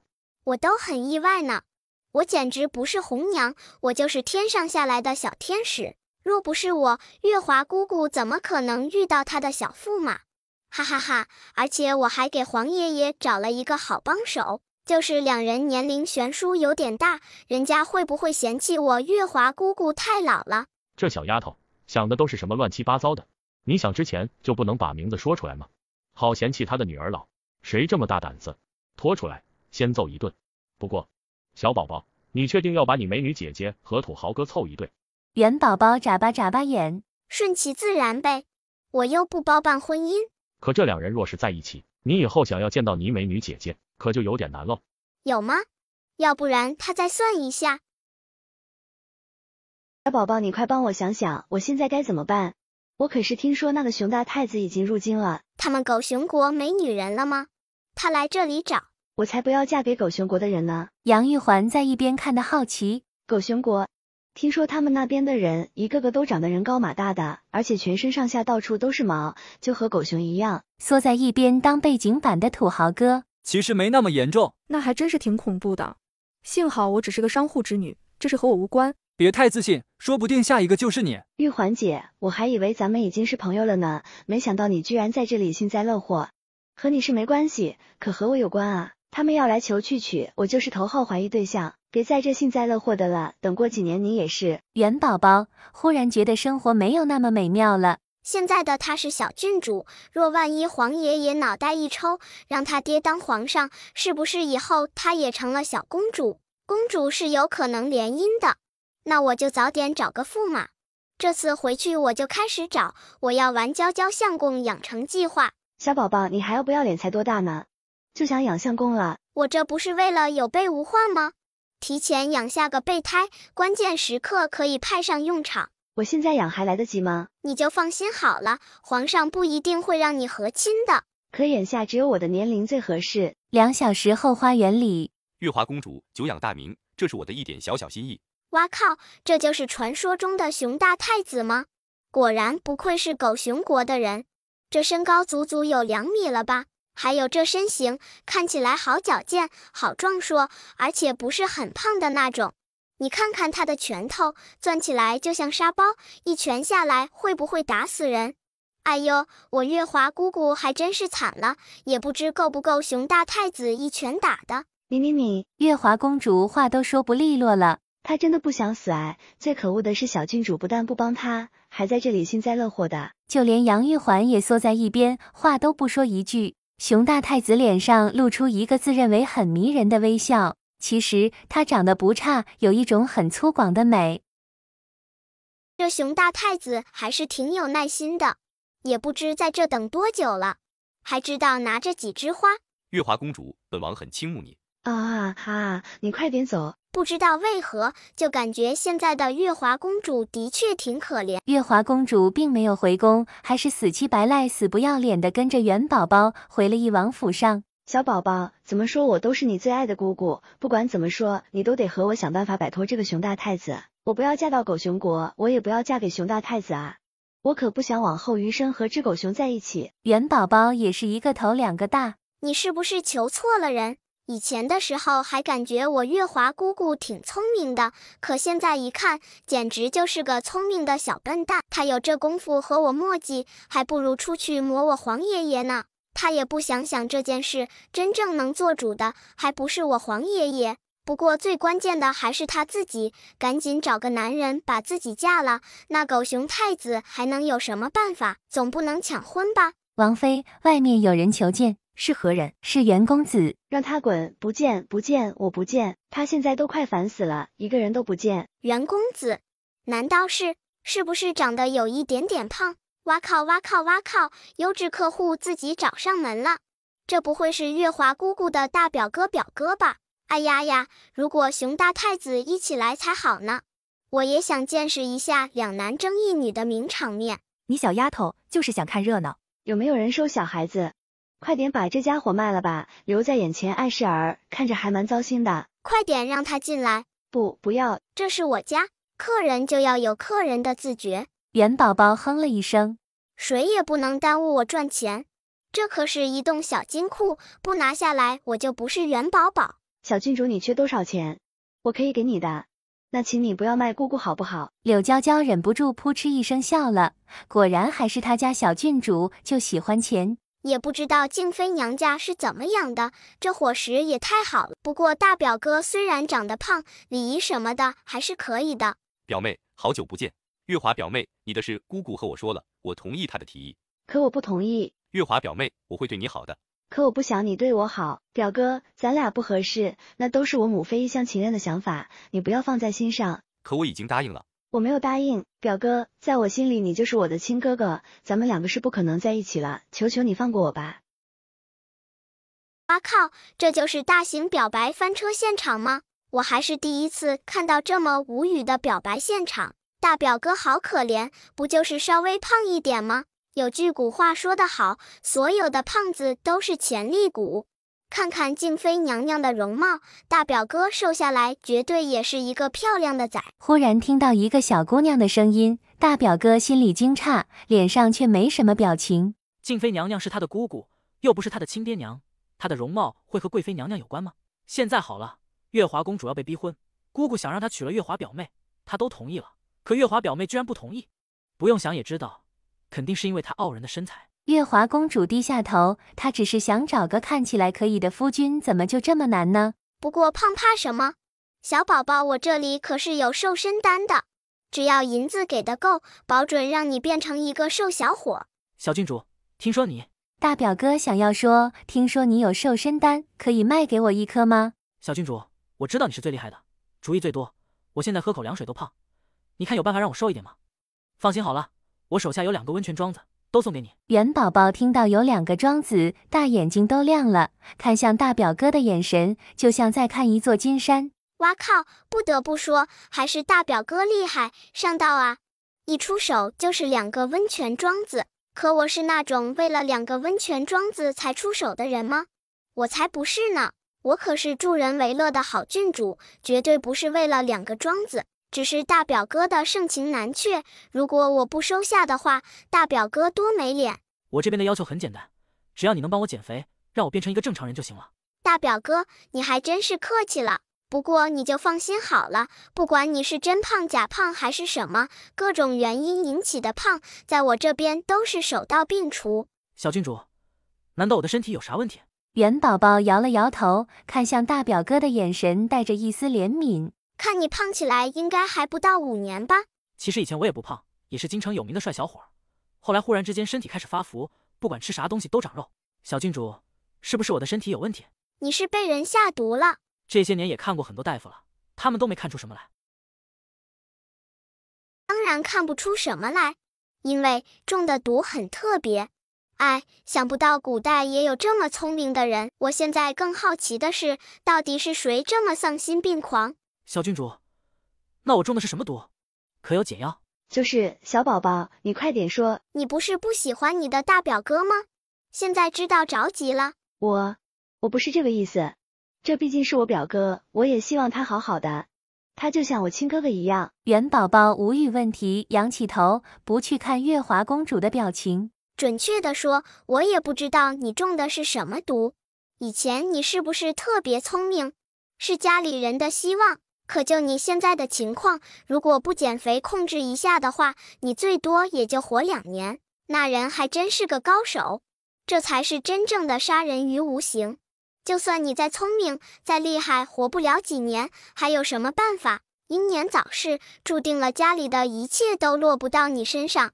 关键是害你的人还查不到，人家的手上干干净净，只等着摘你家的果子。小宝宝，应该不可能吧？月华公主还是不敢相信。我的月华姑姑有句话说得好，叫知人知面不知心。你以前和陈诗美在一起的时候，想过她是一个那样的人吗？小宝宝，那公主的大表哥这情况还能治吗？能。你这个情况比较特殊。一开始我之所以说你是中毒，但中的不是普通的毒，一般人根本就看不出来，是因为你中的那种毒，原则上来说是一种补药，就是有些人胃口不好，太医会给开一些健脾胃的药材。而当初给你下毒的人，应该是把这种药材加量放到你吃的东西里，一直放，你一直吃，所以你的胃口会越来越好。就算平常吃的挺饱的，可过不了多长时间又会饿，就这样慢慢的把你的胃撑得越来越大，到后来就算不下药，你也会多吃很多。不过你也别担心，幸好你遇到了我这边有效果极好的瘦身丹，只是你这情况1颗2颗的肯定不够，而我这边的药材……小郡主，需要什么药材你尽管说就是，表哥这边绝对能帮你找到。果然优秀的人不管在什么时候都优秀，一条路不行，换另一条路一样走得很敞亮，这就是天赋的差异呀。那行，一会我把药材给你，我还要帮你炼制一些专门的辟谷丹。你放心好了，就你这大体重，3、2天就能看到明显效果。元宝宝写好药方，大表哥就急匆匆地出去找药了。月华姑姑，如果大表哥瘦下来，你会嫁给他吗？不会啊，虽然大表哥的确很胖，外面的人还喊他肥猪，可我也不是那种只看外表的人。我和大表哥真的只是兄妹感情，就算我们成不了夫妻，我也希望他能好好的，而不是……呵呵，女人的嘴，骗人的鬼。月华姑姑这话你说的不脸红吗？是谁看到帅气的男人就移不开眼睛？那小眼神儿就快粘到人家身上了。现在和我说不看外宾，我咋就不信呢？这小郡主怎么说自己都是他姑姑了，就不能给他留点面子吗？小宝宝，我大表哥真的不用死吗？肯定不用的，不是有我在吗？元宝宝没好气地哼了一声，傲娇地扬起小脑袋。我刚刚说大表哥会死，也是因为他太胖了，再继续胖下去，他的身体也受不了。但他现在不是让我帮他治病吗？绝对能让他瘦成一道闪电。瘦成闪电是什么鬼？就是让他成为一个很瘦很瘦的人。你就放心好了，我绝对不会让他出事。这个大表哥其实还蛮有福分的。小宝宝，你快点给我出个主意，我可不想嫁给那个熊大太子。你说我要怎么做才能让他讨厌我？让一个人讨厌你还不简单，你去让人打听一下熊大太子的喜好，他越讨厌什么，你就越如此，估计很快他就放弃了。小宝宝，那如果熊大太子喜欢的是公主的身份，要不然你就来个大义灭亲。还是算了吧，他怕被父皇揍死，我还是自己想办法吧。殿下，鲜花已经布置的差不多了，现在要去请公主出来吗？元宝宝听说布置好了，也想过去看看效果。你别说，这还挺好看的。皇上也暗戳戳的出来看热闹，他的手上还领着个娇滴滴的美人儿。爱妃，你看现在的小年轻还真会玩。你还说呢，当初你可啥也没表示。那改天朕不上。李贵妃给了他一个眼刀子。你可别折腾了，孙女都多大了，也不怕他们笑话。不笑话，绝对不看笑话。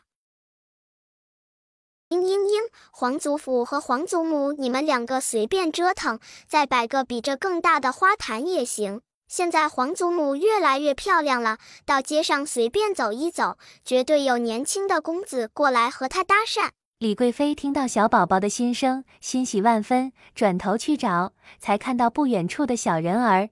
元宝宝迈着小短腿，蹭蹭蹭地跑了过来。哎呀，小宝宝，你给皇祖母的药太管用了，你看我现在的身材好吧？皇祖母，你现在好漂亮。小宝宝，你没看到朕的身材也好了很多吗？你看这腰上一点赘肉都没有。现在皇爷爷是瘦下来了，腰上也没赘肉，但也没有肌肉啊。如果皇爷爷能练练腰腹部，肚子上练出8块腹肌，那就好了。到时候衣衫一脱，露出腹肌来，绝对把皇祖母迷得不要不要的。小宝宝，你说这狗熊太子能成功吗？你说呢？那绝对是不能成功的。月华那小丫头一直都很抗拒和亲，朕听说静妃给她说了她的表哥，不过那丫头就是个喜欢看人长相的，眼睛挑得很，估计不会答应的。我月华姑姑就是个颜狗。什么是颜狗？只看颜值，只要长得好，就能入了她的眼，让她做啥都愿意。小宝宝，你觉得杨玉树怎么样？皇上忽然开口问道。元宝宝愣了一下。玉树哥哥，他很好啊。他和你月华姑姑配吗？其实和亲不和亲的，对他来说也没啥区别。他们国家还没弱到要靠卖女儿的地步。月华毕竟是他唯一的女儿，他还是尽力想给她一个好前程。哇靠，我皇爷爷还真是一个大写的牛，他怎么会瞄上我玉树哥哥的？我玉树哥哥才14岁呀，就算一亲也得15岁之后吧。哎，我家的小白菜这么快就被人惦记上了。杨玉树啥时候成了元宝宝家的小白菜？不过元宝宝想的也有道理，杨玉树的年龄的确太小，就算赐婚也得找年龄合适的。再说了，我玉树哥哥现在一心学业，根本还没开窍呢。赐婚给他，那不是害了他吗？还有，月华姑姑比他大好几岁呢，难道这是驸马养成计划？这小丫头都在想什么呢？你做什么？月华公主还是不甘不愿的出来了。你这是？月华公主，我喜欢你。元宝宝本来还在和皇上说话呢，听到动静也转头看了过去，然后惊呆了。我月华姑姑也太不矜持了，这可是求婚的礼仪。小宝宝，你这个小没良心的，到宫里也不去找我玩。月华别欺负小宝宝。皇上，月华在逗着小宝宝玩呢。竟会找事。爱妃，咱们先回去吧。熊大太子，我记得昨天就和你说过，我不喜欢你。可我喜欢你啊。喜欢是相互的，我没想过要离开京城。我可以在那边建在这里一样的房子，让你有一种在家里的感觉。哇靠，这熊大太子还真是够执着的，他这是铁了心要把月华公主拐回去了。怪不得是烂桃花，就是不好处理才烂呀。熊大太子，求求你放过我吧，我们京城的贵女很多，漂亮的也有不少，要不然你换个目标。哈哈，我月华姑姑快疯了，笑不活了。可我就喜欢你一个。月华公主抬腿就往宫里跑去，以后她再也不见这个固执的熊了。到了宫里，你现在不烦恼了？我出去找驸马。你不是喜欢我玉树哥哥吗？人家又不喜欢我。说的也是哦，我发现我月华姑姑的认知还是太肤浅了。没办法，谁让她是宫里的公主？一朵娇艳的富贵花，不食人间疾苦啊！翼王府大门口此时也很热闹。我过来找我妹妹，你来干什么？我也是来找小郡主啊。玉环，你比前几天更漂亮了。你的意思是前几天我不漂亮？怎么可能？在我心里，不管什么时候你都是最漂亮的。你今天是过来？前段时间做的杨梅罐头已经好了，我给小宝宝送过来2罐。是你亲手做的吗？有没有我的？这是我给我妹妹做的，咱俩又不熟，哪里有你的？两人说着也到了元宝宝的院子。你怎么在这？你怎么也在这？我来找小郡主。元宝宝看看熊大太子，再看看土豪哥，小眼睛闪过一丝的戏谑。呵呵，没想到你居然藏在这里。还是熊大太子先反应过来，冷笑一声。什么叫藏？我一直都在这边好不好？小宝宝，你怎么把这东西带你府上了？他自己来的。元宝宝只是笑着也不拆穿。现在他可是我的顾客，土豪哥，你对他尊重一点。居然成了顾客，这小丫头可是个见钱眼开的准儿，不会放弃他改抱熊大太子的大腿吧？美女姐姐，今天的天气真好啊，太阳不错呢。哎呀，还真是知人知面不知身呢。我都没想到土豪哥居然和熊大太子是一国的，而且还是亲兄弟，同父不同母。那土豪哥的身份也是王爷了，他的身上也有很多汗毛。以前我都没注意到他不是我国人，主要是他长得太好看了，身材匀称，肩宽腰细，出去一看就不像狗熊国的。土豪哥小心翼翼地看一下杨玉环，果然看到他面无表情的。坏了，本来就没追上人，现在忽然曝光了身份，杨玉环不会直接不要他了吧？他可是知道大前国的人对他们狗熊国有多抗拒。就像月华公主一听到要和亲狗熊国，那可是各种的不满。宫里的月华郡主都快疯了。月华，你父皇已经是很不错的了，以往的皇上根本就不会争取公主的意思。若换做别人，莫说你没有未婚夫，就算有青梅竹马一起长大的未婚夫，照样会让你和亲。我倒是想现在就定下，可哪里有合适的？不是说了吗？你可以和你表哥成亲。我都和你舅妈说好了，你放心好了，嫁过去以后，你舅妈就拿你当亲女儿的对待。可我一直把表哥当成我亲哥哥，母妃，你会和你亲哥哥成亲吗？我打死你个不省心的！静妃娘娘冲了过来，月华公主拔腿就跑，最后直接跑到宫外。娘娘，你就不要担心了，公主是个有主见的，她肯定已经有主意了。她能有什么主意？就是得过且过，也不想想现在是什么情况，还在这挑挑拣拣的。等皇上真的下了命令，让她和亲，我看她还上哪里哭去？娘娘，你又说气话了。若公主真和亲，最难受的还不是你？那还能怎么办？她倒是赶紧找一个呀。哎，也不知这孩子整天在想什么。他表哥明明就不错，不是说已经找了小郡主帮他减肥吗？表少爷以前长得也是粉雕玉琢的一个小孩，瘦下来绝对好看。说来也怪本宫，应该早点问问郡主有没有办法帮人减肥。若能早点……娘娘，您不是一直都想要个小皇子吗？要不然……你可别乱说，本宫都多大年纪了，怎么可能？娘娘的年龄不大，就顺便问一下小郡主，说不定她有办法呢。老奴可是听说外面有好几家没有子嗣的，都是小郡主帮忙解决的。翼王府中，小宝宝，你调制的药膏没问题吧？美女姐姐，你见我做过没把握的事情吗？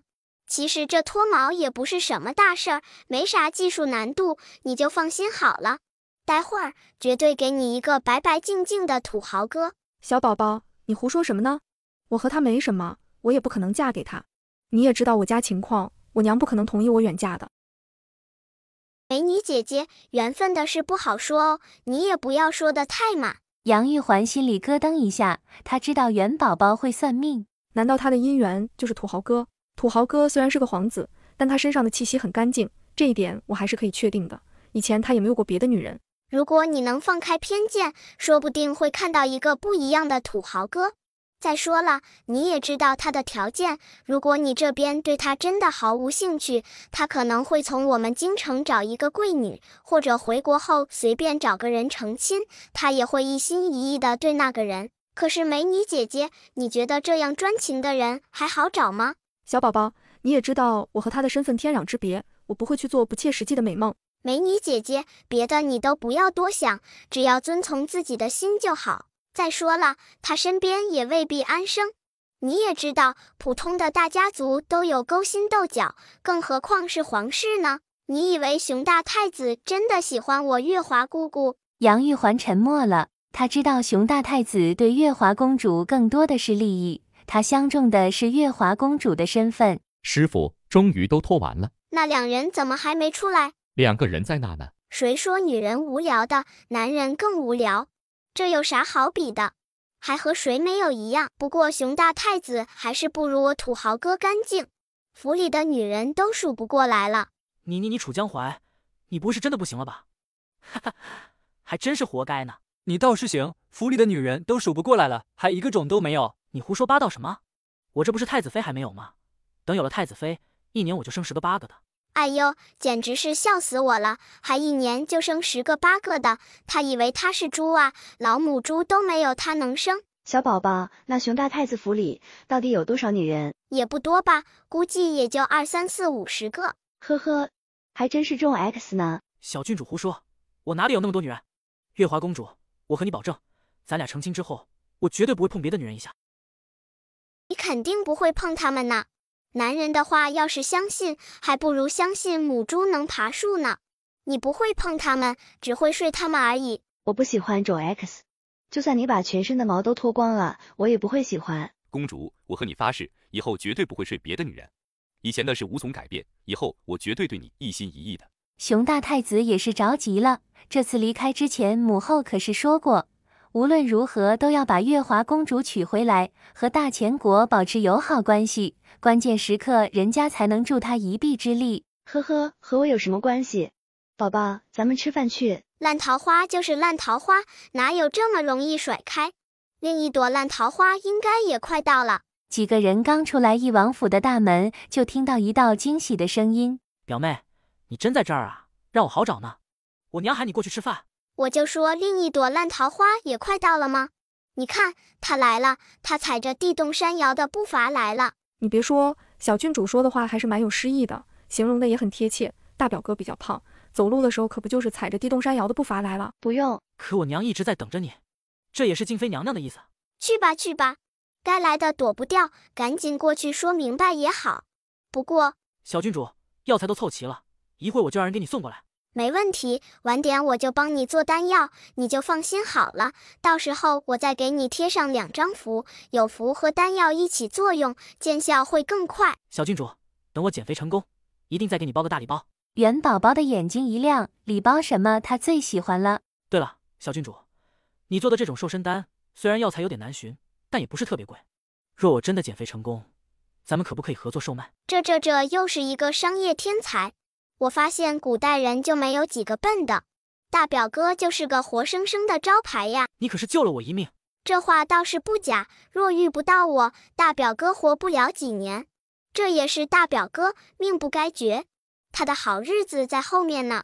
吃完饭后回到翼王府，帮我掐断2朵烂桃花。月华公主也不客气，掏出1000两银子的银票。不行，这是你自己的烂桃花，还是你自己处理？你说条件，只要能帮我把这2朵烂桃花掐掉，什么条件我都答应。当然前提条件是我能做到的，这只是定金。熊大太子不是挺好的，天天给你送花。可他太脏了，长得也不在我的审美上。以前陈诗美不一样脏了吗？我和那人的事早就翻篇了，以后别再提他。陈诗美以前只有一个女人，可那熊大太子有几十个。想到我要用一个被几十个女人用过的男人，我就觉得恶心。有句话叫50步笑百步，外面有一个女人和几十个女人有啥区别？再说了，按我月华姑姑这想法，黄爷爷也很脏啊，他的女人前后后估计也有几十个了。小宝宝，我可是你最爱的小姑姑，你就帮我处理掉这2朵烂桃花呗。那个狗熊太子，我是真的和他没感觉。大表哥就是我哥哥，我怎么可能和哥哥成亲呢？月华姑姑啊，不是我不帮你，你应该知道解决掉2朵烂桃花最快的办法是什么。他也只能提醒到这儿了。我月华姑姑的脑子是真不好使，他想让我帮他解决2朵烂桃花，也不想我怎么解决。总不能跑到狗熊太子和大表哥面前说你们2个有缘无分，别白费心机了，人家能相信吗？最好的办法他又不是不知道，赶紧定下个驸马来，最好立马成亲，2朵烂桃花立即就淹了。小郡主说的好像有理，可关键是他现在上哪里去找驸马？难道去找杨玉树？只是他和杨玉树并不熟悉，我怎么找？小宝宝，你不是会算命吗？给我算算我和杨玉树之间有没有可能？姻缘的事要自己去争取，我怎么算？元宝宝迈着小短腿跑出去了。月华公主还在沉思，小宝宝这话是啥意思？他和杨玉树到底有没有姻缘？自己比人家大好几岁呢，也不知那小公子会不会嫌他太老了一点。月华公主都有点不好意思了，感觉自己就是老牛吃嫩草。月华公主回到宫里之后还是愁眉不展的，红玉过来劝她，公主你就放心好了，皇上绝对不会逼着你和亲的。这可说不准呢。对了，红玉，你还记得玉树公子吗？记得呀，玉树公子虽然年龄不大，但学问不错，皇上对他都赞不绝口呢。以前皇上可没少找他下棋。他是一个会来事儿的，若我选他当驸马。公主，奴婢觉得玉树公子还是挺不错的，就是还没到议亲的年龄啊。年龄不够，这是个大问题。公主，奴婢觉得年龄不是问题，有喜欢的人肯定是要和他说呀。说不定人家根本就对我没心思呢。怎么可能呢？若他知道公主对他有心，估计做梦都能笑死。公主，奴婢觉得现在是特殊情况，你可以把他约出来问一下，不管他对你有没有心思，你也不用这样整天忐忑不安的了。若玉树公子对你有心，那你可以请静妃娘娘帮忙赐婚，若是没有，京城中那么多的世家公子，还不是随便公主您挑吗？我靠！我知道了，我月华姑姑是真的猛，居然直接表白了，这难道是霸道公主爱上我的戏码吗？见过月华公主，不知月华公主来找小生可有何事？能请你喝杯茶吗？这不合适吧？毕竟孤男寡女，被外面的人看到了不好。是小郡主想你了，让我过来接你出去一下。小宝宝，他在哪里？玉树公子，请吧。月华公主，小郡主呢？元宝宝可能要晚点才能过来。玉树公子，咱们也不是第一次见面了，你觉得本公主怎么样？隔壁包间里，元宝宝的耳朵贴在墙壁上，脸上带着幸灾乐祸的姨妈笑。连乔就候在一边，一句话也不敢多说。是他给公主出主意，直接和玉树公子表白。玉树，你喜欢我吗？公主，玉树公子，我看上你了。我月华姑姑牛没丢我皇家的脸，不过还是不够霸气。月华姑姑应该上前一步，勾住玉树哥哥的脖子，霸道的亲上去，然后霸道的宣言：你是我看中的，嫁给我，不是和你商量，我只是通知你。少年，你是从呢还是必须从？也不知少年在想什么，似乎根本就没注意到他的动作。杨玉树彻底惊呆了，直到嘴唇上一股暖暖嫩嫩的感觉袭来，他两眼惊恐地看着近在咫尺的粉嫩俏颜。你反应过来之后，杨玉树忍不住推了月华公主一下。不会吧，这么快就真刀实弹的开始干了？我玉树哥哥不会被强了吧？我是进去帮忙呢，还是到外面拦着人点，不能让人坏了我月华姑姑的好事？公主，你先起来。扭到腰了，疼得起不来。哎呀，不行了，我的腰疼，动不了。那我去找大夫。杨玉树，你把我抱起来。哎呀，我月华姑姑真是霸气，对付书呆子这法子最好用，好想过去看看现场版。月华公主忽然之间感觉能听到小丫头的心声，也不是什么好事了。可让她更意外的是，杨玉树居然没有抱她，也没再继续拉她，转身就走。这杨玉树到底还是不是男人了？怎么直接走了？简直气死他了！我玉树哥哥这是走了，怪不得是只单身狗，就这情商。小丫头也顾不得感慨，赶紧迈着小短腿去了隔壁房间，连乔也在身边跟着。月华姑姑，你磕到哪里了？月华公主呜呜哭着，两眼泪汪汪的。小宝宝，你说他是不是不喜欢我？简直太过分了，我都跌倒在地上了，他也不把我抱起来。小宝宝，我就这么惹人厌吗？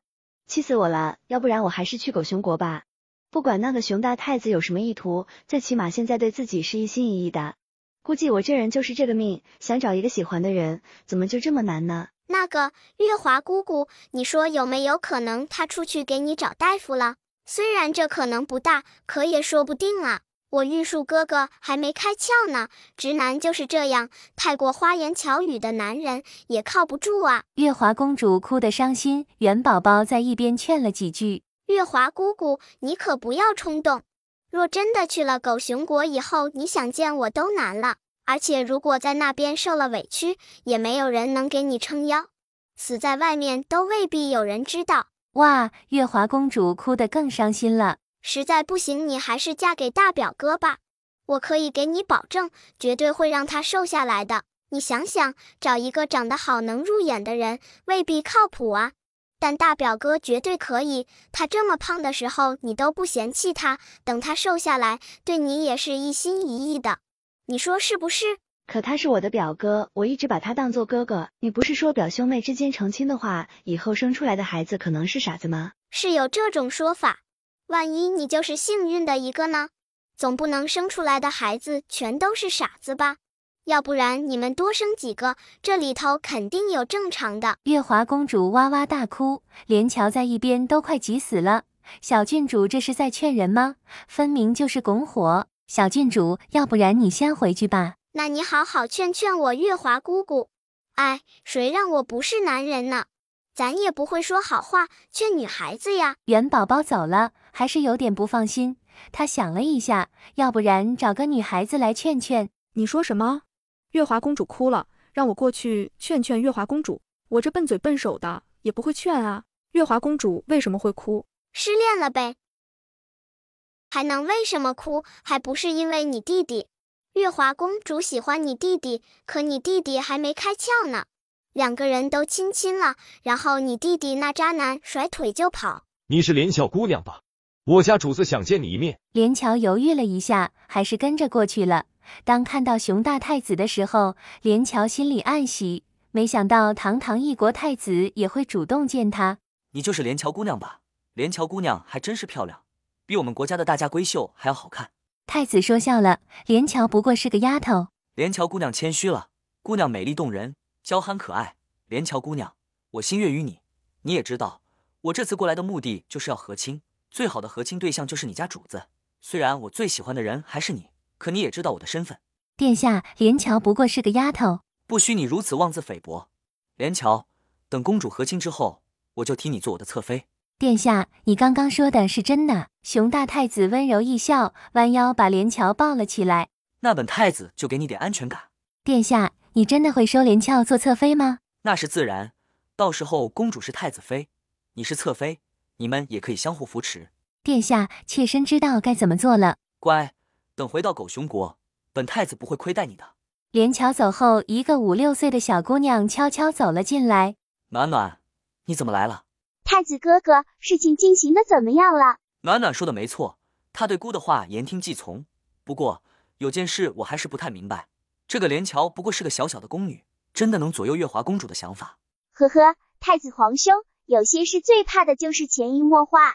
而且就算他劝不动月华公主也没事，皇宫里咱们安插不进人，有他在，有些事情也比较方便。太子皇兄，你在这边待的时间不能太长，实在不行就只能生米煮成熟饭了。希望这次你说的话管用，要不然……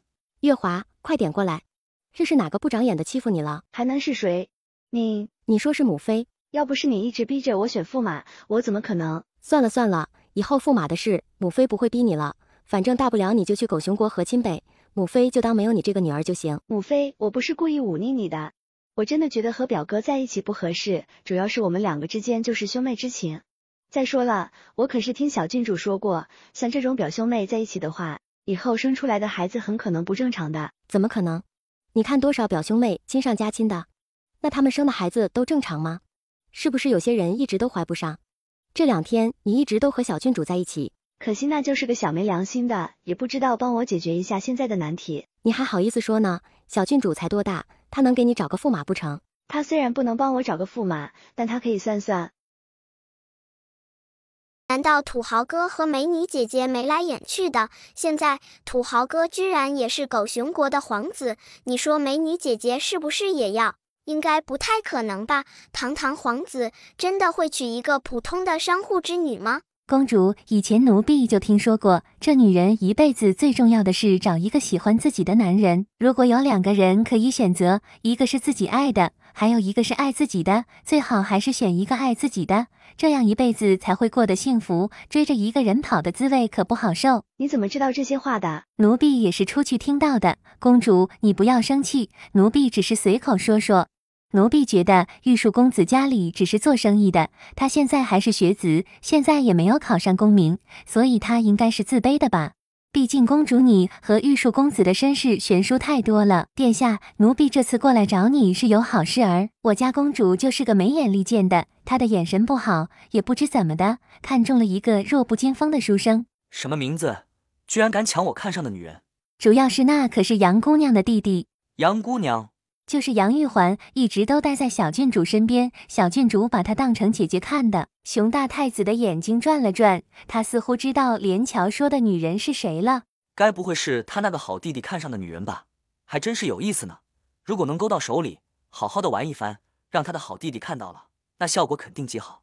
杨姑娘不过是个商户之女，她的弟弟也一样，就算公主对她有一点点的好感，静妃娘娘也不会同意的。再说了，那杨公子对公主也没意思，奴婢觉得公子就是知道自己的身份。殿下，可公主还不死心呢。奴婢见公主对她还是念念不忘的，所以就和公主说，不如再问一下杨公子的意思。殿下，只要公主和他相约，杨公子肯定还会拒绝，到时候奴婢在公主耳边煽风点火说几句，哄着公主喝点酒什么的。你说那时候殿下过去，公主不是不同意吗？可若是您和公主生米煮成熟饭，公主已经成了你的人呢。你还真聪明，这法子不错。等本太子和公主的事成了，定给你个侧妃的位置。元宝宝回到府里之后，又给柳娇娇诊脉，发现一切正常，小丫头才放下心来。这小东西不如你乖巧。弟弟在和我做游戏呢，娘亲，小弟弟还是活泼调皮一点好。你们2个在说什么？翼王难得的早回来一次，看到母女两个其乐融融的样子，也忍不住凑上前来。我和我闺女聊聊。我要和弟弟说话。对了，今天怎么回来的早了点？我不过是个王爷，也没多给我开俸禄，可每天干的都是皇上的活儿。你还是少说两句吧，不知道有多少人盼着帮他处理政务呢。别的不说，贤王府那个就眼巴巴的等着。不过最近那人有点太安静了，一点消息也没传过来。那就去找别人呗。娇娇，我觉得坐上那个位子也没什么好说的，要不然咱们找个地方隐居去吧。哇靠，我爹啥时候大彻大悟了？现在就想隐居了？我还以为要多少年呢？不会是受了什么刺激吧？你胡说什么呢？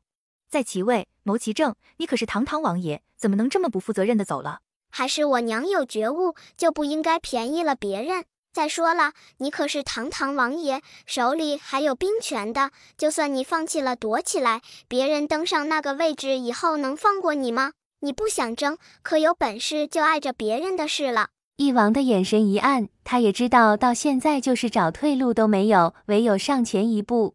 父皇这2天话里话外的意思是说想要退位了，可他又迟迟不立太子，就挺让人无语的。不就是皇上吗？给他这个位置他都懒得去做。小宝宝，听说你最近在外面挺忙啊？没有吧？小郡主，皇上还在宫里等你呢。你不知道，最近一段时间皇上的压力很大，这2天他都没睡好觉呢。小郡主，主要是昨天九贤王入宫了，和皇上闹得不是很愉快，你皇爷爷让你过去帮帮忙。元宝宝一脸的不解，九贤王又是什么鬼？皇爷爷为什么斗不过他？御花园里看着摆放好的盘盘叠叠，还有面带喜色的皇上，九贤王眉头紧紧地皱了起来。他不过是几年没出来，没想到皇上居然昏庸至此。几天不见，朕有点想那小丫头了。不过她就是个小没良心的，估计她都未必会想到朕。皇兄，你还真是。皇后的事，他也是才知道皇后消息，没想到皇上悄无声息的就把皇后处理了。小九，朕不想听那个女人。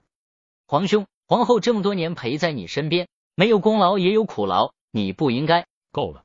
哎呀，我皇爷爷怎么还生气了？皇上转过身去，就看到小丫头迈着小短腿蹦蹦跳跳的跑了过来。你别说几天不见，小丫头跑得更快了。小宝宝，慢点，不急。小宝宝，这2天有没有想皇爷爷？想了。哎，大人干嘛要这么幼稚？我皇爷爷也是如此，他也不想想，他都这么问了，我能说不想吗？这时候就是不想也得想。翼王在一边看得差点笑出声来，他家女儿的神补刀绝对是天下第一，他要说第2，就没有一个人敢说是第1的。小宝宝，你看这都是你喜欢吃的，快点先吃点吧。皇爷爷，你对宝宝真好。还是我皇爷爷最好，不像我爹爹一样，简直就是喜新厌旧的典范。上一次他还把我夹在腋下带着走呢。皇兄，九贤王看到皇上如此宠溺一个小丫头，也是气极了。他就不明白皇上是怎么想的，不就是个小姑娘吗？哪里有儿子好？大皇子那边还生了2个儿子呢。九贤王还不知道，柳凤瑶生的孩子根本就不是大皇子的，也不知大皇子如今已经被封了王。哎呀，小宝宝，来，皇爷爷给你介绍一下，这是你九皇叔，也被你皇太爷爷封为贤王，不过不是闲散的闲，是贤惠良的贤哦。九贤王叔好。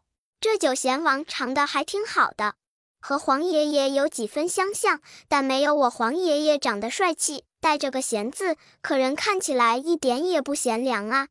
他似乎不喜欢我，而且他身上的阴气好重，子嗣元宝，就只有3个儿子，2个早夭，唯一的一个还是短命相。最近有血光之灾呀！皇上听到这眉头不自觉地皱了起来。九贤王子嗣源的确挺薄的，可他什么时候有3个儿子了？想当初就只有2个儿子，而且都是短命的。一个活到4岁，一个1岁就死了。那时候九贤王心灰意冷，再加上犯了一点错误，就被罚去守皇陵陵，一直到现在。第3个儿子在哪里？难道是在皇陵有的？翼王也不自觉地皱起眉头，他家闺女以前想的事就没有错的，可今天这件事明显不对啊。不过翼王聪明的没有反驳，而是决定继续听听。他也发现了九贤王听不到小宝宝的心声。九贤王这称呼有点熟悉，哎呀，和以前看的电视上的一个人就差一个字，那个是八贤王，但人家是实打实的忠臣，这个九贤王就不一定了。皇上心里咯噔一下，这是他唯一活着的弟弟，难道也有问题吗？皇上忍不住想起以前小宝宝说的事，说他死前极为凄惨，皇位都被人夺了，还各种的折磨。难道和这个皇帝有关？皇兄，一国之后可是定国之本，你怎么能随随便便处死呢？还有，堂堂一品大将军，也不应该说撤就撤。这人不会是脑某某病吧？哇靠，九贤王这么维护皇后和大皇子，哦不对，应该是贤王，两人之间不会是有什么见不得人的事吧？贤王。元宝宝开始思索，当初看到大皇子的时候，他感觉有点奇怪，不过现在有个人如此维护，小丫头觉得自己有必要好好算一下。还有，皇子才是咱们皇室的根本，皇兄不应该寒了皇孙的心啊。元宝宝这算是看出来了，这九贤王就是站在贤王那边。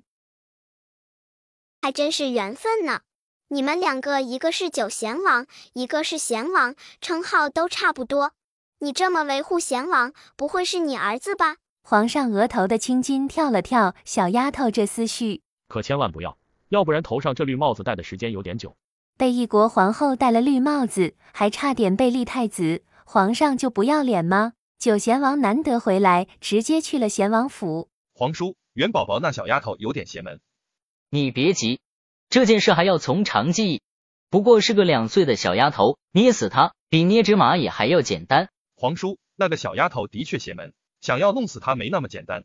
我现在最担心的是，父皇会不会马上就要立储？随便他。轩儿，你还想当太子吗？皇叔，我现在哪有这个资格？你没资格谁有？袁弘轩，别忘了你才是皇后娘娘生的正宫嫡子，整个皇宫里也就只有你最有资格坐上太子的位置。至于袁弘毅，他算什么东西？可父皇那边最中意的还是袁弘毅。放心好了，这太子的位置只能给你。知道这是什么吗？这东西危险，你还是不要碰触的好，千万不要让里面的东西碰到你的皮肤。你想个办法给你父皇用上，这是蛊毒，只要你父皇用了，1个月之后，不管你说什么话，他都得照听照做。袁弘轩，莫说是区一个太子位了，就是让他禅位，他也不能不听。不过，若以后父皇真的只听他的话，那他首先要做的就是弄死元宝宝这个小孽种，一次次的都不知坏了他多少好事了。玉环，我对你是认真的。土豪哥，你应该知道我的家庭状况，我娘的身体不好，我不可能远嫁的。没事的，你可以不远嫁呀，要不然我就在这边定居入赘都行。咱们两个不合适。月华公主着急了，你说你的土豪哥怎么这么怂？这时候还和他客气干嘛？直接上啊！我土豪哥那是尊重，再尊重下去，媳妇都没了。你倒是不尊重，也没把人拿下呀。你看我像是那样的人？玉环，我真的愿意入赘，做上门女婿都行，不要这么快拒绝我好不好？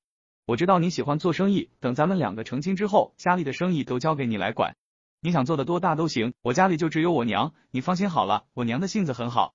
等等我想办法把她接过来，咱们一家团圆。别忘了你的身份。那不重要，我可以放弃。亲一个，亲一个，没有什么是亲一个搞不定的。如果搞不定，就请亲2个、3个，亲服为止。他们出来是临时起意，而且还选了一个隐秘的包厢。可谁能想到，也能遇到元宝宝，这是什么缘分？你松手！杨玉环挣扎着，她哪里是土豪哥的对手？哎，这就叫千里有情一线牵，有缘千里来相会。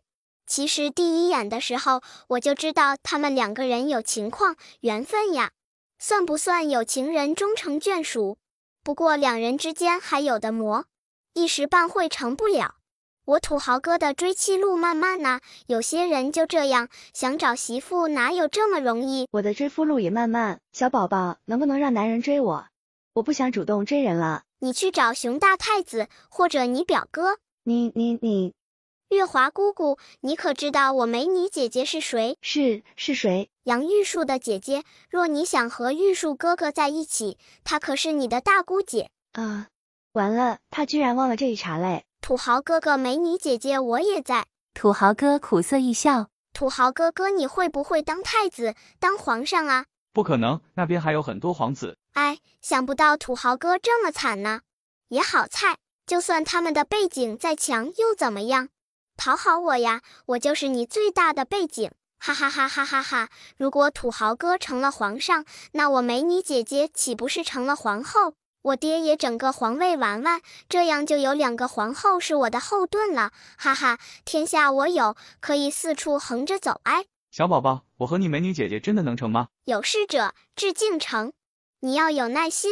土豪哥连忙点头。最近的好事啊真不少，看到熊大吃瘪，我这心里还真是高兴。你更高兴的，难道不应该是马上就要抱得美人归吗？小郡主，我这还有几条矿脉，也一起卖给你呗。如果你能让我和你的美女姐姐马上成亲的话，你不是说美女姐姐是你最亲的姐姐吗？为了这几条矿脉，你居然把人卖了。土豪哥，你这话说的就不对了。我是那种见利卖姐的人吗？你已经卖了。非也，我美女姐姐人美心善，她值得这世上最好的男人，而且我也知道她的桃花在哪里。你们2个本身就有姻缘线，只不过想要修成正果，还需要一点时间。再说了，你们2个人的年龄都不小了，我这只是起个催化的作用。女人年龄太大，生孩子有危险，我也是为了我美女姐姐考虑。小郡主，你这话说的你自己相信吗？要不然你把几条矿脉还给我再说这话。土豪哥，你放心，3天之内保证帮你处理好。元宝宝得到了好处，自然要好好的为顾客服务。小丫头想得清楚，2人本来就有姻缘，她只是让他们提前一点点，影响不大，也不算是干涉了别人的命运吧。至于解决的办法，小丫头心里都想明白了。小宝宝，你不会想生米煮成熟饭吧？这么低级的法子，我怎么可能会做？真的，小宝宝，我知道你是为了我好，但是我不想太过强求你美女姐姐。我喜欢2人是情投意合，而不是不得不在一起。我知道了。元宝宝忍不住多看了土豪哥一眼。不得不说，这人想法还挺好的。那我就等着你了，小郡主。那我这边要准备什么？准备好当新郎就行了。对了，最后一味药还没找到呢，就算让你当新郎，你能行吗？哈哈，简直要笑死我了。万事俱备，只欠东风。都准备和新娘子洞房了，结果新郎不行，我就想问问土豪哥的心理阴影有多重？他不是不行，他行，可这话他没法和小郡主说，他虽然伤了腰，也不是完全不行。哈哈，土豪哥可能要说，他其实也能洞房，可就他现在的情况，就不怕给我美女姐姐心理阴影吗？算了，我还是帮他配一副药吧，第一次的印象可不能太不美好。我谢谢你呗。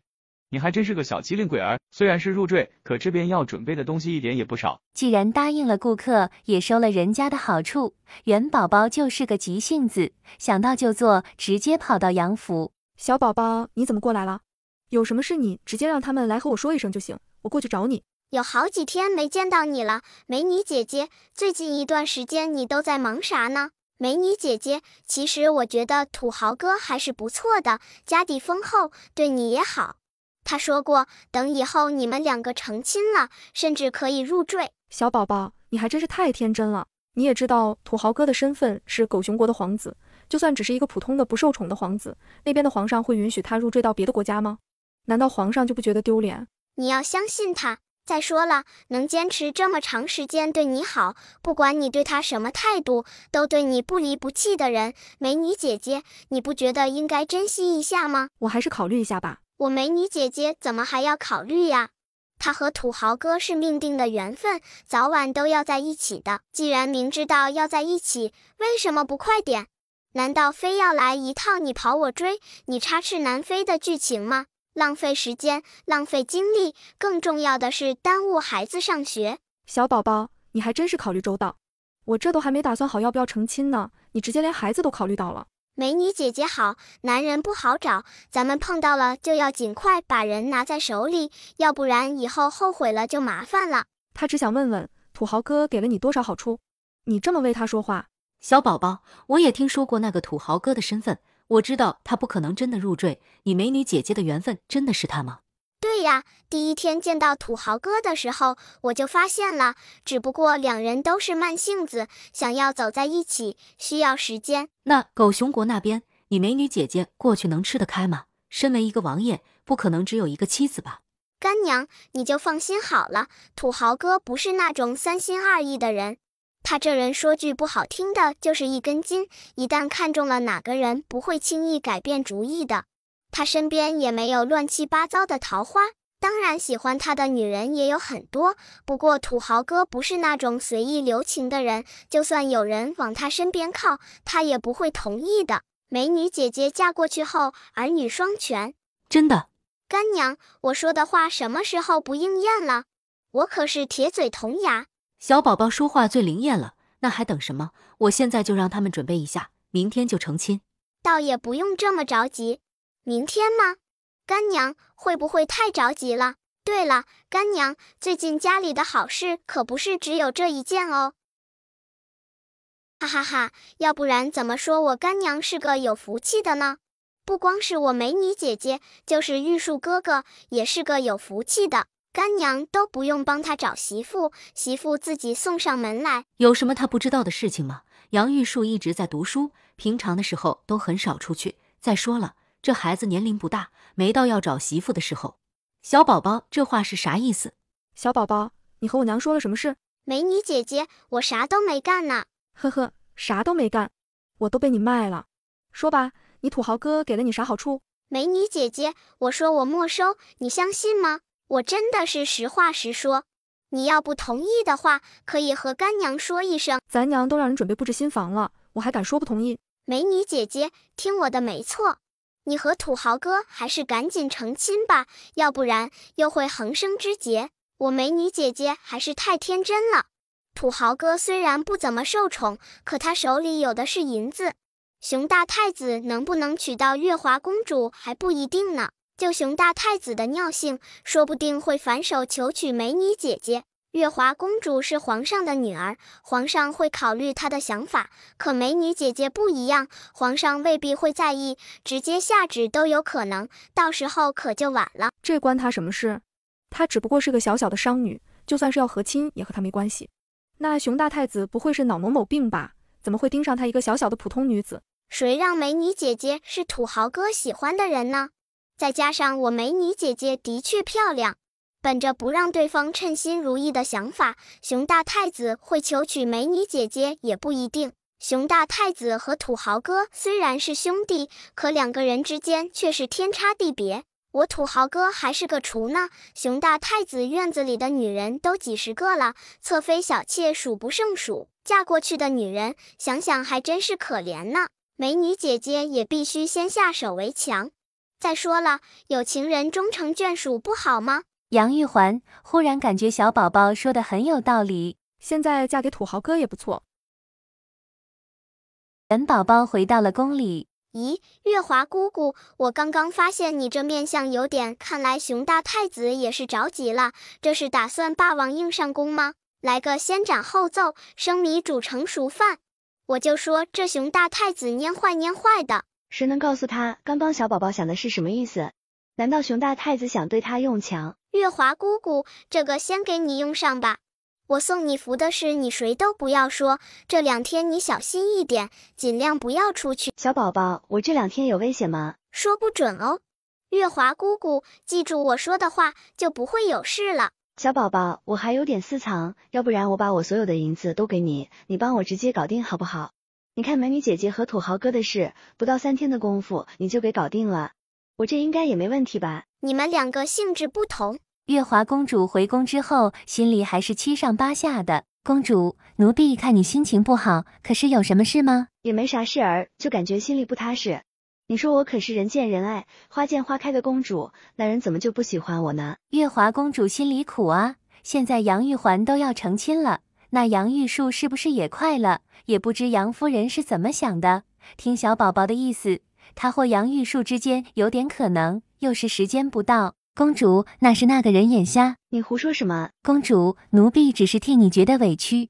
你可是高高在上的公主，那人怎么能一次次驳你面子？也许就是这性子让我喜欢。公主，奴婢听说羽衣坊又出了最新的衣服，那衣裙特别漂亮，是用天蚕丝做的，仅此一件。真的吗？只有1件。公主，奴婢差人打听过了，是真的。这消息还没传开来，要不然早就被人拿下了。那我要过去看看。皇上，我狗熊国是真心实意求娶，还望皇上同意。父皇那边愿意拿出2条矿脉作为聘礼。熊大太子，这件事朕会慎重考虑的。皇上，还请您尽快做决断。太子安心等着就好。熊大太子离开的时候，心里更加郁闷。这狗熊国也不想想自己是什么东西，居然想娶朕的女儿。这孩子虽然骄纵了一点，朕也不想让她远嫁。这丫头就不是个让人省心的。若真的嫁到狗熊国，就她那性子，怎么死的都不知道。翼王点头。月华是有点任性，不过贸然的拒绝不合适，除非月华能尽快成亲，可眼下也没有合适的对象。这是有人想卖月华姑姑，月华姑姑还真是可怜。皇兄，刚刚熊大太子拿出2条矿脉做彩礼，你应该答应的。朕是一国皇帝，绝对不会做出卖女儿的事情。咱们也不差那2条矿脉。皇兄，那2条矿脉最少也值200万两银子，这时候您不应该意气用事啊。再说了，月华已经到了婚嫁的年龄，她也没有合适的议亲对象，嫁到狗熊国当太子妃，等以后太子登基，她就是皇后，对咱们大前国来说也是好事。九皇叔，你可知道太子的后宫有多少妃子？侧妃就有5、6个，通房侍妾更是不知道多少。就月华公主的性子，你觉得到了那边能活得下去？她是公主，有需要的时候和亲不是很正常的吗？再说了，不费吹灰之力就能得到2条矿脉，这对咱们来说不是很划算的事情吗？翼王冷笑道。九皇叔没有女儿，要不然让九皇叔的女儿去和亲正好，相信九皇叔会欣然接受的。这一王脑 XX 病，今天怎么总是和自己对着干？再说了，就算有女儿，女儿也是郡主，又不是公主，凭什么让自己的女儿去做公主的事情？好了，这件事朕自有定夺。九贤王回去之后，又去了贤王府。九皇叔怎么样了？皇上他同意了吗？皇上还真是老糊涂了。九皇叔，元宝宝那小丫头有点邪门，我担心她会出来坏事儿。雪儿，你现在胆子还真是越来越小了。前段时间让你做的事都怎么样？已经联系了他们，外祖父那边的意思是，只要这边有需要，他可以随时集结以前的下部。那就好，冷家的人你也要好好安抚。对了，这4个姑娘不错，你和冰堂说一声，尽快把人安排进来。九皇叔，咱们现在当佣人的时候，冷冰堂那边知道了肯定会有脾气的。他们不过是侍妾而已，冷冰堂若是连这点容忍之量都没有，正妃的位置他还是别做了。这件事你亲自过去和他说一声，你也让他自己放心，不管娶多少女人，他都是正妃，这个位置永远都不会便宜别人。有好戏看了，这贤王还真是厉害呀。袁弘轩去找冷冰堂，并把决定说了。冷冰堂只是淡淡一笑。王爷，你喜欢就好。冰堂，咱们2人已经很长时间不在一起了，今天晚上本王过来陪你。王爷，妾身最近一段时间身体不适，太医说让妾身好好养养身子。既然王爷已经选好了人选，妾身会尽快把他们接到府里。冷冰堂神色淡淡的拒绝了。自从知道袁弘轩的恶心事儿后，冷冰堂都懒得理会他。好吧，你要好好休养身体。冰堂，你放心，在我心里你是最重要的。不管府上的女人有多少，他们都不可能越过你去。等他们到了王府之后，要不要留下子嗣，都看你的意思。王爷，妾身知道了。送走袁弘轩，冷冰堂冷笑的勾唇。王妃，你也不要多想，王爷能亲自过来和你说，说明在他心里你还是最重要的。再说了，那几个女子的身份都很低贱，都是普通商女呢。王爷这是没钱了。真的是这样吗？把这些人纳入府里，估计许给他们家里人不少好处，这几个女人的陪嫁必定丰厚，足够王爷挥霍。丫头听到这，脸上的笑容都快保持不住了。怎么听他家王妃的意思，王爷像是在卖身呢？王妃，只要王爷把你放在心里，把小世子放在心里就好。冷冰堂垂下头，眼下心里的轻蔑。小世子，袁弘轩的儿子就只有他儿子一个，这一辈子他还想要别的孩子吗？估计够呛。你想做什么？杨玉环和土豪哥成亲，时间紧急，并没有大宴宾客，可月华公主还是去了。她没想到在杨家居然被下药。熊大太子，月华公主，你约本太子过来有何事？你真是胆大，居然敢对本公主。公主，这话就说的不对了，姑可没有靠近过你。公主，别忘了你现在在哪里。姑有哪里不好？你怎么会喜欢杨玉树那个小白脸？不过可惜啊，人家对你根本就没感情，你还是从了我吧。我可以向你保证，以后你就是我的太子妃，没有人能代替你。月华气得吭哧吭哧的喘气，用力挣扎着。公主，你不听话哦，那咱们就先把生米煮成熟饭。啊靠！我月华姑姑这么勇猛吗？美女姐姐和土豪哥还没洞房呢，月华姑姑这边就开始。小宝宝，救命！呵呵，女人，我承认你引起了我的兴趣，你现在就是喊天王老子都不行。月华公主挣扎得更加用力，可她也不知道自己中的是什么药，因为她的挣扎，身体更燥热。最重要的是，她的手脚力气越来越小。哎呦，没想到我月华姑姑还挺积极的。难道她喜欢的是熊大太子这一款？小宝宝，救我！难道她不乐意？平安符，我给你的平安符快用上啊！元宝宝也感觉到不对，小丫头想了想，还是隔空打出一道定身符去。元宝宝迈着小短腿跑了进去。月华姑姑，你没事吧？小宝宝，你快点过来帮忙。还有，给我找太医。公主，您中的这种药是狗熊国的，老臣从未见过。最好的办法还是找个男人。月华姑姑，你中的这种药还是尽量少活动，越活动发作越快。小宝宝，你怎么不早说？你也没给我机会说呀。刚刚太医都说了，你现在最好的办法就是找男人，你有什么打算？就不能给我找个寒潭吗？最好不要，你本来就有点体寒，若在寒潭里面泡上几个时辰，以后想要孩子都有难度。除了男人就没别的办法。要不你还是问问熊大太子。没解药啊，除非是男人。元宝宝见状，转身迈着小短腿就跑。我给你想办法去。别给我出什么馊主意，小宝宝，你快点，我快受不了了。月华公主，我对你是真心的，我愿意给你解毒。放心好了，你现在把我放了，我立马帮你解毒，以后你就是我的太子妃。月华，我向你发誓，这一辈子就只娶你一个太子妃。你给我死一边去！元宝宝小跑着到了杨夫人房里，把刚刚的事说了一遍。什么？你说月华公主在府上中毒了，还是只有男人能解的毒？那该怎么办？我现在就找人去查。干娘，查的是不急，咱现在最重要的是帮月华公主解毒。我玉树哥哥呢？干娘，月华公主喜欢的是玉树哥哥，要不然咱们还是问问玉树哥哥的意思吧。这，小宝宝。你让我缓一下。哎呦，我的干娘哎，你现在还缓什么缓？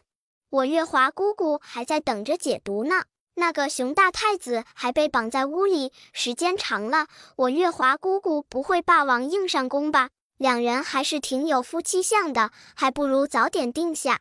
走，现在就去找玉树。怎么感觉干娘比自己还要着急？皇上听到杨家的消息也是惊呆了。杨玉树那孩子不错，配月华公主还是够的。你还真是够心大的，就让小宝宝自己一个人过去。气死我了！太子皇兄，这件事和我有什么关系？你就不应该出声。月华那贱人居然敢给我戴绿帽子。熊大太子和月华公主根本就没关系，人家只是正常选择。再说了，月华公主也没成亲，她想选谁做驸马还不是她的自由。皇兄，那现在咱们该怎么办？月华公主已经和杨玉树定亲，楚江怀也在这边娶亲了。他记得以前太子皇兄说过，如果拿不下月华公主，就娶杨玉环，不为别的，就为了恶心楚江怀。可现在两个女人都没拿下，现在身份最尊贵的就剩下玉宁郡主了，那就换他吧。听说皇上也挺宠爱这个郡主的，把她娶回去应该也不错。爹，我不嫁，我不要嫁人。玉宁，爹也不想你和亲，只是现在圣旨已下，就算你爹我也没办法啊。玉宁，早知如此，娘就应该赶紧把你嫁出去。娘，那狗熊国就不是人待的地方，我不要过去。娘，小郡主去哪里了？我现在就去找她。皇上也真是的，她又不是公主，干嘛要给她赐婚，还嫁给那什么狗熊国太子？那人要真好，皇上怎么不把他的公主嫁过去？玉宁，这恐怕不合适吧？不许胡来，你还是老老实实在家里待嫁吧。元宝宝、杨玉环等一行人去了狗熊国看矿脉。镇安王府，贾太医，你知道我家闺女中的是什么毒了吗？狗熊国的毒我并不清楚，不过他们的巫医有点邪门，估计就是上次来探视的时候给玉宁郡主下毒的。只是咱们这边的太医从未接触过那些毒药，就更无从说解毒了。翼王妃，我今天就是想来求你救命的。原本我想请小郡主过去帮忙看看，只是小郡主现在不在京城，我家宁儿还不到20岁呢。柳娇娇看到镇安王妃一脸心痛的样子，同为母亲，她很明白镇安王妃的着急，只是对医术，她完全就是个外行。临走的时候，小宝宝是留给我一些符，里面有平安符、祛病符，我也不知道这些符对玉明郡主有没有用。算了，我还是一种给你一张吧。多谢义王妃救命之恩。王妃，不要客气。不过有件事我还是想和你说清楚，这些符管不管用，我也不知。而且我家小宝宝什么时候回来，暂时我这边也没消息。我知道，谢谢你。公主陪我出去见个人。见谁？太子皇兄，你怎么会带我？赛罗公主不是傻子，当看到这两人的时候，她还有什么不明白的？贤王，九贤王，这就是小妹。小妹性子顽劣，以往都是被姑惯坏了，望两位不要见怪。她不想和这两个人接触。太子皇兄刚刚不是还答应要把她带回去吗？怎么转眼之间又让她认识两个王爷？难道太子皇兄是想让她嫁给一个王爷当侧妃吗？回到驿站之后，皇兄，您为何要让我见他们？你不是说要带我回去吗？赛罗，你已经长大了，应该知道轻重吧？可是皇兄，我才11岁。在咱们那边，12岁可以嫁人了，还有3个月你就12岁了。皇兄这边没有合适的和妻人选，贤王还是很有机会的，嫁给他，想办法当上他的正妃。可我不想留在这里。皇兄，那你的意思是让我做贤王的侧妃吗？你比贤王妃要年轻漂亮，等嫁过来之后，你要尽快怀上子嗣，到时候再想办法把那两人处理了就是。他们从来就不是你的阻碍。还有义王府上的小郡主，这人有点邪门，以后尽量避开他点，不要和他发生正面冲突。袁弘轩什么时候娶侧妃？回王爷，定下的时间是下个月。听说这是九贤王的手笔。最近他们两个人走得还挺近的。王爷，九贤王此次露面后，一直和贤王有联系，也不知那个九贤王是怎么想的。袁弘轩早就没有了竞争的资本，朝堂里的大臣也都清楚，皇上最看重的还是义王。可他偏偏站在袁弘轩身边，不离不弃的，不知道的还以为那是他的亲儿子呢。让人盯着他点，袁弘轩就这么想和狗熊国的人结亲，那我倒不介意帮他一把。还有，让人盯着熊大太子点，他估计也待不住了。柳娇娇走到书房外，听到消息急忙进来。王爷，是不是有小宝宝的消息了？他现在怎么样？娇娇，小宝宝的事你不用操心，你也知道他的本事，不会有事的。可我还是担心嘛。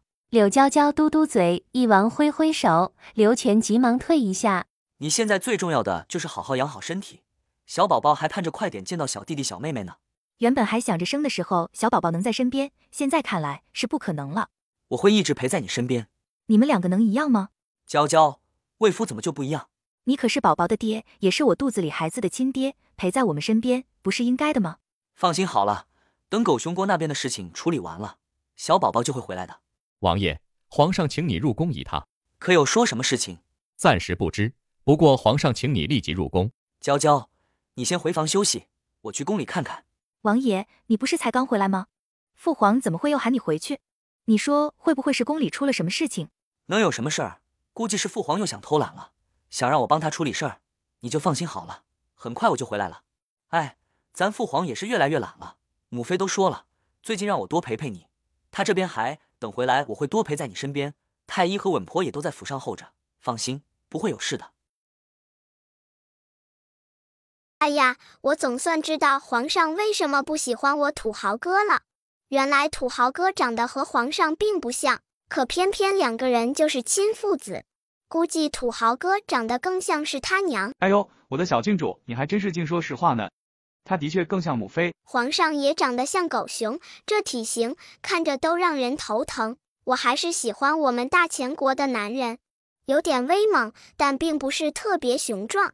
高矮也合适，他的父皇头上可是戴着一顶绿油油的大帽子，下面的公主不少。皇上最喜欢的就是皇后娘娘生的赛罗公主，最喜欢的儿子就是熊大太子。皇上忍不住皱眉，绿帽子，这又是啥玩意？还有，他可是最正直的皇上，喜欢皇后娘娘生的孩子有什么错吗？太子倒是皇上的种，可赛罗公主不是啊，那是皇后娘娘和她的相好的生的。关键是赛罗公主出生后，皇后娘家自己都不知道孩子到底是谁的，这也得益于赛罗公主更像皇后。可这点瞒不过我，皇后把她的相好的睡了5年，后来相好的发现赛罗公主和她长得有点像，就去找皇后理论。皇后也是个心狠手辣的，直接把那人弄死了。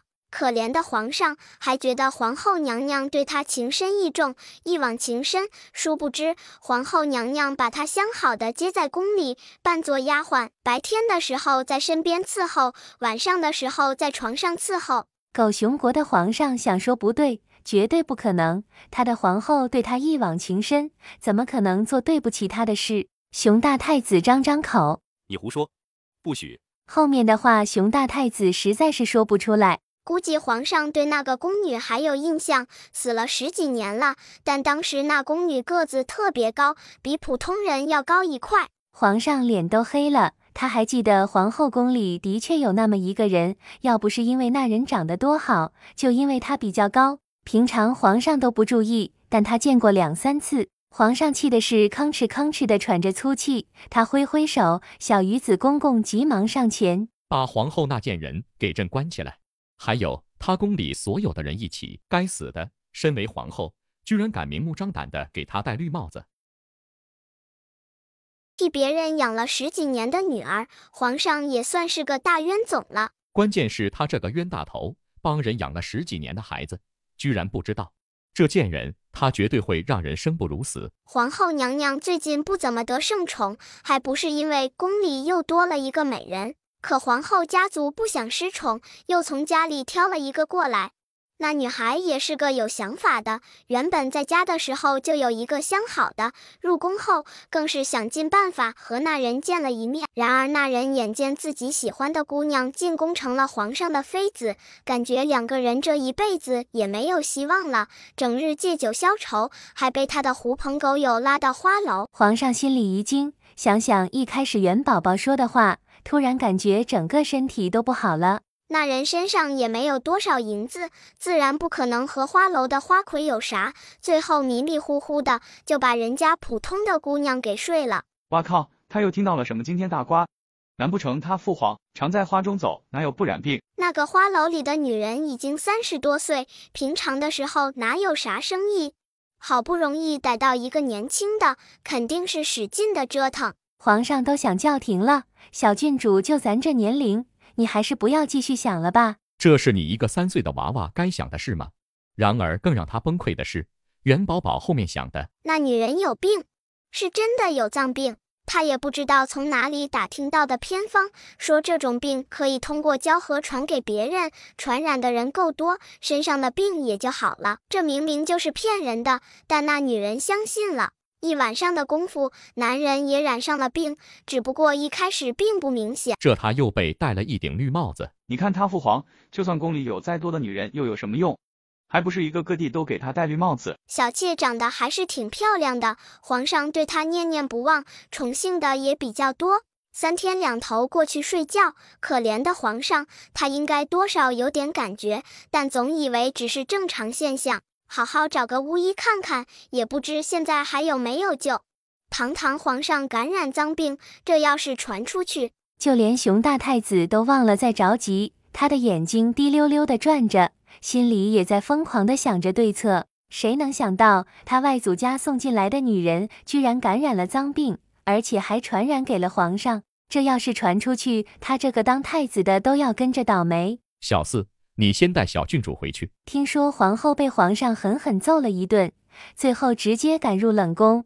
最受宠的那个小妾，也是皇上的堂妹，神秘消失。当然，小妾的那个相好的，包括她的家里人，也在一夜之间神秘消失。巫医那边很快有了方案，只可惜2天过去了，皇上的症状不但没有减轻，反而更加严重。更要命的是，宫里感染脏病的还不是皇上一个人，也有好几个妃子有不同程度的不舒服，可他们不敢声张，只能咬着牙自己忍着，让下面的宫女偷偷的出去拿药。这清妃娘娘果然有事，她住的宫殿里面以前死过人。土豪哥一个机灵，后背阵阵发凉，不会是他想的那样吧？鬼附身啊！这人死的年限有点久，看样子足足有200-300年了。小宝宝，你看我母妃是不是有什么不正常？我这边的清心符对她多少有点用，不过用处不是很大，想要彻底解决，还得去她宫里一趟。看得出来，那老鬼离不开清妃娘娘住的宫殿。你这小丫头，刚刚说的话是什么意思？你说谁不正常呢？哎呀，你就是四皇子的母妃吧？最近几年你是不是觉得脖子后面特别难受？有时候总感觉有人坐在你肩膀，浑身都累。怀儿，这种事你居然也和他说？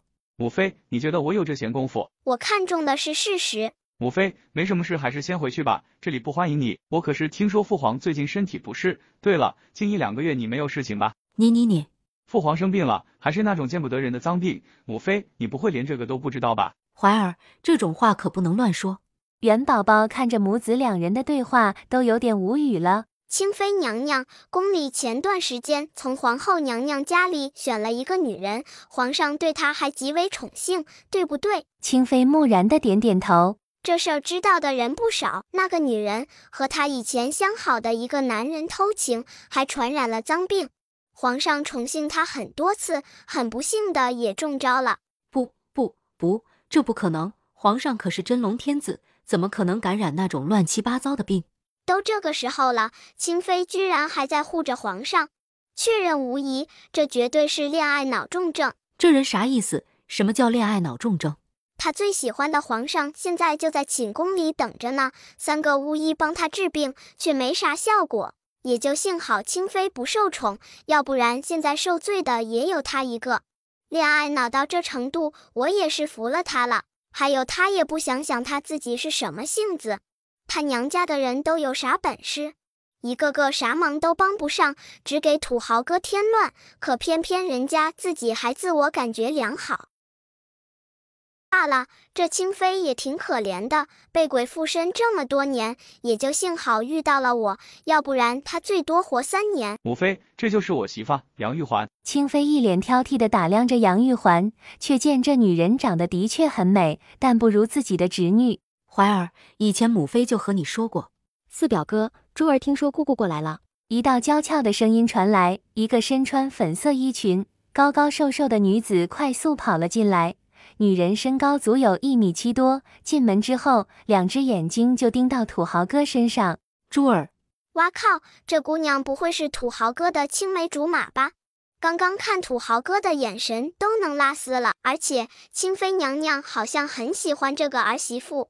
我可怜的美女姐姐，不会要和别人共侍一夫吧？玉环，我和她不熟悉。表哥，我是珠儿啊。咱俩不熟，你可别乱认亲戚。怀儿，怎么和你表妹说话呢？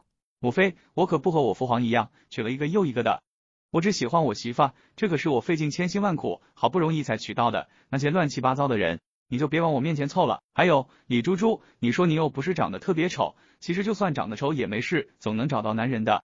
不要动不动在我面前刷存在感了。我记得以前就和你说过，不喜欢你这一类的。姑姑，楚江淮，怎么和你表妹说话呢？母妃，我和你们2个说过很多次了，是你们一直都念念不忘。对了，在大前国那边可有一种说法，表哥表妹属于近亲，最好还是不要成亲了。小郡主，你说是不是？近亲成亲，等以后生出来孩子容易有问题。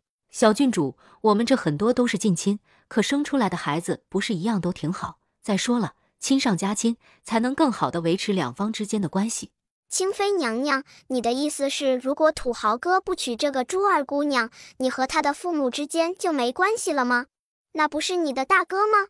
难道只有联姻你们才是亲兄妹？元宝宝眨巴着眼睛，一脸懵懂地问道。那倒不是，本宫只是喜欢珠儿姑娘。这也简单，母妃如果实在喜欢的话，就把她接到宫里，让她贴身陪在你身边就行，做个贴身的宫女，或者是掌事姑姑都可以。表哥，你怎么能说我？楚江淮，你怎么和你妹妹说话呢？怎么？难道她过来陪着你都是假的？哎呀，珠儿姑娘还真是难为你了，明明就不喜欢我母妃，还要3天2头过来陪着，装作喜欢的样子。娘娘，我没有。楚江淮，不许你这么说。哈哈哈，不愧是我土豪哥。这个珠儿姑娘一开始的目标就是想要嫁给土豪哥，只可惜平常土豪哥根本就不给她好脸色，无奈之下她才能走迂回路线去讨好清妃娘娘。估计他做梦也没想到，清妃娘娘这边讨好没用，因为土豪哥根本就不吃这一套吧，现在还不死心呢。不过，清妃娘娘的情况是真不正常，也不知当初是谁让她搬到那个宫殿的。估计是在那边住得太久，清妃娘娘的性子都被那东西影响了。清妃娘娘也是呆了，一开始还觉得是幻听，可刚刚，特别是小丫头说的话，她住的那个宫殿怎么了？你胡！如果我没猜错的话，清妃娘娘每次出来，在外面待不了多长时间就想回宫。这难道不是正常事吗？她一个宫妃还能长时间在外面待着，就算她乐意，皇上也不会同意的。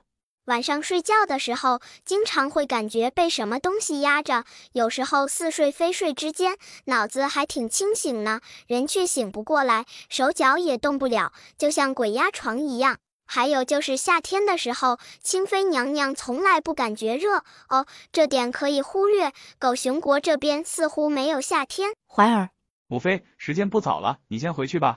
明天早上我会带着小郡主去宫里看你。哎呀，还是我土豪哥贴心。明天过去看看，我要去会会那家伙，也不知有没有实体，要不然又是我的小宝贝们的一道大补之物了。本宫还是先回去吧。珠儿，你陪着本宫一起吧。珠儿姑娘，她不要啊，她更想留在楚江淮的府上。这小绿茶还真有意思，要不是想撬美女姐姐的墙角，元宝宝不介意帮她一把，可现在还是算了吧。是不是你的母妃不喜欢我？怀哥，你也不要伤心，我心里还是有自知之明的，我的身份。玉环，以后我不许你说这样的话，你是我的妻子，你的身份怎么了？商人就不是人了吗？我决定了，过2天咱们就离开这里，以后你在哪我在哪，去特么皇子身份，还不如当一个商人快乐呢。好。哎，清妃娘娘是真不经玩，我都没对她出手呢，她居然自己把自己吓晕了，也不知住在她宫里的是个什么样的妖怪。一行人急匆匆地往宫里赶。四皇子，你可终于来了。今天早上就看到清妃娘娘躺在地上，老奴也去请太医，可他们没有一个人过来。这苏嬷嬷也是有2把刷子，一见面先开始上眼药，这波眼药上的666。不过宫里的太医肯定是在忙啊，皇上得了脏病，还在请所有的太医巫医帮忙诊治呢。哦，对了，还有2个身世比较强硬的妃子也幸运中招，皇上为了表现自己对他们的宠爱，还专门派了2个太医过去。至于那些身世一般的，就只能自认倒霉了。皇上都这么现实，人啊，投胎是个技术活，贵圈真乱。谁能想到堂堂脏病居然是皇上传给那些妃子的，也就幸好土豪哥的母妃不受宠，要不然也是下一个受害者。小宝宝，麻烦你快点帮我娘看看，现在到底是怎么回事？元宝宝上前只是看了一眼，小胖手算了算，目光落到不远处。土豪哥，你的母妃也没啥事儿，就是魂魄离体，魂都不在了，人当然不可能醒来。那现在要怎么办？终于，小丫头的手里多了个东西，随手一丢。还不快点起来！哎呀呀，好东西太多了，想从里面准确地找出一只鸡来，还真不容易。这是威武还是雄壮？不管是谁，只要是公鸡就行。要不然你跑他前面，你领着他。可我不知道魂魄在哪里。小宝宝，要不然你再给我张符呗。光天化日之下，你确定要看那东西？300年以上的鬼还是有几分道行的。你不怕他看中你，把你留下？那不用了，我有玉华一个就够了，可不想要什么鬼媳妇。快点去吧，魂魄离体的时间太长也不好。看清妃娘娘这情况，应该是昨天半夜就已经。大公鸡在前面喔喔喔地叫着，这里的确是阴气挺重的。小丫头说着，变出一柄桃木剑，凭空抓了2把，众人甚至能听到凄厉的惨叫声。小宝宝把人抓住了，其实准确地说，应该是魂。先回房里再说，这地方的味道太冲了，他不喜欢闻臭味。小宝宝，那我母妃什么时候才能醒来？你不想见见他们？不要了吧，刚刚小丫头不是说过，这个女鬼已经有300多年的修行，万一看中了她的美貌，把她强行留在这里，可就麻烦了。土豪哥喜欢的是美女，绝对不是女鬼。小宝宝，母妃怎么上不了她的身体里？急什么？不是有我在吗？啊！元宝宝刚要动手呢，然后传来一声惊恐的尖叫。鬼！美女姐姐，你不要担心，有我在，她不敢伤害你。小宝宝，你不用管我，你还是快点救清妃娘娘吧。元宝宝叹了口气，这么可爱的女鬼鬼，怎么一个个的都很害怕呢？几个呼吸的功夫，床上的清妃娘娘终于醒了。小姑娘，你是哪里来的？咱俩无怨无仇的，你不会要管我的闲事吧？没有，我这人最不喜欢的就是管闲事。小宝宝，给你个铺子玩玩，价值也有2万两银子。但我是个见义勇为的人，路见不平，拔刀相助，人鬼殊途。你说你是一只鬼，好好的下去等着投胎不好吗？干嘛要流连在人间？我死得好惨。以前在宫里的时候，你就是一个混日子的吧？不过我看你的心性也不是太坏，最起码这么多年，从来没有伤害过清妃娘娘，也就是让她和你一样成了恋爱脑而已。小菩萨，如果我说了，你会放过我吗？我先听听。原来他家世显赫，父亲是皇上都忌惮万分的镇国大将军，手握全国2/3的兵力。当女鬼及笄的时候，肯定是嫁给了当今皇上。嫁过去后，女鬼就是高高在上的皇后，原本也算是顺风顺水的。可谁能想到，家里的一个庶妹也看上了皇上。然而女鬼不知道的是，她那个狼心狗肺的妹妹早就和皇上勾搭在一起。到最后，女鬼没有选择投胎转世，无奈之下，元宝宝收了她的魂魄。对了，你母妃一直都对美女姐姐有意见，你可想过要怎么处理？肯定是我媳妇最重要了，我娘想走我就带着，等到了那边后，如果2个人处得来，可以在一个院子里，处不来的话，我会专门帮她置办一个院落，多找几个人伺候着她就行。这想法不错，你娘不是恋爱脑吗？到时候府里找下人，就找年轻貌美、长得好看的俊俏小生，我就不相信你娘会不动心。小郡主这是要让他给自己找几个后爹吗？停下，停下，小郡主停一下。本郡主掐指一算，这是要发财的节奏啊！哎呀，看来最近一段时间皇上的日子也不好过呀。你瞧瞧他憔悴的，不会是一直在想办法治病吧？看来皇上还不错，知道自己有病就找太医治疗。看他这神色，估计太医都没办法。所以说这个皇上有点聪明，但是不多。治病我最在行，就算是说不出口的脏病我也能治。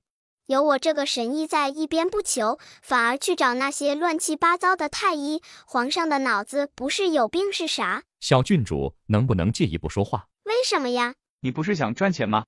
我父皇钱最多了，逮着他狠狠宰。土豪哥说话的声音很小，隔不住房里很静啊。皇上听到了，恨不得上前给土豪哥2个大耳刮子。这是儿子吗？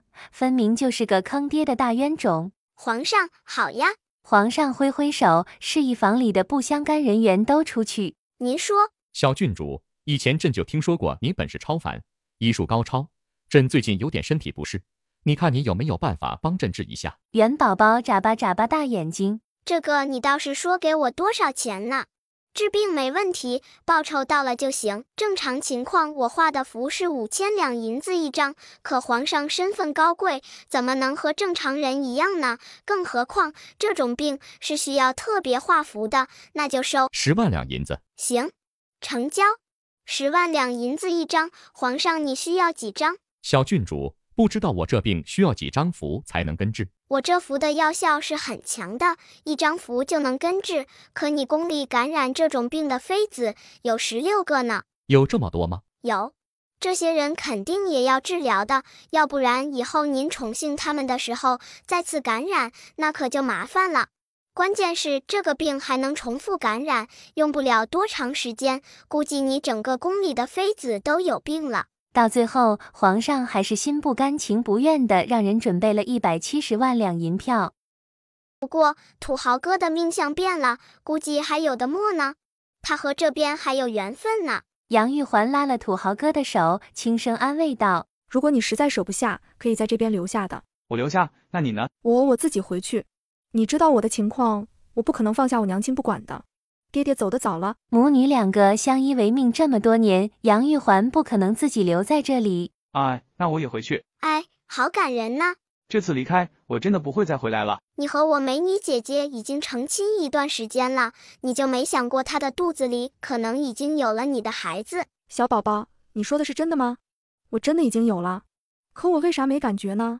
要不然你帮我试试脉。这又是一个傻呆姐儿，看一个人有没有怀孕，我都不需要试脉。瞧瞧，刚刚把我激动的都忘了，我家小宝宝只要看一眼面相就能知道。那是自然，美女姐姐，我和你说，看面相比诊脉更准确。你肚子里的这个小子也是个有福气的，手中带印呢。杨玉环脑子里还有点懵，他家小宝宝简直太厉害了，他不但知道他有了身孕，还知道肚子里是个儿子，而且手中带印，那意思是不是以后会做高官？小宝宝，你刚刚说的是真的吗？我要当爹了。他和美女姐姐已经讨论半天，这家伙居然才反应过来。哼。小宝宝，我不会做梦吧？媳妇，以后你就是我的唯一，那些乱七八糟的人我都不想了。如果你的母妃有危险，你真的不管不顾？不管了，以后再也不管了。我已经给过他很多次机会，可他一次也没抓住。你自己不后悔就行。哎呀，看着土豪哥和美女姐姐甜甜蜜蜜的样子，我这一颗老心也放下了。两人以后的福分在后面呢。肚子里那个小子也是贵不可言，哈哈哈哈哈哈！我美女姐姐果然不愧有旺夫运，才成亲了就有了孩子，这简直就是传说中的易孕体质。元宝宝回京的时候，先跑回自己家里，果然娘亲已经生了。娘亲，我这边事情处理完了，就赶紧回来了。对了，你怎么还在坐月子啊？我两个弟弟出生的时间晚了吗？还不是你爹。他说双生子要坐4个月的月子。我爹还真是霸道。我听说双生子坐了40天，比正常的坐月子多10天而已，结果到了我爹这里，直接翻了4倍。不过多坐月子也挺好，让我娘好好的养养身体。弟弟呢？你爹害怕他们哭影响我休息，就让奶娘带着他们在隔壁呢。我爹果然是霸道总裁范儿。一王眉梢挑了挑，虽然不知道什么叫总裁，但这个霸道他还是知道的。男人吗？霸道一点怎么了？那我先过去看看他们。他从怀中掏出2个玉佩，这是我帮你们2个人做的。爹娘，你们一定要贴身收好，这个是保平安的。可惜我太小了，雕刻起来有点费事，雕工也不是很好。等过几年长大了，我重新再雕刻2个，到时候肯定更加精美。不过这东西虽然看起来不太好看，但用处不少，能抵挡好几次危险呢。我也给2个弟弟做了，这2个的成色也挺好，而且是暖玉，小孩子戴暖玉对他们的身体极为不错。还是让奶娘把他们抱过来吧。2个小家伙长得极好，白白胖胖的，精神头不错。看到元宝宝之后，2只眼睛都在瞪着元宝宝的方向，像是在认人。爹爹，你怎么没去宫里呀？皇爷爷不是一直让你帮他处理奏折吗？按理说天不黑你是不可能回来的。你皇爷爷现在和以前不一样了，小宝宝，等晚点去宫里的时候，你和你皇爷爷说话的时候也要注意一点。我皇爷爷怎么了？自从你离开之后，你皇爷爷也不知道脑子是不是被门夹了，忽然之间又开始重视贤王了。皇上又开始重视大皇子，这怎么可能？那个人不是已经废了吗？再说了，大皇子可是子嗣艰难，以前柳凤瑶的2个孩子都不是他的，就连冰糖阿姨的那一个也不是他的种。爹，我皇爷爷还有别的异常吗？管他呢，反正我对那个位置也没兴趣，就在家里陪着媳妇，孩子也不错。他爹什么时候开始走佛系路线了？只是身处他爹的位置，有时候就算他不争不抢，人家也未必会放过他。看来我老爹是伤心了，可现在不是伤心的时候，我们一家子的小命都在裤腰上挂着呢。估计和9贤王有关，只可惜他的手上也没有证据，所以才会暂时由着他们折腾。最近一段时间，袁弘轩春风得意，娇妻美妾在身边陪着。至于赛罗公主，这段时间倒是没有被宠幸。冷冰堂继续保持着以前的高冷范儿，平常很少出现在袁弘轩面前。丫头很替主子不平，这有什么不满意的？只要我的孩儿好，比别的都强。可万一那些小贱蹄子也有了身孕，王妃、小世子这边，那就等有了之后再说。王妃，听说小郡主回来了，你要不要过去看看？小郡主回来了吗？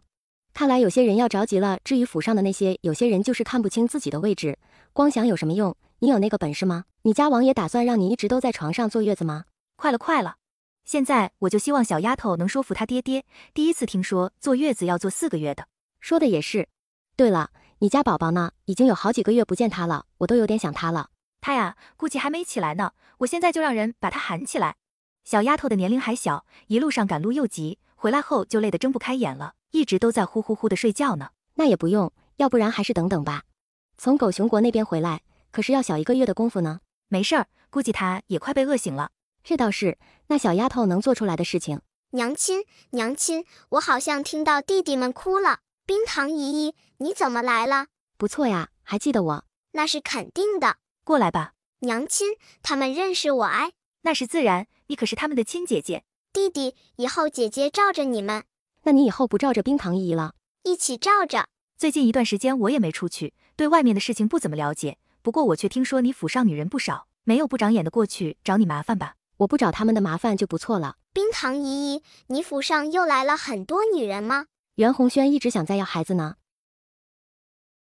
没想到大皇子这么坚强，这就是传说中的死不认命吗？每天晚上都在做无用功，还真是难为他了。哈哈哈，他天生就是一副无子无嗣的命，女人再多也生不出来呀。我倒是期待他的那些小妾能有一个怀孕的，快点再怀一个吧。绿帽子摘得太久，咋都不习惯了。不过现在冷冰糖心里是更确定了，大皇子就是不行。最近宫里比以往热闹了不少。父皇，你都辛苦了一辈子了，现在也该好好的休息一下。你就放心好了，儿臣一定会好好守护好你的江山。有什么不明白的地方也会问你。李贵妃不是一直都想出去吗？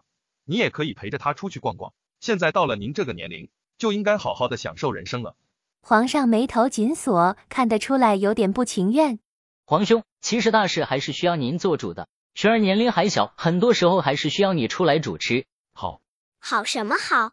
皇爷爷，你都被他们牵着鼻子走了。哎呀，我都不知道这些年你是怎么过来的，你能平平安安的当这么多年皇上还真不容易。皇爷爷，你怎么这么容易招惹事儿啊？这九贤王果然不是个好东西，居然对你用摄魂术。原本脑子里迷迷糊糊的皇上，忽然听到小丫头的声音，就像是有道惊雷在他脑中闪过。好，妈，不好。皇兄，雪儿也是孝顺你。孝顺啥？孝顺就是想夺了你的皇位呗。说好了让你让位，带着你喜欢的人出去逛逛，走遍万水千山。我估计你这位置刚让了，你的好搭儿就会让人把你弄死。毕竟只有死人才是最让人安心的。哎呀，我的皇爷爷，你还真是一个大写的凄惨。被自己的皇后设计，被自己的宠妃设计，现在又被自己的亲儿子设计。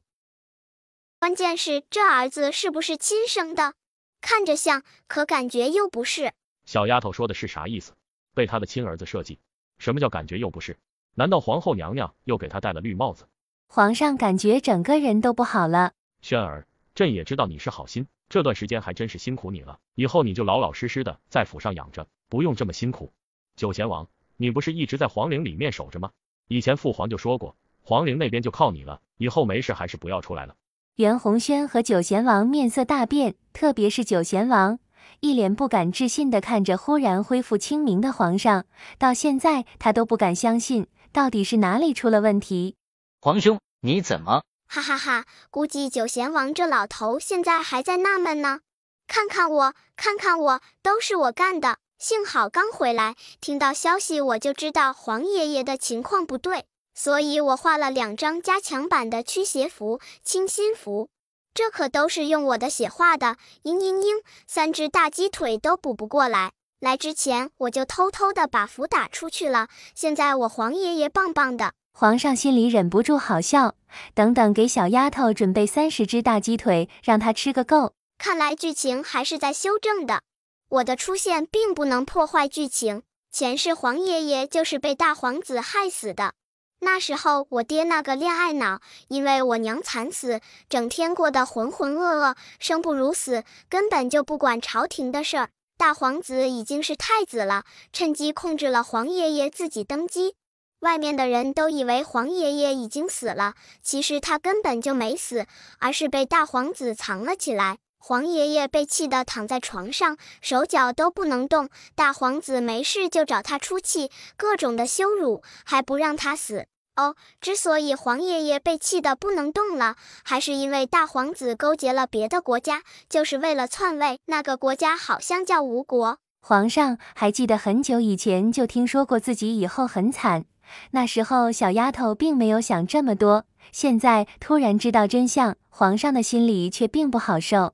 他的这个儿子简直就是不配为人。来人，袁弘轩忤逆犯上，拖出去乱棍打死。皇兄，玄儿做错了什么？逼着朕下退位诏书，合谋反无益。我看谁敢！这附近都是他的人。来人，皇上糊涂了。九贤王喊完，却发现并没有他的人进来，反倒是一个男人抱着个孩子缓缓走来。九贤王瞳孔一缩，没想到翼王这个时候会忽然出现，甚至还抱着个孩子。小宝宝，你可终于回来了，皇爷爷都想死你了。小宝宝还是体贴的跑到皇上面前。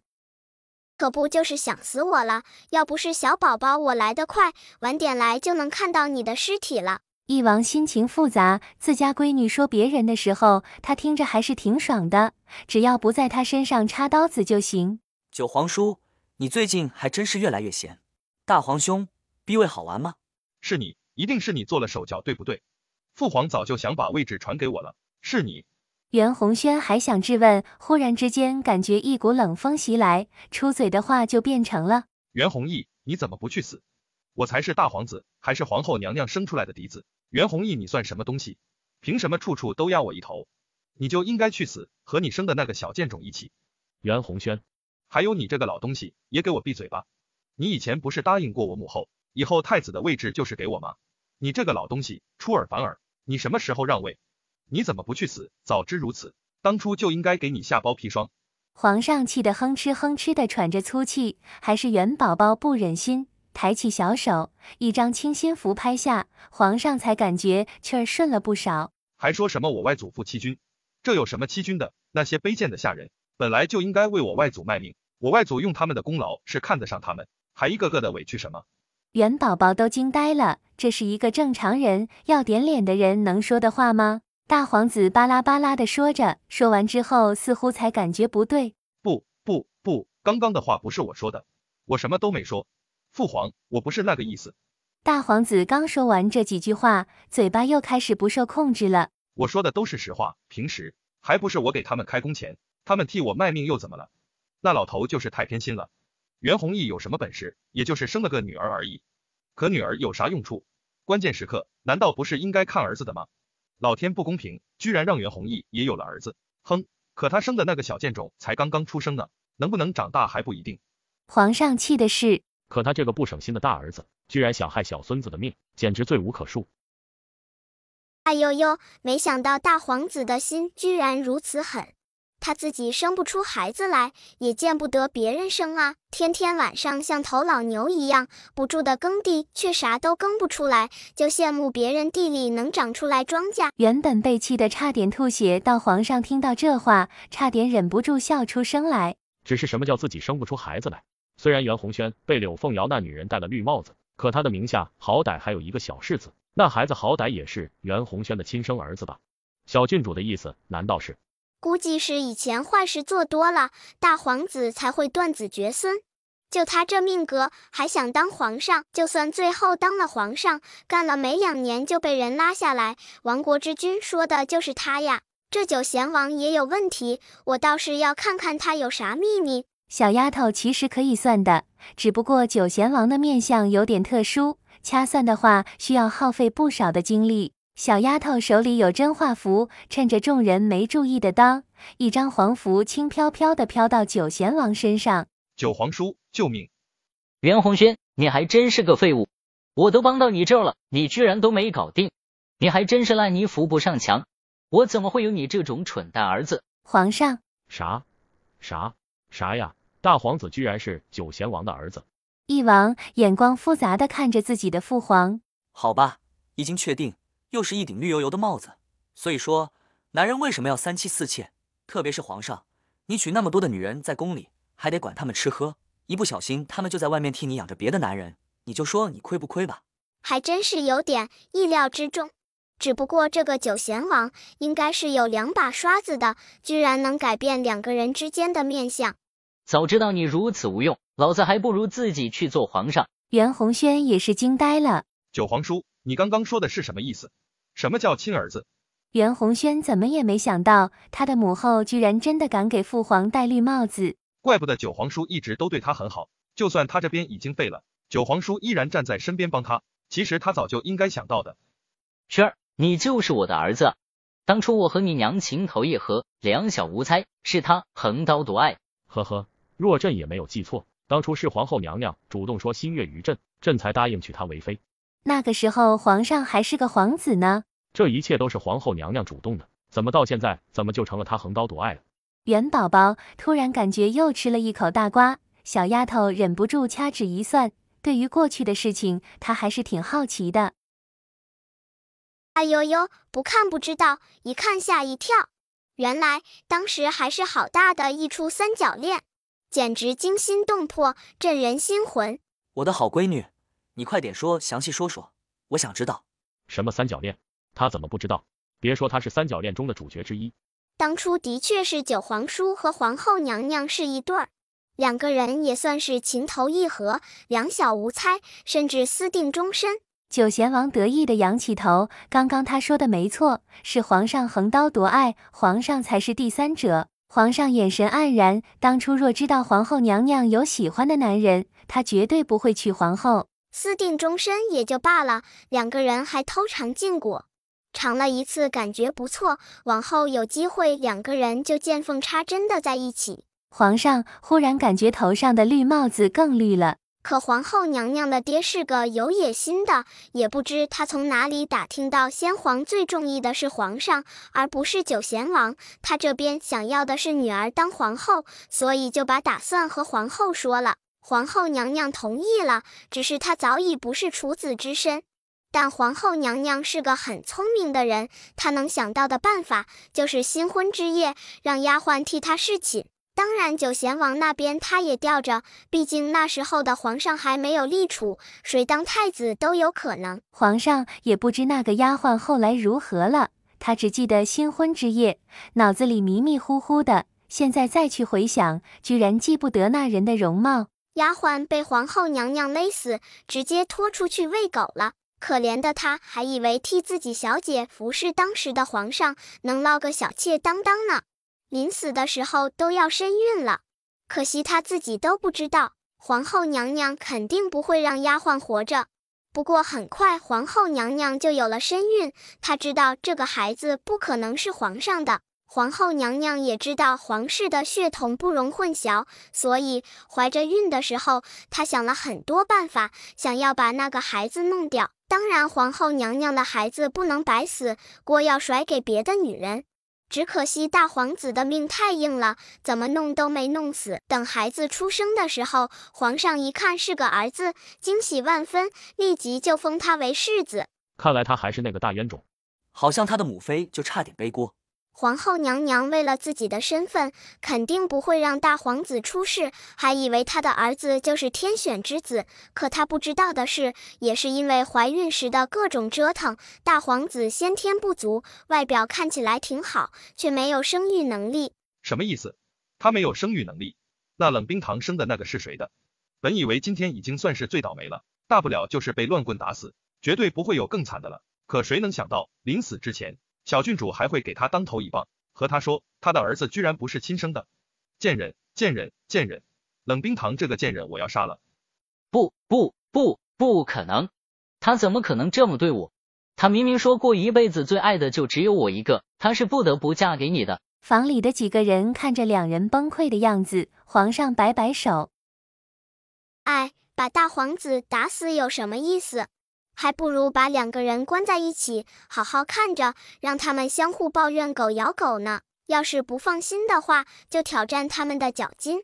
上天有好生之德，我还真是个好人。皇上忽然感觉小郡主说的很有道理。袁弘轩和九贤王终究还是没死成，但也被关到天牢里，1日3餐有人送饭，而且有太医不时的过去帮他们治病，主打的就是一个不让他们死掉。再次回到御书房，皇上身心俱疲。这个位置，朕也是做够了。别想偷懒。袁弘毅，朕说的是真的，朕决定让位了。让给谁？哎呀呀呀，想不到我的位分也要向上挪一挪了，是不是以后我就是尊贵的小公主了？哈哈哈，原来我还有公主命。御书房里的气氛本来还是挺严肃的，两人听到小丫头的声音，忍不住莞尔。这个时候，也就只有小丫头神游在外，还会考虑身份的问题。咦，有点不对呀，我皇爷爷最是小气，就喜欢看着我的东西。这次回来，他怎么没问我在狗熊国得到了什么好东西？平常他给小丫头的东西不多吗？谁给小丫头的错觉，说他小气了？也就幸好没问，要不然我都不知道该怎么说好了。我能告诉他，我把熊大太子、土豪哥还有狗熊国皇上的矿脉都给挖了吗？空间里都满满当当的，都快塞满了。如果皇爷爷真的把皇位给了我爹爹，那我就捐点银子吧。挖到的矿捐出去一大半，再捐出去几百万两银子，国库立马丰盈，百姓税收都能减免2年。元宝宝还没反应过来呢，那边的退位诏书已经写好。爹爹，土豪哥那边你打算如何安置？我看他是有点帝王运的，好好的和他处好关系，对咱来说没啥坏处。还有我冰糖姨姨那边也是无辜的，大皇子的事还是不要。元宝宝知道有些话他不该说，可冰糖姨姨对他挺好，元宝宝想着关键时刻还是需要帮一把。翼王倒是没有为难，让他和离吧，反正那孩子也不是大皇子的。想想大皇子这一辈子过得还是挺失败的，虽然女人不少，却连个子嗣都没有留下。其实最可怜的还是府上的女人。最近几个月，袁弘轩得势，那些女人献上身体，又献上了自家身家，有很多捐了几十万两银子的，为的就是一举夺男，抢夺侧妃的位置。结果毛都没得到，大皇子还把自己玩没了，这就是典型的赔了夫人又折兵。让他们自己考虑吧，要不要留下随意。如果有人愿意继续伺候大皇子的话，也可以把人送到牢里。他家爹爹还真是挺腹黑的，但也算是厚道了，最起码没直接一锅端了。哇靠！我皇祖母这面色眉心灰白泛青，父母宫暗淡，这是要出大事的节奏啊！出事的是他父母，父母宫左侧偏红，说明他爹有血光之灾；右侧偏暗，应该是他的父母一直都在家里，最近一段时间也没有人给他传消息过来，按理说应该不会出事。不过现在还有救，看来我得抽空过去看看。皇上眉心紧蹙，原本翼王马上就要登基了，看来又要延迟几天。小宝宝，你想吃什么好吃的啊？我知道有个地方，后山有一大片的果园，你要不要过去看看？李贵妃脸上带着笑，心里紧张的要命。她现在只想把小宝宝带到父母面前，虽然入宫之后和父母不怎么联系，可是李贵妃也不想爹娘出事啊。元宝宝好奇的眨巴眨巴眼睛。山上种了很多好吃的东西吗？有很多的果树，也有蔬菜，里面好吃的东西不少。好啊好啊，要不然咱们现在就过去吧。有水果，有蔬菜，山上肯定还有野味，打到野鸡野兔子，烤吃，味道好极了。要不然还是明天早走吧，这么长时间不去那边，也多准备点礼物。朕陪你们一起。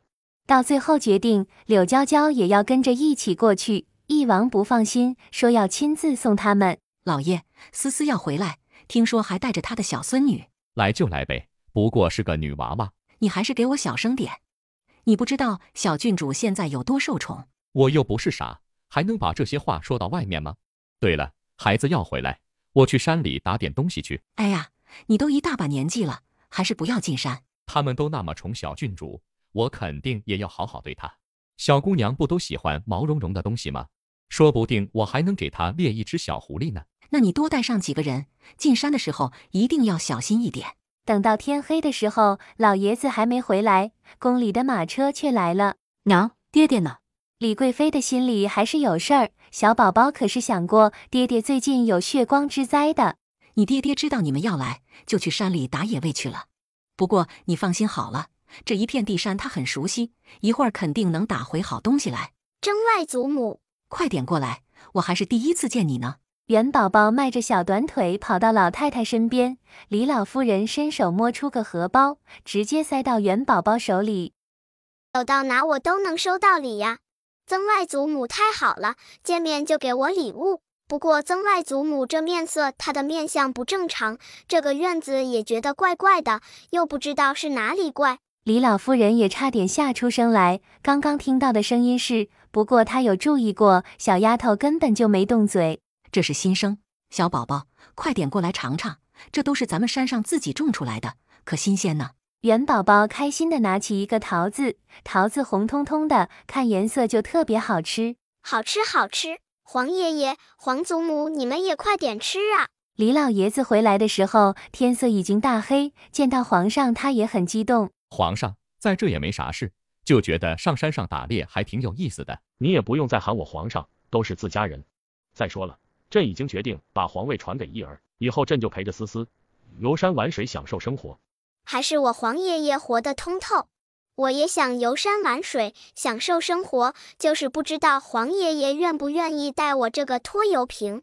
虽然小宝宝是挺可爱的，而且只要有小丫头在的地方就有热闹，可他还是想和思思过一下两人世界。不过我曾外祖父怎么给我一种怪怪的感觉？不光是他，就是整个山庄都是有点奇怪，似乎是沾染上不干净的东西。曾外祖父，你好厉害，难道是我算错了？不可能啊，小宝宝我还从未算错过。曾外祖父情况不对，这血光之灾距离他越来越近了。你是叫菊花吗？元宝宝醒来的时候，看着过来伺候的两个小丫头，其中有一个也就12、13岁，长着一张圆圆的小脸，胖嘟嘟的，很是喜人。小郡主，对呀。是因为你喜欢菊花吗？应该不是吧，好像因为我家门口有几株菊花，我娘生我的时候正好花开了，所以就给我起了这个名字。那你们村叫这个名字的人是不是很多？也不是很多，大大小小也就7、8个。好家伙，一个小村里就有7、8个重名的，这还不多？我们村重名最多的是妮子、大妮、小妮，这种名字太多呢。有些女孩根本就没名字，平常都是随便喊的，也有些直接叫大丫头、二丫头的。我算是好的了，最起码有名字。这也太敷衍了。女孩子怎么了，就不配有个名字吗？这些人还真是可恶。那你在这里做工，做了多少年了？赚的钱都是交给家里吗？到了年龄，我就要回家嫁人了。我娘说，女人这一辈子最重要的就是嫁一个好男人。家里已经给俺说了一个，一切都挺好的。元宝宝看菊花的年龄不大，家里居然都有对象了。那最近你们这附近的村里可有出过什么奇怪的事？也没啥奇怪的，就是前几年村里有个姑娘快要嫁人的那天晚上，忽然就失踪了。嫁人的头天晚上失踪了？就只有这一例，还是说还有别的？具体的事我也不清楚，我也是听他们说的。像我们这种丫头来了山庄之后很少回去，也是听采办的大娘说的。你能把那个大娘喊过来吗？我也是刚来这边，就喜欢听些稀奇古怪的事儿。菊花心里虽然不解，还是出去喊人了。小宝儿，有什么不对吗？是不对，但我没算出来。可能是对方的法术高，我不是对手。当然也有一种可能，就是因为我和老爷子有血缘关系。有时候血缘关系可以阻碍我正常的推算。小郡主，您说的这个事儿，老奴还真知道。那是小柳村的一个新娘子，你不知道那个新娘子长得叫一个漂亮。说来也是奇怪，就在她成亲的头天晚上，家里的大门都落了锁，可新娘子却莫名其妙的失踪了。他们家里人找了好久，依然没有新娘子的消息。不过过了3天，半夜3更，家里却收到了新娘子的信。那新娘子还会识字？新娘子说她去了别的地方，她一直都有喜欢的人，还让她爹娘不要记挂着她。走了之后就再也没回来，这都好几年了。那还有别的类似的事情吗？你这一说，我也想不起来啊。失踪的准新娘好像就只有这一个。元宝宝笑了笑，拿出一块银子，推到张大娘面前。不一定是失踪的准新娘，有别的事儿，只要有趣也一样。我就喜欢听这些稀奇古怪的事情，只要讲得好，我这边都有奖赏。小郡主，失踪的小孩算不算？最近几年时间，我们这个镇上失踪了好几个小孩，不过男孩女孩都有，年龄也不一样，也不全是失踪，也有的是去山里玩，掉到山崖找不到的。用了小半个时辰的功夫听八卦，元宝宝才意犹未尽的让张大娘先回去。这个镇上果然有古怪，5、6年的功夫失踪了这么多人。或者是说早死的，虽然他们的年龄不一样，死法也各不相同，一个个看起来都是意外或者是自己预谋，但是总感觉有什么自己忽略的东西。这片山的土质还可以，所以我就让他们种植了果树。你看，这些都是桃子，各种各样的品种都有，这个蟠桃就特别好吃。李老爷子开心地介绍着，皇上听得津津有味。思思，以后咱们在这里过夏天还不错。你看，在山上也不是很热，关键是水果蔬菜都很多，吃得新鲜而又放心。夫君，你喜欢就好。那咱们的第一站就在这里。哎呀呀，这大白天的，我黄爷爷就喂了我一大口狗粮，吃得好饱好撑，简直就是虐我这只单身狗。可我黄爷爷果然是惹祸体质。这山庄明显就不正常，黄爷爷虽然要退位了，身上的龙气还在，就是一些东西最喜欢的美味，他还想在这里定居，这是有多想不开呀！也不怕被那东西吃了，吃的骨头都不剩，有点意思。这果园那边还有几棵枣树，不过现在枣子还没有成熟，等过1个月，红枣成熟的时候，小宝宝，我让人给你送点过去。那些枣树在哪里？我可以过去看看吗？破案了，居然是这棵枣树。小宝宝，这棵枣树长得特别好，而且上面结的枣子格外好吃，又甜又脆。不过唯一遗憾的是，每年结的枣子并不多，我也不知道为何这么大一棵树，居然结的果子不多。爹，每年你给我送到宫里的红枣，有20几颗特别大的，就是这一棵树结的吗？那些枣子朕吃过，味道的确不错。你不是也吃过？没有，我给。翼王忽然闭嘴了，有点心虚。柳娇娇瞪了他一眼，酸溜溜地说道：“就是那一次拿回来的4颗很大的枣子吗？柳凤瑶喜欢，王爷就送给她了。”娇娇，那个时候我只是被人蒙蔽。翼王都恨不得给自己2个大嘴巴子，当时他怎么就那么傻？那你还真是够聪明的。这话明显是说反话。翼王讪讪地闭上嘴，此时解释的越多，在女人心中就是他越心虚了，还不如晚点回家后关上门再好好的和媳妇儿解释一下。幸好的我娘没有吃，原来那个时候我爹还是眼瞎的，以为柳凤瑶更好，真不知道我聪明英明的爹爹为何会被柳凤瑶骗得团团转。原来黄爷爷和黄祖母也吃过，大家还都赞不绝口。能不好吃吗？这可是用人血养出来的枣树。皇上心里更好奇的是，这棵枣树底下到底有什么？下面可是用的童男童女的血，话说我曾外祖父还有点因果呢。当年李老爷子只是贪图人家头上的珠子，把人家给杀了，又挖了脑袋，这本来就挺过分了。可李老爷子还把蛇肉炖着吃了，舌头直接让下面的人拿出去丢掉。下人也是看着难受，到最后在山上找了个地方埋了。后来那里种上了一些榆树，又过了2、3年，榆树砍了，种了枣树，蛇的怨气冲天。更何况当时他还怀着崽子，怨气加重，加上榆树和枣树的加持，那头黑色的母蛇居然也长成了怨灵。谁能告诉他刚刚小丫头说的话到底是什么意思？这是神话故事吗？就是神话故事也不能这么讲。什么怨灵？5年前，怨灵开始吸食新的血液，他选的全都是没破身的男女。第一个就是那个第2天就要成亲的新娘子，吃了她的魂魄，用新娘子的骨骼血肉滋养枣树，要不然那棵枣树怎么可能长得那么好？黑蛇怨灵选人也有标准，讲究的就是一个阴阳调和。第2个失踪的是男人，和新娘子悬殊不到1岁。李老爷子的脸色更白了，这件事他也知道，那是一个很懂事的孩子，上山上砍柴，众人说可能是遇到了野狼，到现在都没有消息。没想到居然也和自己有关。第3个选的应该是10岁以下的女孩，第4个男人同样如此。到现在为止，怨灵已经祸害5个人，李金宇就是第6个。都怪我，都是我的错，我当初只是……一池塘中，知道你心里有怨气，可事情已经发生，你有什么要求可以提，但是请你放过手中的孩子好吗？你想想，你可是害了不少人呢。这几年死在你手上的5个人，他们就不冤枉吗？如果他们也变成怨灵过来报复你，这世上冤冤相报何时了？那是因为他们的魂魄好吃。我做的一切都是为了报仇，若不是当初他虐杀我，我怎么可能会报复别人？再说了，我好不容易活了100多年，若不是被他杀掉，我也可能成精，甚至有可能成交。10年前杀了你是我曾外祖父不对，他这边我会处理，可你杀了5个人，一样的罪不可恕。最后小宝宝收了他的魂魄。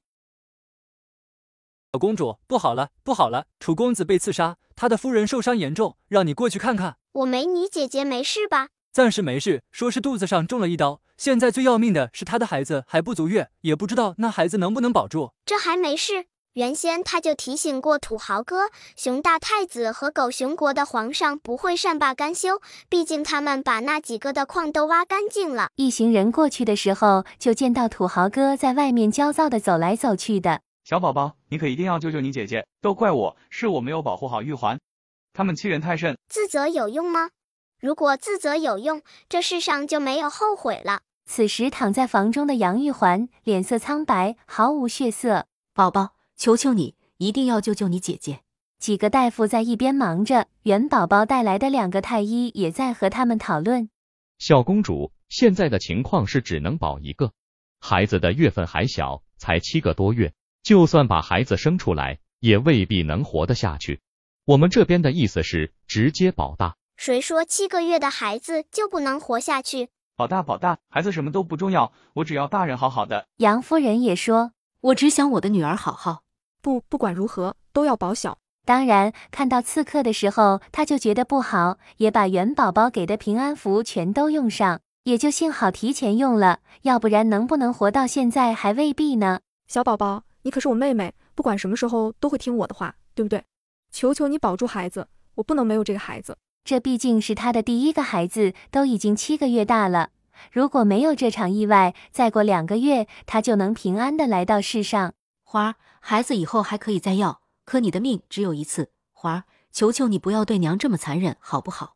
可我觉得这就是我一生中唯一的一个孩子。杨玉环的声音越来越小，她感觉生命力在急剧的流逝。娘亲，我也就任性这一次，求求你答应我。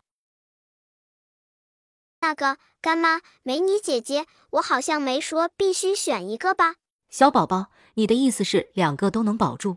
放心好了，你们2个都不会有事的。只不过孩子有点虚弱，想要养大的话，可能要花不少银子。小宝宝，只要华儿和孩子都好就行，花多少银子都没事。小宝宝，现在的情况根本不可能2个都保住。你不相信我？我先把孩子保住，你们帮我美女姐姐治疗伤口。等伤口处理完之后，孩子也要生了。其中虽然有点凶险，我美女姐姐也会受不少的罪，不过我相信她一定能坚持下去的。毕竟美女姐姐那么坚强。小公主，我都听你的。这边可有需要我做的事情，你尽管吩咐就是。我这边需要很多的玉石，越多越好。虽然我有一些，可大部分都被我用了，估计数量不太够。药材什么的都是小意思，高年份的我这边也有。幸好当初和络腮胡叔叔交易的，里面有1颗还魂草，要不然美女姐姐这情况就是神仙来了都难救。你现在赶紧去准备，我这边也需要画1张符。等这边都忙活完之后，已经是第2天了。美女姐姐最终生了一个小男孩，极为瘦小。小宝宝，那孩子真的能养活吗？干娘，如果我说这孩子养不活，你现在能眼睁睁地看着他去死吗？那肯定不行，那可是你姐姐好不容易生下来的孩子。所以你还有什么好纠结的？不管最后的结果如何，咱们这边都要竭尽全力。我看这孩子是个有福之人，应该不会有事的。不过这孩子毕竟是受了屈，以后养着也很艰难，只要他能活到10岁，咱们才能彻底放下心来。这可是和络腮胡交易的，还是那边看在自己能做空间服的份上？咱这边一定会竭尽全力。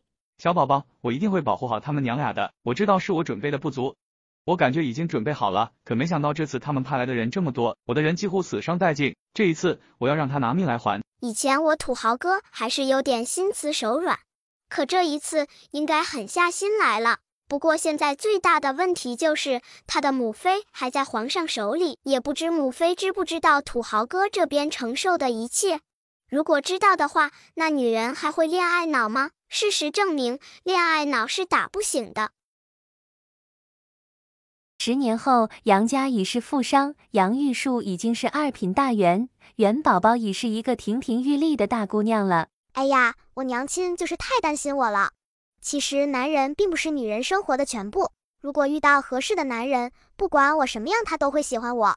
遇不到合适的，我宁愿单身一辈子。哎呀，感觉我的眼光还是挺高的，长这么大就没有看到一个顺眼的。元宝宝也很无语，他觉得自己已经降低标准了，可就是没有一个入眼的。至于我的武力值，我觉得还是挺好的。上一世就是因为身体不好才早逝，现在应该不会有问题吧？我今年才14岁，距离18岁还有4年时间，应该不会有事的。以后还是要好好锻炼，身体棒棒的，什么都不怕。闺女的意思是，她上一世只活到18岁吗？忽然之间，柳娇娇感觉以后的日子时间更加紧迫了。你想怎么练就怎么练，如果没有合适的师傅，一定要告诉娘亲一声，娘亲让你爹给你找。我知道了，娘亲。我娘亲忽然怎么了？不嫌我练得太厉害了？哎呀，看来以后还是要小心一点，我这肌肉都有了，哈哈哈！以前我可从来没有肌肉过。元宝宝还忍不住暗自得意，倒是杨玉环的儿子跑得过来。皇后娘娘，宝宝姐姐，我娘喊你们过去坐席。小长安，你娘都做了什么好吃的？这小家伙可是元宝宝看着长大的，费了不少心。不过幸好，小家伙已经10周岁，过了10岁的坎，以后他的日子肯定会顺顺利利、平平安安。多亏他娘给他起的名字长安，长久的平安。我娘说，都是宝宝姐姐最喜欢吃的，那我倒是要尝尝。柳娇娇看着2人蹦蹦跳跳的离开，无奈的跟在后面。元宝宝还是小孩子性子，一点也不像14岁的大姑娘，还有1年就要及笄了。一眨眼之间，小丫头就长大了。娘，我把宝宝姐姐喊来了。长安，和你说了多少次了，是姨？才不是姨呢，是姐姐。哎呀，美女姐姐，你就不要管她叫什么了，咱们各喊个的。哎呀，我爹真是越来越有霸王风范了。嘤嘤嘤，人家刚被京兆尹拖出去办案，还没来得及休息呢，又让我过来帮忙，都不给我点奖金。这小丫头是越来越精明了，没有银子就不想办事儿。父皇，难道我回来的不够明显？要不然我出去一下，再重新回来一次。这臭丫头就是和他作对的。皇上，老臣觉得这天圣果的要求答应也可以。皇上对身边的公公招招手，小公公很有眼色的搬来一个凳子，元宝宝乖巧的坐下。不听不听，王八念经！我老爹到底咋回事？你处理政务让我在这里干嘛？难道是因为我长得太好看，在这里给你们提供观赏价值？那也不行。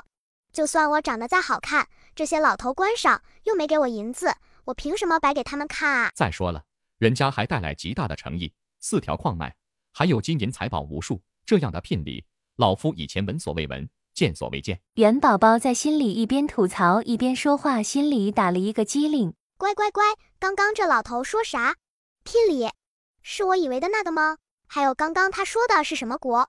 难道是外面的国家过来想要和亲？哎呦，我去，不会是真的吧？妈蛋妈蛋妈蛋，我都想要骂娘了。我爹就只有我一个小棉袄，不会把我给卖了吧？皇上，老臣觉得也可以答应。另一个老头也起来附和。我靠，不会吧？我爹不会答应吧？不对不对，我的年龄还不到呢，都还没有及笄，我爹怎么可能舍得把我这个最贴心的小棉袄嫁出去？还是和亲？哎呀，我去，说好听点是和亲，说不好听点就是卖女求荣。皇上只感觉额头的青筋直跳。他需要卖女求荣吗？在闺女心里，他就这么不靠谱？不行了，我要溜出去，带着我娘私奔去。臭老爹，你敢把我卖了，我就敢拐着你媳妇和儿子私奔。这闺女，要不然捂住嘴卖了得了，毕竟人家给的聘礼还是挺丰厚的。这件事容后再提，天圣国的人3天内能到，礼部的人准备一下，不要失了分寸。皇上，那和亲的事情，小公主年龄还小，朕暂时不考虑。皇上，可小公主不是明年就及笄了吗？老夫觉得天圣国的太子也是人中龙凤，小公主嫁过去并不吃亏。这老头不会是和我有仇吧？就是他一直在想把我嫁出去。这死老头，让我看看他到底有什么背景，或者说是不是和我有啥过节，让我康康。这老头的确有点本事，居然是自己考上来的，家境清寒，靠读书逆袭，现在已经成了正二品，管的还是邦交，和我倒是没有明显的交集，也没有仇恨。这特妈就是看中了那些聘礼。哎呀，我去，你这老头也太大公无私了吧！那些的聘礼又进不了你的腰包，你说你眼馋啥？不过，哎呦，看着老头一脸正经的样子，没想到府里还养了2个娇滴滴的小妾。关键是那2个小妾他一动也没动过，也不知道这老头是咋想的，娶2个年轻貌美的小妾在身边却不动。你这是主打一个只看不吃嘛？有人喜欢美女的脸蛋，有人喜欢美女的身材，可这个老头喜欢的居然是美女的脚臭。他喜欢的也不是简单的脚臭，还是有异味的臭脚。2个小妾长得并不是特别貌美，但是平常都是娇滴滴的，最重要的是她们的脚特别小，平常的时候很少洗脚，其中有一个每次脱了鞋之后就能闻到一股浓郁的狐臭味。老头就是因为这股味道才把那丫鬟当成了小妾。众大臣，好离谱的晋升之路。至于另一个情况也是差不多，现在老头最喜欢留宿在2个小妾的房里，而且还嘱咐他们要尽量的少洗脚。晚上的时候，他会亲自帮他们脱鞋，脱了袜子，然后抱起小脚，放在鼻端一根一根的闻着脚趾。有时候这样觉得还不够，他就去舔脚。关键是他不光喜欢自家小妾的臭脚，就连属下的也一样。对了，他的夫人也有一双臭脚丫子。这臭老头太坏了，居然想让我爹卖女求荣。高高坐在龙椅上看戏的皇上听到这话，眼神都眯了起来。这刘爱卿简直该死，居然想让他卖女求荣，太可恶了。不过闺女说的对，和亲的事要是答应了，还真是卖女求荣。小丫头站起身来，对着皇上行了个礼，也不等皇上发话，转身就走。小丫头坐上马车，溜达溜达的往自己的公主府走去。小秀儿，你帮我看着点，我再迷糊一会，等到了家里再喊我起来。元宝宝感觉才刚睡着呢，马车砰的一下就停下了。小主子，咱们好像碰到人了。小公主不会是撞死人了吧？这京城谁不知道小公主的名声？难不成还有人过来讹上小公主？元宝宝眨巴眨巴眼睛，感觉可能性还是挺大的。秀啊，你先把它翻过来。哇靠哇靠哇靠！居然是个长得很帅很帅很帅的男人。嘤嘤嘤，你看这深邃的五官，虽然没有睁开眼，但我已经感觉到他的颜值了。啊，长这么大，我还是第一次见到长得这么好看的男人，准确的说是第2次。我爹那个人虽然有的时候眼睛不好，但颜值还是很耐打的，和这个人相比，悬殊不大。小公主，你看现在，把他扶到马车上吧，毕竟是咱们碰到人家的，就想把他带回府吧。小公主，这个人来路不明，你是不是要找人打听一下？你看他长得和咱们这些人并不一样，你说会不会是别国的奸细？可能吗？众所周知，你可是皇上最宠爱的女儿，说不定是别的国家派过来诱惑你的，而且用的还是美人计。我觉得你们说的都挺有道理的，这么危险的人物，还是我把他带回去吧。你们放心好了，等带回公主府之后，我一定会对他严刑拷打，把他的祖宗18代都问出来。哈哈哈哈哈哈！如果这是别的国家给我用的美男计，我觉得还是蛮不错。最起码找来的这个美男还是挺符合我的审美标准，小子，那本公主就不客气的收下了。一定会好好的拷问你，不管你是哪个国家派来的，到最后肯定是我的入幕之宾。京城发生的事很快就传到了御书房，皇上听到消息都坐不住了。我想去公主府看看，亲自会会那个人。外面的人传言很多，大部分都说那个男人就是美男计，还说是别的国家派过来的。如果那男人长得很好，柳娇娇就担心自家的宝贝闺女真的会上当。朕也想过去看看。咱们一起吧。又不是多大的事，看把你们2个人急的。父皇，你怎么忽然回来了？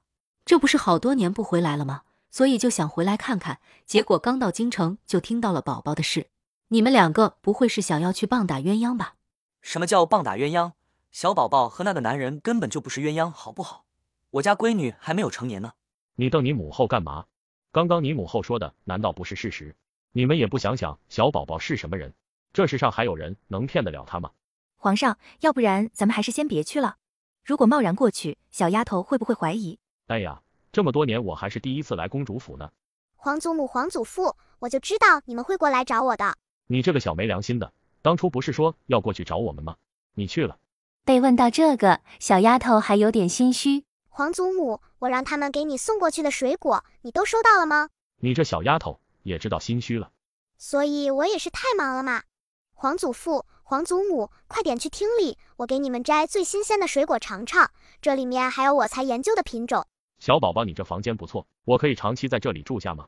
咱们在外面流浪了这么长时间，现在看看还是京城里面好。小宝宝，要不然以后我就在这里陪着你呗。可以呀，你们随便住，想住多长时间都行。对了，小丫头，我听说你带回来一个人。皇祖父这种事你怎么也知道？而且我听说是个男人，长得还不错。还行吧，我发现的时候他在昏迷，现在还没醒过来呢。我这不想着，先把他带回来，等醒了之后问问是哪里的，再把人送走就得了。啊，果真？啊靠，在皇祖父、皇祖母心里，我就这么不靠谱吗？我只是做好人好事，可这些人居然都不相信我。像我长得人见人爱、花见花开、国色天香的样子，想要什么样的男人没有？怎么可能随便在街上捡一个男人过来？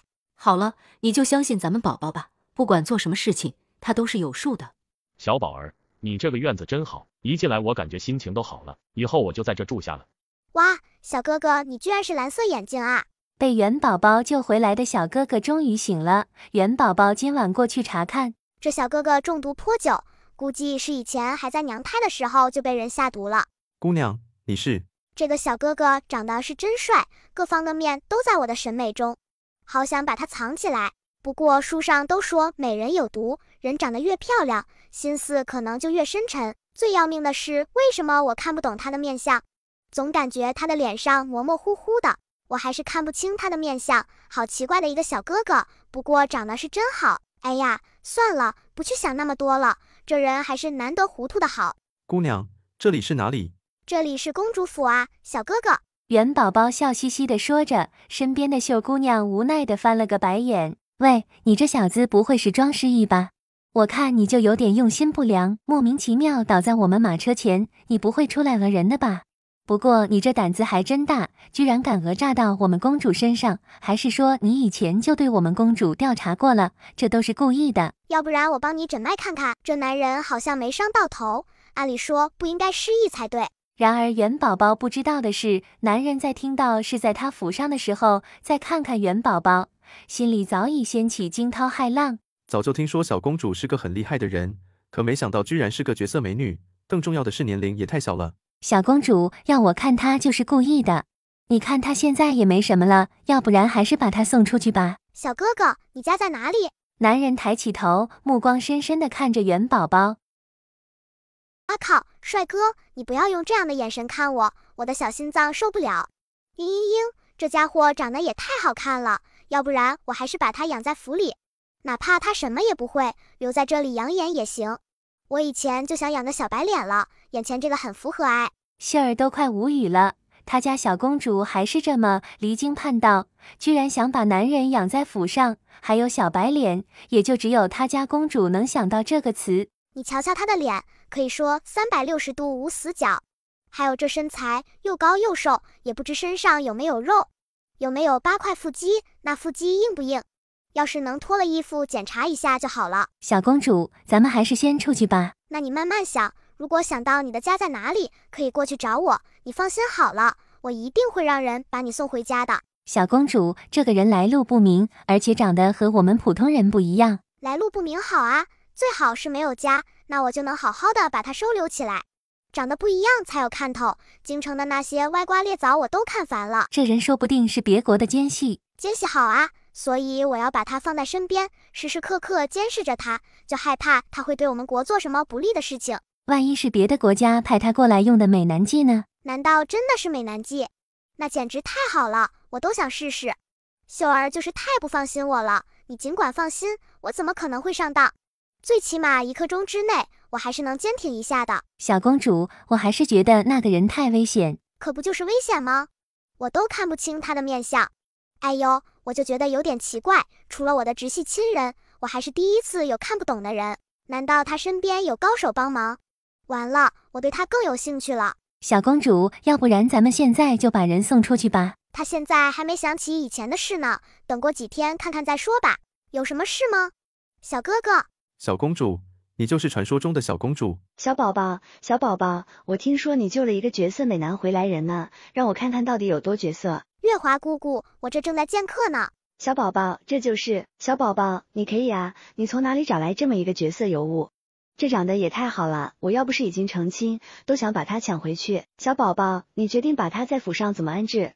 我要好好的看看，这长得也太精致了。我和你说，我现在对他可没别的想法，我只是单纯的想要看看美男。毕竟这么漂亮的美人，的确是挺养眼的。可惜啊，我已经成亲了，要不然……想不到娘子居然还有这喜好，要不要为夫让位，也让你好好的找2个帅哥回去？哎呀，我月华姑姑这下好了，估计也会有她好受的。最起码想要把人哄好没那么容易。明明刚刚我已经提醒他很多次了，可他还在拼命折腾。他也不想想和我能一个样吗？我可是一个人吃饱了全家不饿，也没有人管着我。他有一个亲男人，还有个儿子呢。这时候月华姑姑对我挤眉弄眼的干什么？难不成我还能救他？还是想想怎么自救吧。娘子可是对魏夫有什么不满？夫君，你知道的，有时候我也是嘴上随便说的，我可没那个胆子。你可以有的。夫君，我可以狡辩的。是解释的，我只是听说小宝宝府上来了一个男人，所以我这个当姑姑的就过来看看，也是为了给他长长眼。杨玉树面色幽冷，还是没有说话。月华公主只觉得更不好了，完蛋了，自己不会真的。小宝宝，你快点解释一下。月华姑姑，我解释什么？简直要笑死我了！我月华姑姑不知道在想什么，不会是想怎么把我大卸八块吧？哼，果然是个见色忘义的，我才不要多嘴呢。哎呀，秀儿，我该回去画符了，咱们还是快点走吧。这小丫头不但不帮忙，关键时刻跑得比谁都快，这性子也不知道是跟谁学的。自己的事情自己做，月华姑姑，你就好好的和我姑父解释一下。我相信姑父是个很讲理的，他绝对不会冤枉你的。娘子，现在房里没别人了，你可以好好的和魏夫解释一下了。怎么，那个人长得真有那么漂亮，让娘子都蠢蠢欲动了？要不要魏夫让出位置来你和他？月华公主心里更担忧了，这男人的气性怎么这么大？坏了，刚刚他真的只是嘴快，杨玉树不会当真了吧？这可是自己好不容易才嫁到的男人，月华公主可不想就这么放弃。门外窗户边，元宝宝和秀儿偷偷地看着里面。小公主，月华公主这么猛吗？没想到以前在家的时候都是月华公主主动的，原来她才是强势的一方，我还以为杨公子也很厉害。那是自然，玉树哥哥可是挺高冷的。当初嫁给玉树哥哥，我月华姑姑开心了好久。不过我月华姑姑有点没用啊，居然被玉树哥哥拿捏得死死的。小公主，你要不要看看你的称呼？一边哥哥一边姑姑，关键是2个人还是一对儿，你是怎么理所当然的称呼的这么自然的？过了好一会儿，秀儿才拉着元宝宝走了。这就是传说中的女人不坏，男人不爱吗？你看看我玉树哥表现的不要，可月华公主过去的时候，她还不是乖乖的，任由我月华姑姑欺负。月华公主这是在赔罪呢。对，也不知道我月华姑姑怎么想的，她都有玉树哥哥了，还过来看美男。那个蓝眼睛的美男是我的。小公主，你不是说要严刑逼供吗？也许那美男是个嘴巴硬的，常规的刑讯手段，人家根本不吃。要不然还是我也用美人计吧，毕竟我长得也很漂亮。刘大人，要不然接风宴的事，咱们还是先歇歇呗。使者陪着笑。主要是小的现在也不知道我们主子在哪里，前段时间出去，估计是迷路了。我这边的人也在找主子呢。刘大人的嘴角狠狠一抽。你们过来出使，也算是做客，然后和我说你家主子迷路了，你就说这种话，我信不信？反正他不怎么相信。吴勇使者，可你们已经过来多长时间？若再不举行接风宴，不知道的还以为是我们慢待你们呢。要不然，给我你家主子的画像，皇上那边会派人帮你寻找主子。使者都快哭了，他家主子的事，他一个当奴才的，怎么可能管得了？这个，大人，我家主子真的不在。使者也不知道该怎么解释，总不能说他家主子跟着小姑娘去了吧？是失踪了，迷路了，还是跟着小公主出去了？一道凉飕飕的声音传来，使者吓得急忙转头。你家太子眼睛是不是蓝色的？皇上，我家殿下一开始真不知道那是小公主，所以他会晕倒在小公主的车前，不知道都能晕过去，这运气也太好了吧？你说朕相不相信？皇上，殿下的事我等实在不知，等回来后再好好给朕一个交代。皇上说完，转身出去了。皇上，那人承认了吗？是不是他们太子？应该是他没错。要我看这什么太子就是个心机深沉的，以后还是让小宝宝和他保持距离。关键是那边还想和亲。皇上，你说他们到底想要做什么？你就放心好了，小宝宝那边只要他不乐意的，谁也别想强迫他。反正朝廷的那些大臣也不敢和小公主作对，哪怕他们敢，自己还是皇上呢。只要自己这边不同意，那些人还能造反不成？等等。皇上，怎么了？可是有什么事？我记得也不是很清楚。娇娇，以前小宝宝是不是说过，当初咱们大前国灭国的事儿，是很久之前的事了，具体的事情我也不记得。当时好像小宝宝想过，还是父皇在位的时候，就是一个什么国家灭了咱们大前国，难道是这个吴国？应该不可能吧？咱们这边相距甚远，而且以前也没有交集，更没打过仗，难不成他们是闲的没事干？要不然怎么会？记得当时小宝宝说的是，登上皇位的是大皇子，因为那个时候自己深陷情债，柳娇娇已经没了，而他才知道自己的误会，害死了最心爱的人，所以一直在坟前赎罪，对朝廷这边也没用心，再加上有皇后娘娘那边的支持，大皇子登位还是谋反。不过最后的结果却是，大皇子在那个位置上也没待多长时间，就被别的国家给灭了。堂堂西吴国的太子，装失忆跟在我家宝宝身边好玩吗？哇靠，眼前这个不会就是西吴国的太子吧？刚刚他说的不明显吗？他都说了，眼前这个就是西吴国的太子，可他的女儿居然还在问。可是也不对呀，如果他真的是西吴国的太子，和我又没有关系，为什么我看不清他的命运？难不成他和我还有别的关系？柳娇娇心里咯噔一下，忽然想起前段时间那些大臣建议的和亲的对象就是这个西吴国的太子，他家女儿不会真的要嫁给别国人吧？不会，绝对不会。皇上曾经不止一次的说过，绝对不会同意答应和亲的，就算西吴国那边给他们再多的银子也不成。这就是西吴国的太子。如果他是太子的话，看在长得不错的份上，也许我可以考虑一下。不过和亲的话，还是不要了。万一太子那边有一个狠心的爹不懂事的娘，院子里再有一群争风吃醋的女人，我可不想混在那里等死。自家闺女说的很有道理。对，凭什么是他家闺女和亲，就不能让西吴国的太子过来和亲？所以想要自己过得好，未来的生活就要抓在自己手中。我可以让他当我的驸马，留在这里当个上门女婿不好吗？干嘛要和亲？在本公主的心里，一向是男女平等。留在这里当驸马，似乎有点难以接受。还有，小公主，你刚刚说的是什么话？你不是说男女平等吗？你所谓的男女平等，为什么是让我留在这里，而不是你跟我回去？还有，我家那边没有你说的这些东西。如果我没记错的话，你们这次过来就是为了和亲的，对不对？你想找一个和亲的公主回去，娶她做太子妃，这话我没有说错吧？小样，居然敢色诱我！呵呵，看来西吴国的人还是不老实啊。这是想色诱我吗？也不想想我元宝宝是什么人，是随随便便一个人就能把我色诱到的。我有这么的肤浅？你从一开始想要的和亲公主就是我，所以我可不可以这样想？那天你晕倒在我的马车前也是故意的。小公主，当初我绝对不是故意，可没办法，事情就是这么巧，这绝对是缘分啊。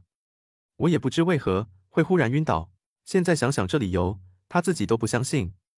可缘分就是这么奇妙。以前的事情我可以不计较，那以后呢？你只要和我承诺说不想让我和亲，我就相信你对我没有企图。他怎么可能没企图？还没过来之前，他就已经把目标定到了小公主身上。见面之后，两个人在一起也相处了一段时间，他想和这个小姑娘长长久久的在一起。怎么，这句话不敢说吗？我以为你应该有自知之明，你知道我在父皇心里的地位。你觉得他能让我去和亲？除非是我自己愿意。那你可有对我？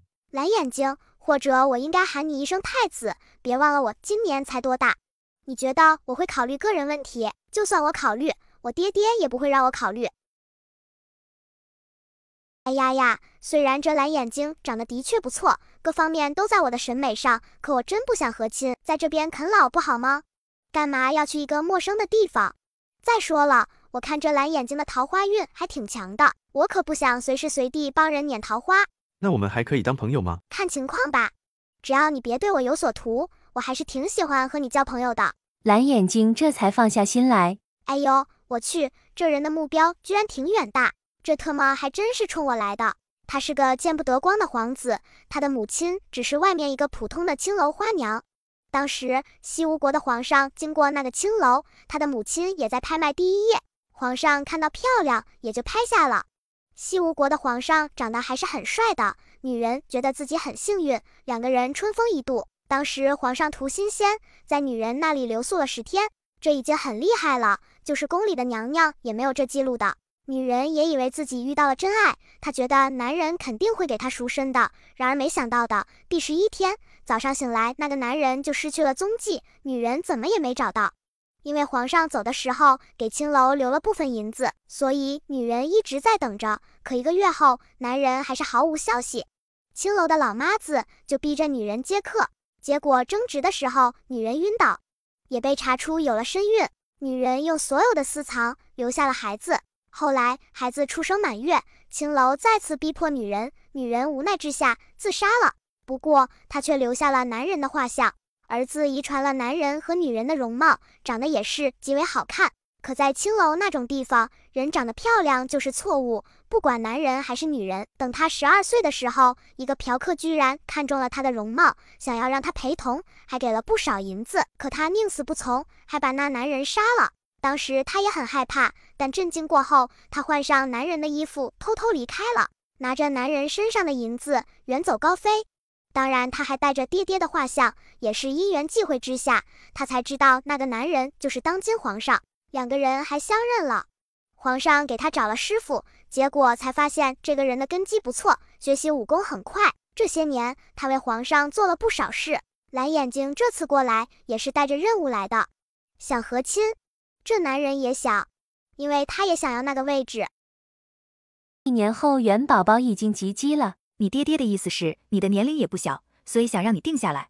不对啊，他们两个人是不是受了什么刺激？以前的时候还经常说要把我留在身边几年，不让我成亲的吗？这才几天的功夫，怎么一个个的就改变主意了？他们不会是嫌我烦，先把我推出去吧？最近一段时间，他们两口子想的比较多，感觉这丫头是留不得了。若他们再不出手，丫头万一选择西吴国那个这么好的一个宝贝给人家，两个人能哭死。所以还是赶紧的给他找个驸马。宝宝，你的年龄也不小了，娘亲希望你尽快定下。我知道了，那就你们安排吧。皇上和皇后娘娘对视一眼，没想到元宝宝居然没有任何反对。难道是他们两个猜错了？元宝宝和那个蓝眼睛太子，两人之间本来就没什么。宝宝，娘就只有你一个女儿，希望你以后能过得幸福。这是这段时间娘让人准备的画像，你看看里面可有喜欢的。也不用选一个，你可以从里面选10个、20个的。哇靠，我娘好猛，居然让我一下子选10个、20个。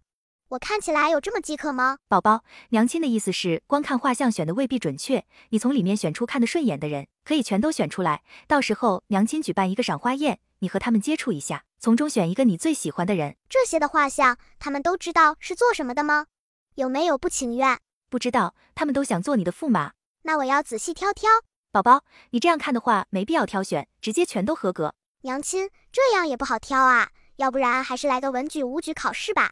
你这是找驸马还是找状元？公主要挑驸马，还是通过文举、武举2场比赛？这话一经传出，整个京城都沸腾了。最基本的要求就是相貌端正，没有妻子小妾通房，更不允许有白月光、黑月光。元宝宝也叹了口气，我还以为没几个人愿意参加呢。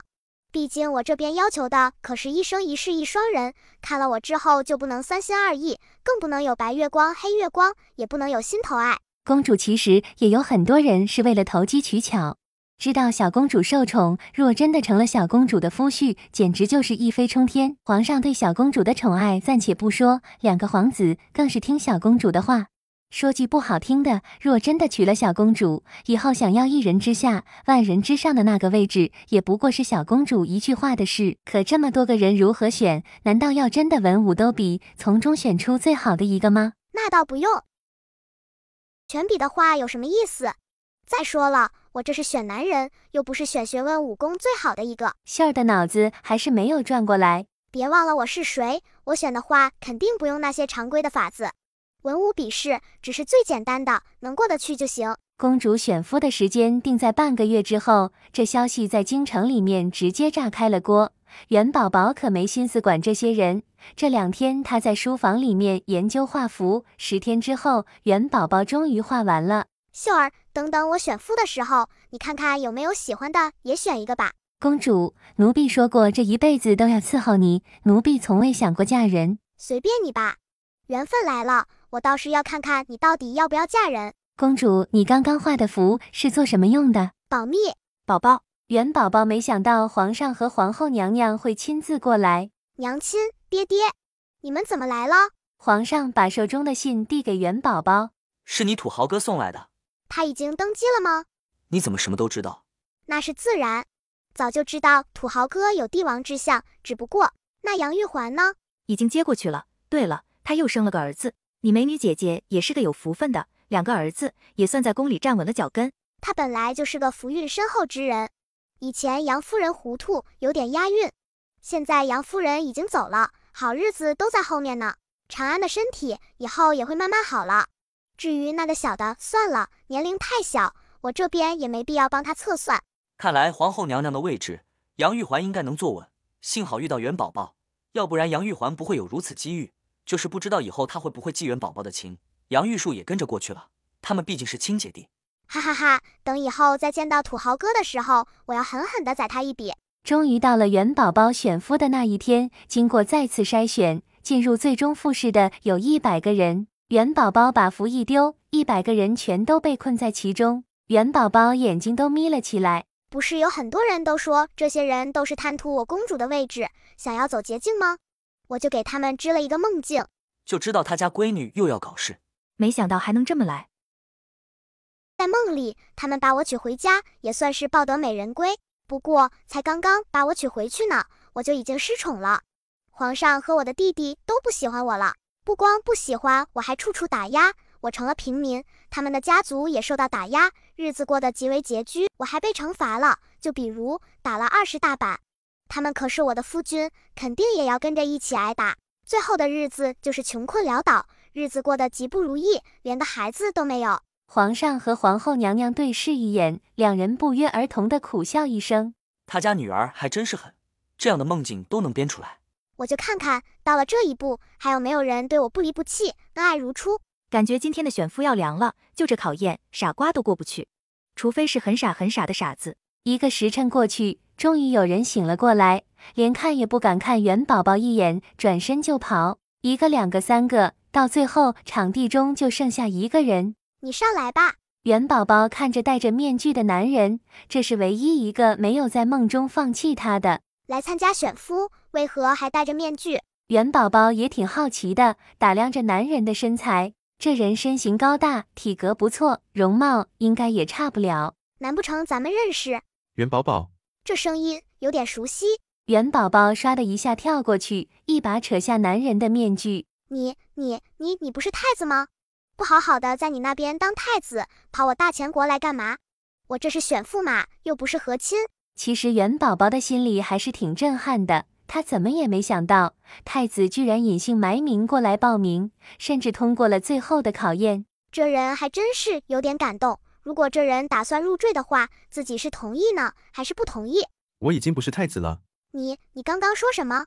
不当太子了？这简直就很荒诞。乖乖，这太子不会是脑子有坑吧？怎么好好的又不当太子了？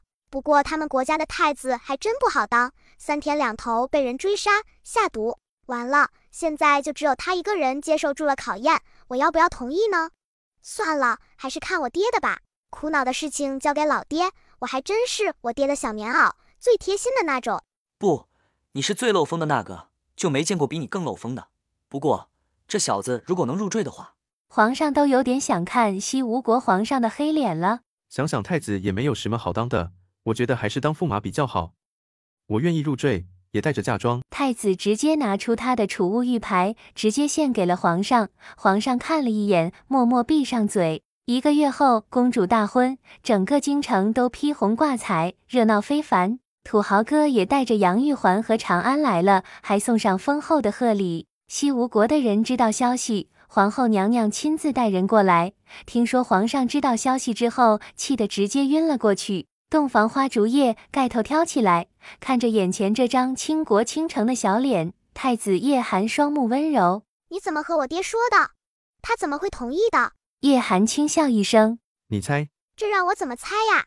男人的心思还真不好猜，怪不得一开始我就看不透这个男人，原来他和我居然有。同年，皇上退位，带着柳娇娇消失了。1年后，元宝宝生下一对双胞胎儿子。也是在那一年，西吴国的皇上病重，千里传旨太子叶寒回国，让为太子登基。元宝宝被封为皇后，也是叶寒宫里唯一的女人。为什么2个儿子的眼睛都不像我？你还真是奸诈，说好的入赘呢？还不是把我骗了过来。